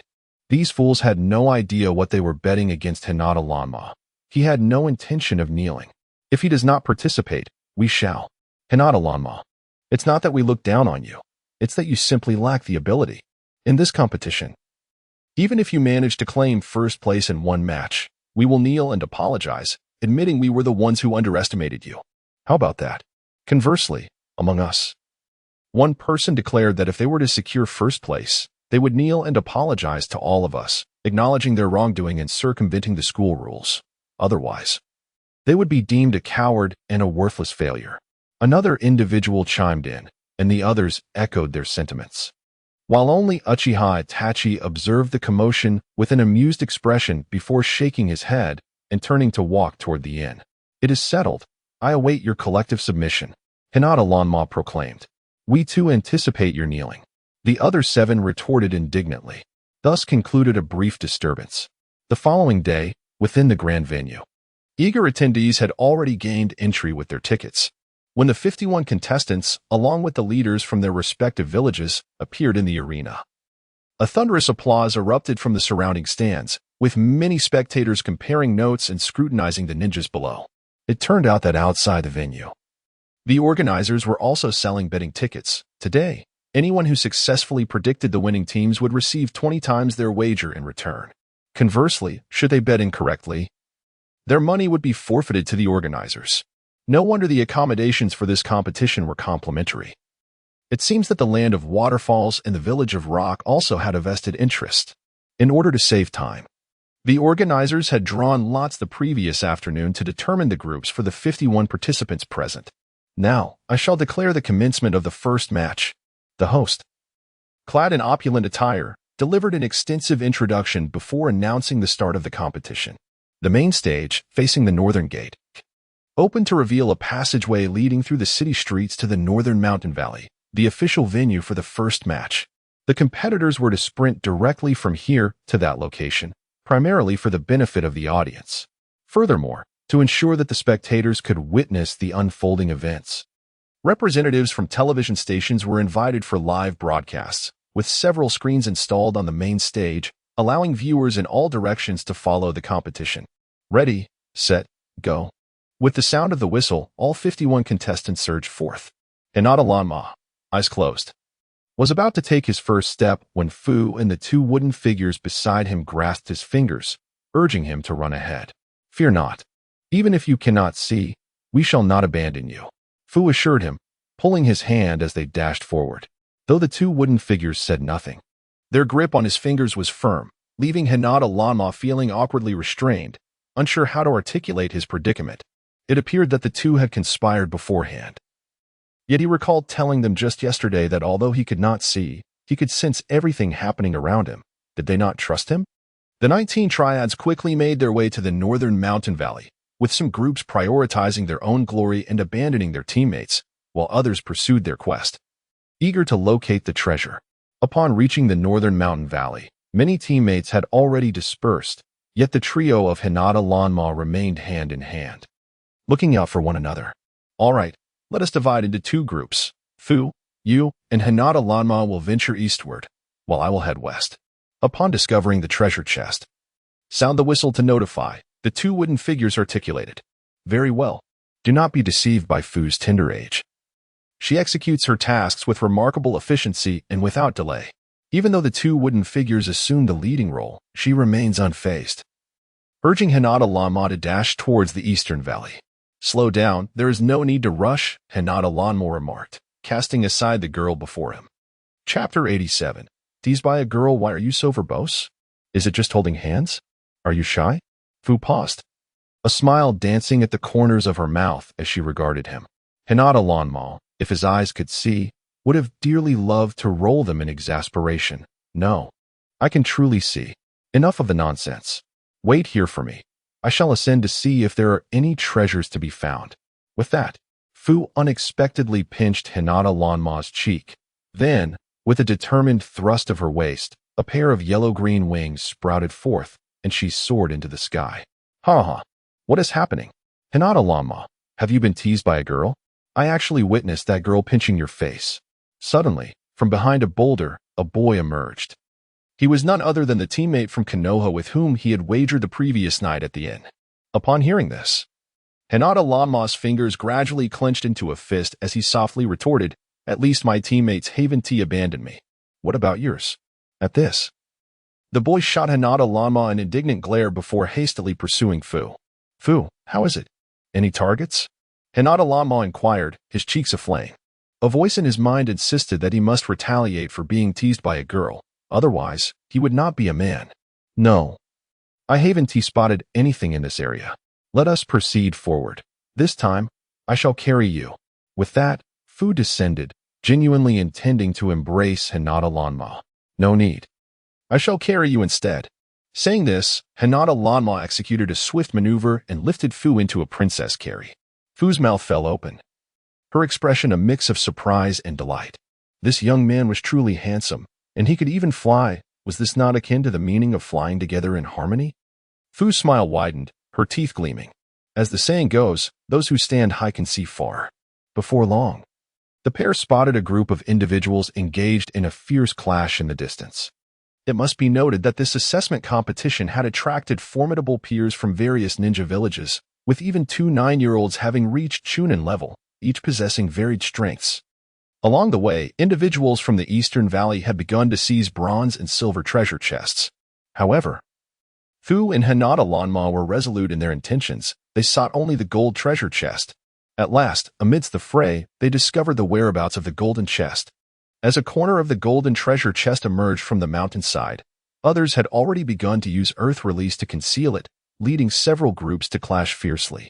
In the grand spectator arena of Wuching, cheers erupted as many stood, fervently shouting at the colossal live screen in the center.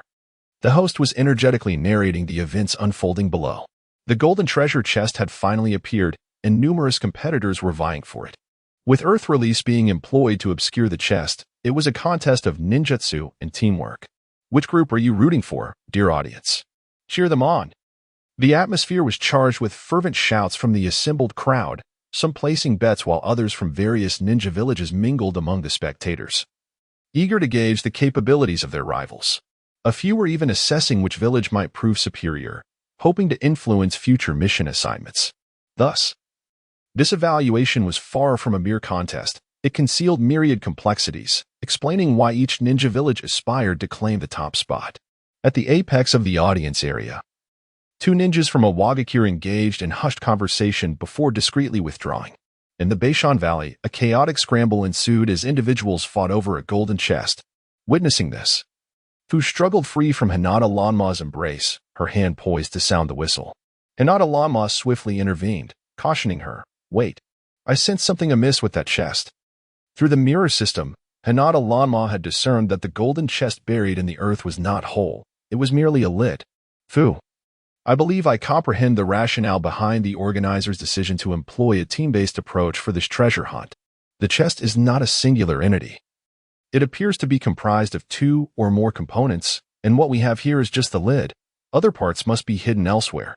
Upon hearing this, Fu surged forward, declaring, "Remember to whistle for assembly. I will retrieve the lid. You seek the other parts." With that, she plunged into the soil. Hinata Lanma recalled that Shichibi Jumyu was adept at earth techniques, relishing the use of clay for both camouflage and concealment. Consequently, as her Jinchuriki, Fu naturally possessed this ability, enabling her to traverse the earth with ease. Without delay, Hinata Lanma trusted Fu to secure the chest's lid. Indeed, the organizers had meticulously orchestrated this event. It was no surprise they opted for mixed teams, as this task could not be accomplished by a single individual. Just as Hinata Lanma prepared to depart, a piercing scream shattered the air, distinctly Fu's voice. He dashed to the battlefield, discovering that the two Iwagakure ninjas had employed earth techniques, wounding Fu in the shoulder. Now above ground, she pressed her fingers against her injury, her furious gaze fixed upon her assailants, her chakra radiating an intense orange hue. Hinata Lanma approached her, urging calm. "Do not be agitated. Focus on finding the other parts while I handle this. I will not rest until I avenge them." Fu's temper flared, and she charged at the two ninjas from Iwagakure. Utilizing a shadow clone, Hinata Lanma left one to monitor Fu, ensuring she did not reveal her beastly power, while he himself descended underground to employ with techniques, retrieving the golden chest lid and stowing it away in his backpack. Unbeknownst to those above, no one witnessed his actions, nor did they realize that the chest lid had been secured by Hinata Lanma. Only two perceptive ninjas were aware of his use of earth techniques, yet amidst the chaos, they lacked the time to alert their comrades. Hinata Blue Ink emerged from the ground, hearing a familiar whistle that signified news from the wooden figure. He called out, "Fu, let's go." With that, he leaped several times and vanished from the scene. Meanwhile, Fu was deeply engrossed in the heat of battle and had no intention of departing. Reluctantly, Hinata Blue Ink set off alone to support the wooden figure in the west. Indeed, within the Western Valley, a fierce clash ensued, with fire, earth, and wind techniques colliding violently. Daidara's explosive clay rained down mercilessly from the skies. Chapter 88. The fierce competition. The intensity of the battle here. With the presence of Uchiha Itachi, Temari from Sunagakure, Daidara from Iwagakure, and two members from Kumogakure, far surpasses that of the Eastern Valley. Hyuga Lanma stood atop the desolate mountain, observing the unfolding scene with a slight furrow in his brow. At this moment, the golden, unsealed treasure chest rested in Uchiha Itachi's arms, leaving him in a moral quandary about whether to seize his dear friend's precious possession. As he grappled with his dilemma, Daidara, perched atop a clay bird, launched himself into the air, hurtling downward in a burst of motion. Employing explosive clay, he transformed the arena into chaos, seizing the opportunity to snatch the treasure chest from Itachi's grasp. Although Itachi was formidable among the ninjas of Konohagakure, he was merely 7 years old at this juncture, having yet to awaken his Sharingan and lacking mastery over the illusions of the Uchiha clan.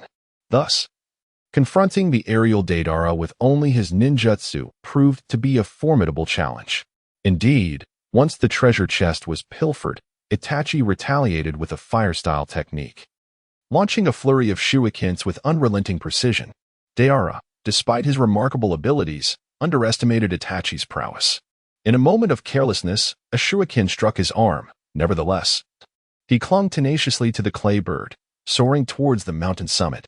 Hyuga Lanmo recognized that even if Deidara reached the peak, he could not claim victory without the chest's cover.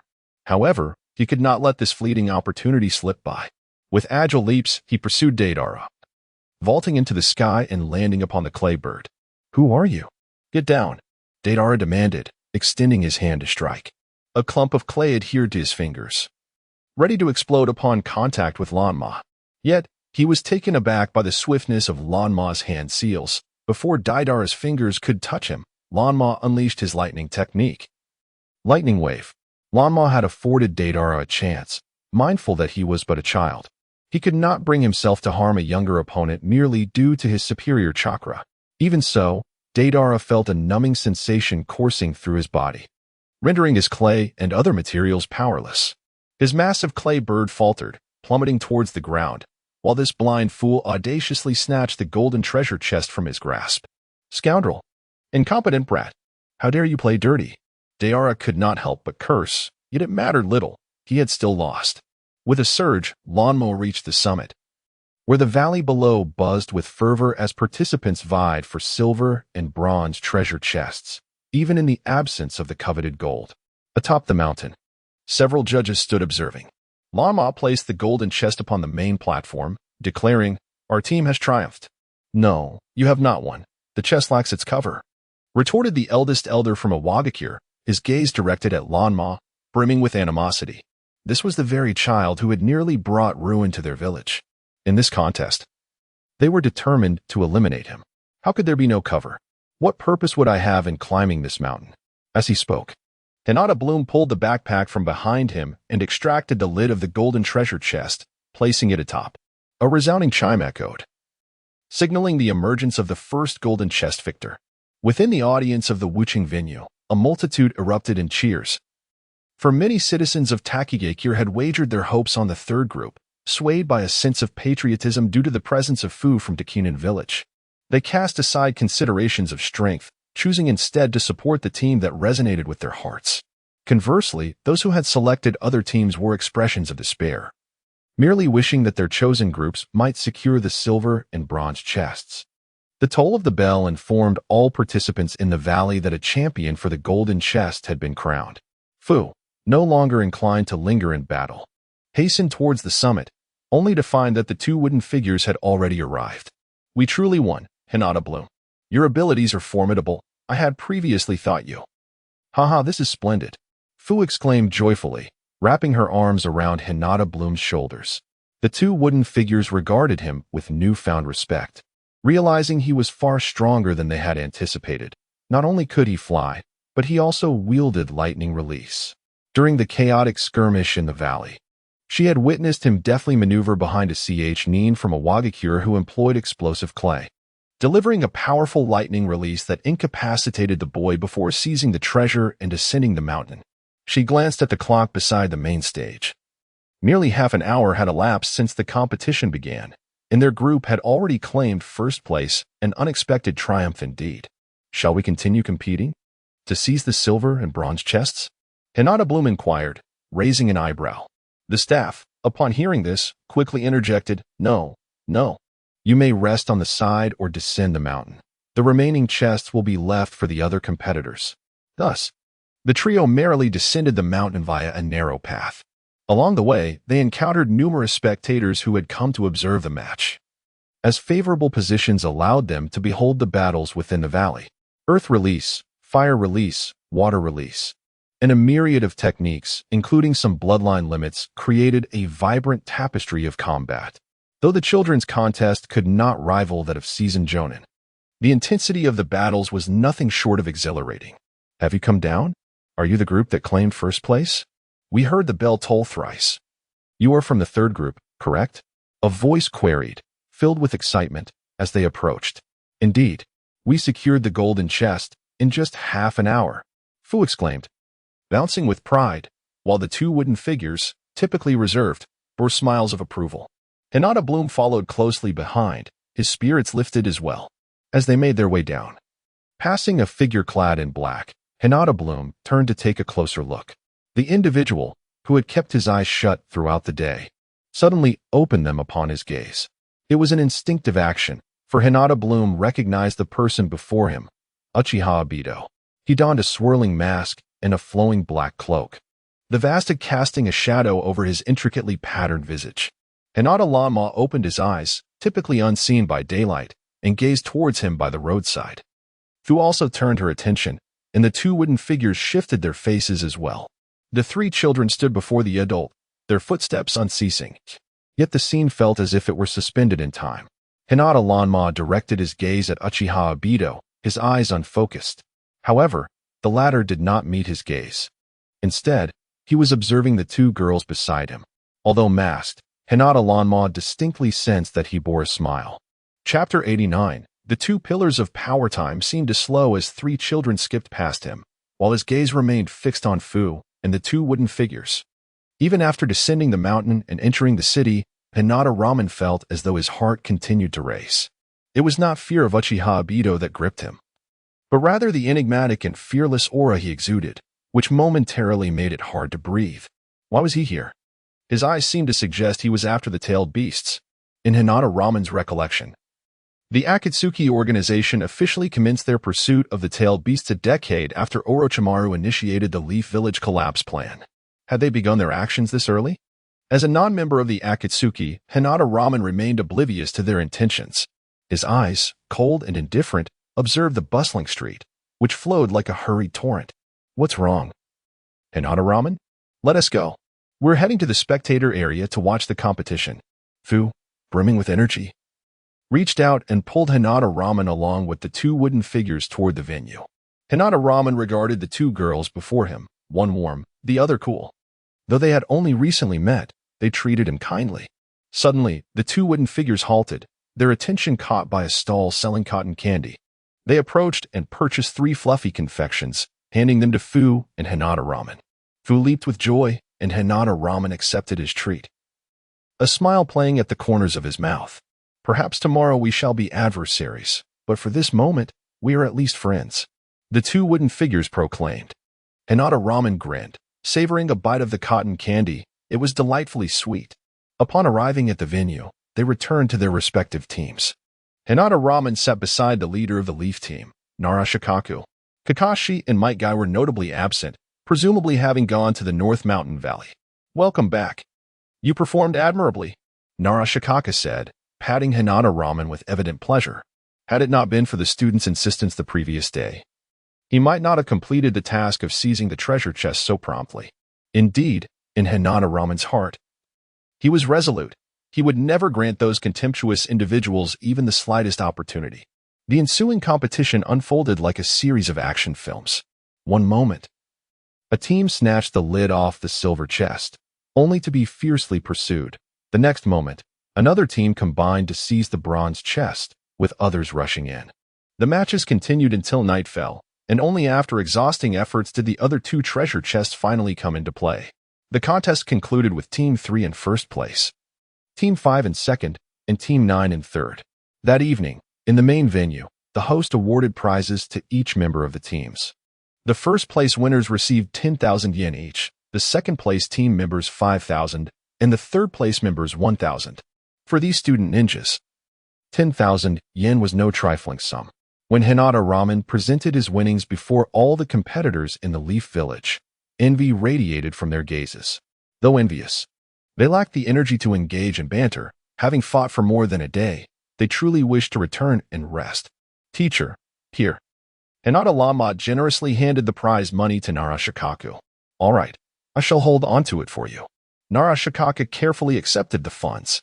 Teacher, may I advance 500? Hinata Lanma inquired. Why do you need an advance? Please tell me the reason, Nara Shikaku asked, a satisfied smile gracing his lips in light of the competition's outcome. I wish to treat my teammates to a meal, Hinata Lanma replied. That's a splendid idea. Nara Shikaku handed 500 to Hinata Lanma, who then bid farewell and departed from the group. He had initially called out to Uchiha Itachi, but Itachi expressed his exhaustion and desire to return and rest, thus not accompanying him. All had participated in the same competition. Some achieved first place in merely half an hour, while Uchiha Itachi took the better part of the day to acquire 2 parts of the silver treasure chest, and others fought until nightfall. The disparity was indeed striking. The bustling night in Wiching was alive with activity, as many restaurants and hotels overflowed with patrons. Hinata Lanma made his way to a neighboring inn, inviting Fu and the two-tailed Jinchuriki. Upon entering the inn, he spotted the diminutive Deidara, his yellow hair and defiant eyes catching his attention. Upon seeing Hinata Lanma, he scoffed. "Incompetent junior, what skill is there in resorting to underhanded tactics? Had you not acted deceitfully, I assure you, you would have struggled just as we did. Completing the task only under the cover of darkness. Despicable." Deidara was oblivious to the fact that Hinata Lanma had shown him mercy, and he could not suppress his indignation. The inn's lobby was bustling with ninjas, and upon hearing Deidara's words, they all turned their attention. "Look, isn't that the first-place winner of this competition? I witnessed it." He indeed struck from behind against that Iwagakure contestant, seizing the treasure chest, and then he wasted no time ascending to the mountaintop. At that moment, it certainly appeared as though he had benefited from a stroke of luck. Regardless, he has secured first place, even if it was by chance. He still managed to obtain it. Tomorrow, in the individual competition, one's true abilities will be tested. If anyone can still capitalize on luck, I shall deem them truly skilled. They murmured enviously. Unfazed by their bitterness, Hinata Lanma ascended the stairs to invite Fu, and then proceeded next door to invite the two-tailed Jinchuriki. Initially, he presumed his invitation would be rejected due to the stern demeanor of the Cloud Village's leader, yet to his surprise, it was accepted. As the 3 stepped onto the street, Fu bounded with joy, exclaiming, "Lanma, tomorrow is the individual competition. You must give it your all." "What's this? Have you also heard the rumors of my fortunate stroke?" Hinata Lanma smirked as he asked. "Yes, many are saying that our first-place finish is due to your good fortune. Otherwise, we surely would not have placed in the top 3. Yet, I believe in your capability, for like me, you can soar," Fu declared cheerfully, reflecting her belief that those who can fly are never mistaken. "What would you like to eat?" "It's my treat," Hinata Lanma inquired with a smile. "I crave skewers," Fu replied, her lips curving into a smile as she spoke. "Me too." Thus, the trio made their way to a roadside stall, ordering an abundance of skewers and beverages, sitting down joyfully to savor the delightful food and camaraderie. As the 3 chatted and laughed, unexpectedly, a figure clad entirely in black took a seat at the table adjacent to theirs, tilting his head to peer through the gaps in his mask at them. "Look, it's that person," Yumu warned in a hushed tone, his voice laced with caution. Hinata Lanma turned to look, and there he was, Uchiha Obito, his laughter echoing through the mask. Chapter 90. The Peculiar Uncle Greetings. Everyone, I am a Fae, and it is a pleasure to meet you all. How about I treat you to this meal? Before Fu could finish her sentence, Hinata Lanma interjected. "No need. We have our own money." Uchiha Obito, concealed behind his mask, chuckled at this remark. "Young man, I did not invite you. I intended to treat the 2 lovely ladies. Why do you interject?" As he spoke, the pupils behind his mask transformed into the state of the Sharingan, aiming to cast an illusion on the 3 before him. Hinata Lanma swiftly positioned himself between Fu and the two-tailed Jinchuriki, his body infused with what released chakra, rendering any illusion ineffective against him. "What do you intend to do?" he demanded, his expression taut as he scrutinized Uchiha Obito. "You, a child of Konoha, I advise you not to meddle. You lack the strength to thwart me." Uchiha Obito pondered, surprised by the vigilance of this Konoha child who seemed aware of his intention to use an illusion. This was proving to be quite the nuisance. Originally, he had planned to use the illusion to abduct the 7-tails and 2-tails Jinchuriki, compelling them to serve the Akatsuki. When Uchiha Madara initiated the Moon Eye plan, he could directly extract the tailed beasts for the scheme. However, the situation was not unfolding as smoothly as anticipated. With numerous ninjas from the Hidden Stone and the Hidden Waterfall villages on high alert, he found himself without an opportunity to act. Furthermore, some matters should remain discreet. After all, the Akatsuki was not yet formidable, and they required time. Thus, the abduction of Jinchuriki had to be conducted quietly. It was a rare occasion to see two young ladies out on a date with this blind man, only to discover they were not easily deceived. Capability is determined by skill. Hinata Lama declared, his previously tense expression melting away into a smile. Suddenly, he began to shout on the street, "Help! There's a lecherous uncle here. Someone, come quickly!" Hinata Lanma's unpredictable actions took Uchiha Obito by surprise. As a crowd gathered, he was about to unleash his anger when he noticed several ninjas, including some skilled ones, approaching. Frustrated, he pushed through the crowd and departed the scene. Ha ha ha ha. Outside the city of Wuching, in the woods, White Zetsu laughed uncontrollably, bending over in amusement. After following Uchiha Obito for so long, it was his first time witnessing him in a predicament. "I like that kid. I truly do," White Zetsu exclaimed joyfully. Uchiha Obito's fingers gradually clenched into a fist. "Do you not find that child familiar? As if we have met before? Was it not in Konoha?" "He is one of Konoha's people," Black Zetsu interjected solemnly. "No. I have not visited Konoha in 2 years. Yet, I have this nagging feeling that I saw him within the past year, but I cannot recall where." Uchiha Obito sighed softly, leaning against a tree. "If we do not capture the 7 tails and 2 tails before the tournament concludes, we may not have the opportunity to find them again until the Moon Eye plan is initiated. Indeed, now is the opportune moment. Once they return to their respective ninja villages, it will be less feasible. However, it is imperative to ensure that they can indeed be of service to the Akatsuki organization. If the individuals we recruit ultimately become adversaries, it would be wiser to avoid alarming them unnecessarily." Black Zetsu is known for his thorough consideration of matters, and he has already contemplated both the processes and outcomes of all events. Regardless, we must make an attempt. Uchiha Obito, being an impulsive type of ninja, is naturally eager not to miss this golden opportunity. Haha, if that young lad possesses the capability, I wouldn't mind aligning ourselves with that amusing fellow. I quite like him. Black Zetsu chuckled exaggeratedly, speaking up. "What is that child's name?" Uchiha Obito inquired. "Hyuga Lanma. He is blind," Black Zetsu replied. Meanwhile, at a barbecue stall in the city, 3 children were indulging in their meal with great delight. Fu was the most exuberant, while the 2 girls from the wood village, faced with the delectable skewers, momentarily abandoned their demure personas to compete in a spirited eating contest. The scene was indeed astonishing as the trio enjoyed their food, laughing and chatting merrily. After satisfying their appetites, they bid farewell. "Tomorrow at the arena, we shall be opponents, Hyuga Lanma. Thank you for treating us," the 2 girls from the wood village remarked. Indeed, if it were in the past, the sight of 3 ninjas from different villages dining together would have been utterly inconceivable. "We owe this to the joint competition. Thank you, Land of Water."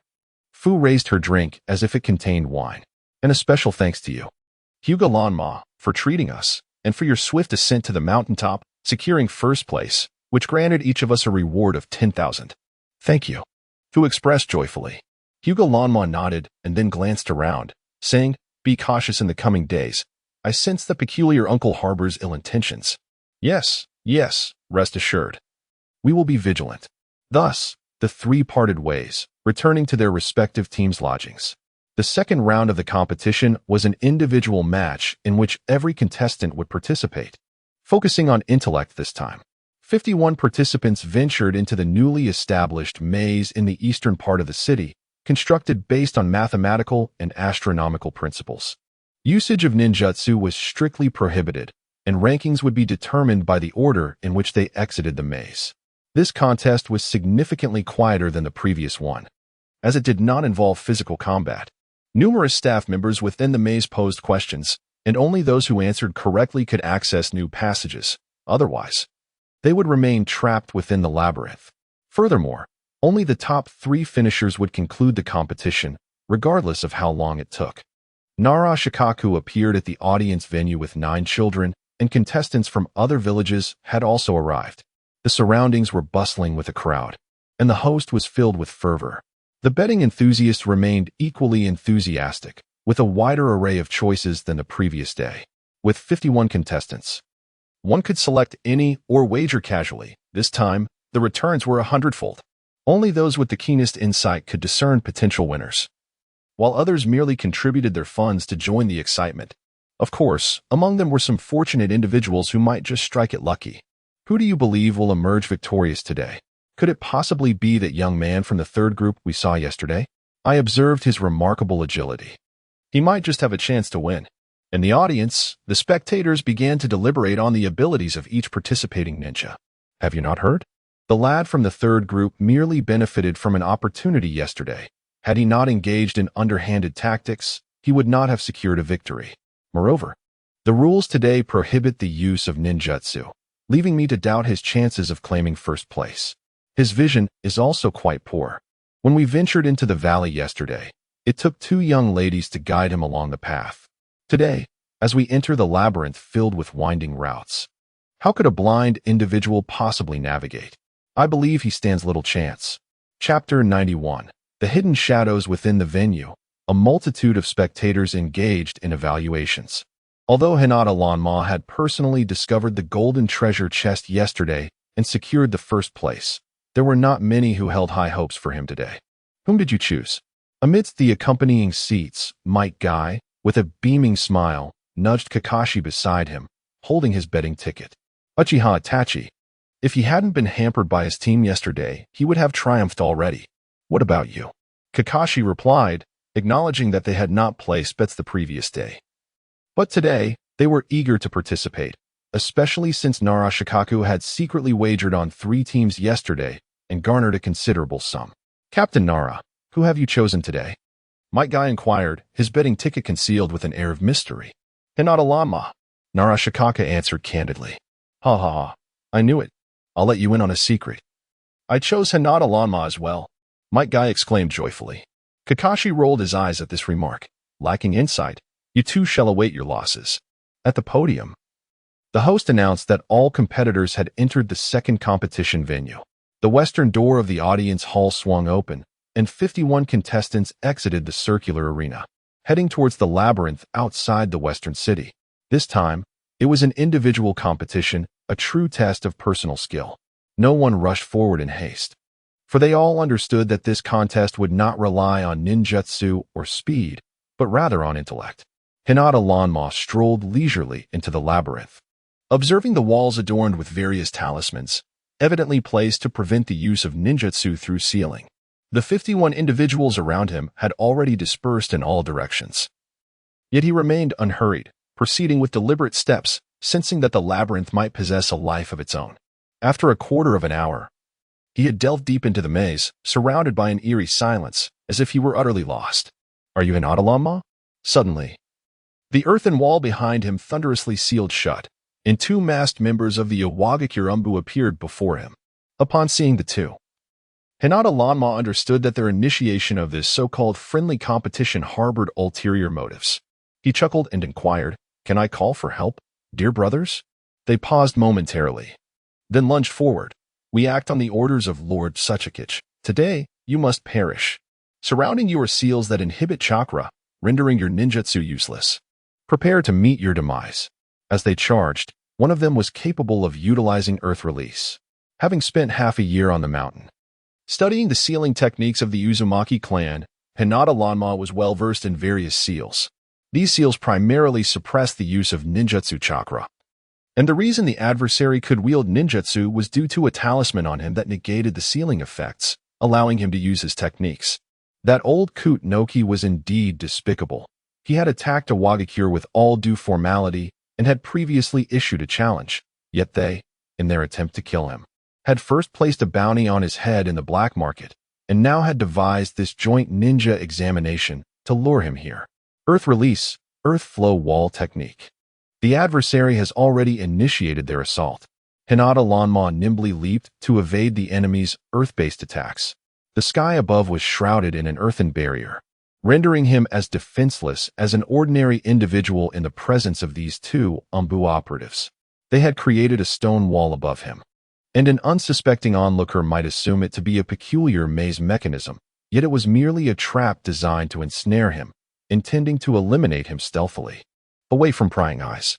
Did they believe that with talismans plastered everywhere, he would become as helpless as a fish on a cutting board? merely dispatching two Umbu to deal with him? As Hinata Lanma evaded their strikes, he executed a backward somersault, delivering a series of swift kicks that forced the adversaries to retreat. A ninja devoid of chakra was no more than a commoner. Even Rock Lee, renowned for his physical prowess, required chakra to augment his techniques. His inability to utilize ninjutsu or jinjutsu stemmed from lacking chakra affinity, not from an absence of chakra itself. However, at present, Hinata Lanma found himself sealed by talismans surrounding him, rendering his chakra inaccessible. Should he attempt to activate Sage Mode to break the seals, it would undoubtedly draw the attention of the surrounding personnel. He had not forgotten his promise to the third Hokage to emerge victorious in this contest, nor did he wish to forfeit his eligibility for the second match due to a transgression. The prospect of losing and subsequently being ridiculed by his comrades from Konoha was unbearable. If they united to demand an apology, his humiliation would be complete. Thus, he faced two choices: seize the enemy's unsealing talisman or create one himself. After contemplating this, Hinata Lanma resolved to attempt the first option, stealing the enemy's unsealing talisman. Following a series of physical attacks, he seized the opportunity to search the opponent's outer garments, yet found nothing, confirming that they had concealed the vital item close to their bodies, rather than in easily pilfered pockets.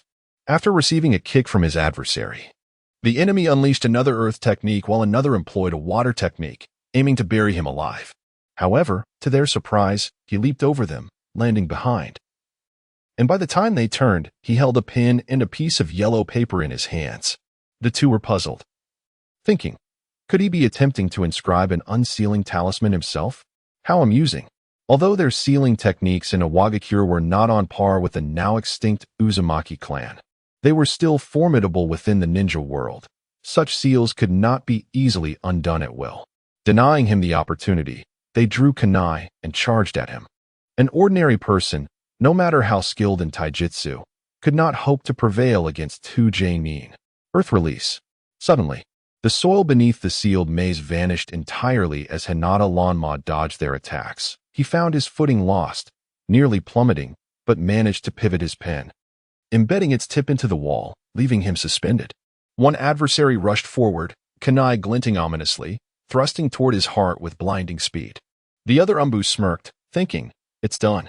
However, to their surprise, Hinata Lanma swiftly evaded the attack from the elite Umbu, dashing forward to confront the ninja employing earth release techniques. Yet, he found himself devoid of chakra. Indeed, the two Umbu members exhaled in relief as Hinata Lanma, after taking a couple of strides along the wall, suddenly found his footing giving way, plunging into a concealed pit. Got him! Exclaimed the taijutsu ninja, witnessing the boy fall into the trap. Earth release, great concealment. The plan had unfolded successfully, and now it was merely a matter of burying this young man. Chapter 92. What is the answer? Silence enveloped the scene as the two figures clung to the wall, intently gazing down at the earth below. In their determination to eliminate Hinata Lanma, they had inscribed seals capable of sealing chakra all around, even within the soil and rocks. With Hinata Lanma trapped in a deep pit of earth release, escape was utterly impossible without chakra. It should be sufficient, murmured one of the Umbu operatives. The other, still in a state of tension, nodded slightly and employed a ninjutsu to shift the rocks covering them. After confirming that no one was in sight, they prepared to retreat. At that moment, the sound of scraping rocks echoed through the air. The stone wall they had just moved suddenly sealed off the labyrinthine alley once more, plunging them into darkness. On high alert, the two scanned their surroundings, engulfed in pitch blackness, unable to discern anything. Suddenly, a fire stick flared to life. The Umbu operative assumed it was a comrade lighting a torch and turned to express his gratitude. However, a pair of cerulean eyes glimmered within the flames, and the child swiftly seized his collar, exclaiming, "Despicable wretch!"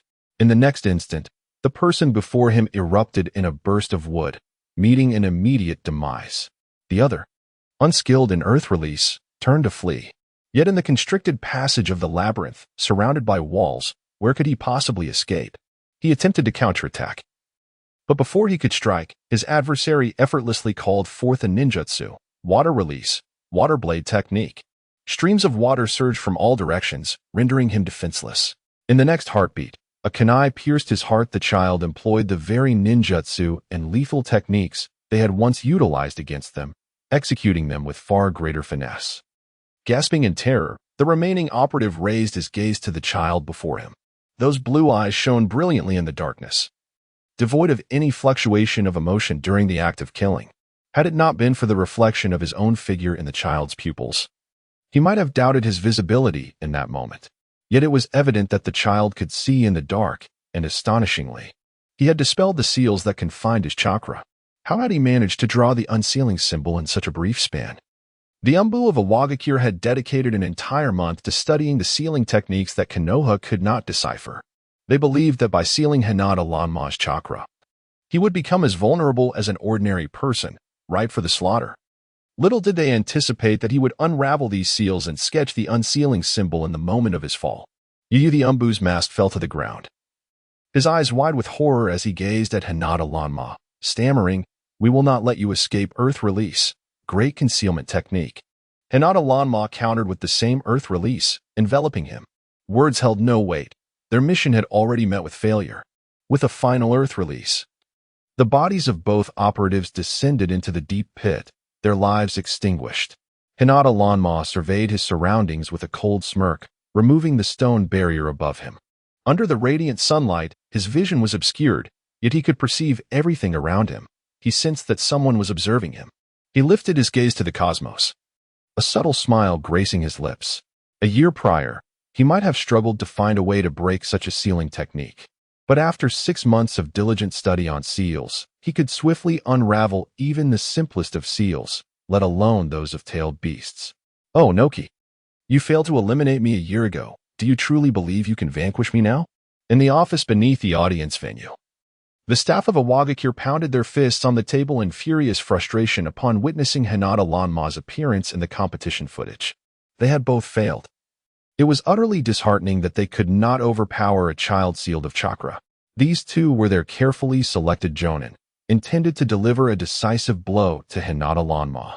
Yet, not only had they failed, but they had also lost the initiative, and now, the Leaf Village's personnel had already located the office. What transpired? Why can we not see our competitor, Hinata Lanma, on the big screen? Surely, nothing untoward has occurred? It is crucial to note that this round tests a ninja's intellect, not their ninjutsu. Nara Shikaku inquired, while Might Guy and Kakashi rushed toward the second competition venue. Others may have been oblivious, but Shikaku, being a man of great intellect, had deduced the intentions of Awagakure when the third Hokage informed him of the invitation extended to ninjas under the age of 9 from various villages to participate in the low-grade assessments in Takigakure. Of course, the third Hokage was privy to the underlying motives as well. However, even with knowledge of Awagakure's schemes, they could not evade participation. If a village is troubled as Kirigakure sent ninjas, what reason did Konohagakure have to abstain from this contest? Their objective was to ensure the safety of their own while securing victory. Everything is fine, the maze is merely shifting, so occasional video blind spots are to be expected. Please do not worry. The Awagakure personnel dispatched to the battlefield hastily began to explain.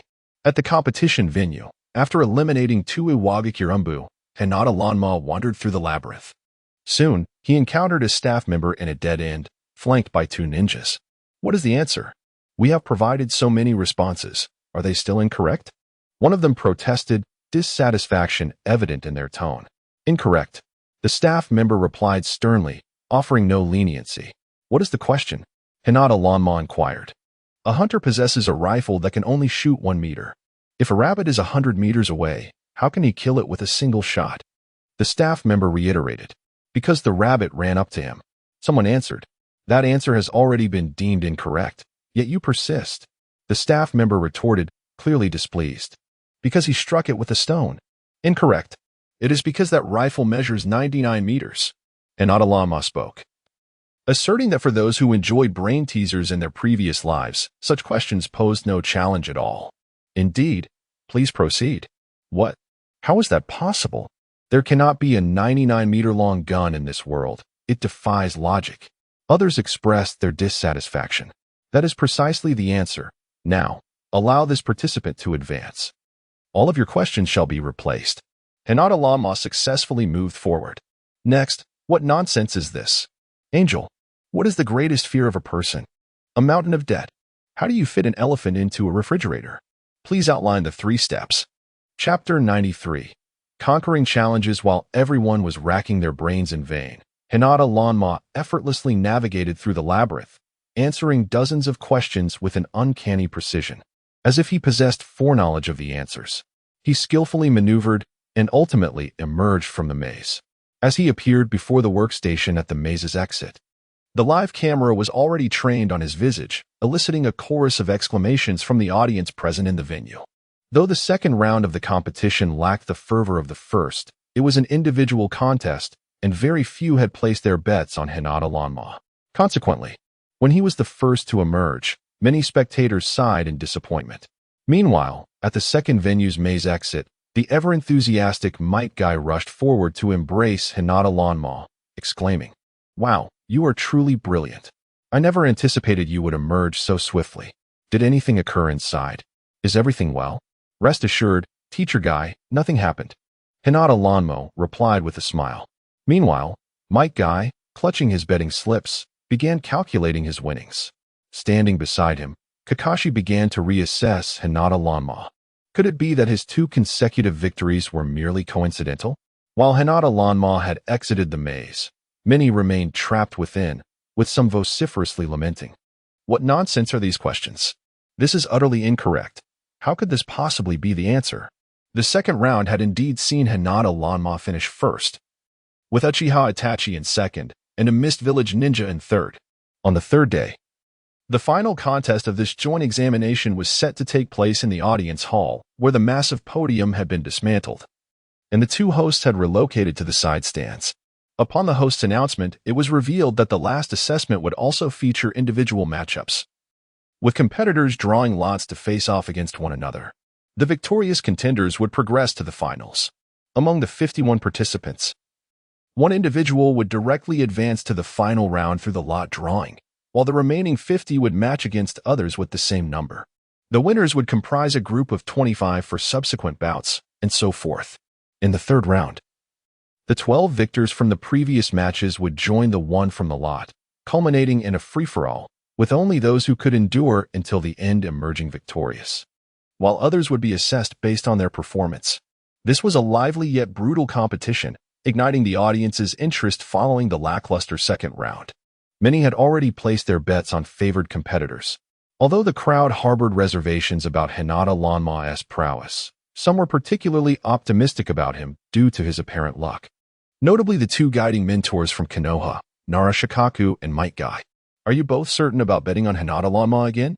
Kakashi inquired, glancing at their betting slips. "I have a feeling Uchiha Itachi will undoubtedly prevail. He reminds me of myself when I was younger." Might Guy, unwilling to concede, retorted, "Hinata Lanma bears a striking resemblance to my younger self. Does he not, Teacher Nara?"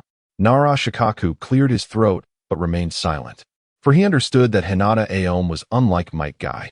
That child was resilient and astute, observing everything around him, holding a profound understanding of many matters that he would never voice. For instance, in the second match, could one truly believe that nothing transpired within the maze yesterday? He was convinced otherwise. Upon exiting the maze, Hinata Aom discovered soil on his clothing and backpack, and his shoes were damp, indicating that someone had employed earth and water techniques against him, yet he chose to remain silent. As for the third match, while it appeared ostensibly fair and just, one could not help but ponder why the final 12 contestants would engage in a mixed battle, which was rather perplexing. "Nara-sensei, whom did you select?" Might Guy inquired, casting a puzzled glance at the newspaper in Nara Shikaku's hands, unable to discern his ballot. "For the final match, I did not choose," Nara Shikaku replied, lifting his gaze to the sky, where dark clouds loomed ominously, signaling the impending arrival of a heavy rainstorm. "What? You didn't choose? Why not?" Might Guy questioned, bewildered. "Intuition," Nara Shikaku responded succinctly. At the top of the audience section, a man clad in a black cloak stood atop the highest platform, his gaze fixed intently on the 51 children in the arena, a smirk playing on his lips. "Now, let the 51 contestants draw lots. The one who draws number 51 will advance directly to the finals." The crowd, filled with anticipation, began to draw lots. When Hinata Aom revealed number 51 to the spectators, a frenzy erupted in the audience. "Get down, you bastard. You made me lose 2 matches, you lucky fool," someone shouted, hurling their crumpled newspaper toward the arena. This act triggered a chain reaction. All the spectators who had lost their wagers began to toss newspapers into the center of the arena, creating a grand spectacle. Even Hinata Aom was taken aback, exclaiming, "Wow, impressive. Drive him out. He is unworthy of being a ninja." The first match was sheer luck, the second relied on intellect. And now the third depends on fortune. What gives him the right? The spectators around the stands erupted in angry shouts, while other teammates from Konoha wore expressions of embarrassment. Why did he enjoy such extraordinary luck, advancing effortlessly while they had no opportunities at all? Was he perhaps taking shortcuts? This was the instinctive suspicion among Konoha's participants, naturally believing that Hinata Aom had resorted to underhanded tactics. Impossible. To my knowledge, the organizers are from Iwagakure and Takigakure, and it seems Hinata Aom has an enmity with Iwagakure. Did you not see the murderous gaze they cast upon him? How could they possibly grant him any favors? Meanwhile, all were engulfed in doubts and indignation regarding Hinata Aom's fortune. On the other side, the staff from Iwagakure shared a look of astonishment, wondering what had transpired. Wasn't the plan to ensure Deidara drew number 51? How had it ended up in Hinata Aom's hands? They had concealed the number 51 in the bottom corner of the drawing box, a spot that even Byakugan might struggle to detect. How had he managed to secure it? Unbeknownst to them, although Hinata Lanma's vision was obscured, his mirroring perception surpassed that of ordinary sensory techniques. The clandestine maneuvers executed by the staff of Iwagakure did not elude his keen awareness. Ultimately, this competition was inherently purposeful. They sought to integrate him into the conventional tournament format to ascertain his ninjutsu capabilities and deplete his stamina, yet he resolutely defied their intentions. Thus, this number 51 was promptly secured by Hinata Lanma. Chapter 94. A fortuitous turn of events. Upon acquiring number 51, he could gracefully withdraw, merely awaiting the chaos of the finals. Hinata Hanmei returned to Narashikaku's side. "Sensei." "Ah, take a seat." Narashikaka gestured to the spot beside him. Glancing at this youth, who was 4 years his son's senior, and inquired, "Do you sense anything unusual about today's events?" Despite the lively atmosphere and seemingly smooth proceedings, an unsettling intuition nagged at Narashikaku. Hinata Hanmei surveyed the venue and remarked, "IWA shinobi covet my life. However, like the man is stalking the cicada, they are unaware of the lurking threat. Today, the fate of IWA shinobi is not theirs to dictate." This statement left not only Kakashi and Might Guy astonished, but also Narashikaku, who pondered if there was more to the situation. He scanned the surroundings and noticed that while the IWA shinobi appeared tense, no other peculiarities caught his eye. Kakashi furrowed his brow, while Might Guy, mouth agape, queried, "What are you two discussing?" "Sensei, just wait. Regardless of what transpires, it will reveal itself in due course."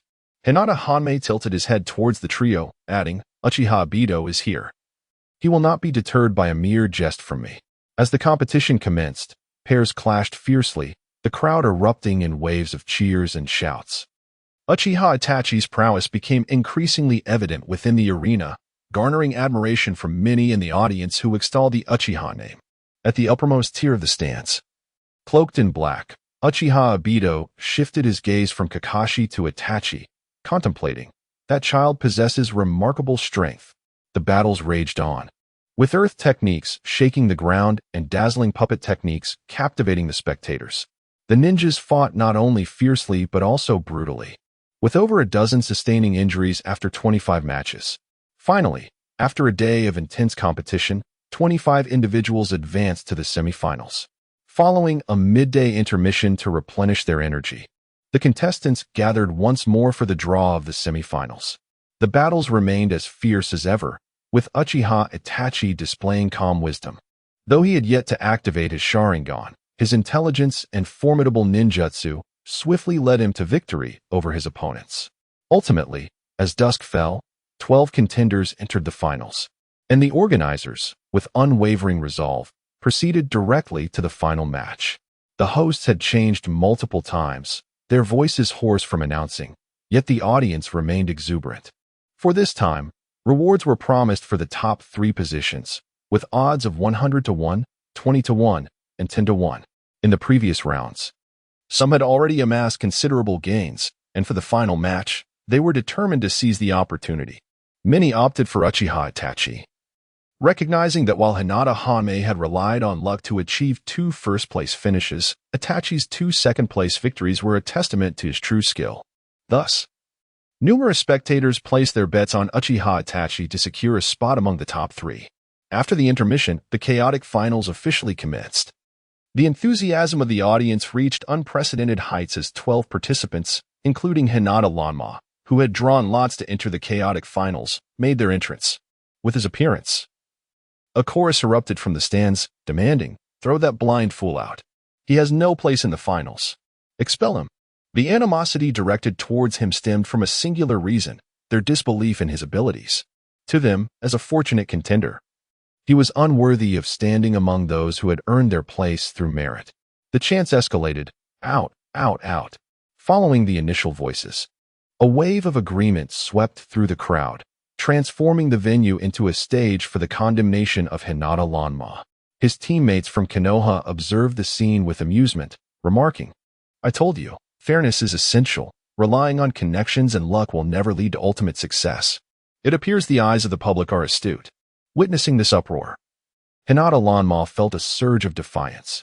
With a few agile leaps, he positioned himself at the center of the audience platform, seizing the microphone to declare, "Why should I be expelled? I am for first place, and I possess genuine skill."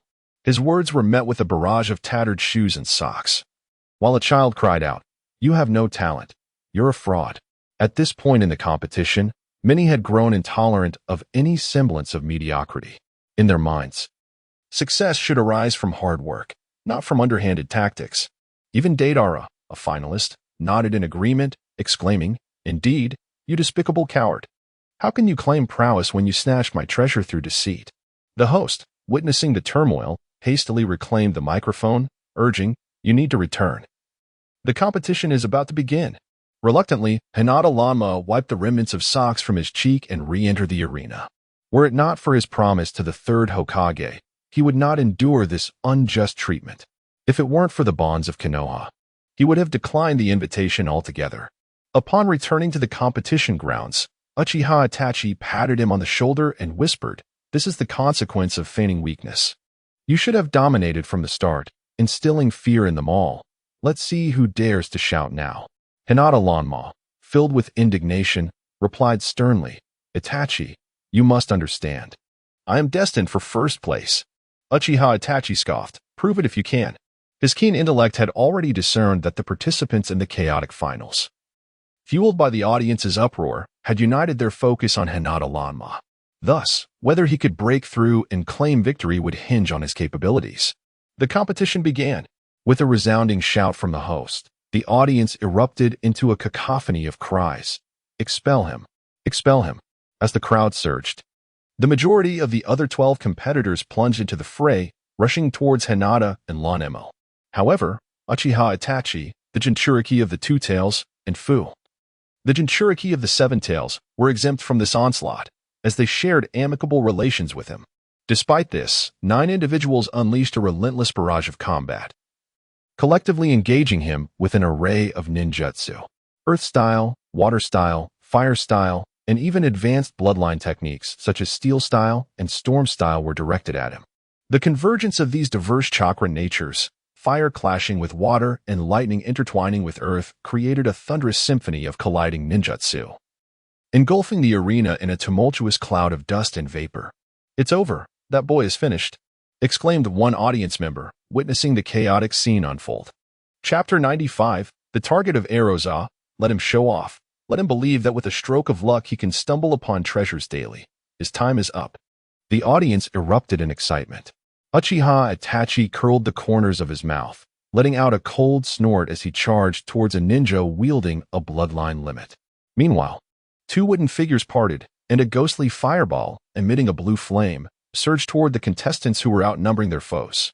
In an instant, someone was scorched, howling in agony.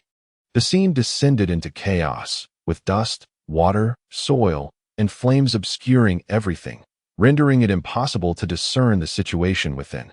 Finally, as the haze lifted and the dust settled, where was Hinata Lanma's figure? Yet, one must see the living or the dead. Surely, there couldn't be a trace left behind, right? He is there. Suddenly, a voice from the audience rang out. The crowd turned to follow the direction of the finger, and a wave of astonishment swept through them. Above the darkened sky, beneath the ominous clouds, a child floated, eyes closed in the daylight. But now, his striking blue eyes were wide open, glimmering like stars in the night. Silence enveloped the crowd. At this moment, they had to concede that, in the realm of flight alone, this child surpassed many a ninja. "Kill him!" shouted a contestant from a Wagakure below, prompting Deidara to ascend on his clay bird. Upon witnessing this, Hinata Lanma did not falter. He boldly declared, "Did you not say I lack the ability? Today, I shall demonstrate my taijutsu." With that proclamation, he propelled himself forward like the wind, launching a series of kicks at Deidara, who soon found himself sprawled atop the clay bird, chest heaving in pain. In that moment, anxiety gripped Deidara. Were his opponent unable to fly, he would undoubtedly have the upper hand. Yet this child, like his master, could soar through the air. Clay, fly. Deidara's explosive clay transformed into small flying birds, hurtling toward his opponent. Hinata Lanma employed the body flicker technique, evading the clay birds as he charged at Deidara, executing astonishing acrobatics, engaging in a fierce melee. Simultaneously, dozens of small clay birds pursued him relentlessly. Grasping Deidara, Hinata Lanma whispered, "I had no intention of killing you. But if you seek death so eagerly, I shall not stand in your way." With those words, he unleashed a water release technique, cascading from his mouth and drenching Deidara entirely. Lightning release. At the same time, a crackling lightning technique materialized in Hinata Lanma's hands. Water and lightning, combined with impending explosions, painted a grim picture of what awaited them both. "You wish to end your life?" Deidara asked, terror etched across his face. "I shall live well. But your fate is uncertain." With that, Hinata Lanma unleashed his lightning release upon Deidara. A mouthful of blood erupted. As the clay birds could not match Hinata Lanma's swiftness, and with the addition of lightning and water, they lost their sense of direction, plummeting toward the arena floor. Boom! A violent explosion reverberated through the scene as Deidara tumbled from his clay bird. As the cacophony subsided, 3 individuals were left seriously injured, forced to withdraw from the competition. Hinata Hade had scarcely touched the ground when several ninja competitors charged toward him. With remarkable composure, he responded with a left hook, a right roundhouse kick, and a flurry of lightning, earth, and wind techniques, rendering the 6 or 7 opponents before him unable to approach. The spectators gasped in astonishment, exclaiming, "That Hinata Hate seems far from inept.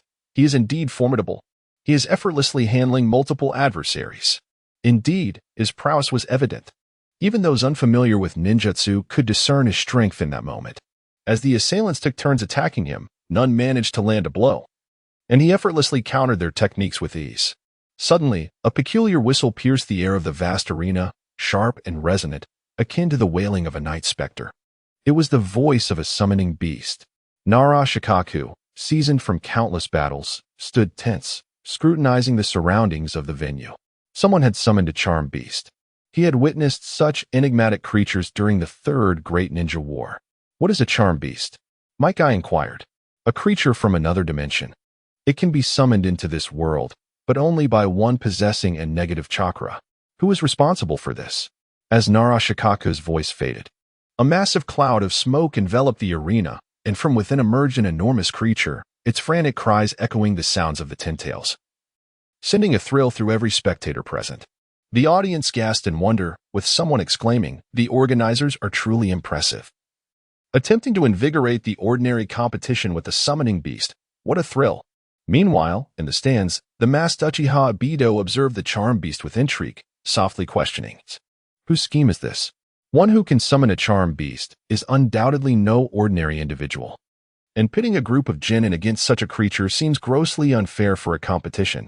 It appeared that today's match would be anything but simple. However, the greater the chaos, the better for Ibido, as a sly smile crept upon his lips, anticipating the impending opportunity. Logically, yesterday's second match had presented the best chance for him to act, yet the arena had been laden with sealing charms that suppressed chakra, thwarting his attempts. Today, however, the circumstances were perfect, and he would not let this chance slip through his fingers. Certainly, he understood that acquiring a Jinchuriki was no simple feat.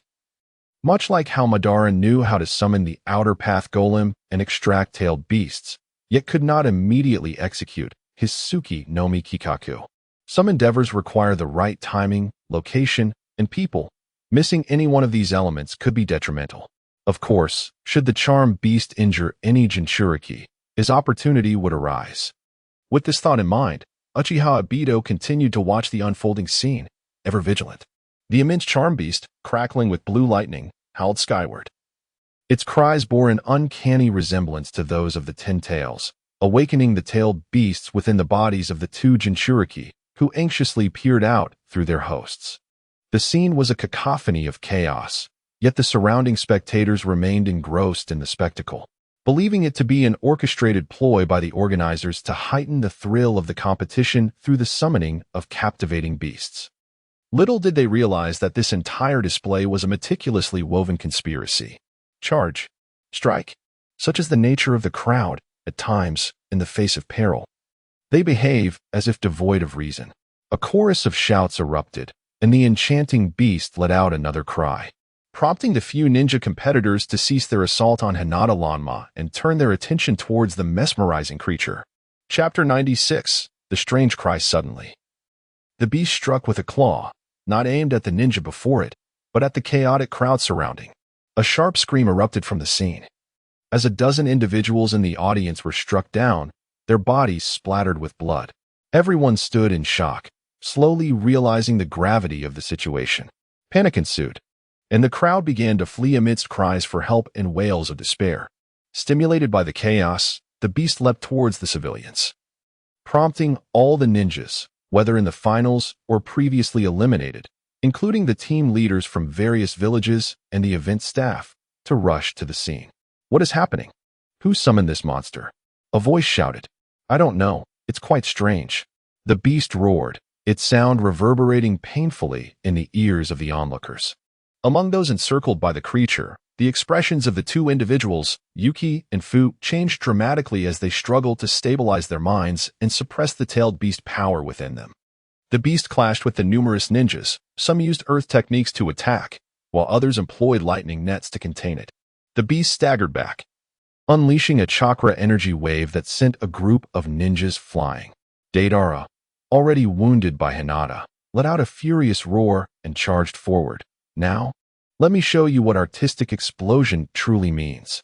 He hurled several explosive clay bombs, which landed on the beast and around its feet, resulting in a series of detonations. Believing he had succeeded, he was taken aback when the beast emitted a thunderous roar, its frenzied emotions erupting uncontrollably, plunging the scene into chaos. The sounds of combat, weapon clashes, and the explosive release of ninjutsu merged into a cacophony. Lightning, earth, wind, water, and fire techniques surrounded the beast from all directions. Kakashi's lightning blade struck the beast from above, intensifying its fury compounded by the earlier explosions. As the beast's cries echoed like those of the Ten Tails, Yuki and Fu could no longer control the tailed beast within them. After enduring for so long, they found themselves unable to suppress it any further. Their forms transformed, and simultaneously, they unleashed the power of the tailed beast. Not good, it's the tailed beast, a ninja shouted. Everyone turned to see immense tailed beast chakra emerging from both the east and west, its fearsome form instilling dread in all who beheld it. If the beast's appearance was gigantic, the tailed beast chakra was terrifying at a mere glance. The leaders from Takigakure and Kumogakure surged forward, determined to stabilize their Jinchuriki. Seizing the opportunity, Uchiha Obito dashed down from the stands. At the same time, Hinata descended from the sky, having discreetly observed Obito, resolved to thwart his plans. Even amidst the chaos of the beast and the tailed beast's eruption. The reason is simple, for the sake of Fu and the two young girls who have treated him kindly. He cannot allow them to fall into the clutches of the Akatsuki organization. If they were to be captured, a grim fate would await them, and he would never permit such a tragedy to unfold. Fu, Why Murin? Hinata Ranmo called out loudly. He charged forward, while simultaneously, Uchiha Obito, utilizing his space-time ninjutsu, had already devised a plan. As long as he made contact with one of the Jinchuriki, he would unravel the seal on their bodies, unleashing the tail beasts and bringing everything under his control. However, to his astonishment, despite having arrived before the Two Tails Jinchuriki through space-time transfer, he was met with an unexpected charge from Hinata Ranmo, who propelled a lightning-infused Rasengan directly at him. Obito swiftly evaded, yet the Rasengan sizzled against his shoulder. And though he attempted to shift his body, it was too late. He felt a sharp pain as his muscle was grazed. He glanced coldly at the child before him. Hinata Ranmo, quite impressive. To this day, despite employing his Kamui, no one had managed to injure him. Dust release, outer world removal technique. A massive cube materialized, enveloping Uchiha Obito entirely. He recognized that his genjutsu would be futile against her and promptly executed his space-time transfer, vanishing from sight. Such tactics were rather unsatisfactory. Meanwhile, Kakashi Hitaki rushed in, questioning. Who is that? Is it a technique he summoned? One of his eyes, obscured by his forehead protector, brimmed with fury, as if he had recalled something significant. Just as he posed the question, the two half-human, half-tailed beast Jinchuriki surged toward Hinata Ranmo, while the vast battlefield saw everyone else retreating, leaving only Hinata Ranmo and Kakashi in the fray. Having lost all semblance of reason, they sought to annihilate anyone who stood in their path. Across the battlefield, the monstrous beast opened its maw wide, unleashing a chakra shockwave toward the distant crowd, plunging the scene into chaos.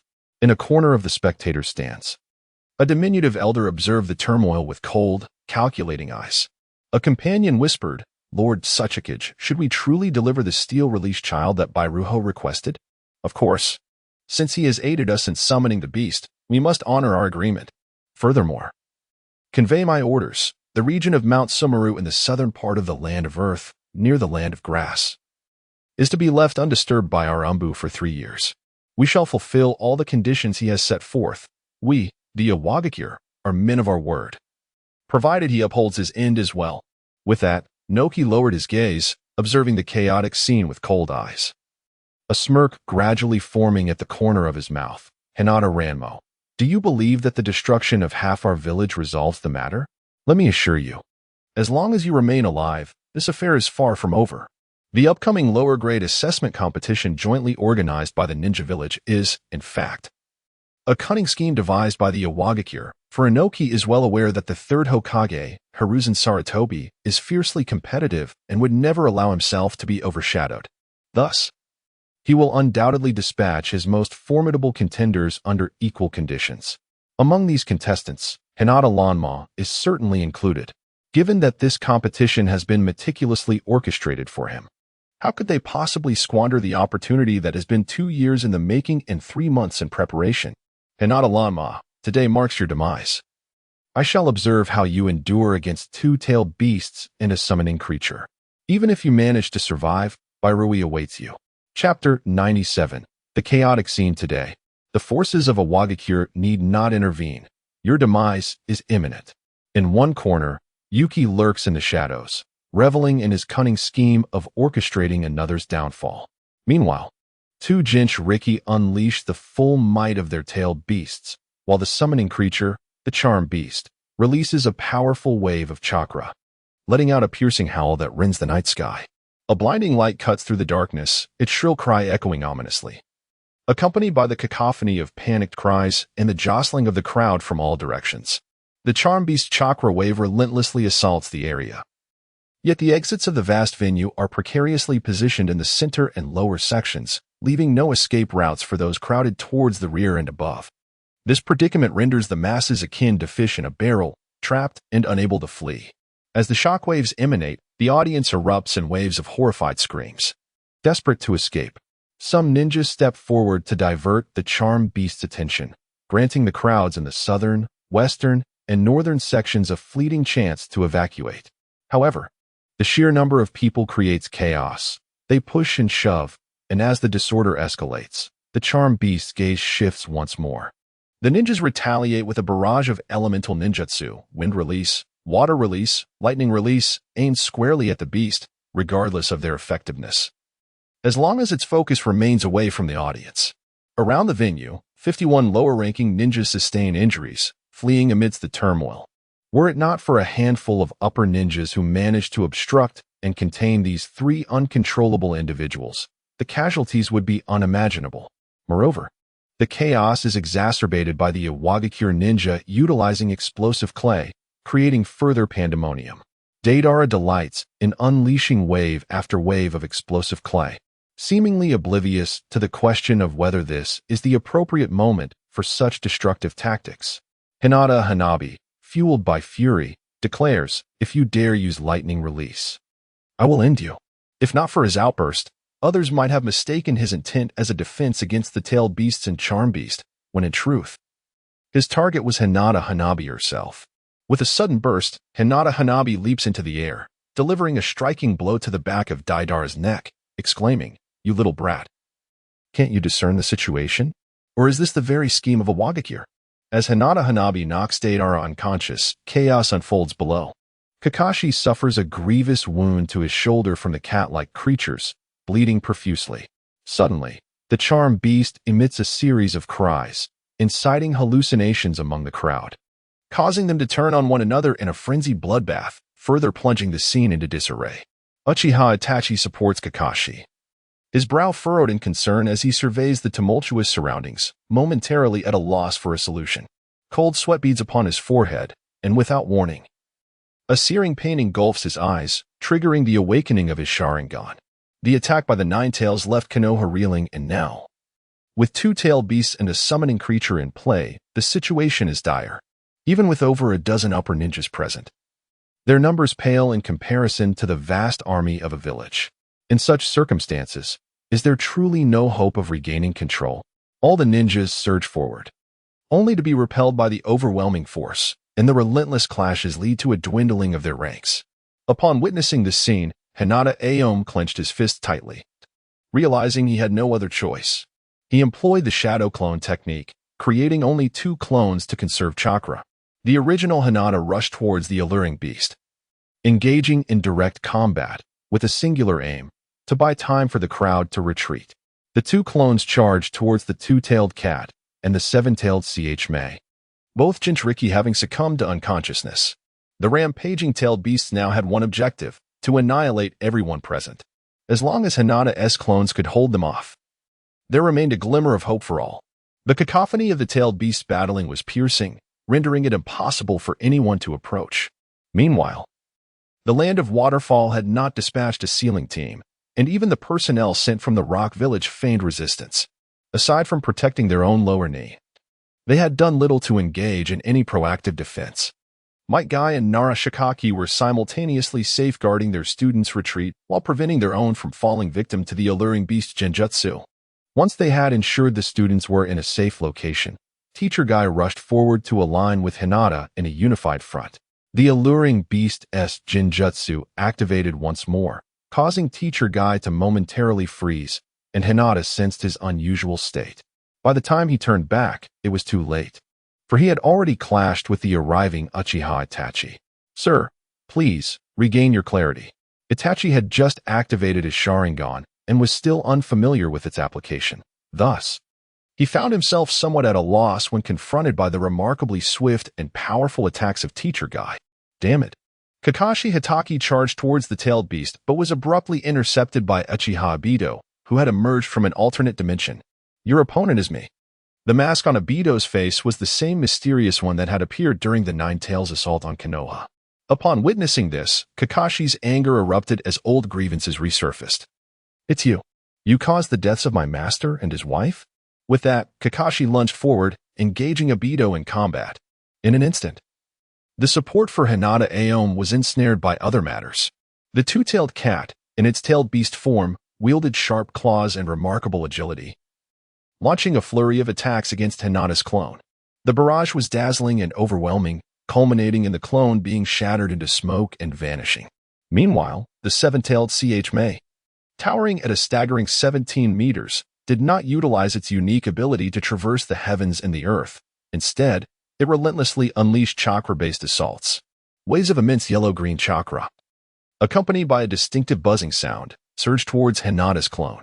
The explosion of Chma's body, releasing scales and a vast range of devastating power, obliterated Hinata's clone in an instant. As Hinata prepared to activate Sage Mode, he found himself obstructed by the alluring beast Jinjutsu, which rendered him incapable of harnessing natural energy. At that moment, amidst the cacophony of the alluring beast cries, a mysterious whistle echoed from an unknown corner of the venue, signaling an unforeseen development.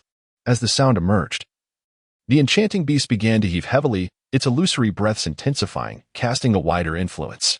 The panicked audience ceased their flight, their cries fading into silence. The dozens of other participants, who had taken refuge beneath the spectator seats, stood up with vacant gazes, fixated upon the arena. Even some of the teachers tasked with safeguarding these children succumbed to the mesmerizing haze, their consciousness wavering. Chapter 98. Astonishing power. The two colossal-tailed beasts remained impervious to the illusory miasma. The two tails charged towards Might Guy and Itachi Uchiha, who were holding their breaths in a corner. Meanwhile, the seven tails prepared to unleash its tail beast bomb in the direction where the audience congregated the most. Magnet release. Protect. Hinata Ranma utilized magnet release to shield the two men. The claws of the cat-like creature scratched relentlessly at the magnetic barrier, each strike carving deep grooves. Yet, this magnet release seemed almost sentient, swiftly replenishing its defenses with the flow of chakra, rendering the cat's assaults utterly ineffective. It is magnet release. A bloodline limit of magnet release. If I recall correctly, he also employed dust release earlier. How could anyone in this world possess two bloodline limits? Temari from Sunagakure covered her nose and mouth, astonished at the sight of Hinata Ranmu in battle. Hinata Ranmu, witnessing the incessant surge of the miasma, turned and shouted, "Are you ninjas who can use wind release all foolish? What are you waiting for?" In such a scenario, if holding one's breath could stave off the miasma, surely wind release would be effective. Hinata Ranmu had already employed the multi-shadow clone technique, conjuring countless duplicates of himself, all commencing wind release. A tremendous gale swept through the venue, dispersing the miasma entirely. Observing this, other ninjas hurried to assist. Hinata Ranmu's shadow clones, witnessing their comrades' awakening, collectively charged towards the seven tails, striving to divert its attention, attempting to lure its tail beast bomb away from the crowd to an uninhabited area. As the heavens opened with torrential rain and thunder rumbled, the cat-like beast seemed suddenly agitated, letting out a loud screech. The beast unleashed another chakra shockwave, each release creating a massive crater in the audience area. The earth-shattering wails reminiscent of the Ten Tails echoed for miles, prompting the two fully formed tail beasts to erupt once more. The beast targeted Hinata Ranmu, while the Seven Tails concentrated its tail beast bomb at the numerous shadow clones obstructing its path. The two tails, unable to breach the magnetic sand protection, redirected its fury towards the crowd. Both tail beasts began to coalesce their tailed beast bombs, while the cat-like beast prepared an even more formidable chakra shockwave. The situation was deteriorating rapidly. At this moment, the chakra shockwave of the cat-like beast was no longer the most terrifying aspect. The true horror lay in the tailed beast bombs of the two beasts. Once unleashed, they would raze the entire martial city to the ground. In his current state, even if Hinata Ranmu exerted all his strength, he might only be able to divert one tailed beast bomb, leaving the other free to annihilate the entire martial city. As Hinata Ranmu surveyed the unfolding chaos, a self-deprecating smile crept across his face. He had once believed himself to be devoid of saintly aspirations in this dire predicament. A selfish spatial transfer would allow him to escape, leaving the mess behind. Yet, he found himself staying, utilizing every means possible to protect everyone. Thus, it must be this way. Hinata Ranmu chuckled self-deprecatingly, closed his eyes, and then, with a sudden surge of strength, an immense wave of chakra erupted from his body, illuminating the surroundings. This was the power of the tailed beast. The colossal chakra nearly engulfed the entire arena, leaving those hidden in the shadows agape in astonishment. What was happening? Is he also a Jinchuriki? On the spectator stands, Anoki exclaimed in surprise. No one was there to answer him. If the chakra of the two tails and seven tails before him was already enormous enough to threaten the entire arena, then the tailed beast chakra emanating from Hinata Ranmu could very well consume everyone present. He had entered the tailed beast state. and its form was unlike anything anyone had ever seen, resembling both the 9 tails and the 3 tails, as well as the 5 tails and the 6 tails. The light waves swirled and shifted in an unpredictable manner, defying comprehension. Retreat. Quickly retreat. Nara Shikaku, observing the scene from below the stands, urgently urged the other children to evacuate. The crowd soon followed suit, streaming toward the exits as the air grew thin. The two-tailed beasts, having gathered their chakra, turned their faces to fixate on the largest target in the arena, Hinata Lanma. It took time for the tailed beasts to gather their tailed beast balls. But there was no way Hinata Lanma would grant them such an opportunity. He charged forward, propelled by the immense energy of his tailed beast chakra, colliding with the two beasts before him. The deafening sound of impact shook the entire arena as the chakra-infused fists descended with astonishing speed and power, targeting not only the two tailed beasts, which had already lost their tailed beast balls, but also the nearby creature. The creature's abilities paled in comparison to those of the tailed beasts, yet its name alone was enough to provoke them. However, at that moment, it had no chance to utter a sound, as Hinata Lanma's tailed beast chakra fists were aimed squarely at its gaping maw. Each punch left it battered and bloodied, tears welling in its eyes. With a resounding crash, the creature vanished in a cloud of smoke. As the creature disappeared, and other ninjas used wind release to escape, clarity returned to the scene, and Hinata Lanma felt his body beginning to absorb natural energy. He extended his enormous tailed beast hand toward the 7 tails and the Nakomata, exclaiming, "Return my 2 dear friends." With that proclamation, Hinata Lanma regained his original form, though his colossal chakra hands remained pressed upon the tailed beasts. Would release, Myojin Gate. The sage mode emerged. Clang, clang, clang. Dozens of Myojin gates descended from the heavens, stacking upon the 2 tailed beasts, leaving them with no chance to escape. Sealing technique. A trigram seal. The sealing talismans pressed down upon the tailed beasts, erupting in a brilliant display of light. All those who had prepared to leave halted in their tracks, turning back to witness the spectacle. What kind of power was this? Was it the ability of a deity? The other students from Konoha were left in awe, realizing why the village had directly promoted him to compete. Someone wielding such power was surely beyond all of them. What luck! What chance! They were all mistaken. He is a truly capable ninja, his prowess forever beyond their reach. Gradually, as the light faded, Fu and the 2 tails manifested beneath the Myojin Gate, summoned by the very embodiment of wood. Hinata Aom had utilized sealing techniques to confine the tailed beast once more within their bodies, preserving their lives. Ninjas from the Takigakure and Kumogakure surged forward to retrieve their Jinchuriki. Meanwhile, Kakashi engaged in fierce combat against Uchiha Obito, sensing the tide had turned against him. Obito seized an opportunity to vanish in a swift turn. At that moment, the combined entity of black and white Zetsu concealed themselves within the walls of the spectator stands. Astonished by the unfolding events, Black Zetsu, in disbelief, inquired, "What kind of Jinchuriki is he truly?" Chapter 99, When Idols Encounter Troubles. Haha.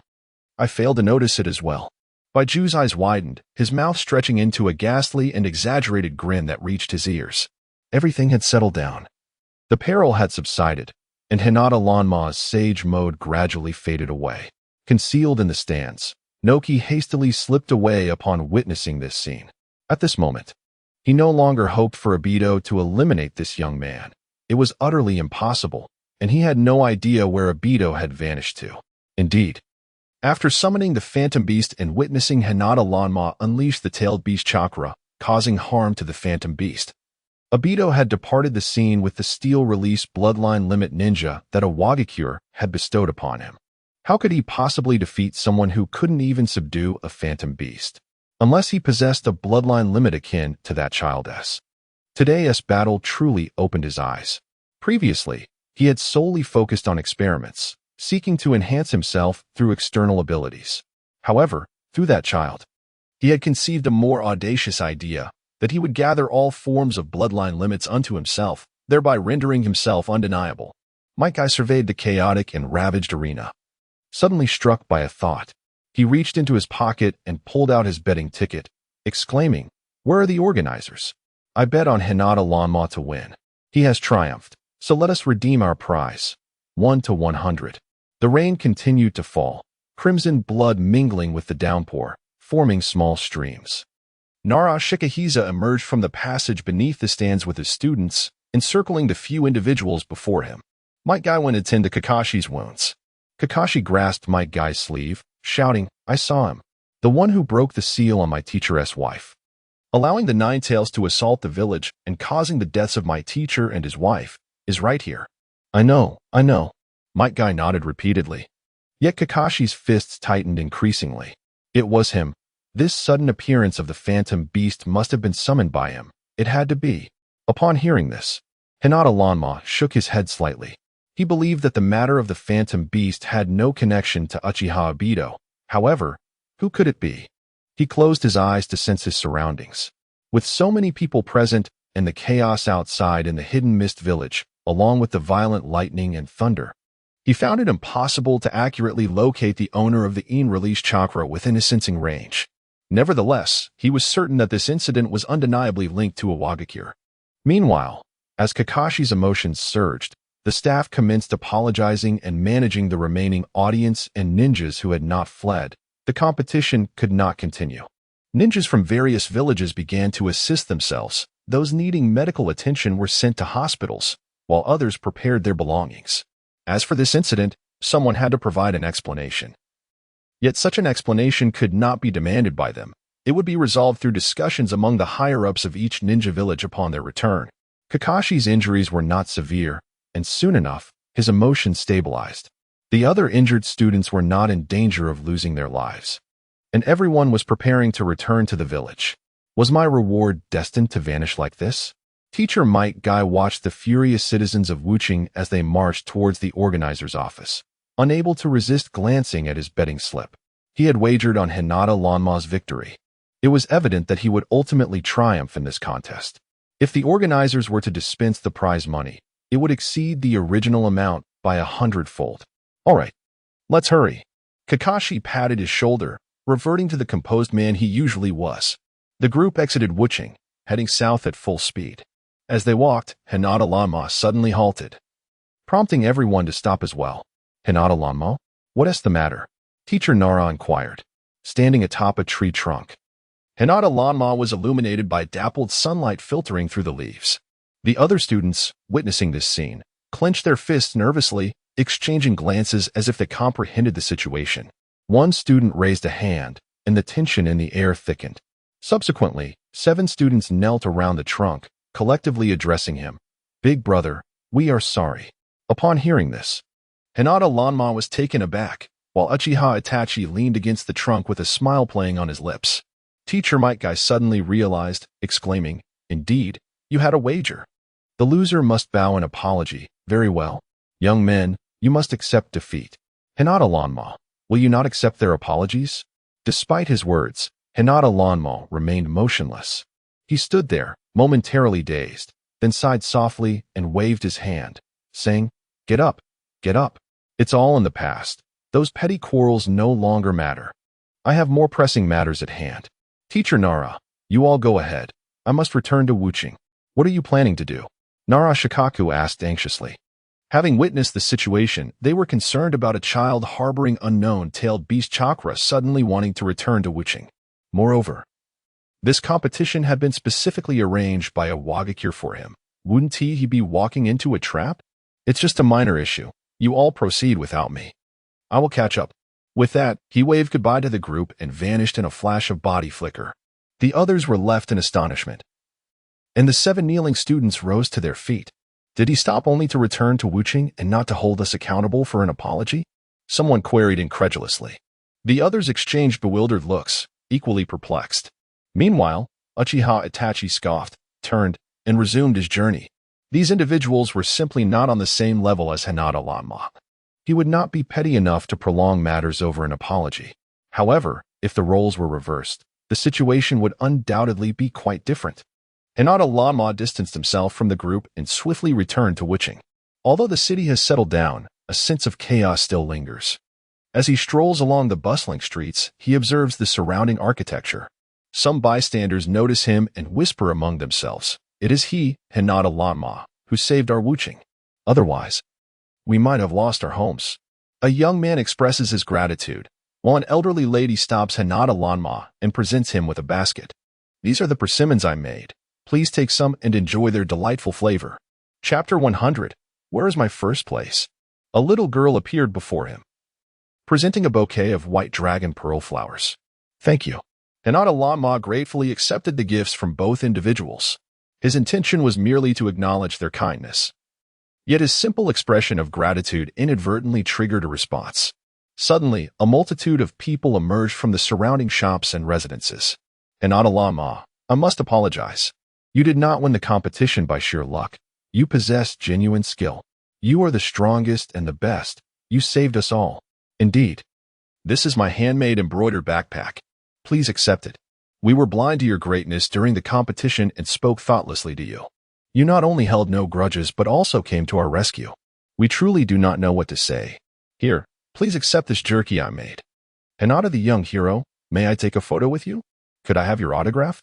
The crowd surrounded him in the middle of the street, completely paralyzing traffic. With even more individuals rushing towards them, all uttering words of gratitude and apology. Amidst the cacophony, Hinata Lanma could no longer discern their words. He shouted for everyone to disperse, yet they remained. Seeing this, he sighed in resignation and suddenly shouted, drawing immediate silence. He then tilted his head back, extended his finger skyward, and exclaimed, "Look, what is that?" Upon hearing his words, the crowd collectively glanced upward, seizing the opportunity. He sprang over the heads of the crowd and swiftly vanished into the thoroughfare of the town. Arriving in an empty alley, he glanced around and, resting his hand on his chest, sighed. Indeed, being besieged by fans is the most daunting experience. Now free from the throng, he needed to focus on more pressing matters. However, how could he locate the leader of the organizing committee? Wuching was vast. The audience venue had been devastated, and the organizing office was crowded with individuals demanding explanations. To avoid complications, the higher-ups would surely not be present there. Hinata Lanma devised a plan. He could no longer appear in his true form. To evade trouble, he utilized a transformation technique, disguising himself as a ninja from Takinan village. As he ventured onto the street, people were still inquiring about Hinata Lanma's whereabouts. He avoided them and approached a staff member from Iwagakure, asking, "Excuse me, where have the leaders relocated? I just returned from the hospital, and I was instructed to report on the situation there at any time." The individual scrutinized him for a moment and whispered, "They are on the top floor of the Ninja Hotel," pointing towards the tallest hotel on the street. Hinata Lanma nodded and looked up at the uppermost floor before using a spatial transfer technique to appear directly in the hotel's penthouse room. Upon his arrival, the occupants of the room were startled. When they beheld Hinata Lanma after the transformation had been lifted, their jaws nearly dropped to the floor in astonishment. Standing awkwardly in the room was Inoki, who was caught off guard by the unexpected sight of himself. He retreated a few steps, his gaze evasive and his heart racing. What could this vessel imbued with the power of a tailed beast intend? Could he possibly be aware that this entire scheme was orchestrated to eliminate him? Was he here to settle scores, to take his life? Hinata Lanma surveyed the scene. The leader of the Takigakure, the third Tsuchikage Inoki, the daimyo of the land of waterfalls, and two unfamiliar figures, presumably lords or notable personages from the Wuching. The individuals gathered in this chamber were indeed the most distinguished figures associated with this event. Esteemed lords, has the competition concluded without the distribution of prizes and medals? Where is my reward for securing first place? Present it to me, Hinata Lanma boldly declared from the center of the room. For a few seconds, an eerie silence enveloped the space, as if everyone had momentarily forgotten to breathe. It was only when Lanma posed his question that the others snapped back to reality. Prizes, rewards, and medals? Yes, indeed. Although some unforeseen occurrences transpired during the finals, it cannot be denied that you resolved the crisis. Given your prowess, being deemed the first is most deserved. The daimyo of the land of waterfalls feigned composure while speaking, his thighs quaking beneath his robe. This child was nothing short of extraordinary. He had subdued two-tailed beasts and a summoning beast with merely a single roar. What astonishing power was that? The chakra he unleashed was exponentially greater than that of a complete tailed beast. Truly terrifying. Yes, I shall procure them immediately. Hinata, young hero, Please wait a moment. The Lord of Wuching hastily exited the room. Hinata Ranmo turned and settled onto a nearby sofa, observing the gathered figures, and once again, silence enveloped the room, leaving no one daring to utter a word. Inoki stood among them, his usually pallid face now flushed with an unhealthy hue. Feeling the oppressive quietude weigh heavily upon him, his adversary was right before him, yet he harbored no thoughts of vengeance at this moment. He simply wished that Hinata Ranmo would not trouble him, not at all. Finally, the Lord of Wuching returned, bearing a certificate, a medal, and a pouch of money. He entered the room and personally handed the items to the daimyo of the Land of Waterfalls. Though only a few minutes had elapsed, it felt to the occupants as though centuries had passed. Trembling, the daimyo accepted the items, cleared his throat, and proclaimed, "I hereby announce that the winner of this joint examination is Hinata Ranmo. Let us all extend our congratulations." Upon hearing this announcement, the others quickly applauded, while the daimyo personally opened the certificate, nodding in satisfaction as the Lord of Wuching had inscribed Hinata Ranmo's name upon it. The trophy bore the name of the Land of Fire's Konoha, rendering the entire affair utterly perfect. Hinata Aomori reached out to accept it, nodding appreciatively. "Well deserved. Thank you." With that, he turned and strode towards the exit. The village chief of Takinen, witnessing this scene, hurriedly inquired, "Aren't you going to stay a while longer?" Upon hearing this, everyone else forced a smile, but only Noki, in a state of alarm, tugged at the Takinen village chief's sleeve, signaling him with a glance. However, the Takinen chief, oblivious to the implication, continued to express his hopeful invitation. "Why not stay with us? I would be delighted to treat you to dinner this evening." Chapter 101. The prize trophy. Hinata Ranmo beheld the scene before him and chuckled, glancing back at the visibly embarrassed Noki. He gave a thumbs up as a gesture of approval and remarked, "No need for a meal, but what a remarkable strategy and plan from the third Tsuchikage. Though it is unfortunate it has failed." With those words, he turned on his heel, leaving the gaze of everyone in the room fixed upon Noki. "Third Tsuchikage. Could it be that you conspired with us for some ulterior motive in this joint assessment competition?" Initially, when Awagakure proposed a collaborative contest to Takigakure, doubts had indeed lingered. However, the cunning individuals from Awagakure articulated their arguments well, showcasing the potential for regional economic development and the considerable profits that could be garnered from such an event. Furthermore, they even financed the construction of the competition venue. With so many advantages presented, the daimyo of Takigakyur was swayed. They perceived an opportunity to elevate Takigakyur's reputation and strengthen ties with various ninja villages, seeing it as a mutually beneficial arrangement. Thus they acquiesced. Yet, the cryptic remark made by Hinata Ranmo upon his departure triggered alarm bells among them. Could there be a connection between the monstrous beasts that emerged in the arena and Awagakure? The daimyo of Takigakyur inquired once more, while others furrowed their brows, attentively scrutinizing him. No, I am not privy to this matter. It has nothing to do with me." In such a moment, if Noki were to concede that everything was linked to him, he would be deemed a fool. Ultimately, regardless of Takigakyur's suspicions, there was no evidence to implicate Awagakure. Moreover, even if they possessed proof, what could be done? A small nation could not muster the strength to wage war against Awagakure over such a trivial affair. After this incident, many ninja villages returned home, increasingly uneasy, leading to years without any joint competitions or assessments until the eventual Nin exams held by Konohagakure many years later. Of course, that is a tale for another time. Meanwhile, despite the raucous commotion in the hotel suite, Hinata Ranmo joyfully returned to the Konoha team, clutching a bag of money and a trophy certificate. Not receiving a medal or trophy doesn't equate to completing a mission this time. The third Hokage has no grounds for complaint, he exuberantly declared, raising the rewards in his hands. The others were astonished. No wonder he had left the team. It turned out he was off to claim his trophy and prize money. So much money. How much could this be? The other students' misunderstandings were resolved, and they gathered around, their faces lighting up at the sight of the bag of cash. My guy's eyes sparkled momentarily before he wilted. What a pity. I placed my bets on your victory during the finals. Had I redeemed the prize, it would have been substantial.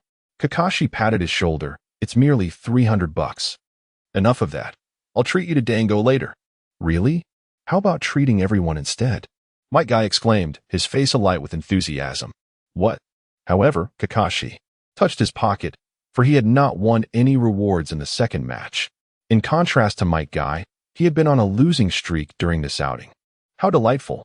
Upon returning to the village, Teacher Kakashi is going to treat us all to the dumpling shop, exclaimed Hinata Aom, jumping with joy.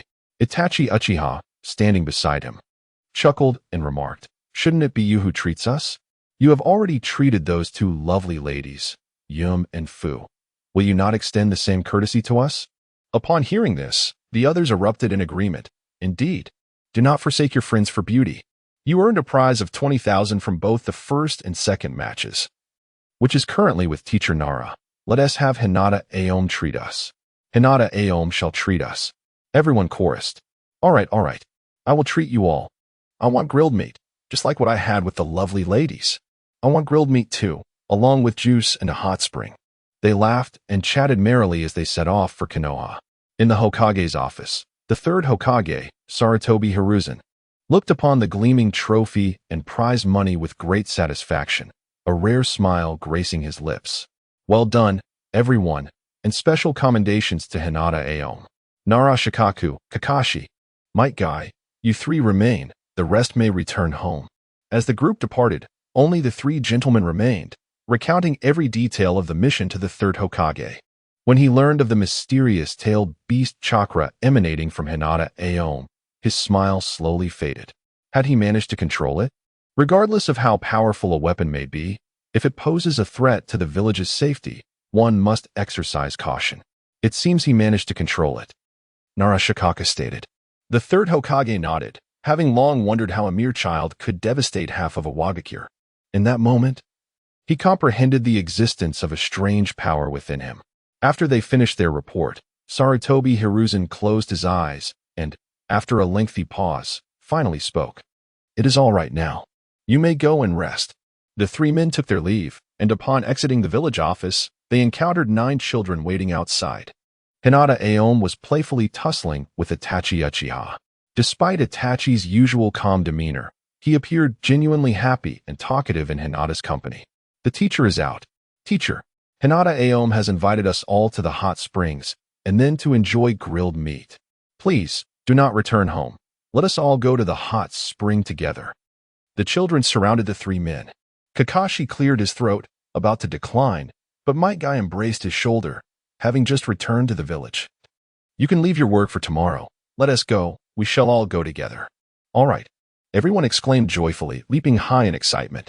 A lively group surged towards the hot spring resort, indulging in the delights of bathing and grilled meat, their laughter and banter filling the air with happiness. After indulging in a sumptuous feast, the hour approached midnight. As the guests departed, Hinata Lanma opened the door, only to be startled by the sight before him. Jiraiya was hanging upside down from the ceiling, his long white hair cascading down like a silken waterfall, his arms crossed over his shoulders as he regarded him coolly. With a deep voice, he inquired, "Why did you not invite me to the hot springs or the barbecue?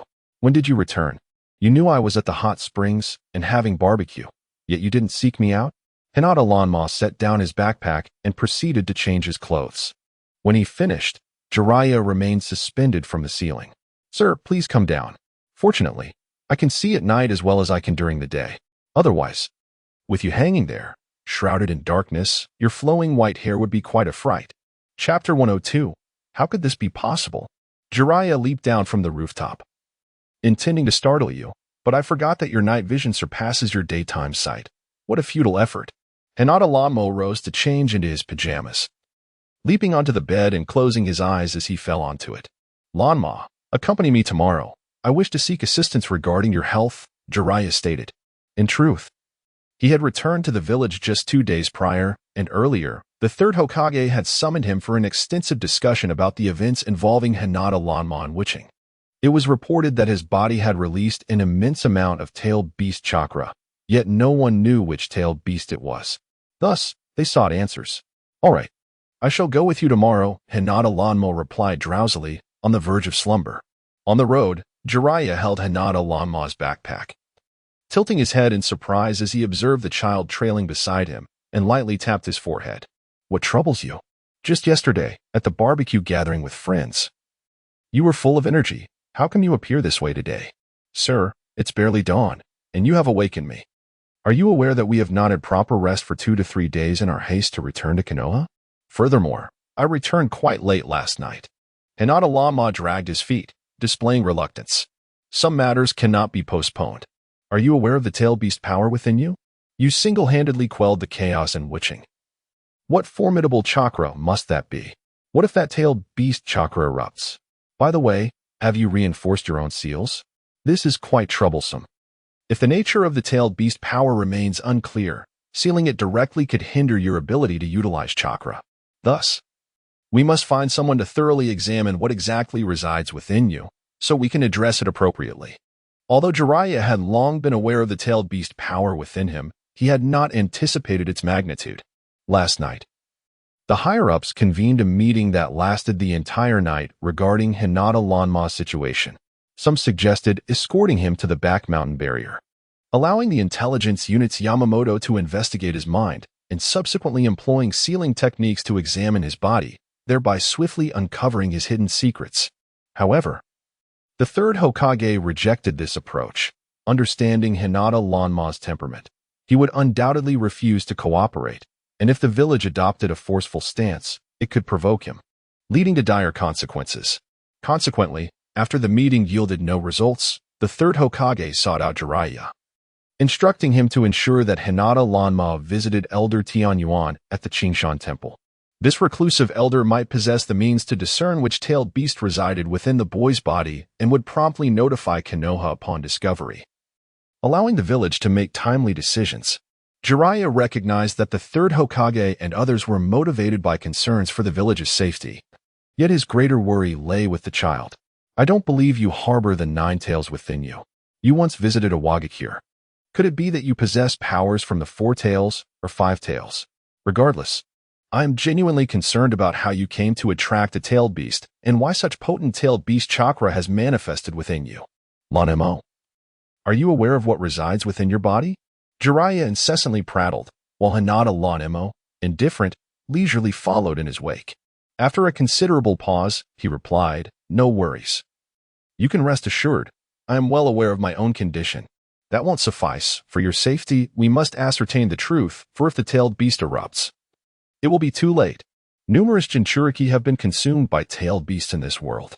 Otherwise, why would the villages harbor such fear of a Jinchuriki's potential rampage? This is wisdom gleaned from historical experience. We cannot afford to be complacent. After 3 days of travel, Jiraiya and Hinata Lanemo arrived at the temple of Elder Tianyuan. Qingshan Temple. Though dilapidated, it was remarkably clean, and the air was thick with incense. A young acolyte was sweeping the courtyard and, upon noticing the two, clasped his hands together and said, Welcome, esteemed guests. My master awaits you in the main hall. In the main hall, an elderly monk with graying beard sat upon a mat. Upon their arrival, he wobbled to his feet, his toothless mouth and bleary eyes suggesting he struggled to see clearly. Although Hinata Lanemo had his eyes closed, he couldn't help but burst into laughter at the sight of the old monk's tentative approach. Master, I am here, he exclaimed, reaching out to steady the unsteady elder. Lanemo, please exhibit some decorum, Jiraiya admonished, noticing his unrestrained laughter. Ha ha ha, it's quite all right. Neither of us can see. A bit of mutual jesting can alleviate the tension. No harm done. The elder grasped Hinata Lanmo's hand and sat back down on the mat, while the young acolyte prepared mats for Jiraiya and Lanemo. As they settled, the elder touched Hinata Lanemo, his smile fading gradually, and the atmosphere in the hall grew heavy with his somber mood. Master, do you sense anything? Jiraiya asked, his eyes filled with concern. Indeed, there is a tailed beast within him, and if he so desires, he could unleash its power. The old monk's speech was slurred as he strained to open his eyes wider, attempting to discern the child's visage. Yet, after a prolonged effort, he found himself still in the dark. Yes, I've heard that his tailed beast's power surpasses that of a typical tailed beast by 5 or 6 times, Master. Can you identify which tailed beast it is? Is it a whole beast, or merely a fragment of its chakra? What could account for such immense power? Jiraiya posed these questions because he was privy to certain insights regarding this matter. Firstly, The nine-tails sealed within Naruto Uzumaki by Minato Namikaze was but a half-beast with a singular yang attribute. Furthermore, during the first Great Ninja War, the Yunin village ninja, Kin and Jin, merely consumed a portion of a tailed beast's flesh to gain its power, which ultimately led to the demise of the second Raikage due to the overwhelming strength they acquired. As for the tailed beast within Hinata Lanamo, whether it was a complete entity or merely a fraction remained to be elucidated by the venerable monk. Huaining, fetch the cleansing water, the elder commanded. And the young acolyte departed promptly. At that moment, the old abbot began to gently caress the fingers of Hinata Aoi, meticulously touching each one without omission. Child, you must tread the righteous path. Only then will this world of ninjas be blessed. Hinata Aoi nodded in response, indifferent to the notion of righteousness or otherwise. His only concern was that no one would cause him harm. Otherwise, it mattered not whether one was upright or crooked. He would not let it slide. Observing his acquiescence, the abbot smiled and turned to Jiraiya, saying, "A person's choices are profoundly influenced by those around them, especially at this tender age. You must treat him kindly. With even greater care, do you understand?" Chapter 103. He is a monster. Jiraiya, nearing 50, understood that some matters were easily discerned by others. The abbot was encouraging them to cultivate a good relationship with Hinata Lanma, for such a bond would ultimately benefit Konoha and the righteous path. Rest assured, abbot. I shall treat Lanma with utmost care, Jiraiya affirmed. The abbot nodded in acknowledgement. Before long, the young acolyte had brought in the pure water and placed it in the center of the three. Huaining, please step outside and secure the hall doors. Yes. Once the young acolyte exited, only Hinata Lanma, the abbot, and Jiraiya remained in the hall. After quietly chanting a spell, the abbot formed a seal with his hands and placed them over his eyes. When he finally withdrew his fingers, his drooping eyelids snapped open. Young man, please observe what lies within the pure water, he instructed. Hinata Lanma looked down into the porcelain basin, its crystalline surface reflecting only his own visage. Abbot, there is nothing here, he replied with a slight smile. The abbot lowered his gaze, as did Jiraiya, their three faces crowded together, peering into the basin, which revealed nothing beyond their reflections. Channel your chakra to unleash your inner strength. The abbot's complexion paled as he spoke, believing that nothing had been revealed. Hinata Lanma complied, saturating his body with chakra. With a vigorous effort, he released a wave of chakra that surged forth like a gust of wind. Suddenly, the elderly abbot, who had been intently scrutinizing the pure water, let out a startled cry. He looked around nervously, clutching his heart, then turned back to Hinata Lanma with keen attention. You must know what resides within your body, do you not? The abbot's face turned ashen prior to the chakra release. He had glimpsed the shadow of the nine tails and the pure water. Now, he could scarcely fathom the existence of such a being in this world. What did you see? Abbot, Jiraiya asked, anxious not to miss any vital detail, having barely blinked and yet seen nothing. The abbot grasped Jiraiya's fingers, his mouth agape yet silent. He glanced at Hinata Lanma, who, with his eyes closed and a subtle smile, exuded an air of profound understanding. He knows everything. The abbot suddenly shut his eyes and waved his hand dismissively. Leave, you must depart from here. Jiraiya, remember my previous words. Ask no further questions. Go. Abbot, what tailed beast resides within him? Jiraiya surmised from the elder's expression that Hinata Lanma housed an entire tailed beast, rather than merely its chakra or fragments of energy. Leave. The elder rose, departing the scene. As he approached the side door, he turned slightly, casting a deep gaze at Hinata Lanma. The boy stood there, eyes gently closed, as innocent and beautiful as a harmless little rabbit. Yet, who could fathom the existence of five-tailed beasts within him? How could such a being exist in this world? It was utterly inconceivable. What could such a person dare to say? What if, by mere chance, he unleashed devastation upon the entire temple? What if he went berserk? He was afraid, truly afraid. Upon exiting the temple, Jiraiya instructed Hinata Lanma to return to the small town at the foot of the mountain, as he intended to visit the temple once more. Hinata Lanma shrugged, perplexed by the old abbot's fear. Did he truly see the nine tails, or something else? It was noteworthy that his system currently nurtured five-tailed beasts, the nine tails, 5 tails, 4 tails, 3 tails, and 6 tails. Moreover, in the cloning list, the 2 tails and 7 tails were slowly being replicated. He had only the 8 tails and 1 tail left to clone, and if he were to acquire the last 2, he could initiate the merging of the 10 tails. Elated at possessing 5 small-tailed beasts, Hinata Lanma merrily bounced down the mountain. Meanwhile, Jiraiya ascended once more, heading straight to the abbot's chamber.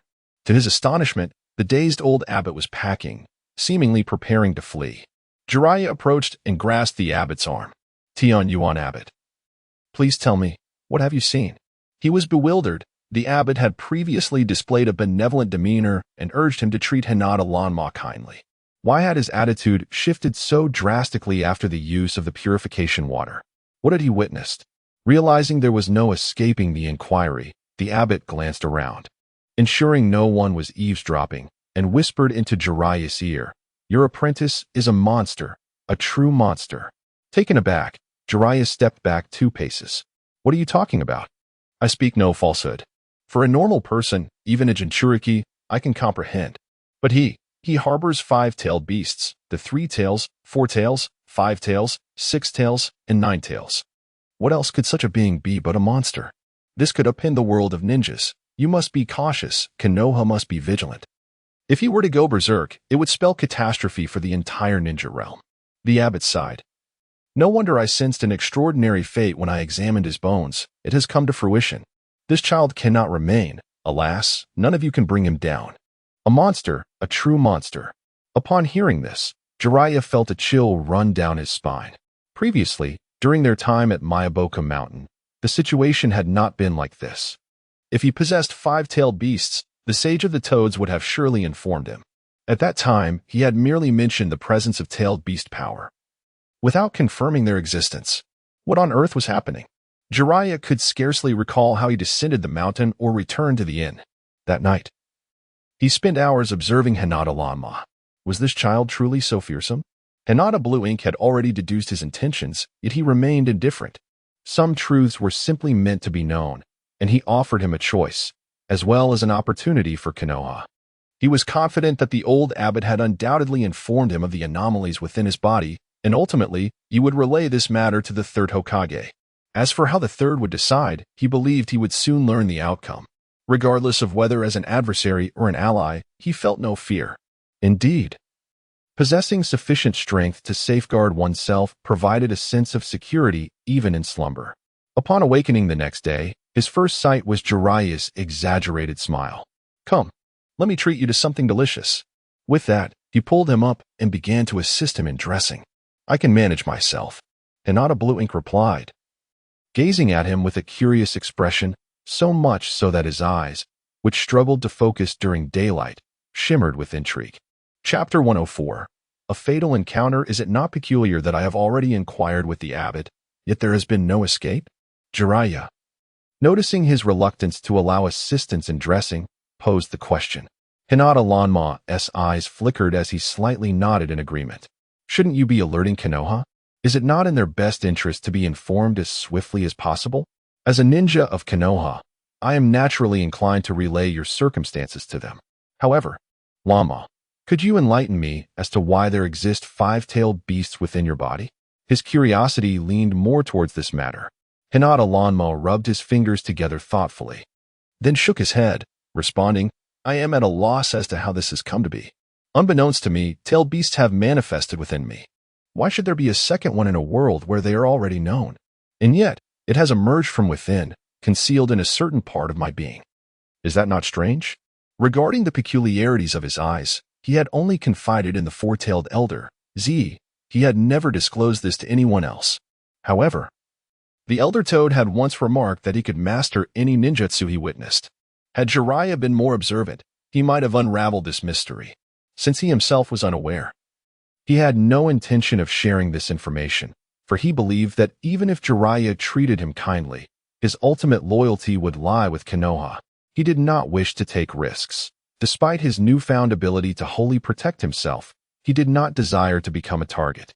Becoming a global adversary at such a tender age of 7 or 8 would render his future bleak.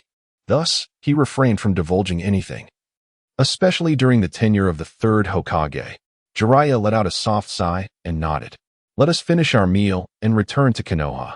Their breakfast was as unpalatable as chewing wax. After finishing, the two hastily made their way back to Konoha.